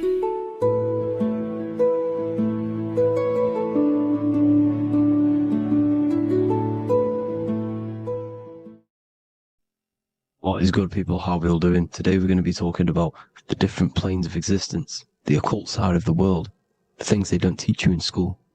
And of course, you can only find that on this channel, so welcome. So you need to understand is that your consciousness moves through these different planes of existence, these different states of consciousness, which make up all of you. Okay? They are all interlocked planes. They are all interpenetrated into each other. They are all one. They melt into the plane above and below. You see, each plane is a product of each plane. As above, so below. Now, the higher you go, the more fluid, the more dreamy, the less dense it becomes. The lower you go, the more denser it becomes, the more solid it becomes. The lowest plane is the physical plane, which you are obviously aware of. You are inside of the physical plane now. But while you are in this inside of this physical plane, you are indeed inside of all these other bodies which you have not awakened yet. You have to awaken these different bodies. You have these bodies. Okay? It's like a ripple effect. And the center is the most dense, the most solid. This is earth, heart, the heart of the ripple. And the lower you, the further you go out from the center, the more dreamy, the less fluid, the more fluid, the more less dense it gets until you're one with the all. You see? And this is what it's like. This is what this system is. It's like a ripple effect. Now, let's jump straight into the planes. First, you have the physical plane, made out of 4 elements. 5 elements. The ether is the mother of the elements. It's the womb of the elements. It's the 5th element. And it gives birth to the 4 other elements. 4 is stability. Tables have 4 legs. And this is why the ether gives birth to 4, because it's the foundation of the physical world. Fire, earth, water, air. They are not pure. Each one of the elements melts into the other one. For example, earth and water both share cold. Water and air both share wet. You see, they compose of each other. They melt, they mold into each other based off the vibrational state of the ether. That's what it is. The 4 elements are the vibrational states of the ether. Okay? So you have the 4 physical elements making this, physical world. It's the lowest world. It's the world of effect. This world, whatever you see, whatever you experience, it's the effect. You can't change anything by manipulating this world. You got to manipulate the higher worlds to affect this world, you see? As above, so below. This is the lowest plane. It has 3-dimensional. It's the 3rd dimension. Space, height, and thickness. That's all it is. Front, backwards, upwards. You see, it's 3-dimensional. We cannot perceive the hidden side, which is the interior of this existence. We cannot perceive the interior from our exterior view. We are looking into this world. Okay? This is the exterior view. We can't see what's inside of that. That's the 4th dimension, which is the next one. It's the most gross and dense plane. 4 states of matter, the most slowest vibrational molecules exist in this plane. Above this plane, you have the ether. Okay? The word ether and either are the same thing, because either connects 2 scenarios in languages. I either support Manchester United or Liverpool. Either is connecting them 2 scenarios. The ether is doing the exact same, as you can see here on the planes of existence. It connects the astral world, which is very important, to the physical world. It's connecting these 2 worlds. So it's the either. It's the ether. The ether is pure potential. Energy flows through the ether. It is pure energy, pure potential. Okay? The physical body is an exact copy of the etheric counterpart body. So every physical object has an etheric energy double.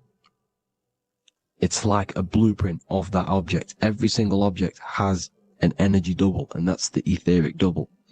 Okay? The etheric body determines the shape of our physical body through its lines of force.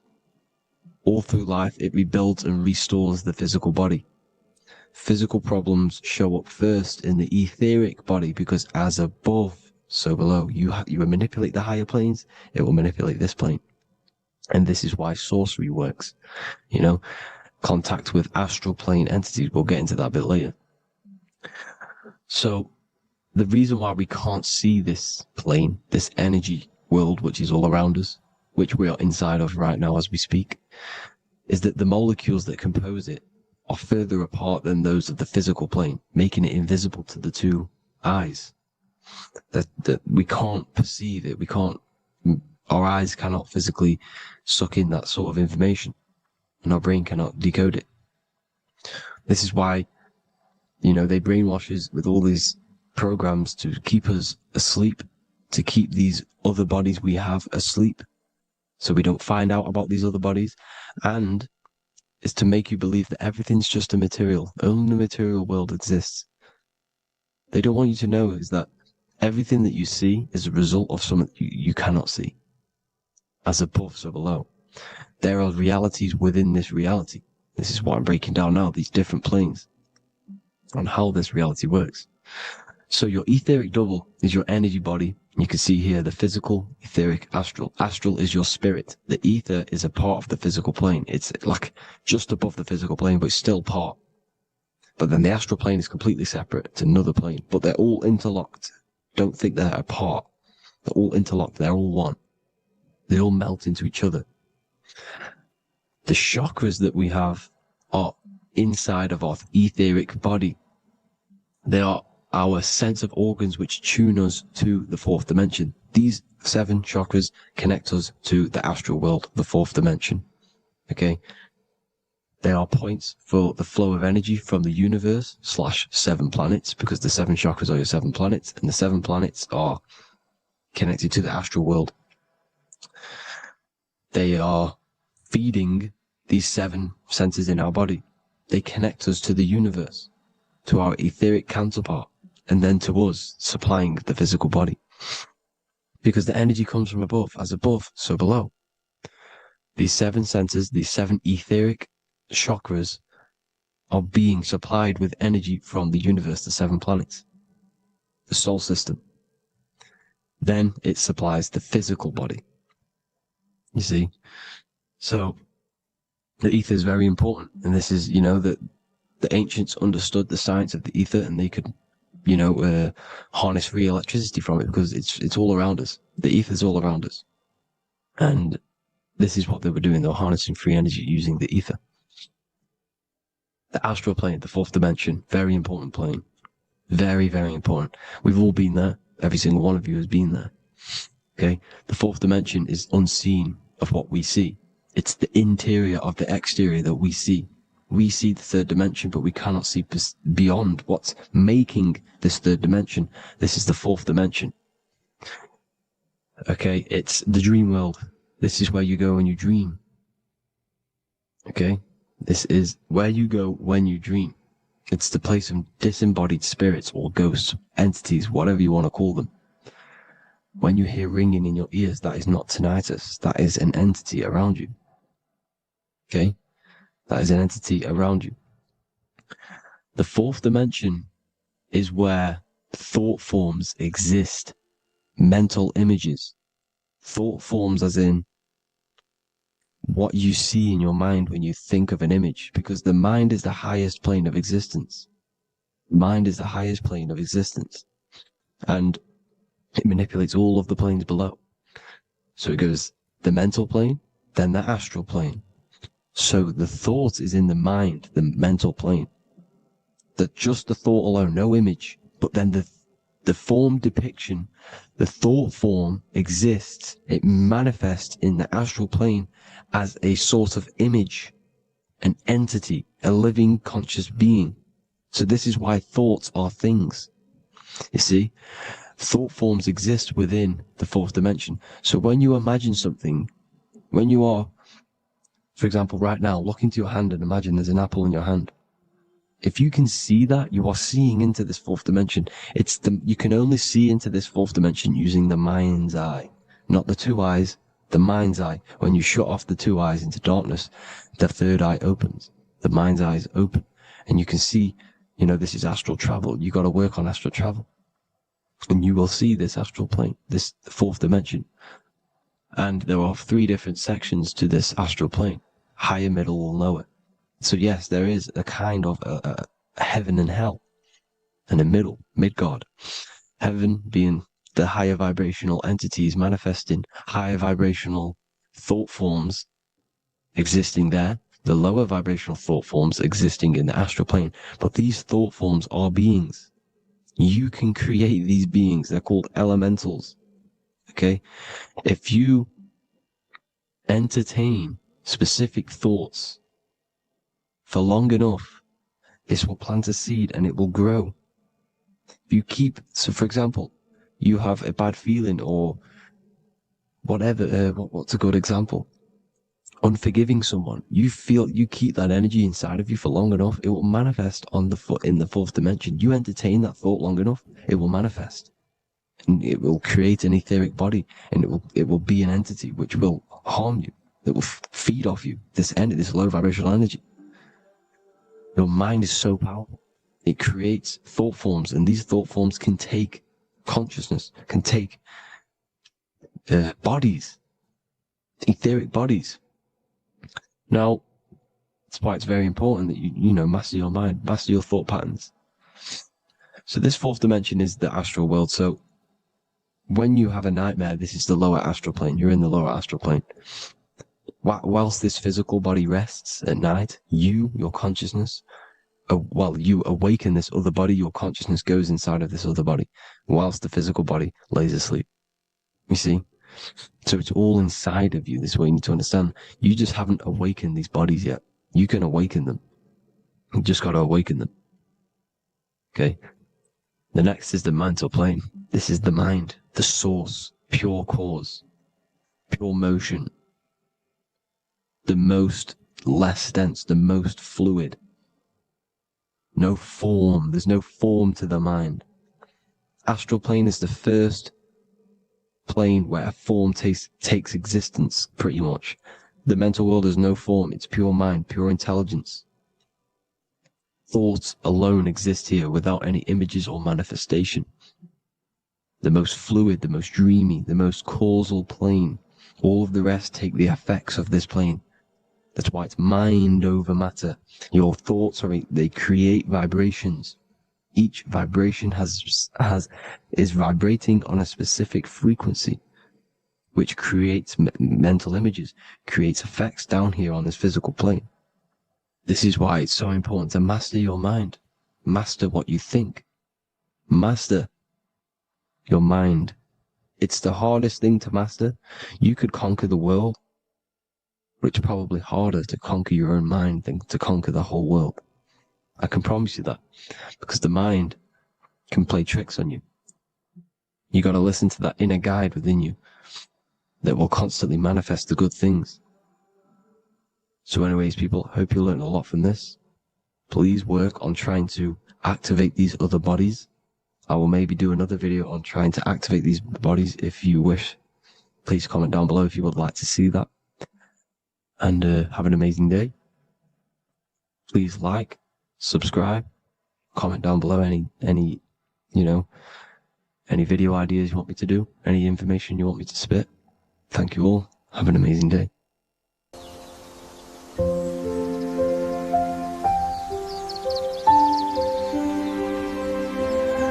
bookofwisdom.com.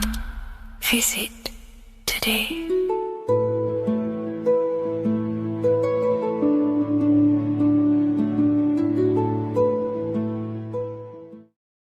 Welcome back, people, to another occult lecture by Revival of Wisdom. Today we're going to be talking about magic and how it's being used on us for the New World Order. Magic has the word mag within it, which is magnetism. Magnetism is the force. Magic is influencing forces, natural or supernatural forces, and using it for a certain agenda to gain something out of it. Now, magic is not what everyone's being thought. It's not some sort of fantasy thing. It's actually very common, and we all do it, whether you believe it or not. Magic is all to do with the mind. As I said, always say in my lectures, your mind is what creates matter. Your mind is what creates your external world. So it's all about manipulating and planting seeds within the mind, because your mind is a garden, and thoughts and words are seeds which are being planted in that garden. Your life, your physical life, the people you have in your life, your friends, your car you own, the job you have, is all a reflection of the thoughts that you've been thinking in the past. You are where you are in life because of the thoughts that you've been thinking. Therefore, your life is a direct reflection and manifestation of your mind, the garden, the Garden of Eden. Okay? The mind is what they are targeting. What you see, say, and hear has a direct effect on your mind. Me talking to you is influencing you. The words I'm saying is planting seeds within your mind. Now it's up to you to consciously act on these thoughts or these words, or to maintain these words. As above, so below. As within, so without. What's inside of me is outside of me. What comes into the storehouse comes out of the storehouse. You have the left, you have the right, you have the up, and you have the down. As above, so below. Whatever is in your mind will be expressed in some sort of way, consciously or subconsciously, spiritually or physically. The mind is what manifests everything. And this is what we need to understand. We need to understand is that the mind is not physical. All things spiritual manifest physical. All things seen come from the unseen. The words you're thinking, that everything you have is coming from the unseen. The actions that you do come from the unseen mind. Another expression for as above, so below is you are the universe itself. You are a universe, a mini universe. But just because you are mini does not mean you are the whole thing. If I take a little piece of infinite, let's say there's an infinite light source. Let's say I take a little chunk of that infinite light source. That little chunk I took is still infinite because it's been taken from infinite. You are the universe. Your awareness, your mind is the universe. It's information. You are the universe experiencing itself. This is why we say we are all God. As above, so below. What is in me is outside of me. The sun, the physical manifestation of the sun is your soul. The 12 constellations are manifested in the physical body. The 5 elements are manifested in the physical body. They're manifested in the 5 fingers you have. As above, so below. This is manifested, well, this is a symbolized in Freemasonry and secret societies as the 2 pillars. The mirroring reflection, the reflection of reality, the mirror, as above, so below. What happens in the mind, what happens in the astral, happens in the physical. This is Aleister Crowley. This is all symbolism. This is the 2 pillars with the all-seeing eye and the triangle at the top. Aleister Crowley was a master magician, very powerful dark magician, black magician. There's 2 types of magic. You have white and black, just like the checkered board, the Masonic checkered board. You have white and black. You have good and evil. White magic is influencing natural forces to gain something that will help the collective consciousness, help the collective, help the earth, help other people. Black magic is something you manipulate something so you can get something personal out of it. Doesn't matter if it's good or bad. It's still considered as black magic because you're being selfish. Everything you do should be contributing towards the collective consciousness and helping others. And this is why the ancients lived in a system where everything was in unity. We understood that I am you and you are me. What I do to you happens to me because I am you and you are me. We are the same mind substance on the inside. We're all the same mind substance being expressed in different bodies. So what I do to your mind will have a ripple effect on my mind because all of our minds are connected within the mental plane.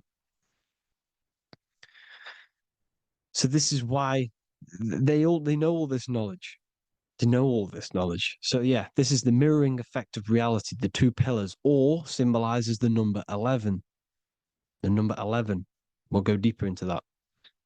The technology we're using is magic. It's a form of magic. Television is tell a vision.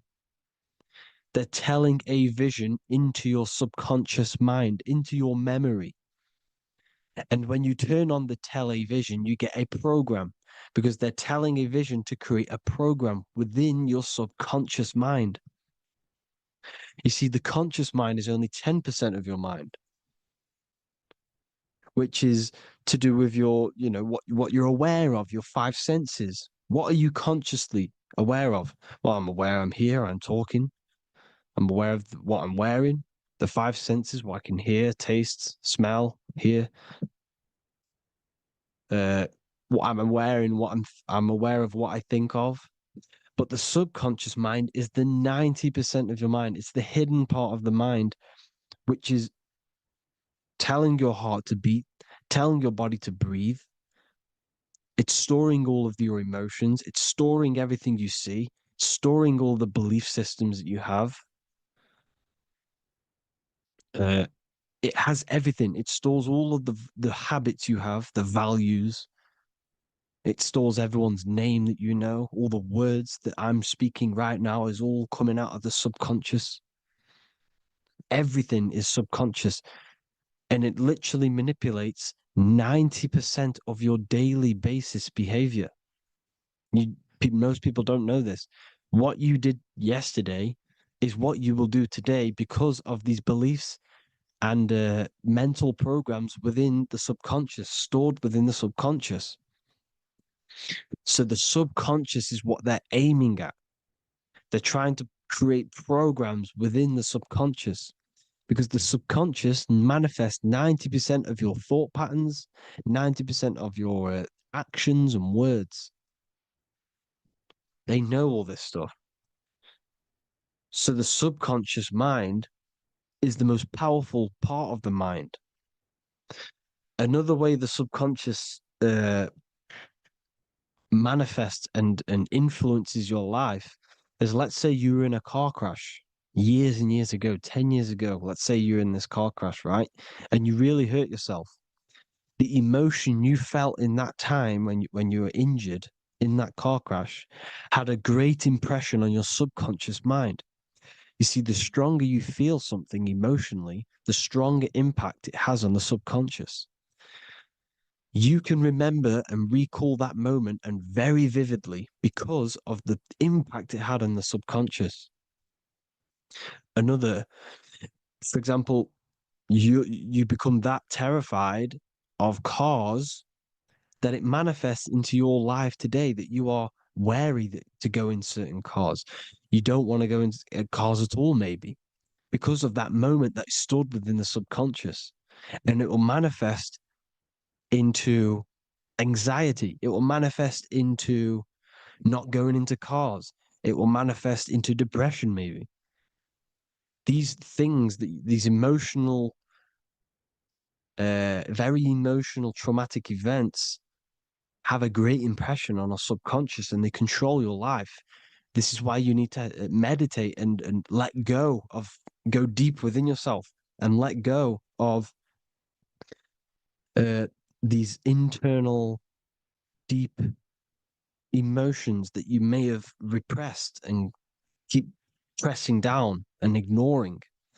But you need to address it and let go of these subconscious impressions you have, which are controlling your life, like anxiety, depression. All of these things are stemming from things that are stored within your subconscious years and years ago, more than likely. Broadcasting. They're casting spells to a broad audience, to news, north, east, west, and south. They're casting spells. No, if you watch the news, everything's red. Breaking news in red writing or the red background, everything's red. Why? Because red's the root chakra, which is all to do with survival. They want to stimulate this root chakra because They want you down there in survival mode. They want you in survival mode because you're easier to control. They control out of fear. And not only they're casting these spells as if because most of the things they cast in the news hasn't already happened. They're constantly bombarding you with there might be a war breaking out, war this, war that, kill here, kill there, murders. It's impressing, it's casting spells on your subconscious mind. So when the event does turn up in real reality, in physical reality, you're less emotional, you're less surprised. You're not as surprised because you've already heard it before. Your subconscious has already heard it all before. If you never heard of a war and then a war broke out, you'd be going crazy. So they subtly program your subconscious mind through the words, because the words they say is impressing your mind, it has an effect on your mind, which will have an effect on your behavior, your words, your conversations you have with people.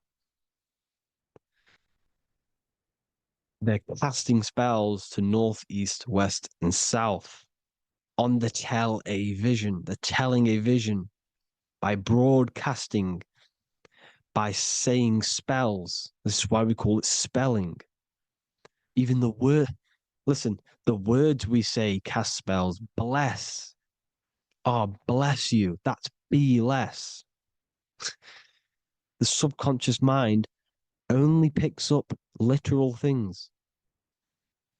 You see, when I say bless you, your conscious mind picks that up as, oh, thank you, you're blessing me. But your subconscious picks up as be less. You see? Because the subconscious it has no filter. It's just it is what it is. Everything is factual in the subconscious. Therefore, if I call you an idiot, your subconscious my subconscious will think I'm talking to myself and calling myself an idiot, and it will take that as true. That is truth. Everything is truth within the subconscious, and the subconscious manifests your behavior. The devices you. This is the biggest one. Black scrying mirrors, device, the devil's vice, the device. Okay. Black scrying mirrors, black screen is scrying. Black scrying mirrors were used to communicate with spirits within the astral plane in the medieval times. They're probably still, well, they're still being used now by black obsidian mirrors. And look at your phone, it's a black mirror. And there's some sort of, I'm not saying this is fact, but personally, I believe these are portals for spirits and ethereal entities to come into your life, to come into your surroundings. So this is the next big thing: the TVs, your iPhone, your iPod, all black mirrors, and mirrors are very, very powerful. Even just a normal mirror. Mirrors have an effect. Whatever you say into a mirror, what you say is energy. And when you say something into a mirror, you're saying it into yourself. It's an infinite cycle of words of energy because it's being reflected infinite times. When you say something into a mirror, it has a massive effect. You're saying it directly into your eyes, into your mind. So what you say in a mirror should be said with precaution. Never say anything negative into a mirror because mirrors are very, very powerful ways for you to reprogram your subconscious mind for the good. You can say very positive things into mirrors and it will reprogram your subconscious mind. Okay? Manifesting is all magic. It's all magic. Everything is magic. But consciously doing it is what they're doing. They hid this knowledge. Your phone is magic. It manipulates your mind. The iPhone I. Okay. See, magic isn't all of this with wands and see, Harry Potter, okay, that was created to give you this perception of a mystical and amazing form of magic with magic wands and all sorts of stuff like that.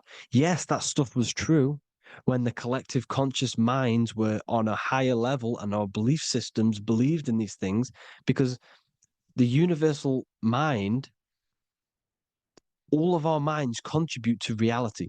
If the masses don't believe in magic, in if the masses don't believe in a certain thing, it's going to have an effect on physical reality. So when the collective minds are higher and have more open minds, things like Harry Potter can come true. See, it's all in the mind. The iPhone, the I is the symbol for the mind, the invisible intelligence. The triangle is the ethereal plane. Okay. So the eye in the triangle is the eye that sees into the beyond the ethereal planes. The square is the physical plane. So the iPhone, your phone is a black box, just like the Saturn black cube. It's a black mirror. It's taking photos of you every 2 seconds. And it's a it's a it's your mind. Your mind is in that phone. Everything you like, everything you text, everything you type in Google, everything you say to someone, every conversation is all recorded on the phone. Therefore, it is a direct reflection of your mind. Your mind is imprinted into your phone because your mind, everything you think in your mind, you're manifesting into typing, saying, taking pictures into the phone, and it's collecting it and storing it. And what they're doing, and this is for all forms of magic, it's manipulating the mind. It's all manipulating the mind. Reels, Instagram, TikTok, this is all dopamine. It's all controlling the mind. Every like you get, every follow you get, every share that you get is dopamine within your brain. They're they're literally targeting your brain and mind. It's all manipulating because what they're pushing through the phones, through the media, through the news, through the televisions is visions and programs. You are the one manifesting the new world order. They're not doing they're not manifesting the new world order. They're giving you the information so you can manifest the new world order. Everything they say is contributing to your mind. For example, digital money and all the information they put out for you to see is contributing to your enslavement. Your mind is manifesting the new world order. They know this. They don't manifest it. There's billions of us. We could easily run over them physically, but on a mental level, these people have the knowledge and they hide it from us, and they let us manifest reality because we are the collective. They give us the information which manifests their agenda. It's all magic through the phones, the media, the television. So your phone is a manifestation of your mind. It's a record of your mind. Hollywood, Hollywood, holly tree, holy tree. They used to make wands out of holly trees, holy trees, because it was the most holiest wood, the best for casting and transmitting energy. So they used holly trees to cast spells.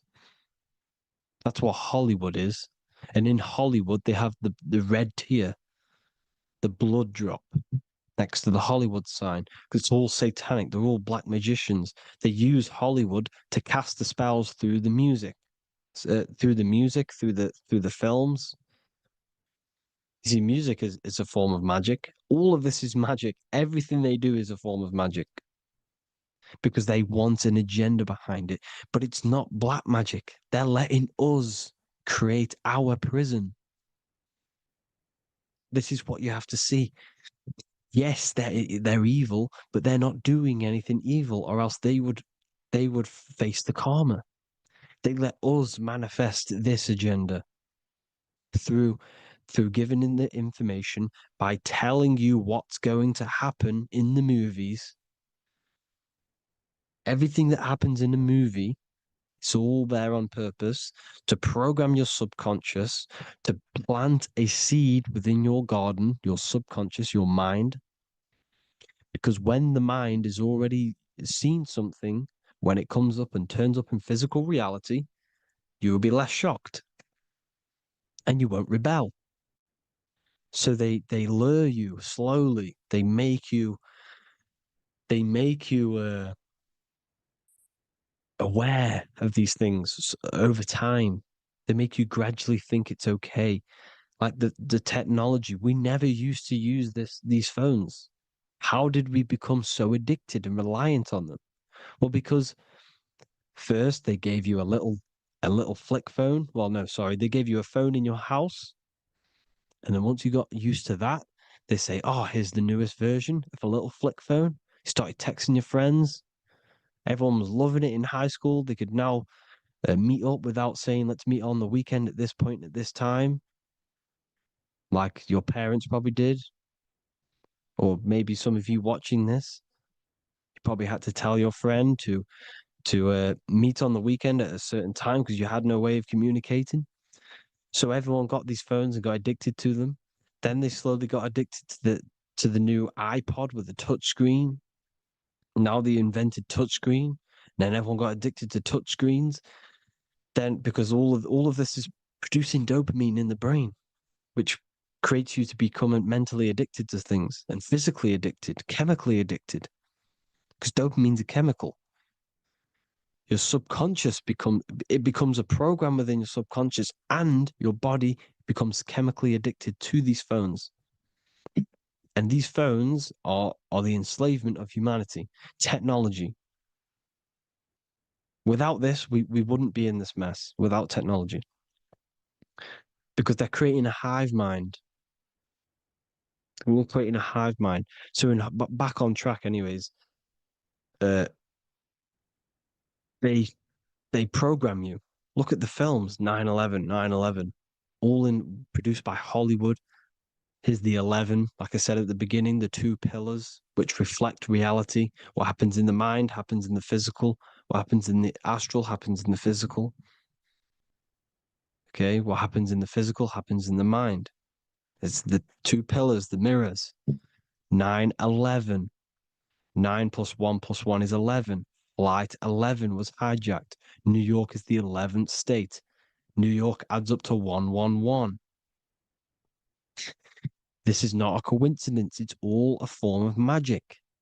It's a ritual, energy harvesting ritual, because your mind produces energy. Your mental attention produces energy, and they're feeding off this energy in the astral plane, these demons. Music is the most powerful. Personally, I think the music is one of the most powerful forms of magic they're using. Okay. Music is hypnosis. It puts your brain in a hypnotic state.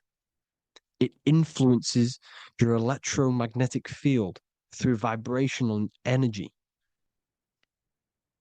It reprograms your subconscious mind. Why do you think you remember the lyrics? You see, your subconscious stores all of the memories. Remember, the subconscious manifests 90% of your behavior. So, therefore, the music you're listening to is manifesting your behavior. You wondered why some people wonder why they have drug addictions and they can't get out of violence and they can't get out of all this negative mind space. It's because the music they're listening to is creating a negative mind space. The words you listen to have plant seeds within your mind. So the reason you remember the lyrics is because that song created a program within your subconscious. Yes, that is what happens. You can use magic to reprogram your mind, but you can use music to reprogram your mind because it's all forms of magic.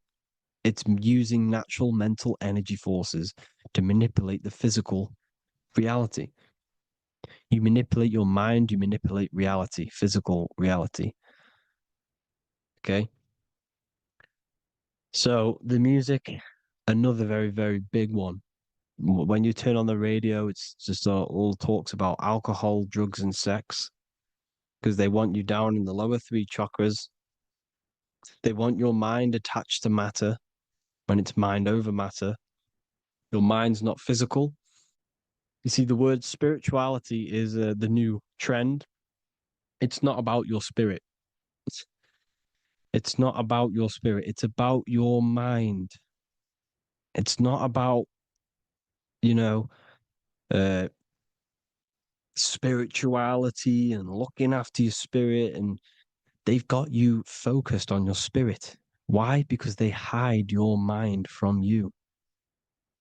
You see, a lot of people think their mind is their brain, but the mind is everything. There is no physical reality without mind. You can have a brain. Imagine if you had no mind but a brain. It wouldn't work. Like the mind is everything. The mind controls your avatar. It begins in the mind before it happens in the brain. Then the brain manifests through the body. The brain's just an electrical computer. So that they've got people scared. Or do I have a soul or not? And all this stuff.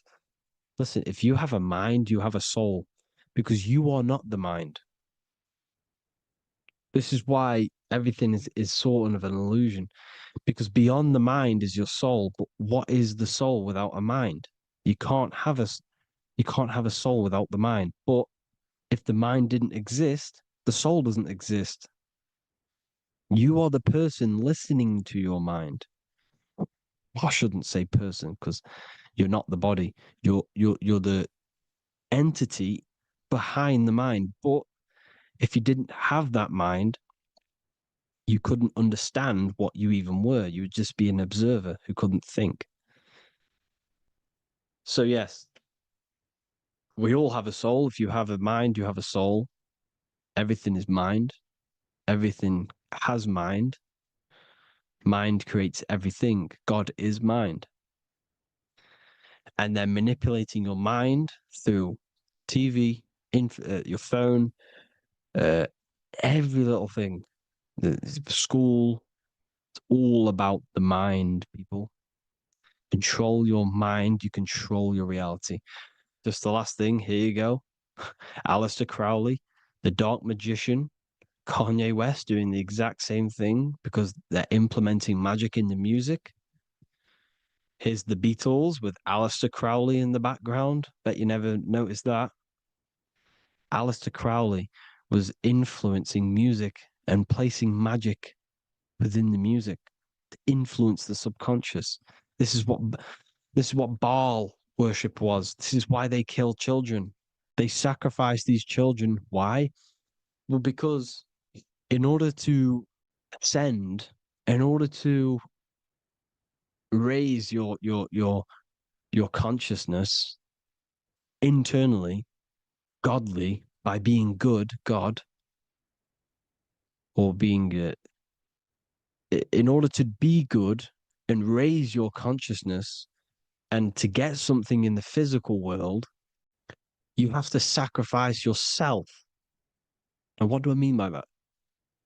In order to raise your consciousness and ascend, you have to sacrifice the lower nature of yourself. You got to abstain from having sex to retain your sexual energy, to transmute it, or staying away from some poisonous foods like meat. So, staying away from blood. We shouldn't be consuming other animals' blood. We should be keeping our blood pure. We are humans. We shouldn't consume chicken blood, chicken germs. We are the most divine creatures on this creation. We are the most intellectual creatures in this creation. Therefore, we should keep our temples pure. We are not animals. If you want to associate yourself with an animal, go out in the wild, go and find a wild boar and go and try rip its guts out with your bare teeth because you can't do it. You're not a cat. You're not a carnivore. Okay? So in order to ascend, you have to kill and sacrifice your lower part of yourself to ascend up to your spirit self, your mind self, the highest version. And the elites don't want to do this. So they sacrifice other things like babies to kill them, to exchange their life over to the astral plane so these demigods in the astral plane can give them something in return in physical. They don't want to sacrifice their lower self, so they sacrifice other things for exchange, for physical pleasure. But the godly person sacrifices their lower self for their higher self to do good and ascend. So this is what all the Baal worship is, people, and this is why they're doing it. Hope you all had an amazing lecture. If you haven't already, go and get the Book of Wisdom for more information. You know, I don't go into dark stuff in this book because all I do is enlighten people in this book. You can get it in Spanish, English, German, Italian, and French. Worldwide shipping, you can get the PDF or paperback. Or there is also a new one called the Human Health Guide 2.0. It gives you a list of all the foods, grains, oils, nuts, everything that's alkaline and positive for the body and not man-made and hybrid. It tells you all the products to stay away from, how to fast, how to improve vision, how to improve everything, literally. So the Human Health Guide has been released. If you want that, I'll pull all the links in the bottom in the description. Hope you all enjoyed the lecture, people. God bless you all.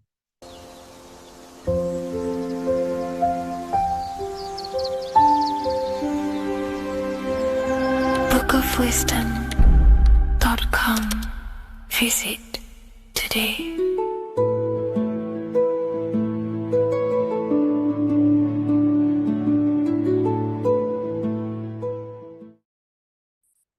The Pope is supposedly opening 5 portals on Christmas Day. Now, I know this video is a bit late, but I'm going to be commenting on what I think this symbolism and this ritual truly means and what they are trying to do to society with this symbolic ritual. So the first thing we must understand is that everything these people do on a mass scale, all of these major events that they take place on are all symbolic. They're all ritual. They all have purpose. Okay? So when we look at the locations of these 5 doors that are in Rome, we actually see the sigil of Lucifer when we connect the dots of all of the 5 door locations. This is the sigil of Lucifer. Lucifer is not what you think. Lucifer, sigil of Lucifer, represents the outline of the human brain and our visual perception field. Now, the human perception field is how our brain interacts with the external reality. Our external reality is not physical. The only thing that exists outside of you is pure energy, formless, vibrational energy and light. Your brain is an energy decelerator. Your brain decelerates this light, this energy, into a material reality or perception that you can interact with. You don't look into the external world. The energy, the light enters the eye retinas, goes through the optic nerve, and travels to the back of the brain called the visual cortex. And the visual cortex is what shapes your visual screen. Now, if you are seeing the screen, this means that you are not the body, you are not the brain, you are the perception observing the screen that you are seeing. You are the eye behind that, you are the person behind that. So, what this is actually symbolizing is perception. This is a symbol of perception, of perceiving the material plane, of how spirit interacts with matter. Now, what's Lucifer? Now, the word Lucifer means the light bearer. He's known as the light bearer. The word Lucifer originates in Latin. Luci means light, and fer means to bring. It's the light bringer. The eyes, the visual perception of the light bringer to your reality. You see, everything outside of you is light. You are made of light. The word hue man means light. Hue means color, which is a form of light. And man means manifest. We're light manifested into material form. Every single one of us is Lucifer. When we fall for the material world, the external world, is an illusion. It is the false world. It can elude you. It can make you fall in love with the material things, material pleasures, lust, money, fame. These things make you fall. This is the fall of Lucifer. This is the mythological story. This is the symbolism behind Lucifer. It's you. Are you falling for material pleasure because you are a divine spiritual being from the higher planes, not from this plane? Now, if you let your divine being fall for this material plane and fall for the evil that can take place in this plane, then you are Lucifer. It represents the false light, the false reality. This symbol, the sigil of Lucifer, it symbolizes the interplay between light, consciousness, and the perceptual experience of the physical reality. The external world is truly internal. What we visually perceive is essentially light waves carrying information, which then gets processed by our brain, the central computer of our nervous system. Okay? So, how many doors are open? 5 doors. So, 5 is the number of perception as well. 5 fingers on each hand, 5 points on the human body, 5 toes on each foot. We have 5 senses. 1, 2, 3, and 4, they're spiritual numbers. 6, 7, 8, and 9, they're material numbers. 5's the gateway. 5 is the middle bridge of how our spiritual self interacts with the physical self, how spirit interacts with matter. So this ritual is symbolic of perception. This is maybe bringing in a new perception. A new event will happen after this, a new perception of the world. Or personally, I think this ritual was to obviously shape the collective consciousness because your reality is an externalization of your inner consciousness. It's simply just a mirror. Your material life, your material world outside of you is simply a mirror reflecting with mathematical and geometric precision of your internal consciousness. Your consciousness is creating and causing the effect called reality, physical reality. Your life is a result of every thought you thought in the past. Therefore, with that being said, everyone who perceives this ritual of, oh, the Pope's opening 5 spiritual portals, who's letting in demonic energy into the world, they're going to let demonic energies and demonic spirits all in the world. Well, what if I told you the only portal they're opening is a portal in your own mind for negativity? By you believing in negative forces coming into the world and going to possess everyone, that's opening up your own mind. The collective spiritual community has been brainwashed in thinking there's going to be demonic energy. Therefore, what will happen?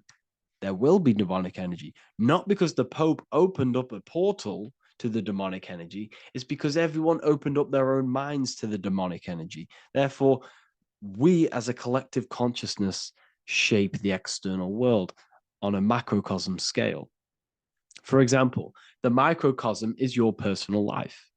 Your personal life. You have created it through consciousness. Your belief system is just externalized in your world. But on a collective scale, we all believe in money, for example, And because we all believe in money and we believe that this piece of paper holds value in our minds, okay, in the mental plane, this has an effect on the physical plane by shaping the physical plane by being ruled by this belief as on a macrocosm scale. Yes, I know that money doesn't exist. It's just a belief in my mind. But that doesn't have an effect because the collective consciousness believes that money has effect, has power. When it doesn't, it's just a piece of paper with the belief behind it. If the collective consciousness stopped waking up, stopped believing in money, then the collective consciousness would have broke the spell and we would have no longer had a material plane ruled by money. You see, our beliefs is ruling and shaping our physical plane. This physical world outside of you is truly just an effect of the mind, an effect of our consciousness, our inner world. So I believe this ritual was done to change our perception, to make us think the Pope is bringing this spiritual energy and negative forces into the world. And it's just simply us creating the negativity in the world by believing in this, by thinking this. Remember, they have the power to send messages into millions of people's minds through media. And then messages are then believed, and that belief is shaping our world. What have I told you? That the New World Order is not manifested by the elite, it's manifested by you and us. We're all manifesting the New World Order. They can't manifest it. We can, because we are the ones believing it. We believe it. It is reality. It shapes our own prison. We're all shaping our own prison by believing in the prison, by believing in money. So this ritual was all to do with perception, creating a new perception, creating fear in our minds to, of course, distract us from what's really going on. This is all a ritual to implant messages in your own mind. So I hope you all understand this video and I hope you all gain some insight, and I'll see you inside the university.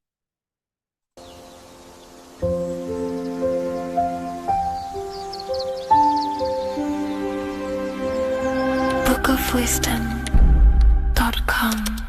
Visit today.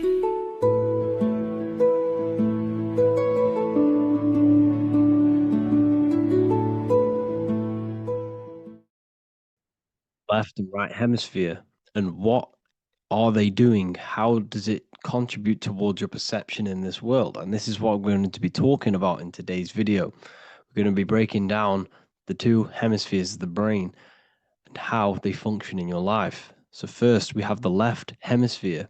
This is the logical hemisphere. This is the analytical, divided, scientific, or verbal hemisphere. The right hemisphere is creative, wholeness, artistic, symbolic, and metaphorical. The right hemisphere does with non-verbal things. It produces a holistic perception. It is more to do with creativity. Because what you must understand is that we are not in the external world. The world is produced by our brain. We see with our brain. Our eyes are a part of the brain. What we touch is the brain's interpretation of electrical signals on the nervous system. What we smell is the brain's interpretation of smell through the nose. What you taste is your brain's interpretation of chemical reactions on your taste buds. So what you are experiencing is the brain. The brain is a computer creating a simulation. And you have two hemispheres which breaks down this reality. So essentially the brain is the perception creator. It creates perception. So if the brain is creating this, who is the one experiencing the brain? Well, that is you, the consciousness, the mind, the all-seeing eye. You are the all-seeing eye experiencing the brain, the observer behind the brain, behind reality, behind the emotions. So if you're walking through a woods, this left brain sees individual trees. The right brain sees the whole woods. It sees the biome. It sees the bigger picture. So when you are walking through this woods, the right brain picks up a holistic perception of reality. It creates the woods as one unified woods. The left brain's job is to break this down and analyze it so that we can see individual things. And this is also necessary for humans to have the ability to break things down and manipulate things in this world. So without this left hemisphere, we could not manipulate things and break things down. So this right hemisphere is important because it sees the whole woods. It sees humanity as one unified consciousness. However, the left hemisphere sees individual egos. So the left hemisphere is the place of the ego because it only understands it sees the world very divided. Okay. So for example, here's another example of the left and right hemisphere. If someone pulls out in front of you in traffic, your left brain is going to start going crazy and analyzing them, calling them names. The right hemisphere, however, sees the bigger picture. Maybe he didn't see you. Maybe it's just a mistake. Maybe he's in a rush. You see how the two brains are very different. They do the same thing, but they function in different ways. The right hemisphere is feminine, the left hemisphere is masculine. So, like I said, this person pulls out in front of you. You start to think with the left. If you start to perceive that in the left brain, you're going to start analyzing them. You're going to start going crazy and calling them names because you're analyzing it. You're not seeing the bigger picture behind it. You're not seeing it from his perspective. So, there is a crossover. So, the left hemisphere of the brain controls the right side of the body, the right ear, the right uh, eye. Everything to do with the right side of the body is connected to the left hemisphere, and the right hemisphere controls everything on the left side of the body, including your eyes, your arms, your legs.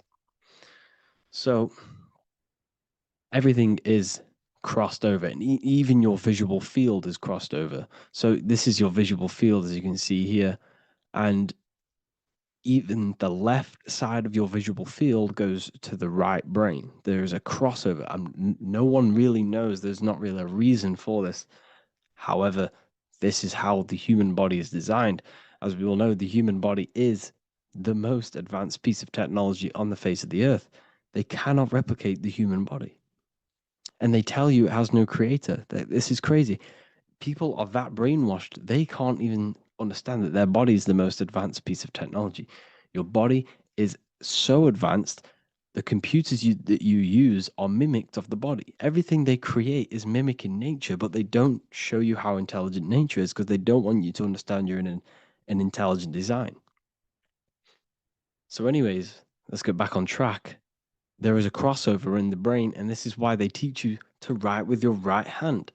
And I was speaking to someone who's in a nunnery, or whatever you want to call it. They were a nun, or they knew someone who was who was a nun, and they forced these people, these nuns, to write with their right hand. You had to write with your right hand.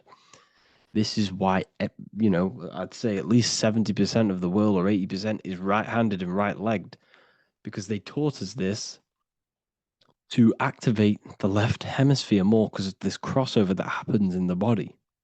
So when we are using this right side more, we are using that left hemisphere more. Why? Why are they doing this? Well, they also called it writing.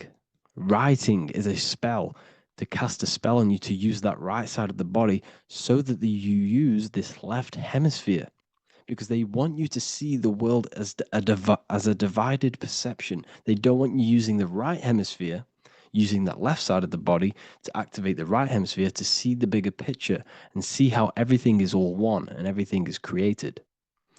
This left hemisphere domination keeps you from seeing the connections between everything because that left hemisphere analyzes, it breaks things down. So when we are left hemisphere dominated by using the right side of the body, we are essentially seeing everything as divided. And this is why so many people will not understand my work because my work connects dots and connects fields of knowledge and makes you see the bigger picture. So people who are left hemisphere dominated will see my work and think this guy's crazy. But everything, it's all about activating that right hemisphere. So they call it writing because every word you say is molding your mind in some sort of way. The things you see is molding your mind. Everything you take in through the five senses is molding your mind. And language is a massive spell, especially the English language. They call it writing so that you use that right side. It's a spell because your subconscious mind picks up everything you say. And 90% of your daily basis behavior and thought patterns is produced by these subconscious programs within the subconscious mind. Essentially, your conscious mind is only the 10% of you. The conscious mind is just what you're aware of, what you're wearing, how you're feeling, what you're thinking. That's your conscious mind. The subconscious mind is controlling every system in your body. It's telling your heart to beat without you being conscious of it. So essentially, this is what they're programming. They're programming this system in the back of the mind, which is controlling everything through the words. And this is what spells are, because it's all about creating perception in the subconscious. So they want you to use that right side more. I truly believe the ancients, they were balanced. They used the left and the right side of the body. They didn't have a stronger side because they understood this science of the body and how the body works. So this is actually called phonetics. It's not etymology. Etymology is the study of root words. Phonetics is the study of how words sound similar. The way words are spoken. So phonetics, phone is why we call them a phone. Because you speak into a phone. So this is write and writing, to use that right side to activate the left hemisphere more. So your hands are a manifestation of your brain. The left hand is the right brain, the right hand is the left brain. And as a child, we were always taught that when you place your hands together like this is the size of your brain, which is true because your hands are a part of your brain. They're an extension of your brain. Every part of your body other than your brain is an extension of the brain. Everything's working and feeding back information to the brain because you're experiencing the brain. So another trick that you can do, or another exercise, is looking in the mirror and closing one eye at a time. If you close your right eye, if you take your top off, for example, you'll analyze your body if you close your right eye because you're using that left hemisphere. Sorry, other way around. If you look at yourself through your right eye, you'll use that left hemisphere, which will analyze yourself. You'll see individual body parts. If you close the right eye and use the left eye, you'll see your body as a whole. You won't really analyze it. This is how you can analyze yourself using these two hemispheres. So this whole system is created to keep you thinking logically and to restrict you from creating and restrict you from understanding symbolism, allegories, metaphors, and teamwork. They want you stuck in a logical way of thinking and a logical way of seeing the world. This is why when you go to school, you are told exactly what to do. You're told to think this way and no other way. You're told to do orders, do this. It's a very left-brained system because if we all started to open up this right hemisphere, we'd all see, wow, everything is all one, everything's all connected. And this is what my work is doing. I'm showing you everything is one. The physical world is an illusion of duality, but everything comes from the one source, the one mind. The universe is a giant mind. I am mind, you express mind. We all possess mind. Behind the physical body is the same mind consciousness. And we are all expressions and fractals of this infinite consciousness called mind.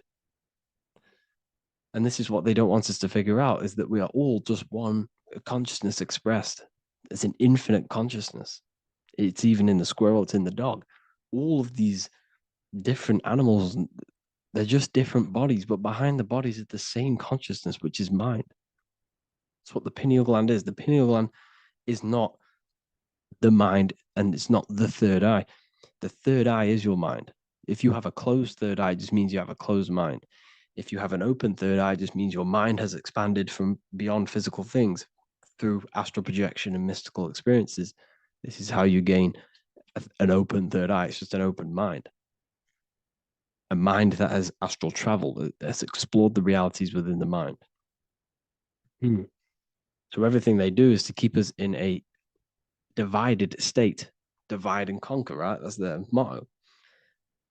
All to keep you thinking how everything is divided. Everything they've done is division. Postcodes, countries, everything is divided.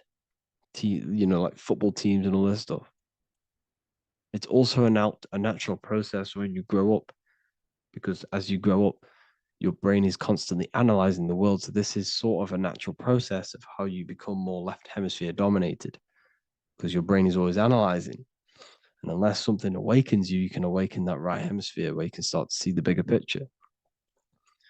The even the music, all tuned to 440 hertz, shuts down the right hemisphere of the brain. 440 hertz, Spotify, Apple Music, the radio. Every time you turn on the radio, it's tuned to 440 hertz. This was specifically tuned. It never used to be tuned to this. It was in the 1950s. It was changed. The standard music tuning was changed to 440 hertz because it shuts down that right hemisphere of the brain. They don't want you thinking, seeing the world in this way and perceiving things as one. And I'm going to show you. It tells you this in the Bible. Cast the net onto the right hand side of the boat and you will find the fish. What was Jesus saying? This is, you see, people read the Bible and they don't understand it. If the Bible is not talking about you, then it has no meaning. The Bible, everything you read in the Bible is about you and how it can better your life. It occurs to you. So if Jesus says, cast the net onto the right hand side of the boat, this is an allegory. The boat is your body. Cast the net. It's the awareness, the perception onto the right hemisphere of the brain, and you will find the fish. What's fish? What do fish do? They swim deep in the ocean. It represents the knowledge, deep knowledge. Cast the net onto the right hand side of the boat and you will find fish. You will find the wisdom. You'll gain understanding when you cast that your awareness into that right hemisphere. You will see that I am you and you are me. We are all one consciousness. You will see everything. You'll see that the trees are the same patterns as the nerves in your body. You'll see everything is connected. Everything is a fractal of the one infinite consciousness. And how many fish did they catch? 153. That adds up to 9. This is now numerology. The Bible's filled with numerology. Adds up to 9. What's 9? Human consciousness. It represents consciousness. You're in the womb for 9 months. Feminine. It's all about consciousness. And then Revelation 14. And I looked, and behold, the Lamb standing on Mount Zion. That's the spines, the mountain. With him, 144,000. 144 adds up to 9. It represents consciousness on top of the spine. You see? And he had his name the name of his father written on the forehead. What's the father? The higher mind, the higher consciousness within you. Where is that? In the forehead, the pineal gland. The pineal gland is the radio receiver for the higher consciousness. Because every body part of the body has consciousness. Your heart has consciousness. Your gut has consciousness. You are thinking with these different consciousnesses. You think with the gut. You think with your penis. You are thinking with all of these consciousness. And it's about raising your consciousness to the higher consciousness, which is the father, the mind in the head. Don't think with the lower parts of the body because that is your animal nature. Think with the higher parts of the body. It's all representing consciousness. How to activate the right hemisphere of the brain? Well, it's all to do with non-verbal things. So music will activate the right hemisphere. Make sure it's tuned to the right frequency though. 432 hertz, 528 hertz. Any frequency that adds up to 3, 6, or 9 is good for you. Meditation, turning off the thoughts, and you raise yourself to the higher brain. Symbolism. Symbolism is all right hemisphered. Reading between lines, metaphors, determining the Bible. It's all right hemisphered. Seeing the bigger picture. It's reading between the lines. So tithing in the Bible. These people in the churches are giving 10% of their money to the church. It's nothing but a scam. What these people have done is they have externalized the Bible. They have taken the Bible and literalized it so that they can make a business out of it. So what they're doing is a tenth of the produce of what it says in the Bible, a tenth of the produce of the land, whether grain or fruit, is the Lord's and is holy. So what's that saying? The tenth of it's basically saying give the 10% to the Lord, to God. What does that mean? Well, what's the land and the fruit? This represents physical things, the physical things that you have. The tenth of the physical things that you have. What's that? That's your ego. All the physical things that you have is all to do with your ego. That's the lower self. The ego, what is the ego? It's the mind's perception of the physical self. You had no ego when you were a child. Okay, when you were a child, you had no ego. As you grew older, you created the ego. The ego is the full self. It's the echo. Ego, echo. It's the echo of the full self. So it's saying give the ego over. Take away the animal self. In that left hemisphere, that's all to do with the left hemisphere. That left hemisphere sees the ego. It sees individuality. It's divided. So it's saying give that 10%, give that 10% of you over to the right hemisphere, the 90%. The 90% of you is in that right hemisphere, the higher self. Now, I'm not saying the left hemisphere is bad. Okay, I'm not saying that at all, but it sees it sees things divided. It's like I said, the left, the hands are manifestations of the brain.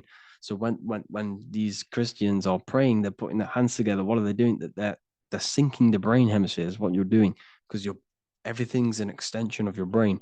So if you put your hands together, you're putting the two hemispheres together. And what's happening when you place the hands together? All the electricity in the body is now running in a circuit. So once you connect these two hands, the electrical energy is now running in a circuit, and energy can move around the body quicker and more efficiently. So when you pray, when these people are praying, they don't realize that they're engaging in ancient forms of meditation, of balancing the two hemispheres. So now we're talking about balancing the hemispheres, not the right hemisphere. This is what Israel is. Look at the symbol for Israel, the up triangle and the downward triangle. What's that? The up triangle represents male. The downward triangle represents female.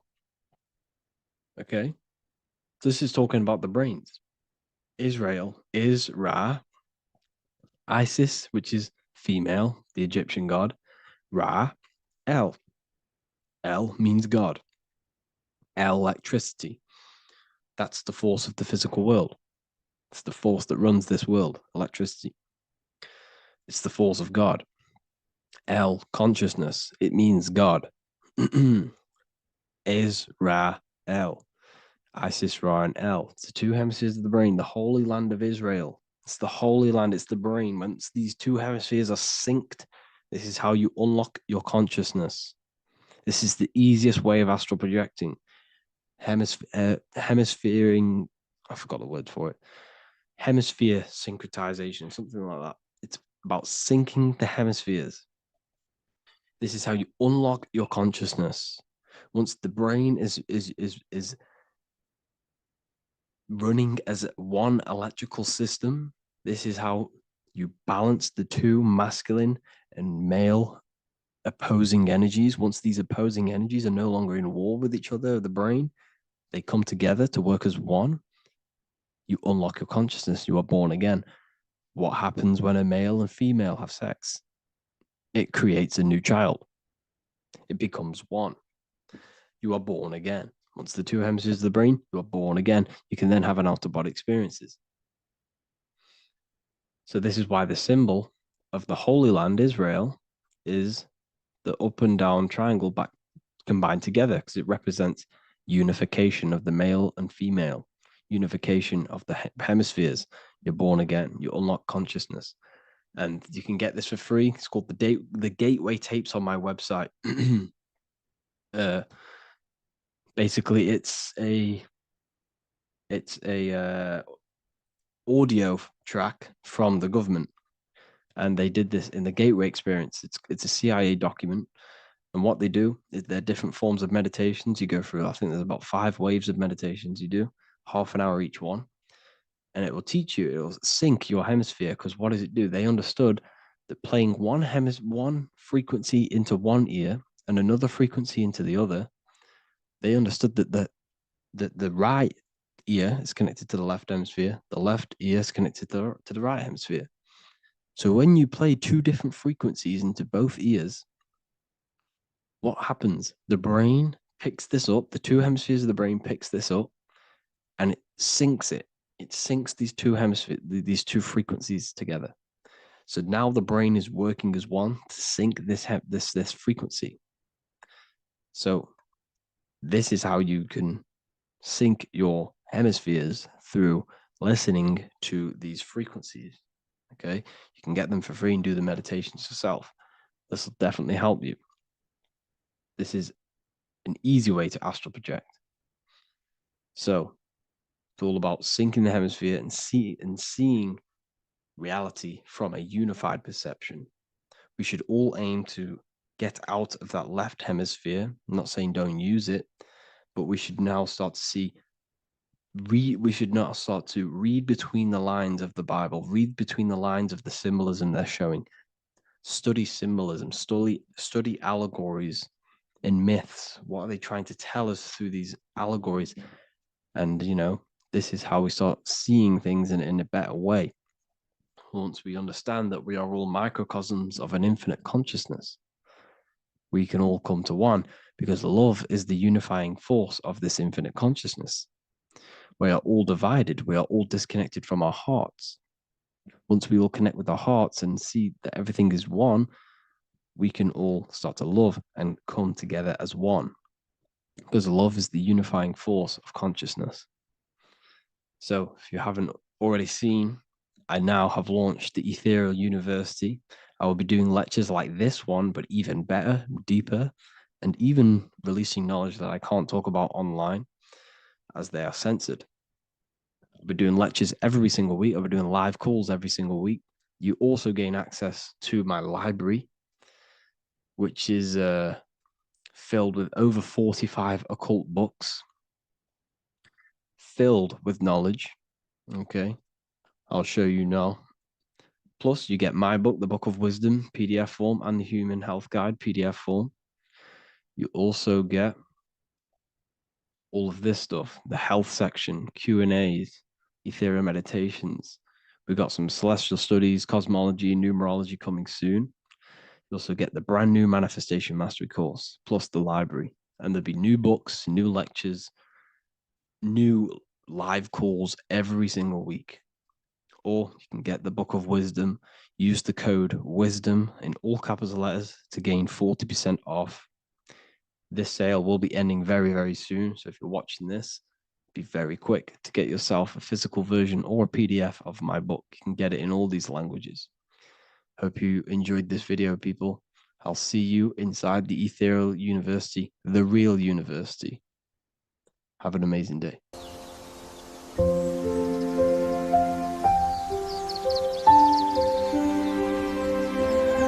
bookofwisdom.com. Visit today.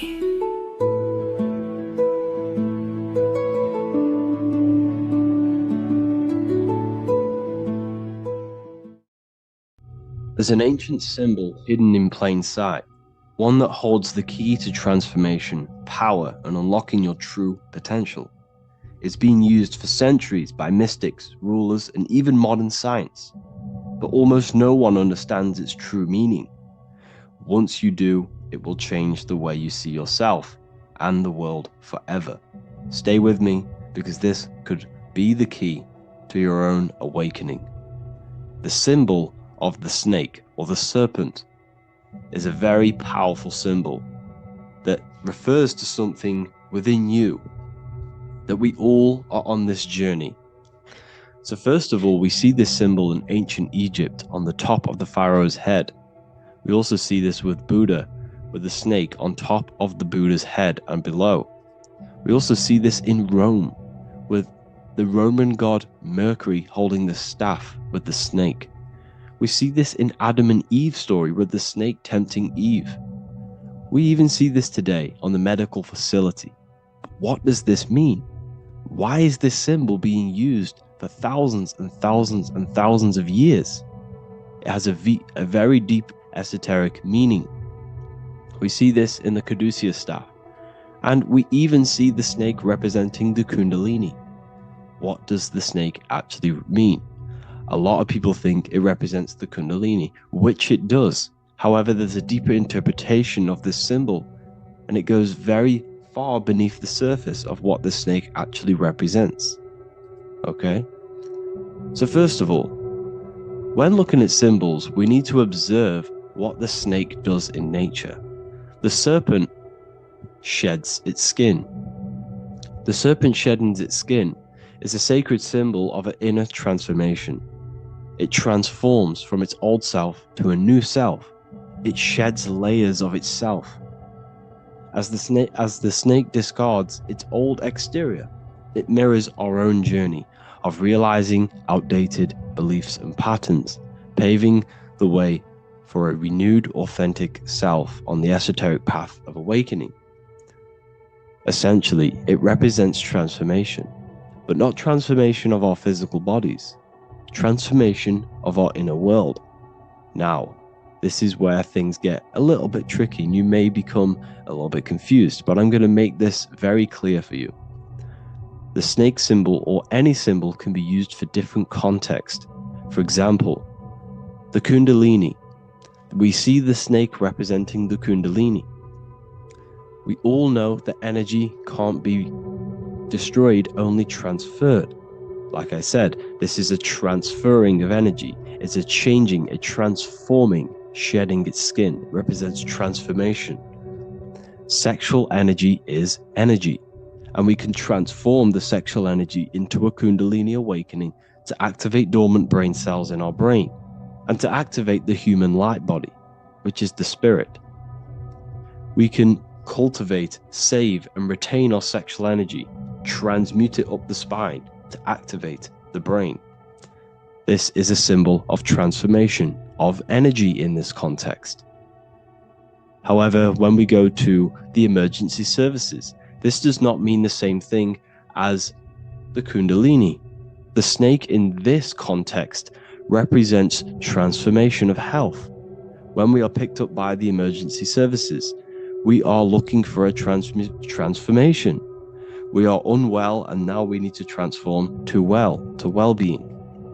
This is why they use this symbol. It represents transformation, especially with the pole and the snake climbing. It's transforming from the bottom to the top, shedding its skin, shedding old layers, transformation. We see this in the Bible with the snake tempting Eve to eat the apple of the tree of knowledge of good and evil. Well, what does this mean? Where's the transformation in this? Well, this is a very hidden one. The transformation takes place in Adam and Eve's consciousness and their mind. They go from a pure, whole state of consciousness, from being tempted by the snake, and they eat it and they transform into knowing the good and evil, into the dualistic ways of thinking and the dualistic meaning of this world. Let me rephrase that. They understand the dualism of this world, and they now understand the two good and bad ways of thinking. They know the knowledge of good and evil, of duality.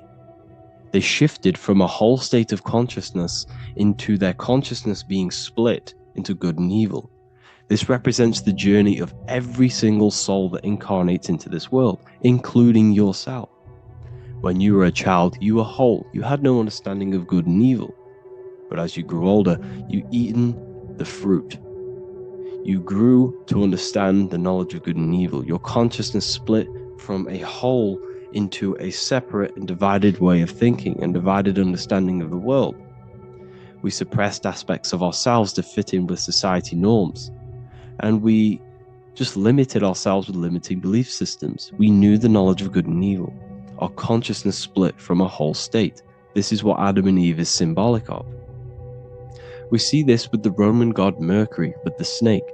Mercury represents intellect, communication. He's always flying in the air, which represents the air, the mind, the intellect. He's holding the snake to represent transformation of the mind. This is what we call mental alchemy, turning base metals into gold, turning the unenlightened aspects of our mind into enlightened ones, turning our negativity into power and control. We see this with the Buddha, and Buddha is all to do with transformation of the inner world, transformation of the mind and the soul and the emotions. And it also represents the Kundalini. We see this in ancient Egypt. We always see the snake on the head, representing the place where the third eye is, representing the intellect or the mind, the mind's eye, the third eye, whatever you want to call it. This is the place of the invisible intelligence within us. This is our mind or intellect. And this is the transmutation of the mind. This is why the snake is on the head, representing the transformation of the mind, going from the unenlightened into the enlightened, going from the uncontrolled to the controlled mind, so that we can control the very fabric of reality. I've kind of just given that away. Why is this important? Humans are creators. We're the architects of creation, endowed with the divine power to channel the fourth dimension, which is the imagination, into reality. Each thought and intention is a seed. When nurtured with focus and clarity, transforms the unseen into the tangible experience. This creative process bridges the gap between the ethereal and the material. Humans are creators. It's impossible for you not to create. Whether you're doing this consciously or subconsciously, you've been creating your whole life, turning non-physical thought into physical reality. We are creators. However, the mind cannot create in a state of chaos. The mind cannot create with limiting beliefs. The mind cannot create with thoughts that come and destruct our minds. The mind cannot create consciously and effectively if there are impulses within our mind and we have no control over the mind. So this is where self-transformation comes from within. This is where the snake comes in. The snake represents the transmutation of our mind from the uncontrolled to the controlled. In this context of the Egyptians with the snake on their head, it's all to do with mental alchemy. In the occult tradition, the mind is seen as a delicate instrument that demands constant vigilance. Left unchecked, it reverts to archaic and destructive thinking patterns. Like a finely honed blade, it must be continually sharpened through discipline and self-refinement. In this unending process of unveiling and mastery, we learn to shape reality, harnessing the power of our thoughts to manifest the highest potential. It's all to do with mental alchemy, and this is how the snake is connected to you. And what the snake represents to you, it represents the transmutation, the changing of ourselves, of our consciousness, so we can gain control in this 3D world. If we lack control, then we'll constantly be manifesting chaos. Now, there are 3 ways that we can transform our world, and we can slowly transform our mind. Now, this is not an overnight process. It takes periods of time of purification. And number 1 is affirmation. Let's say we have this dirty cup of water and we have a tap of water. And in this tap, it's pouring in more water, clear water. Over time, if I keep pouring clear water into this cup, it's going to slowly purify this cup. And then in the end, it will look like the cup on the right. It's the same with your mind. The cup represents the limiting beliefs, the negative thoughts, the negative mind, the uncontrolled mind.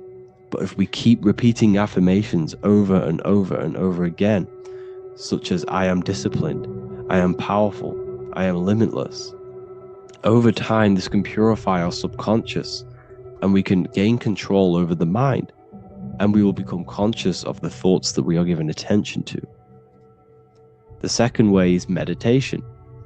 Meditation allows one to develop an off switch for the mind, providing a sense of control over it. Over time, we gain the ability to filter our thoughts and become more conscious of the ones we choose to engage with. Meditation, over a period of time, will give you this button that allows you to filter out negative thoughts. If you have a negative thought in your mind, you'll be able to become conscious of this and redirect your mind's attention.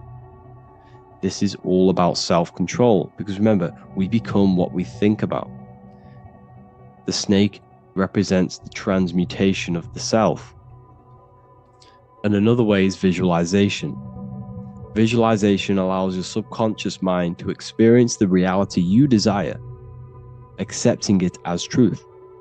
As the subconscious becomes more immersed in this imagined reality, it works to manifest it into your conscious experience. Your visual eye, visual eye. You're using the mind's eye to see and mold your future. That's what imagination is for, to create in your future. You can become your future now in your imagination. And this can slowly purify your consciousness, slowly purify your mind, which will then, if you do all three of these over periods of time, you will see great transformation from the inside out. And your outer world will start to mirror your inner transformation, because it's as within, so without. You change your inner world of consciousness, of thought and emotion, you'll change your external reality and your circumstances. So I hope this lesson has gave you a great understanding of what the snake actually represents. And now that you see it, you will see this everywhere. Every time you see a snake, you know it represents the transformation. So please, if you can, leave a like, comment, and subscribe, and turn on the alerts to make sure you never miss a video. And if you have any video suggestions, feel free to make a comment and I can make a lecture on it. I appreciate you all watching this video today, and I'll see you all inside my university if you're inside, and I'll see you all in my Telegram if you join, and I'll see you in the next video, of course. Thank you and take care.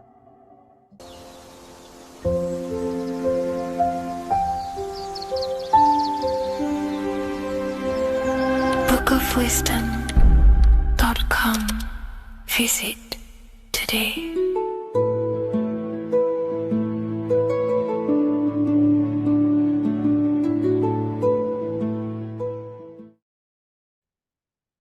You don't just have a physical body.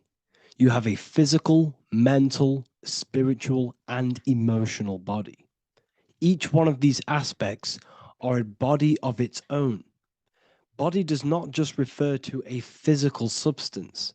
You have a mental body for thinking, an emotional body for your emotions, a spiritual body for your energy in your astral form, and a physical body to encapsulate all of these. Each four of these aspects are essential for the human experience and essential to balance. Now, today we're going to be syncing the four aspects of your consciousness with the four seasons and the four elements, and how this ties into the Bible. So we have four physical elements. We have 5 elements in total, spirit being the most important, but spirit is pure invisible. We have 4 physical elements. We have air, fire, earth, water.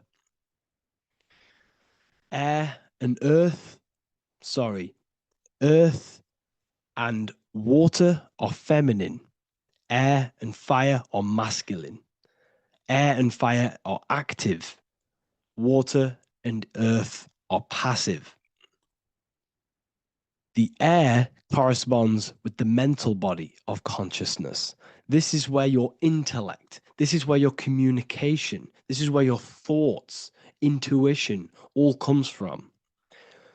This is the mental body of consciousness that allows you to think, allows you to process, figure things out, and have intellect and gain knowledge.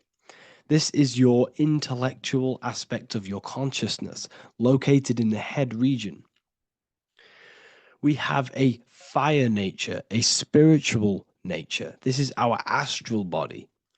Our astral body is all to do with the subconscious realms, the higher realms of consciousness. This is the body that allows us to be free from the physical body. Our spirit is more of our energy. Our energy. Water is our emotional body. This is what allows us to feel things, that allows us to gain intuitive feelings of conscience. So, emotion allows us to understand what is right and what is wrong. When we feel something bad, we know that this is wrong. When we feel something good, we know that we are doing good.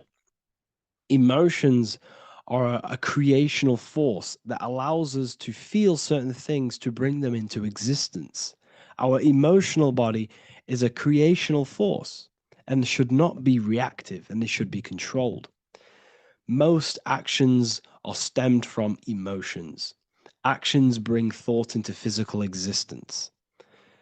Emotions are the driving power. They are what drives your actions. The thought, then the emotion, then the action. Earth is your physical body.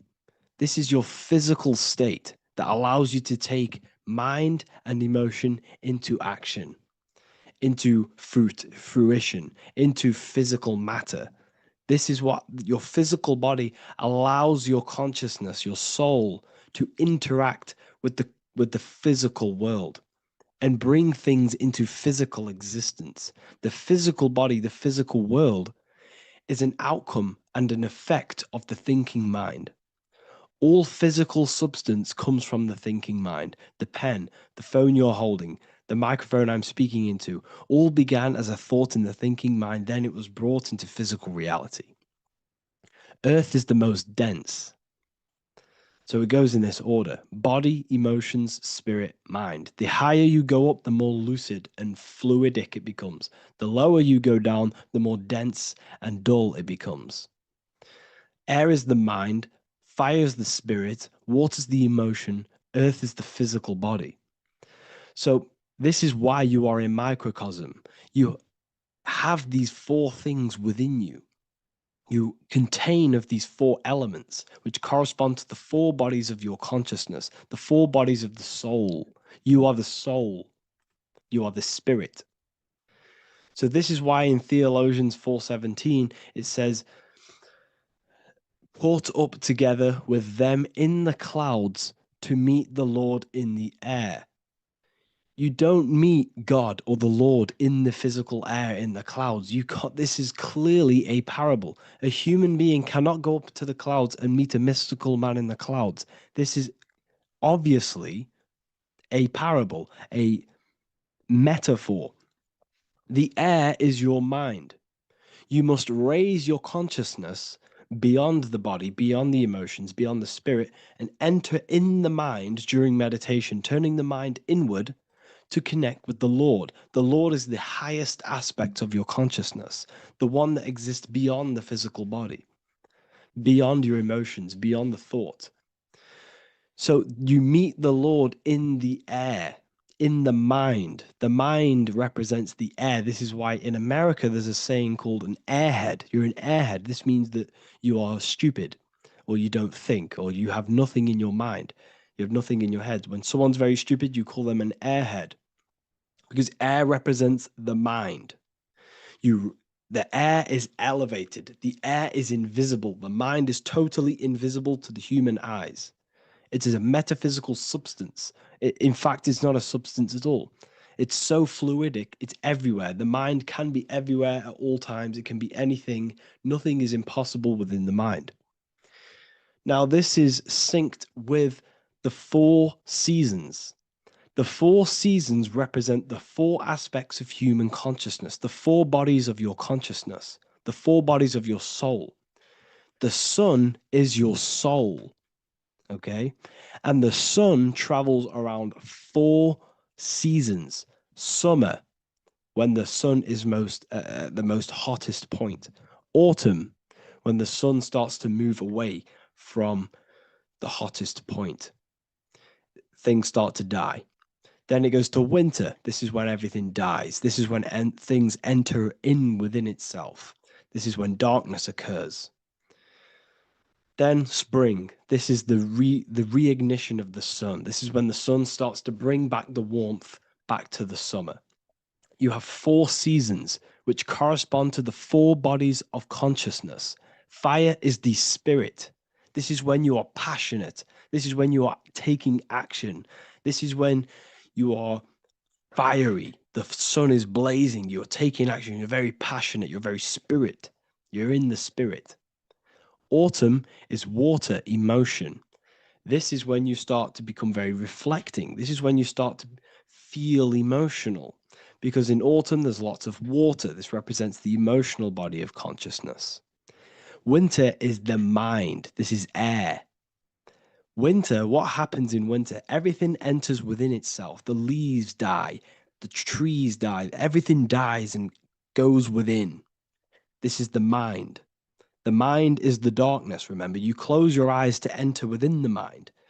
The winter represents meditation. In the winter, what do people do? They stay inside of their house. They research more. They read more books. They become more intellectual. They think more in the winter because we are so we're stuck inside. So we're more reflective. We're thinking more. We're more communicative. We're more intellectual. In the spring, this represents the earth, the body. This is when we start to come out of the mind and we awaken to the body and things start to grow again. The plants start to grow. The earth is growing again and reborn again. This is the body. This is when you become more active in the spring. And then the summer, back to the summer, we then take action on these thoughts and these thoughts that we gained over the winter. Essentially, this is just a massive cycle. And this is a daily cycle also. The nighttime is the winter. The morning is the spring. The midday is the summer. And the evening time is the autumn. This is a microcosm. We have 4 bodies of consciousness. You are the sun. You are the soul. And the soul has 4 bodies: summer, autumn, winter, spring. Emotion, air, body, spirit. Sorry, emotion, mind, body, spirit. So you are the soul. You are the pure essence of consciousness. The sun is your soul in the heart. And the seasons are inside of you because you are a microcosm. Okay? You are a microcosm. The word sun is son. The Latin word for sun is sol, which is soul or solo, because the sun is solo. It's on its own. You are the soul, and the soul has the 4 different bodies of consciousness. So before we move on any further, if I've blown your mind, please, if you can, leave a like, a comment, a share, and a subscribe. Let me know what videos you want me to make in the future. Please drop a like. It definitely will help me. You are a microcosm of the macrocosm. Man is a miniature universe that goes through its own cycles. The seasons of the summer, winter, spring, and autumn do not occur merely outside of him, but within him as well. The summer is within you. You feel different in the summer. You feel different in the winter. You feel, depending on the body of consciousness, it's your soul's interacting with. So the sun in the sky is your soul inside, and the sun goes through these cycles, which is affecting your bodies of consciousness, because the cycles represent your bodies of consciousness. Now, this ties in with the Bible. This is why we have 4 Gospels. This is why Matthew, Mark, Luke, and John are always seen with the 4 different zodiac sign animals or symbols. So you always see each one of the Gospels. If you just type in on Google Matthew, Mark, Luke, and John, type in ancient pictures, paintings, or pictures of them, and you will find these 4 zodiac signs are always standing with each one. Taurus, the bull; Leo, the lion; Scorpio, the eagle. An old symbol for Scorpio was the eagle, and a man for Aquarius. Here you see very, very ancient paintings and artwork. Here we see Matthew, the man, Aquarius. Here we see John, the Scorpio. Same here. We also see it on the tarot cards, on the world card. We see the 4 fixed zodiac signs. Here we see it as well. These are called the 4 fixed zodiac signs. Now, when we look at the zodiac, we're no longer looking at the sky, because what you must understand is as above, so below. What is above you is inside of you. What is above is what is below. What is outside of you is within you. The zodiac is inside of you. The zodiac revolves around the sun. The sun is your soul. These are different energies of your soul. Like I said earlier, the 4 seasons are the 4 bodies of your consciousness. And in each body of consciousness, you have these different energetic energies that you can work with. Okay, so this is the true astrology. This is the true astrology, the internal esoteric astrology. You can't find much information on this at all. Very hard to find. So what we're looking at are the 4 bodies of consciousness. Obviously, when you look in the middle of each, when we look in the middle of each season, spring, the middle of spring is Taurus. The middle of winter is Aquarius. The middle of autumn is Scorpio. The middle of summer is Leo. These 4 signs are known as the 4 fixed signs. Okay, Scorpio is fixed. It's the middle of autumn. Scorpio is a water sign, emotion. Aquarius is the air sign, the mind. Taurus is an earth sign, the body. Leo is a fire sign, the spirit. This is why we see Matthew, Mark, Luke, and John with the 4 fixed signs of the zodiac, which represent the 4 bodies of consciousness. Leo, the spirit, fire. Luke, Taurus, earth, body. Matthew, Aquarius, air, mind. John, Scorpio, water, emotion. Each gospel is depicting Jesus and showing Jesus in each gospel. Each one of these gospels is showing and depicting Jesus according to the different body of consciousness. In John, this is when Jesus starts to turn water into wine. Water is emotion, wine is transmuted emotion. This is when he does miracles with his emotions, water into wine. Aquarius, which is Matthew, air, the mind. Inside of the Gospel of Matthew, this depicts Jesus as an intellectual person, a person who's communicating and using his mind, his mental body a lot inside of the Gospel of Matthew. Go and read it, and you will see this. Luke, Taurus, earth, the body. Luke shows and depicts Jesus according to the body of consciousness, the physical body. He shows Jesus as a human, being a human being, helping people physically and helping people's physical needs, like giving away food and doing all sorts of good things for other people. Leo, Mark, inside of the Gospel of Mark, this shows Jesus as a spiritual teacher, a passionate person who is taking action. Each gospel is showing Jesus according to the different body of consciousness. And Jesus represents you, the sun. That's why it's called the Son of God, the light of the world.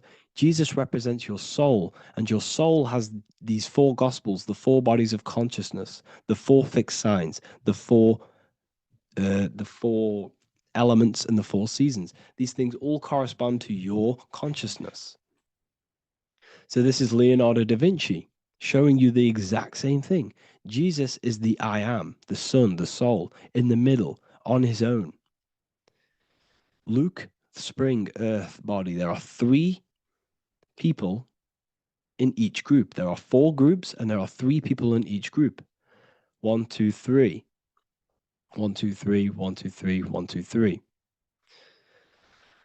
Fall, winter, summer, spring. These are according to the 4 bodies of consciousness. Here we see Aries, which rules the head region. He's on the head of the table. Gemini, he's holding up the two hands because Gemini rules the two hands, the two arms. Gemini is the two twins, which is the two arms and two hands and the two lungs. Here we see the beginning of summer, which is Cancer. You see the big knife here. Cancer, him here, this grey-haired guy, holding a knife for the crab. Cancer, they pinch. You have a knife, symbolizing the crab. Leo, the middle of summer, showing dominance. The sun is very dominant. He's got his elbow on the table, showing dominance. Virgo has no Adam's apple. Cancer here is pointing at this woman's neck, saying there's no Adam's apple. This is Virgo, the virgin, the only woman. Jesus, the sun. This is Libra, the balancing. He's holding his arms out balanced, showing the balancing of the sun, because when the sun enters Libra, the sun is balanced between winter and summer. So it's balanced. This is all astrology, but this is internal. Okay. This is Ezekiel's vision.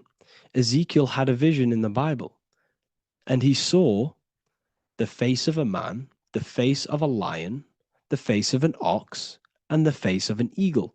The eagle is Scorpio, the ox is Taurus, the lion is Leo, and the man is Aquarius. He saw the throne of God, and he saw the different bodies of consciousness. This is all symbolic for the different bodies of your soul. So when we look at the zodiac, we are actually looking at a map and the energies of our soul and the energies of our bodies and the energies of our consciousness. This is what we are looking at. Each zodiac is an aspect of our consciousness and an energy that we can work with and that we must purify. Balance and purification is essential. Imagine playing a brand new video game. Let's say a brand new video game came out and you had to play it. What happens when you play that game? You don't know the controls. You cause chaos in that game. You can't really run properly. You can't do anything properly. You're getting destroyed by other people who are playing that game. It's the same with your physical body. When you are born, you must learn how to play the game. You must learn how to balance the mind, learn how to balance the spirit, the emotions, and the physical body. We must balance and purify each body of our consciousness. We must look after our physical body with our physical health by eating physical, electrical food like fruits and veg. We must look after our minds by being conscious of what enters our eyes, enters our ears, enters everything. Whatever enters our five senses is affecting our mind, our mental health, our environment, mental. We need to look after our thoughts, control our thoughts by purifying our thoughts, only positive thoughts.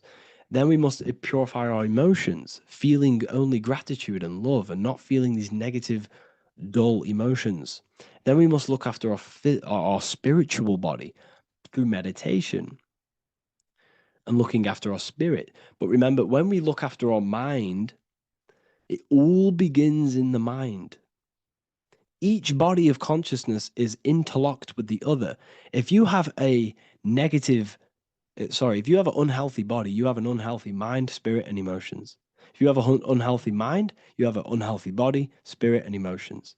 If you have an unhealthy emotions, you have an unhealthy spirit, mind, and physical body. They're all interlocked. You must balance each one of them.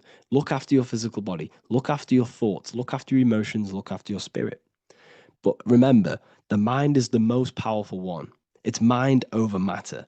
Once we look after the mind, because once we start to control our minds and control every thought we think, this will then turn into discipline in our physical body. Because once we learn how to discipline the mind, we learn how to discipline what we eat, we learn how to discipline what we feel, we learn how to discipline our spirit. This is all interlocked, but work on the mind first.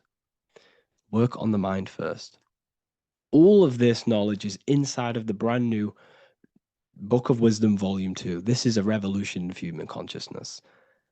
If you've read it, please leave a review down below. If you've read Volume 1, leave a review down below. This is the next revolution. I don't see this information anywhere. This is the next revolution of human consciousness. And of course, if you are serious about this and you truly want to gain enlightenment and join an amazing community where you can connect with me on live calls, lectures, the Manifestation Mastery course, you can gain access to my library with over 45 PDFs plus my books. And if you do join the university, you can order a volume 2 free of charge. All you have to do is to pay for shipping. If you truly take your knowledge serious and you want to take advantage of life, join the university. This is where truth seekers belong. Just want to say thank you all. Please leave a comment. Please leave a like. It's going to help me a lot spread this knowledge to the world. And yeah, share this with a friend and subscribe. Thank you all.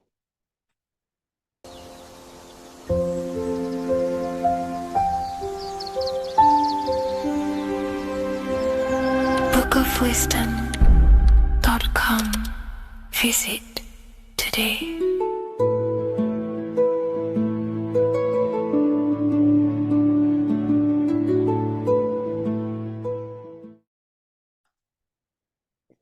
In this video, you're going to learn exactly what Christ consciousness truly is and how to cultivate this into your life so you can live a better life, create the things that benefit yourself and humanity, and ultimately to bring heaven on earth. This is the true way. If you're familiar with my work, you know that, I'm pretty much obsessed with symbolism. Symbolism is such a massive topic, and it unlocks profound ancient wisdom that is hidden behind these layers of symbolism of the ancient paintings, symbols, and texts. So I was going through some Christian artwork and I came across this painting. It's a well-known painting called The Sacred Heart of Jesus. And it just blew my mind what this is revealing about human consciousness and Christ consciousness, which is what Jesus represents. If you're not familiar with Christ consciousness, you should definitely do a bit of research on that.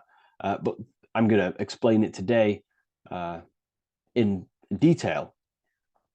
So when we look at this painting, we are looking at symbolism. We're looking at consciousness, a state of being, a state of living, a way of thinking, a way of feeling, and a way of acting in the world. As I've said this many times, we're all creators. We all create and generate reality.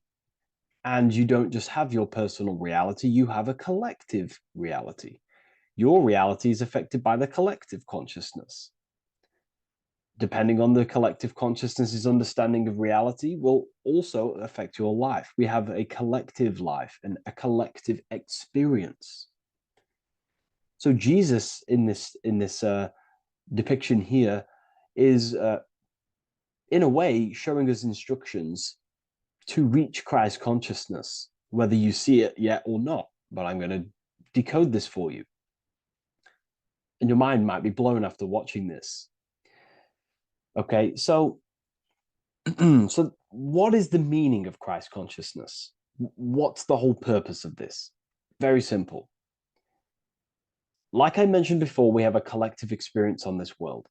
And Christ consciousness is the natural consciousness that we all need to be functioning on to generate peace, love, and unity on the earth in this experience we call life. That's what Christ consciousness truly is. It's a state of being that we need to cultivate within our own self, within myself, others, and everyone in this life and experience, so that we can all live in peace and heaven on earth, what they like to call it, so that we can generate the best experience possible together on this thing we call earth, on this material world, this material dimension. The material dimension is simply just a physical dimension of thought. It's a physical outcome of thought, but that's a whole other lecture. So please leave a like, leave a comment if you have any topics to talk about that you wish for me to cover, and definitely leave a subscribe if you like my content and channel. So to go deeper into this, right, we've explained what Christ consciousness is and what it actually, will do to the earth and what it will do to reality and our collective experience.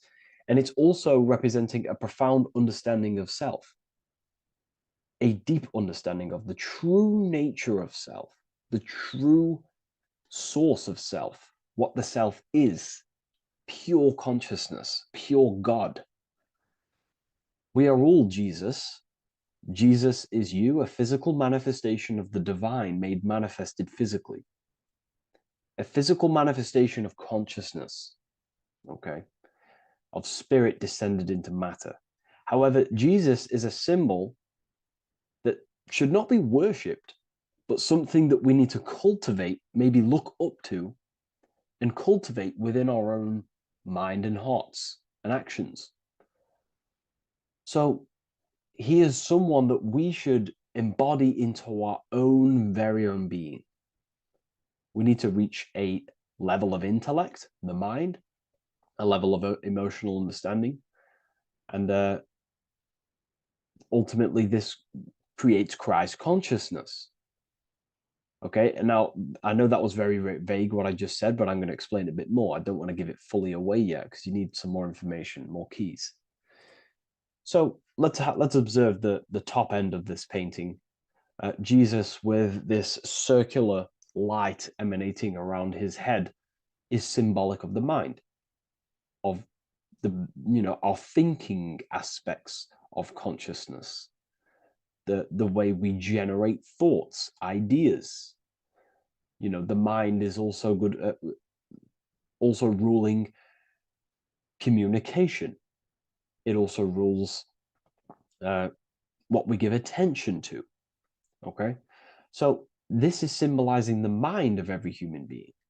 The mind is a very powerful center of consciousness located in the head, of course. This is why Jesus is the head at the top with the circle around it, representing the mind. Now, to reach Christ consciousness, we need to purify our minds. Purification of the subconscious mind.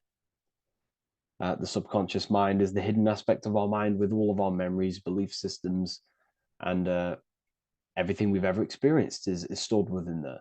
We have traumas there, we have bad belief systems that hold us back. So it's about reprogramming the subconscious and aligning the subconscious with higher consciousness, with higher understanding of self, removing any mental blockages from the mind. Because in today's world, most people's minds, including myself, before I, purified myself, and I'm still continually purifying myself. That's not to say I'm perfect, because I'm definitely not. But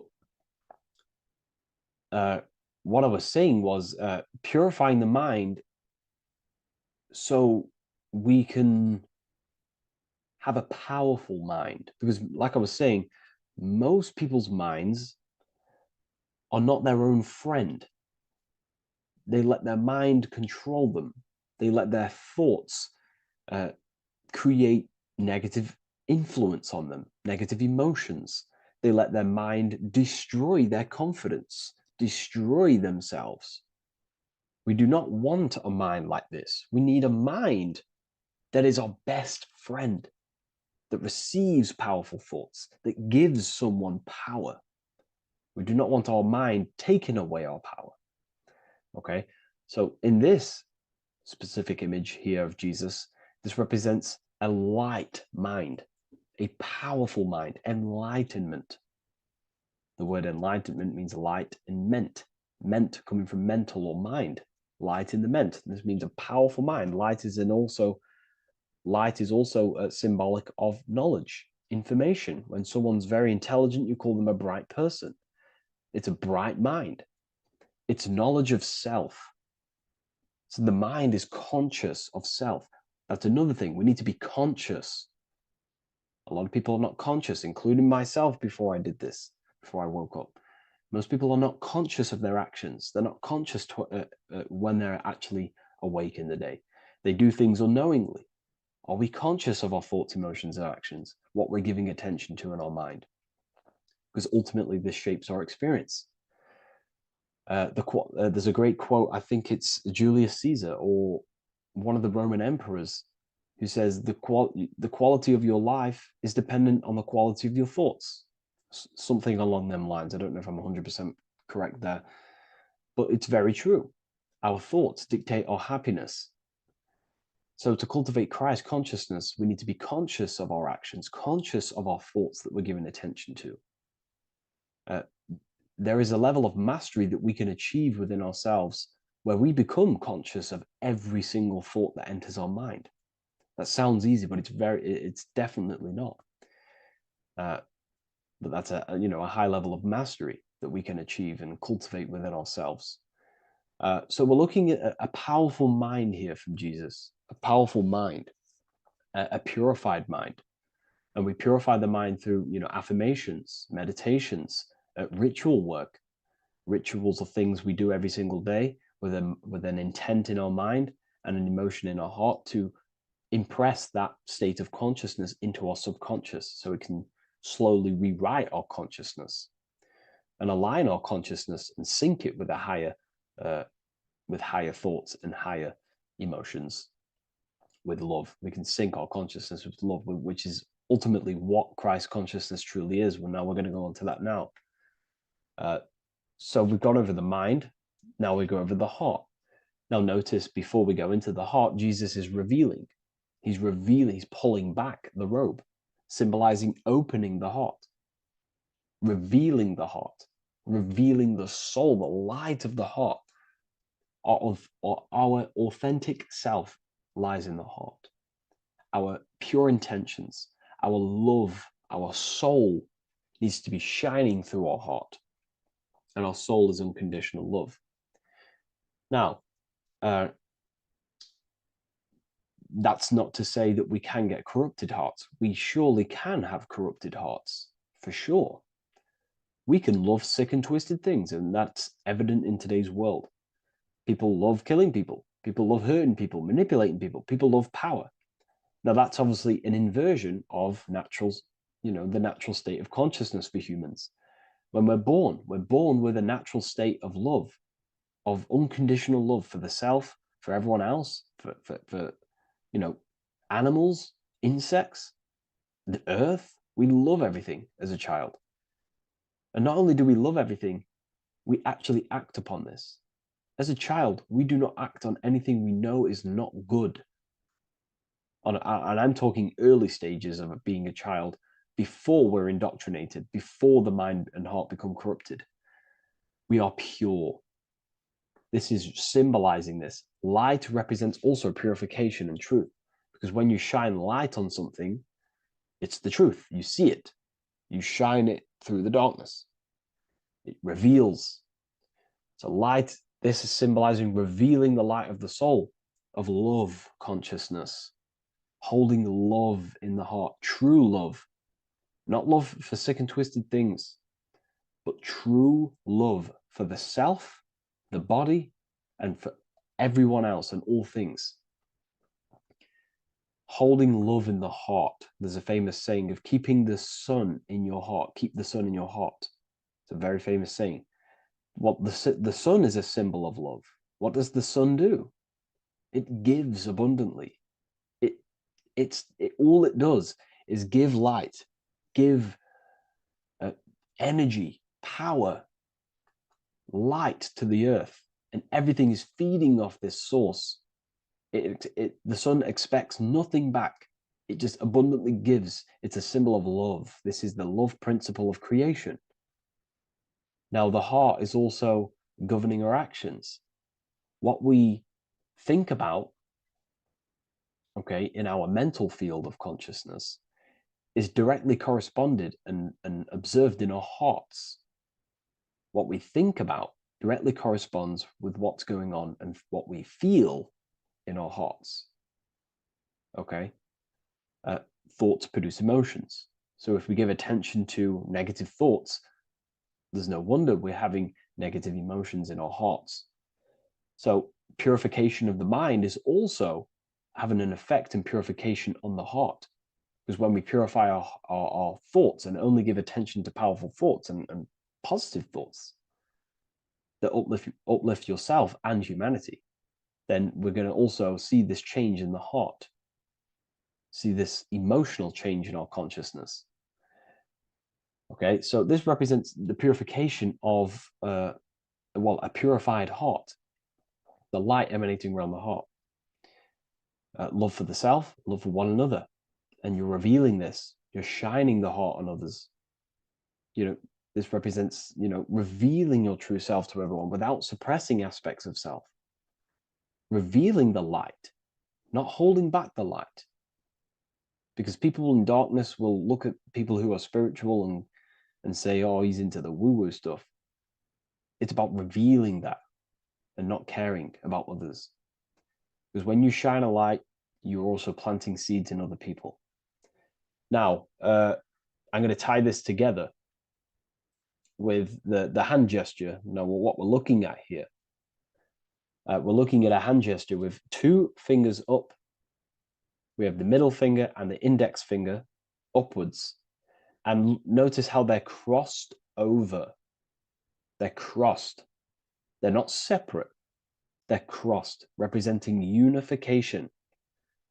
Unification here. This is a unified 2 fingers. 2 represents division. Crossed over represents oneness. It's the unification of the mind and the heart. A lot of people talk about this, but not many people go into detail about it because, for many reasons. But this is the unification of thought with emotion. This is how we truly reach Christ consciousness. And ultimately, when we do gain the love in our hearts and we do slow, it's a gradual process of cultivating love for the self and everyone else in the world, because we're so programmed to be divided. But it's a slow progress. But when we do cultivate love in our hearts for the self and one another, love is a very, very nurturing and growing force. Like I said, the sun earlier, that is pure love energy. It makes everything grow on the earth. While love in your heart grows connections with people. It grows care. You go out your way to do things to people and do give people things. It's a very nurturing and growing energetic force. And me personally, I think the whole universe is built upon love. The whole thing. Without love, without the love, there is nothing. Nothing is, love is the only true emotion that truly exists. Everything else is either an opposition of love or a different degree and branch of love. Love is the only true emotion, and everything is built upon that principle.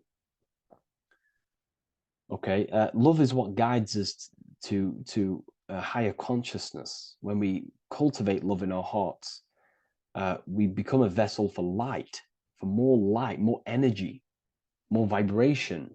Our electromagnetic field expands, or biofield, when we hold love in our hearts. It's a very powerful force.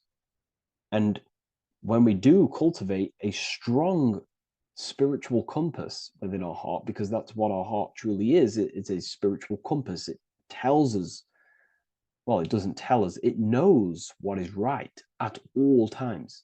If you think something, your heart tells you whether that is right or that is wrong, whether you should act upon it or whether you should not. The heart knows what's good and evil. No one told you this as a child. As a child, you already knew this.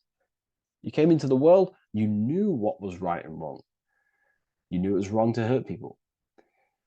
So this unification that he's doing with his hand symbolizes thinking with the love of the heart. Represents thinking with love of the heart. Thinking with love of the heart for the self and the collective. Now, ultimately, what this does is give birth to perfect action. Why? Why does this give birth to perfect action? Think about it. Every time you've taken an action, Why did you take the action? You probably, well, you would have thought about it, you had a feeling towards it, a care energy, and you took action. Why do we go to work? We care about paying the bills and staying in our house. We go to work to earn money. We think, we care, we act. Everything you see in front of your reality, on the screen that you're seeing right now, you called your eyes. Everything is in front of you because you care. It's the heart energy that leads the body. Okay? And that's even present in the body. Have a look at the body. We have the head, thought, then emotion, then our feet is at the bottom, and our feet take action. Thought, emotion, action. Thought, emotion, action. So even the body is basically a blueprint of how creation is manifested. So we receive thoughts from the divine planes, from the higher planes of consciousness. We receive them. That's another thing that I missed. If we purify our minds, we're basically attuning our mind to a higher part of the mental plane, and we will receive higher thoughts. We will receive thoughts that are more genius, what we like to call today, or better quality thoughts. We receive good ideas when we attune our mind to a higher consciousness. Okay, so we are like a radio. We receive thoughts based on what our mind is set to. That's why we call it a mindset. So, like I was saying, we receive thoughts through the head. We feel the emotion, then our feet take action. Thought, emotion, action. So the body's a blueprint of creation. It's beautiful when you really notice this. So this unification is about thinking with the love of the heart, which gives birth to perfect action in the world. And this is the state that we need to cultivate within myself and everyone in the world so we can give birth to heaven on earth through action. Because ultimately the world is molded through action, physical action. And them actions are molded from thoughts and emotions. Now,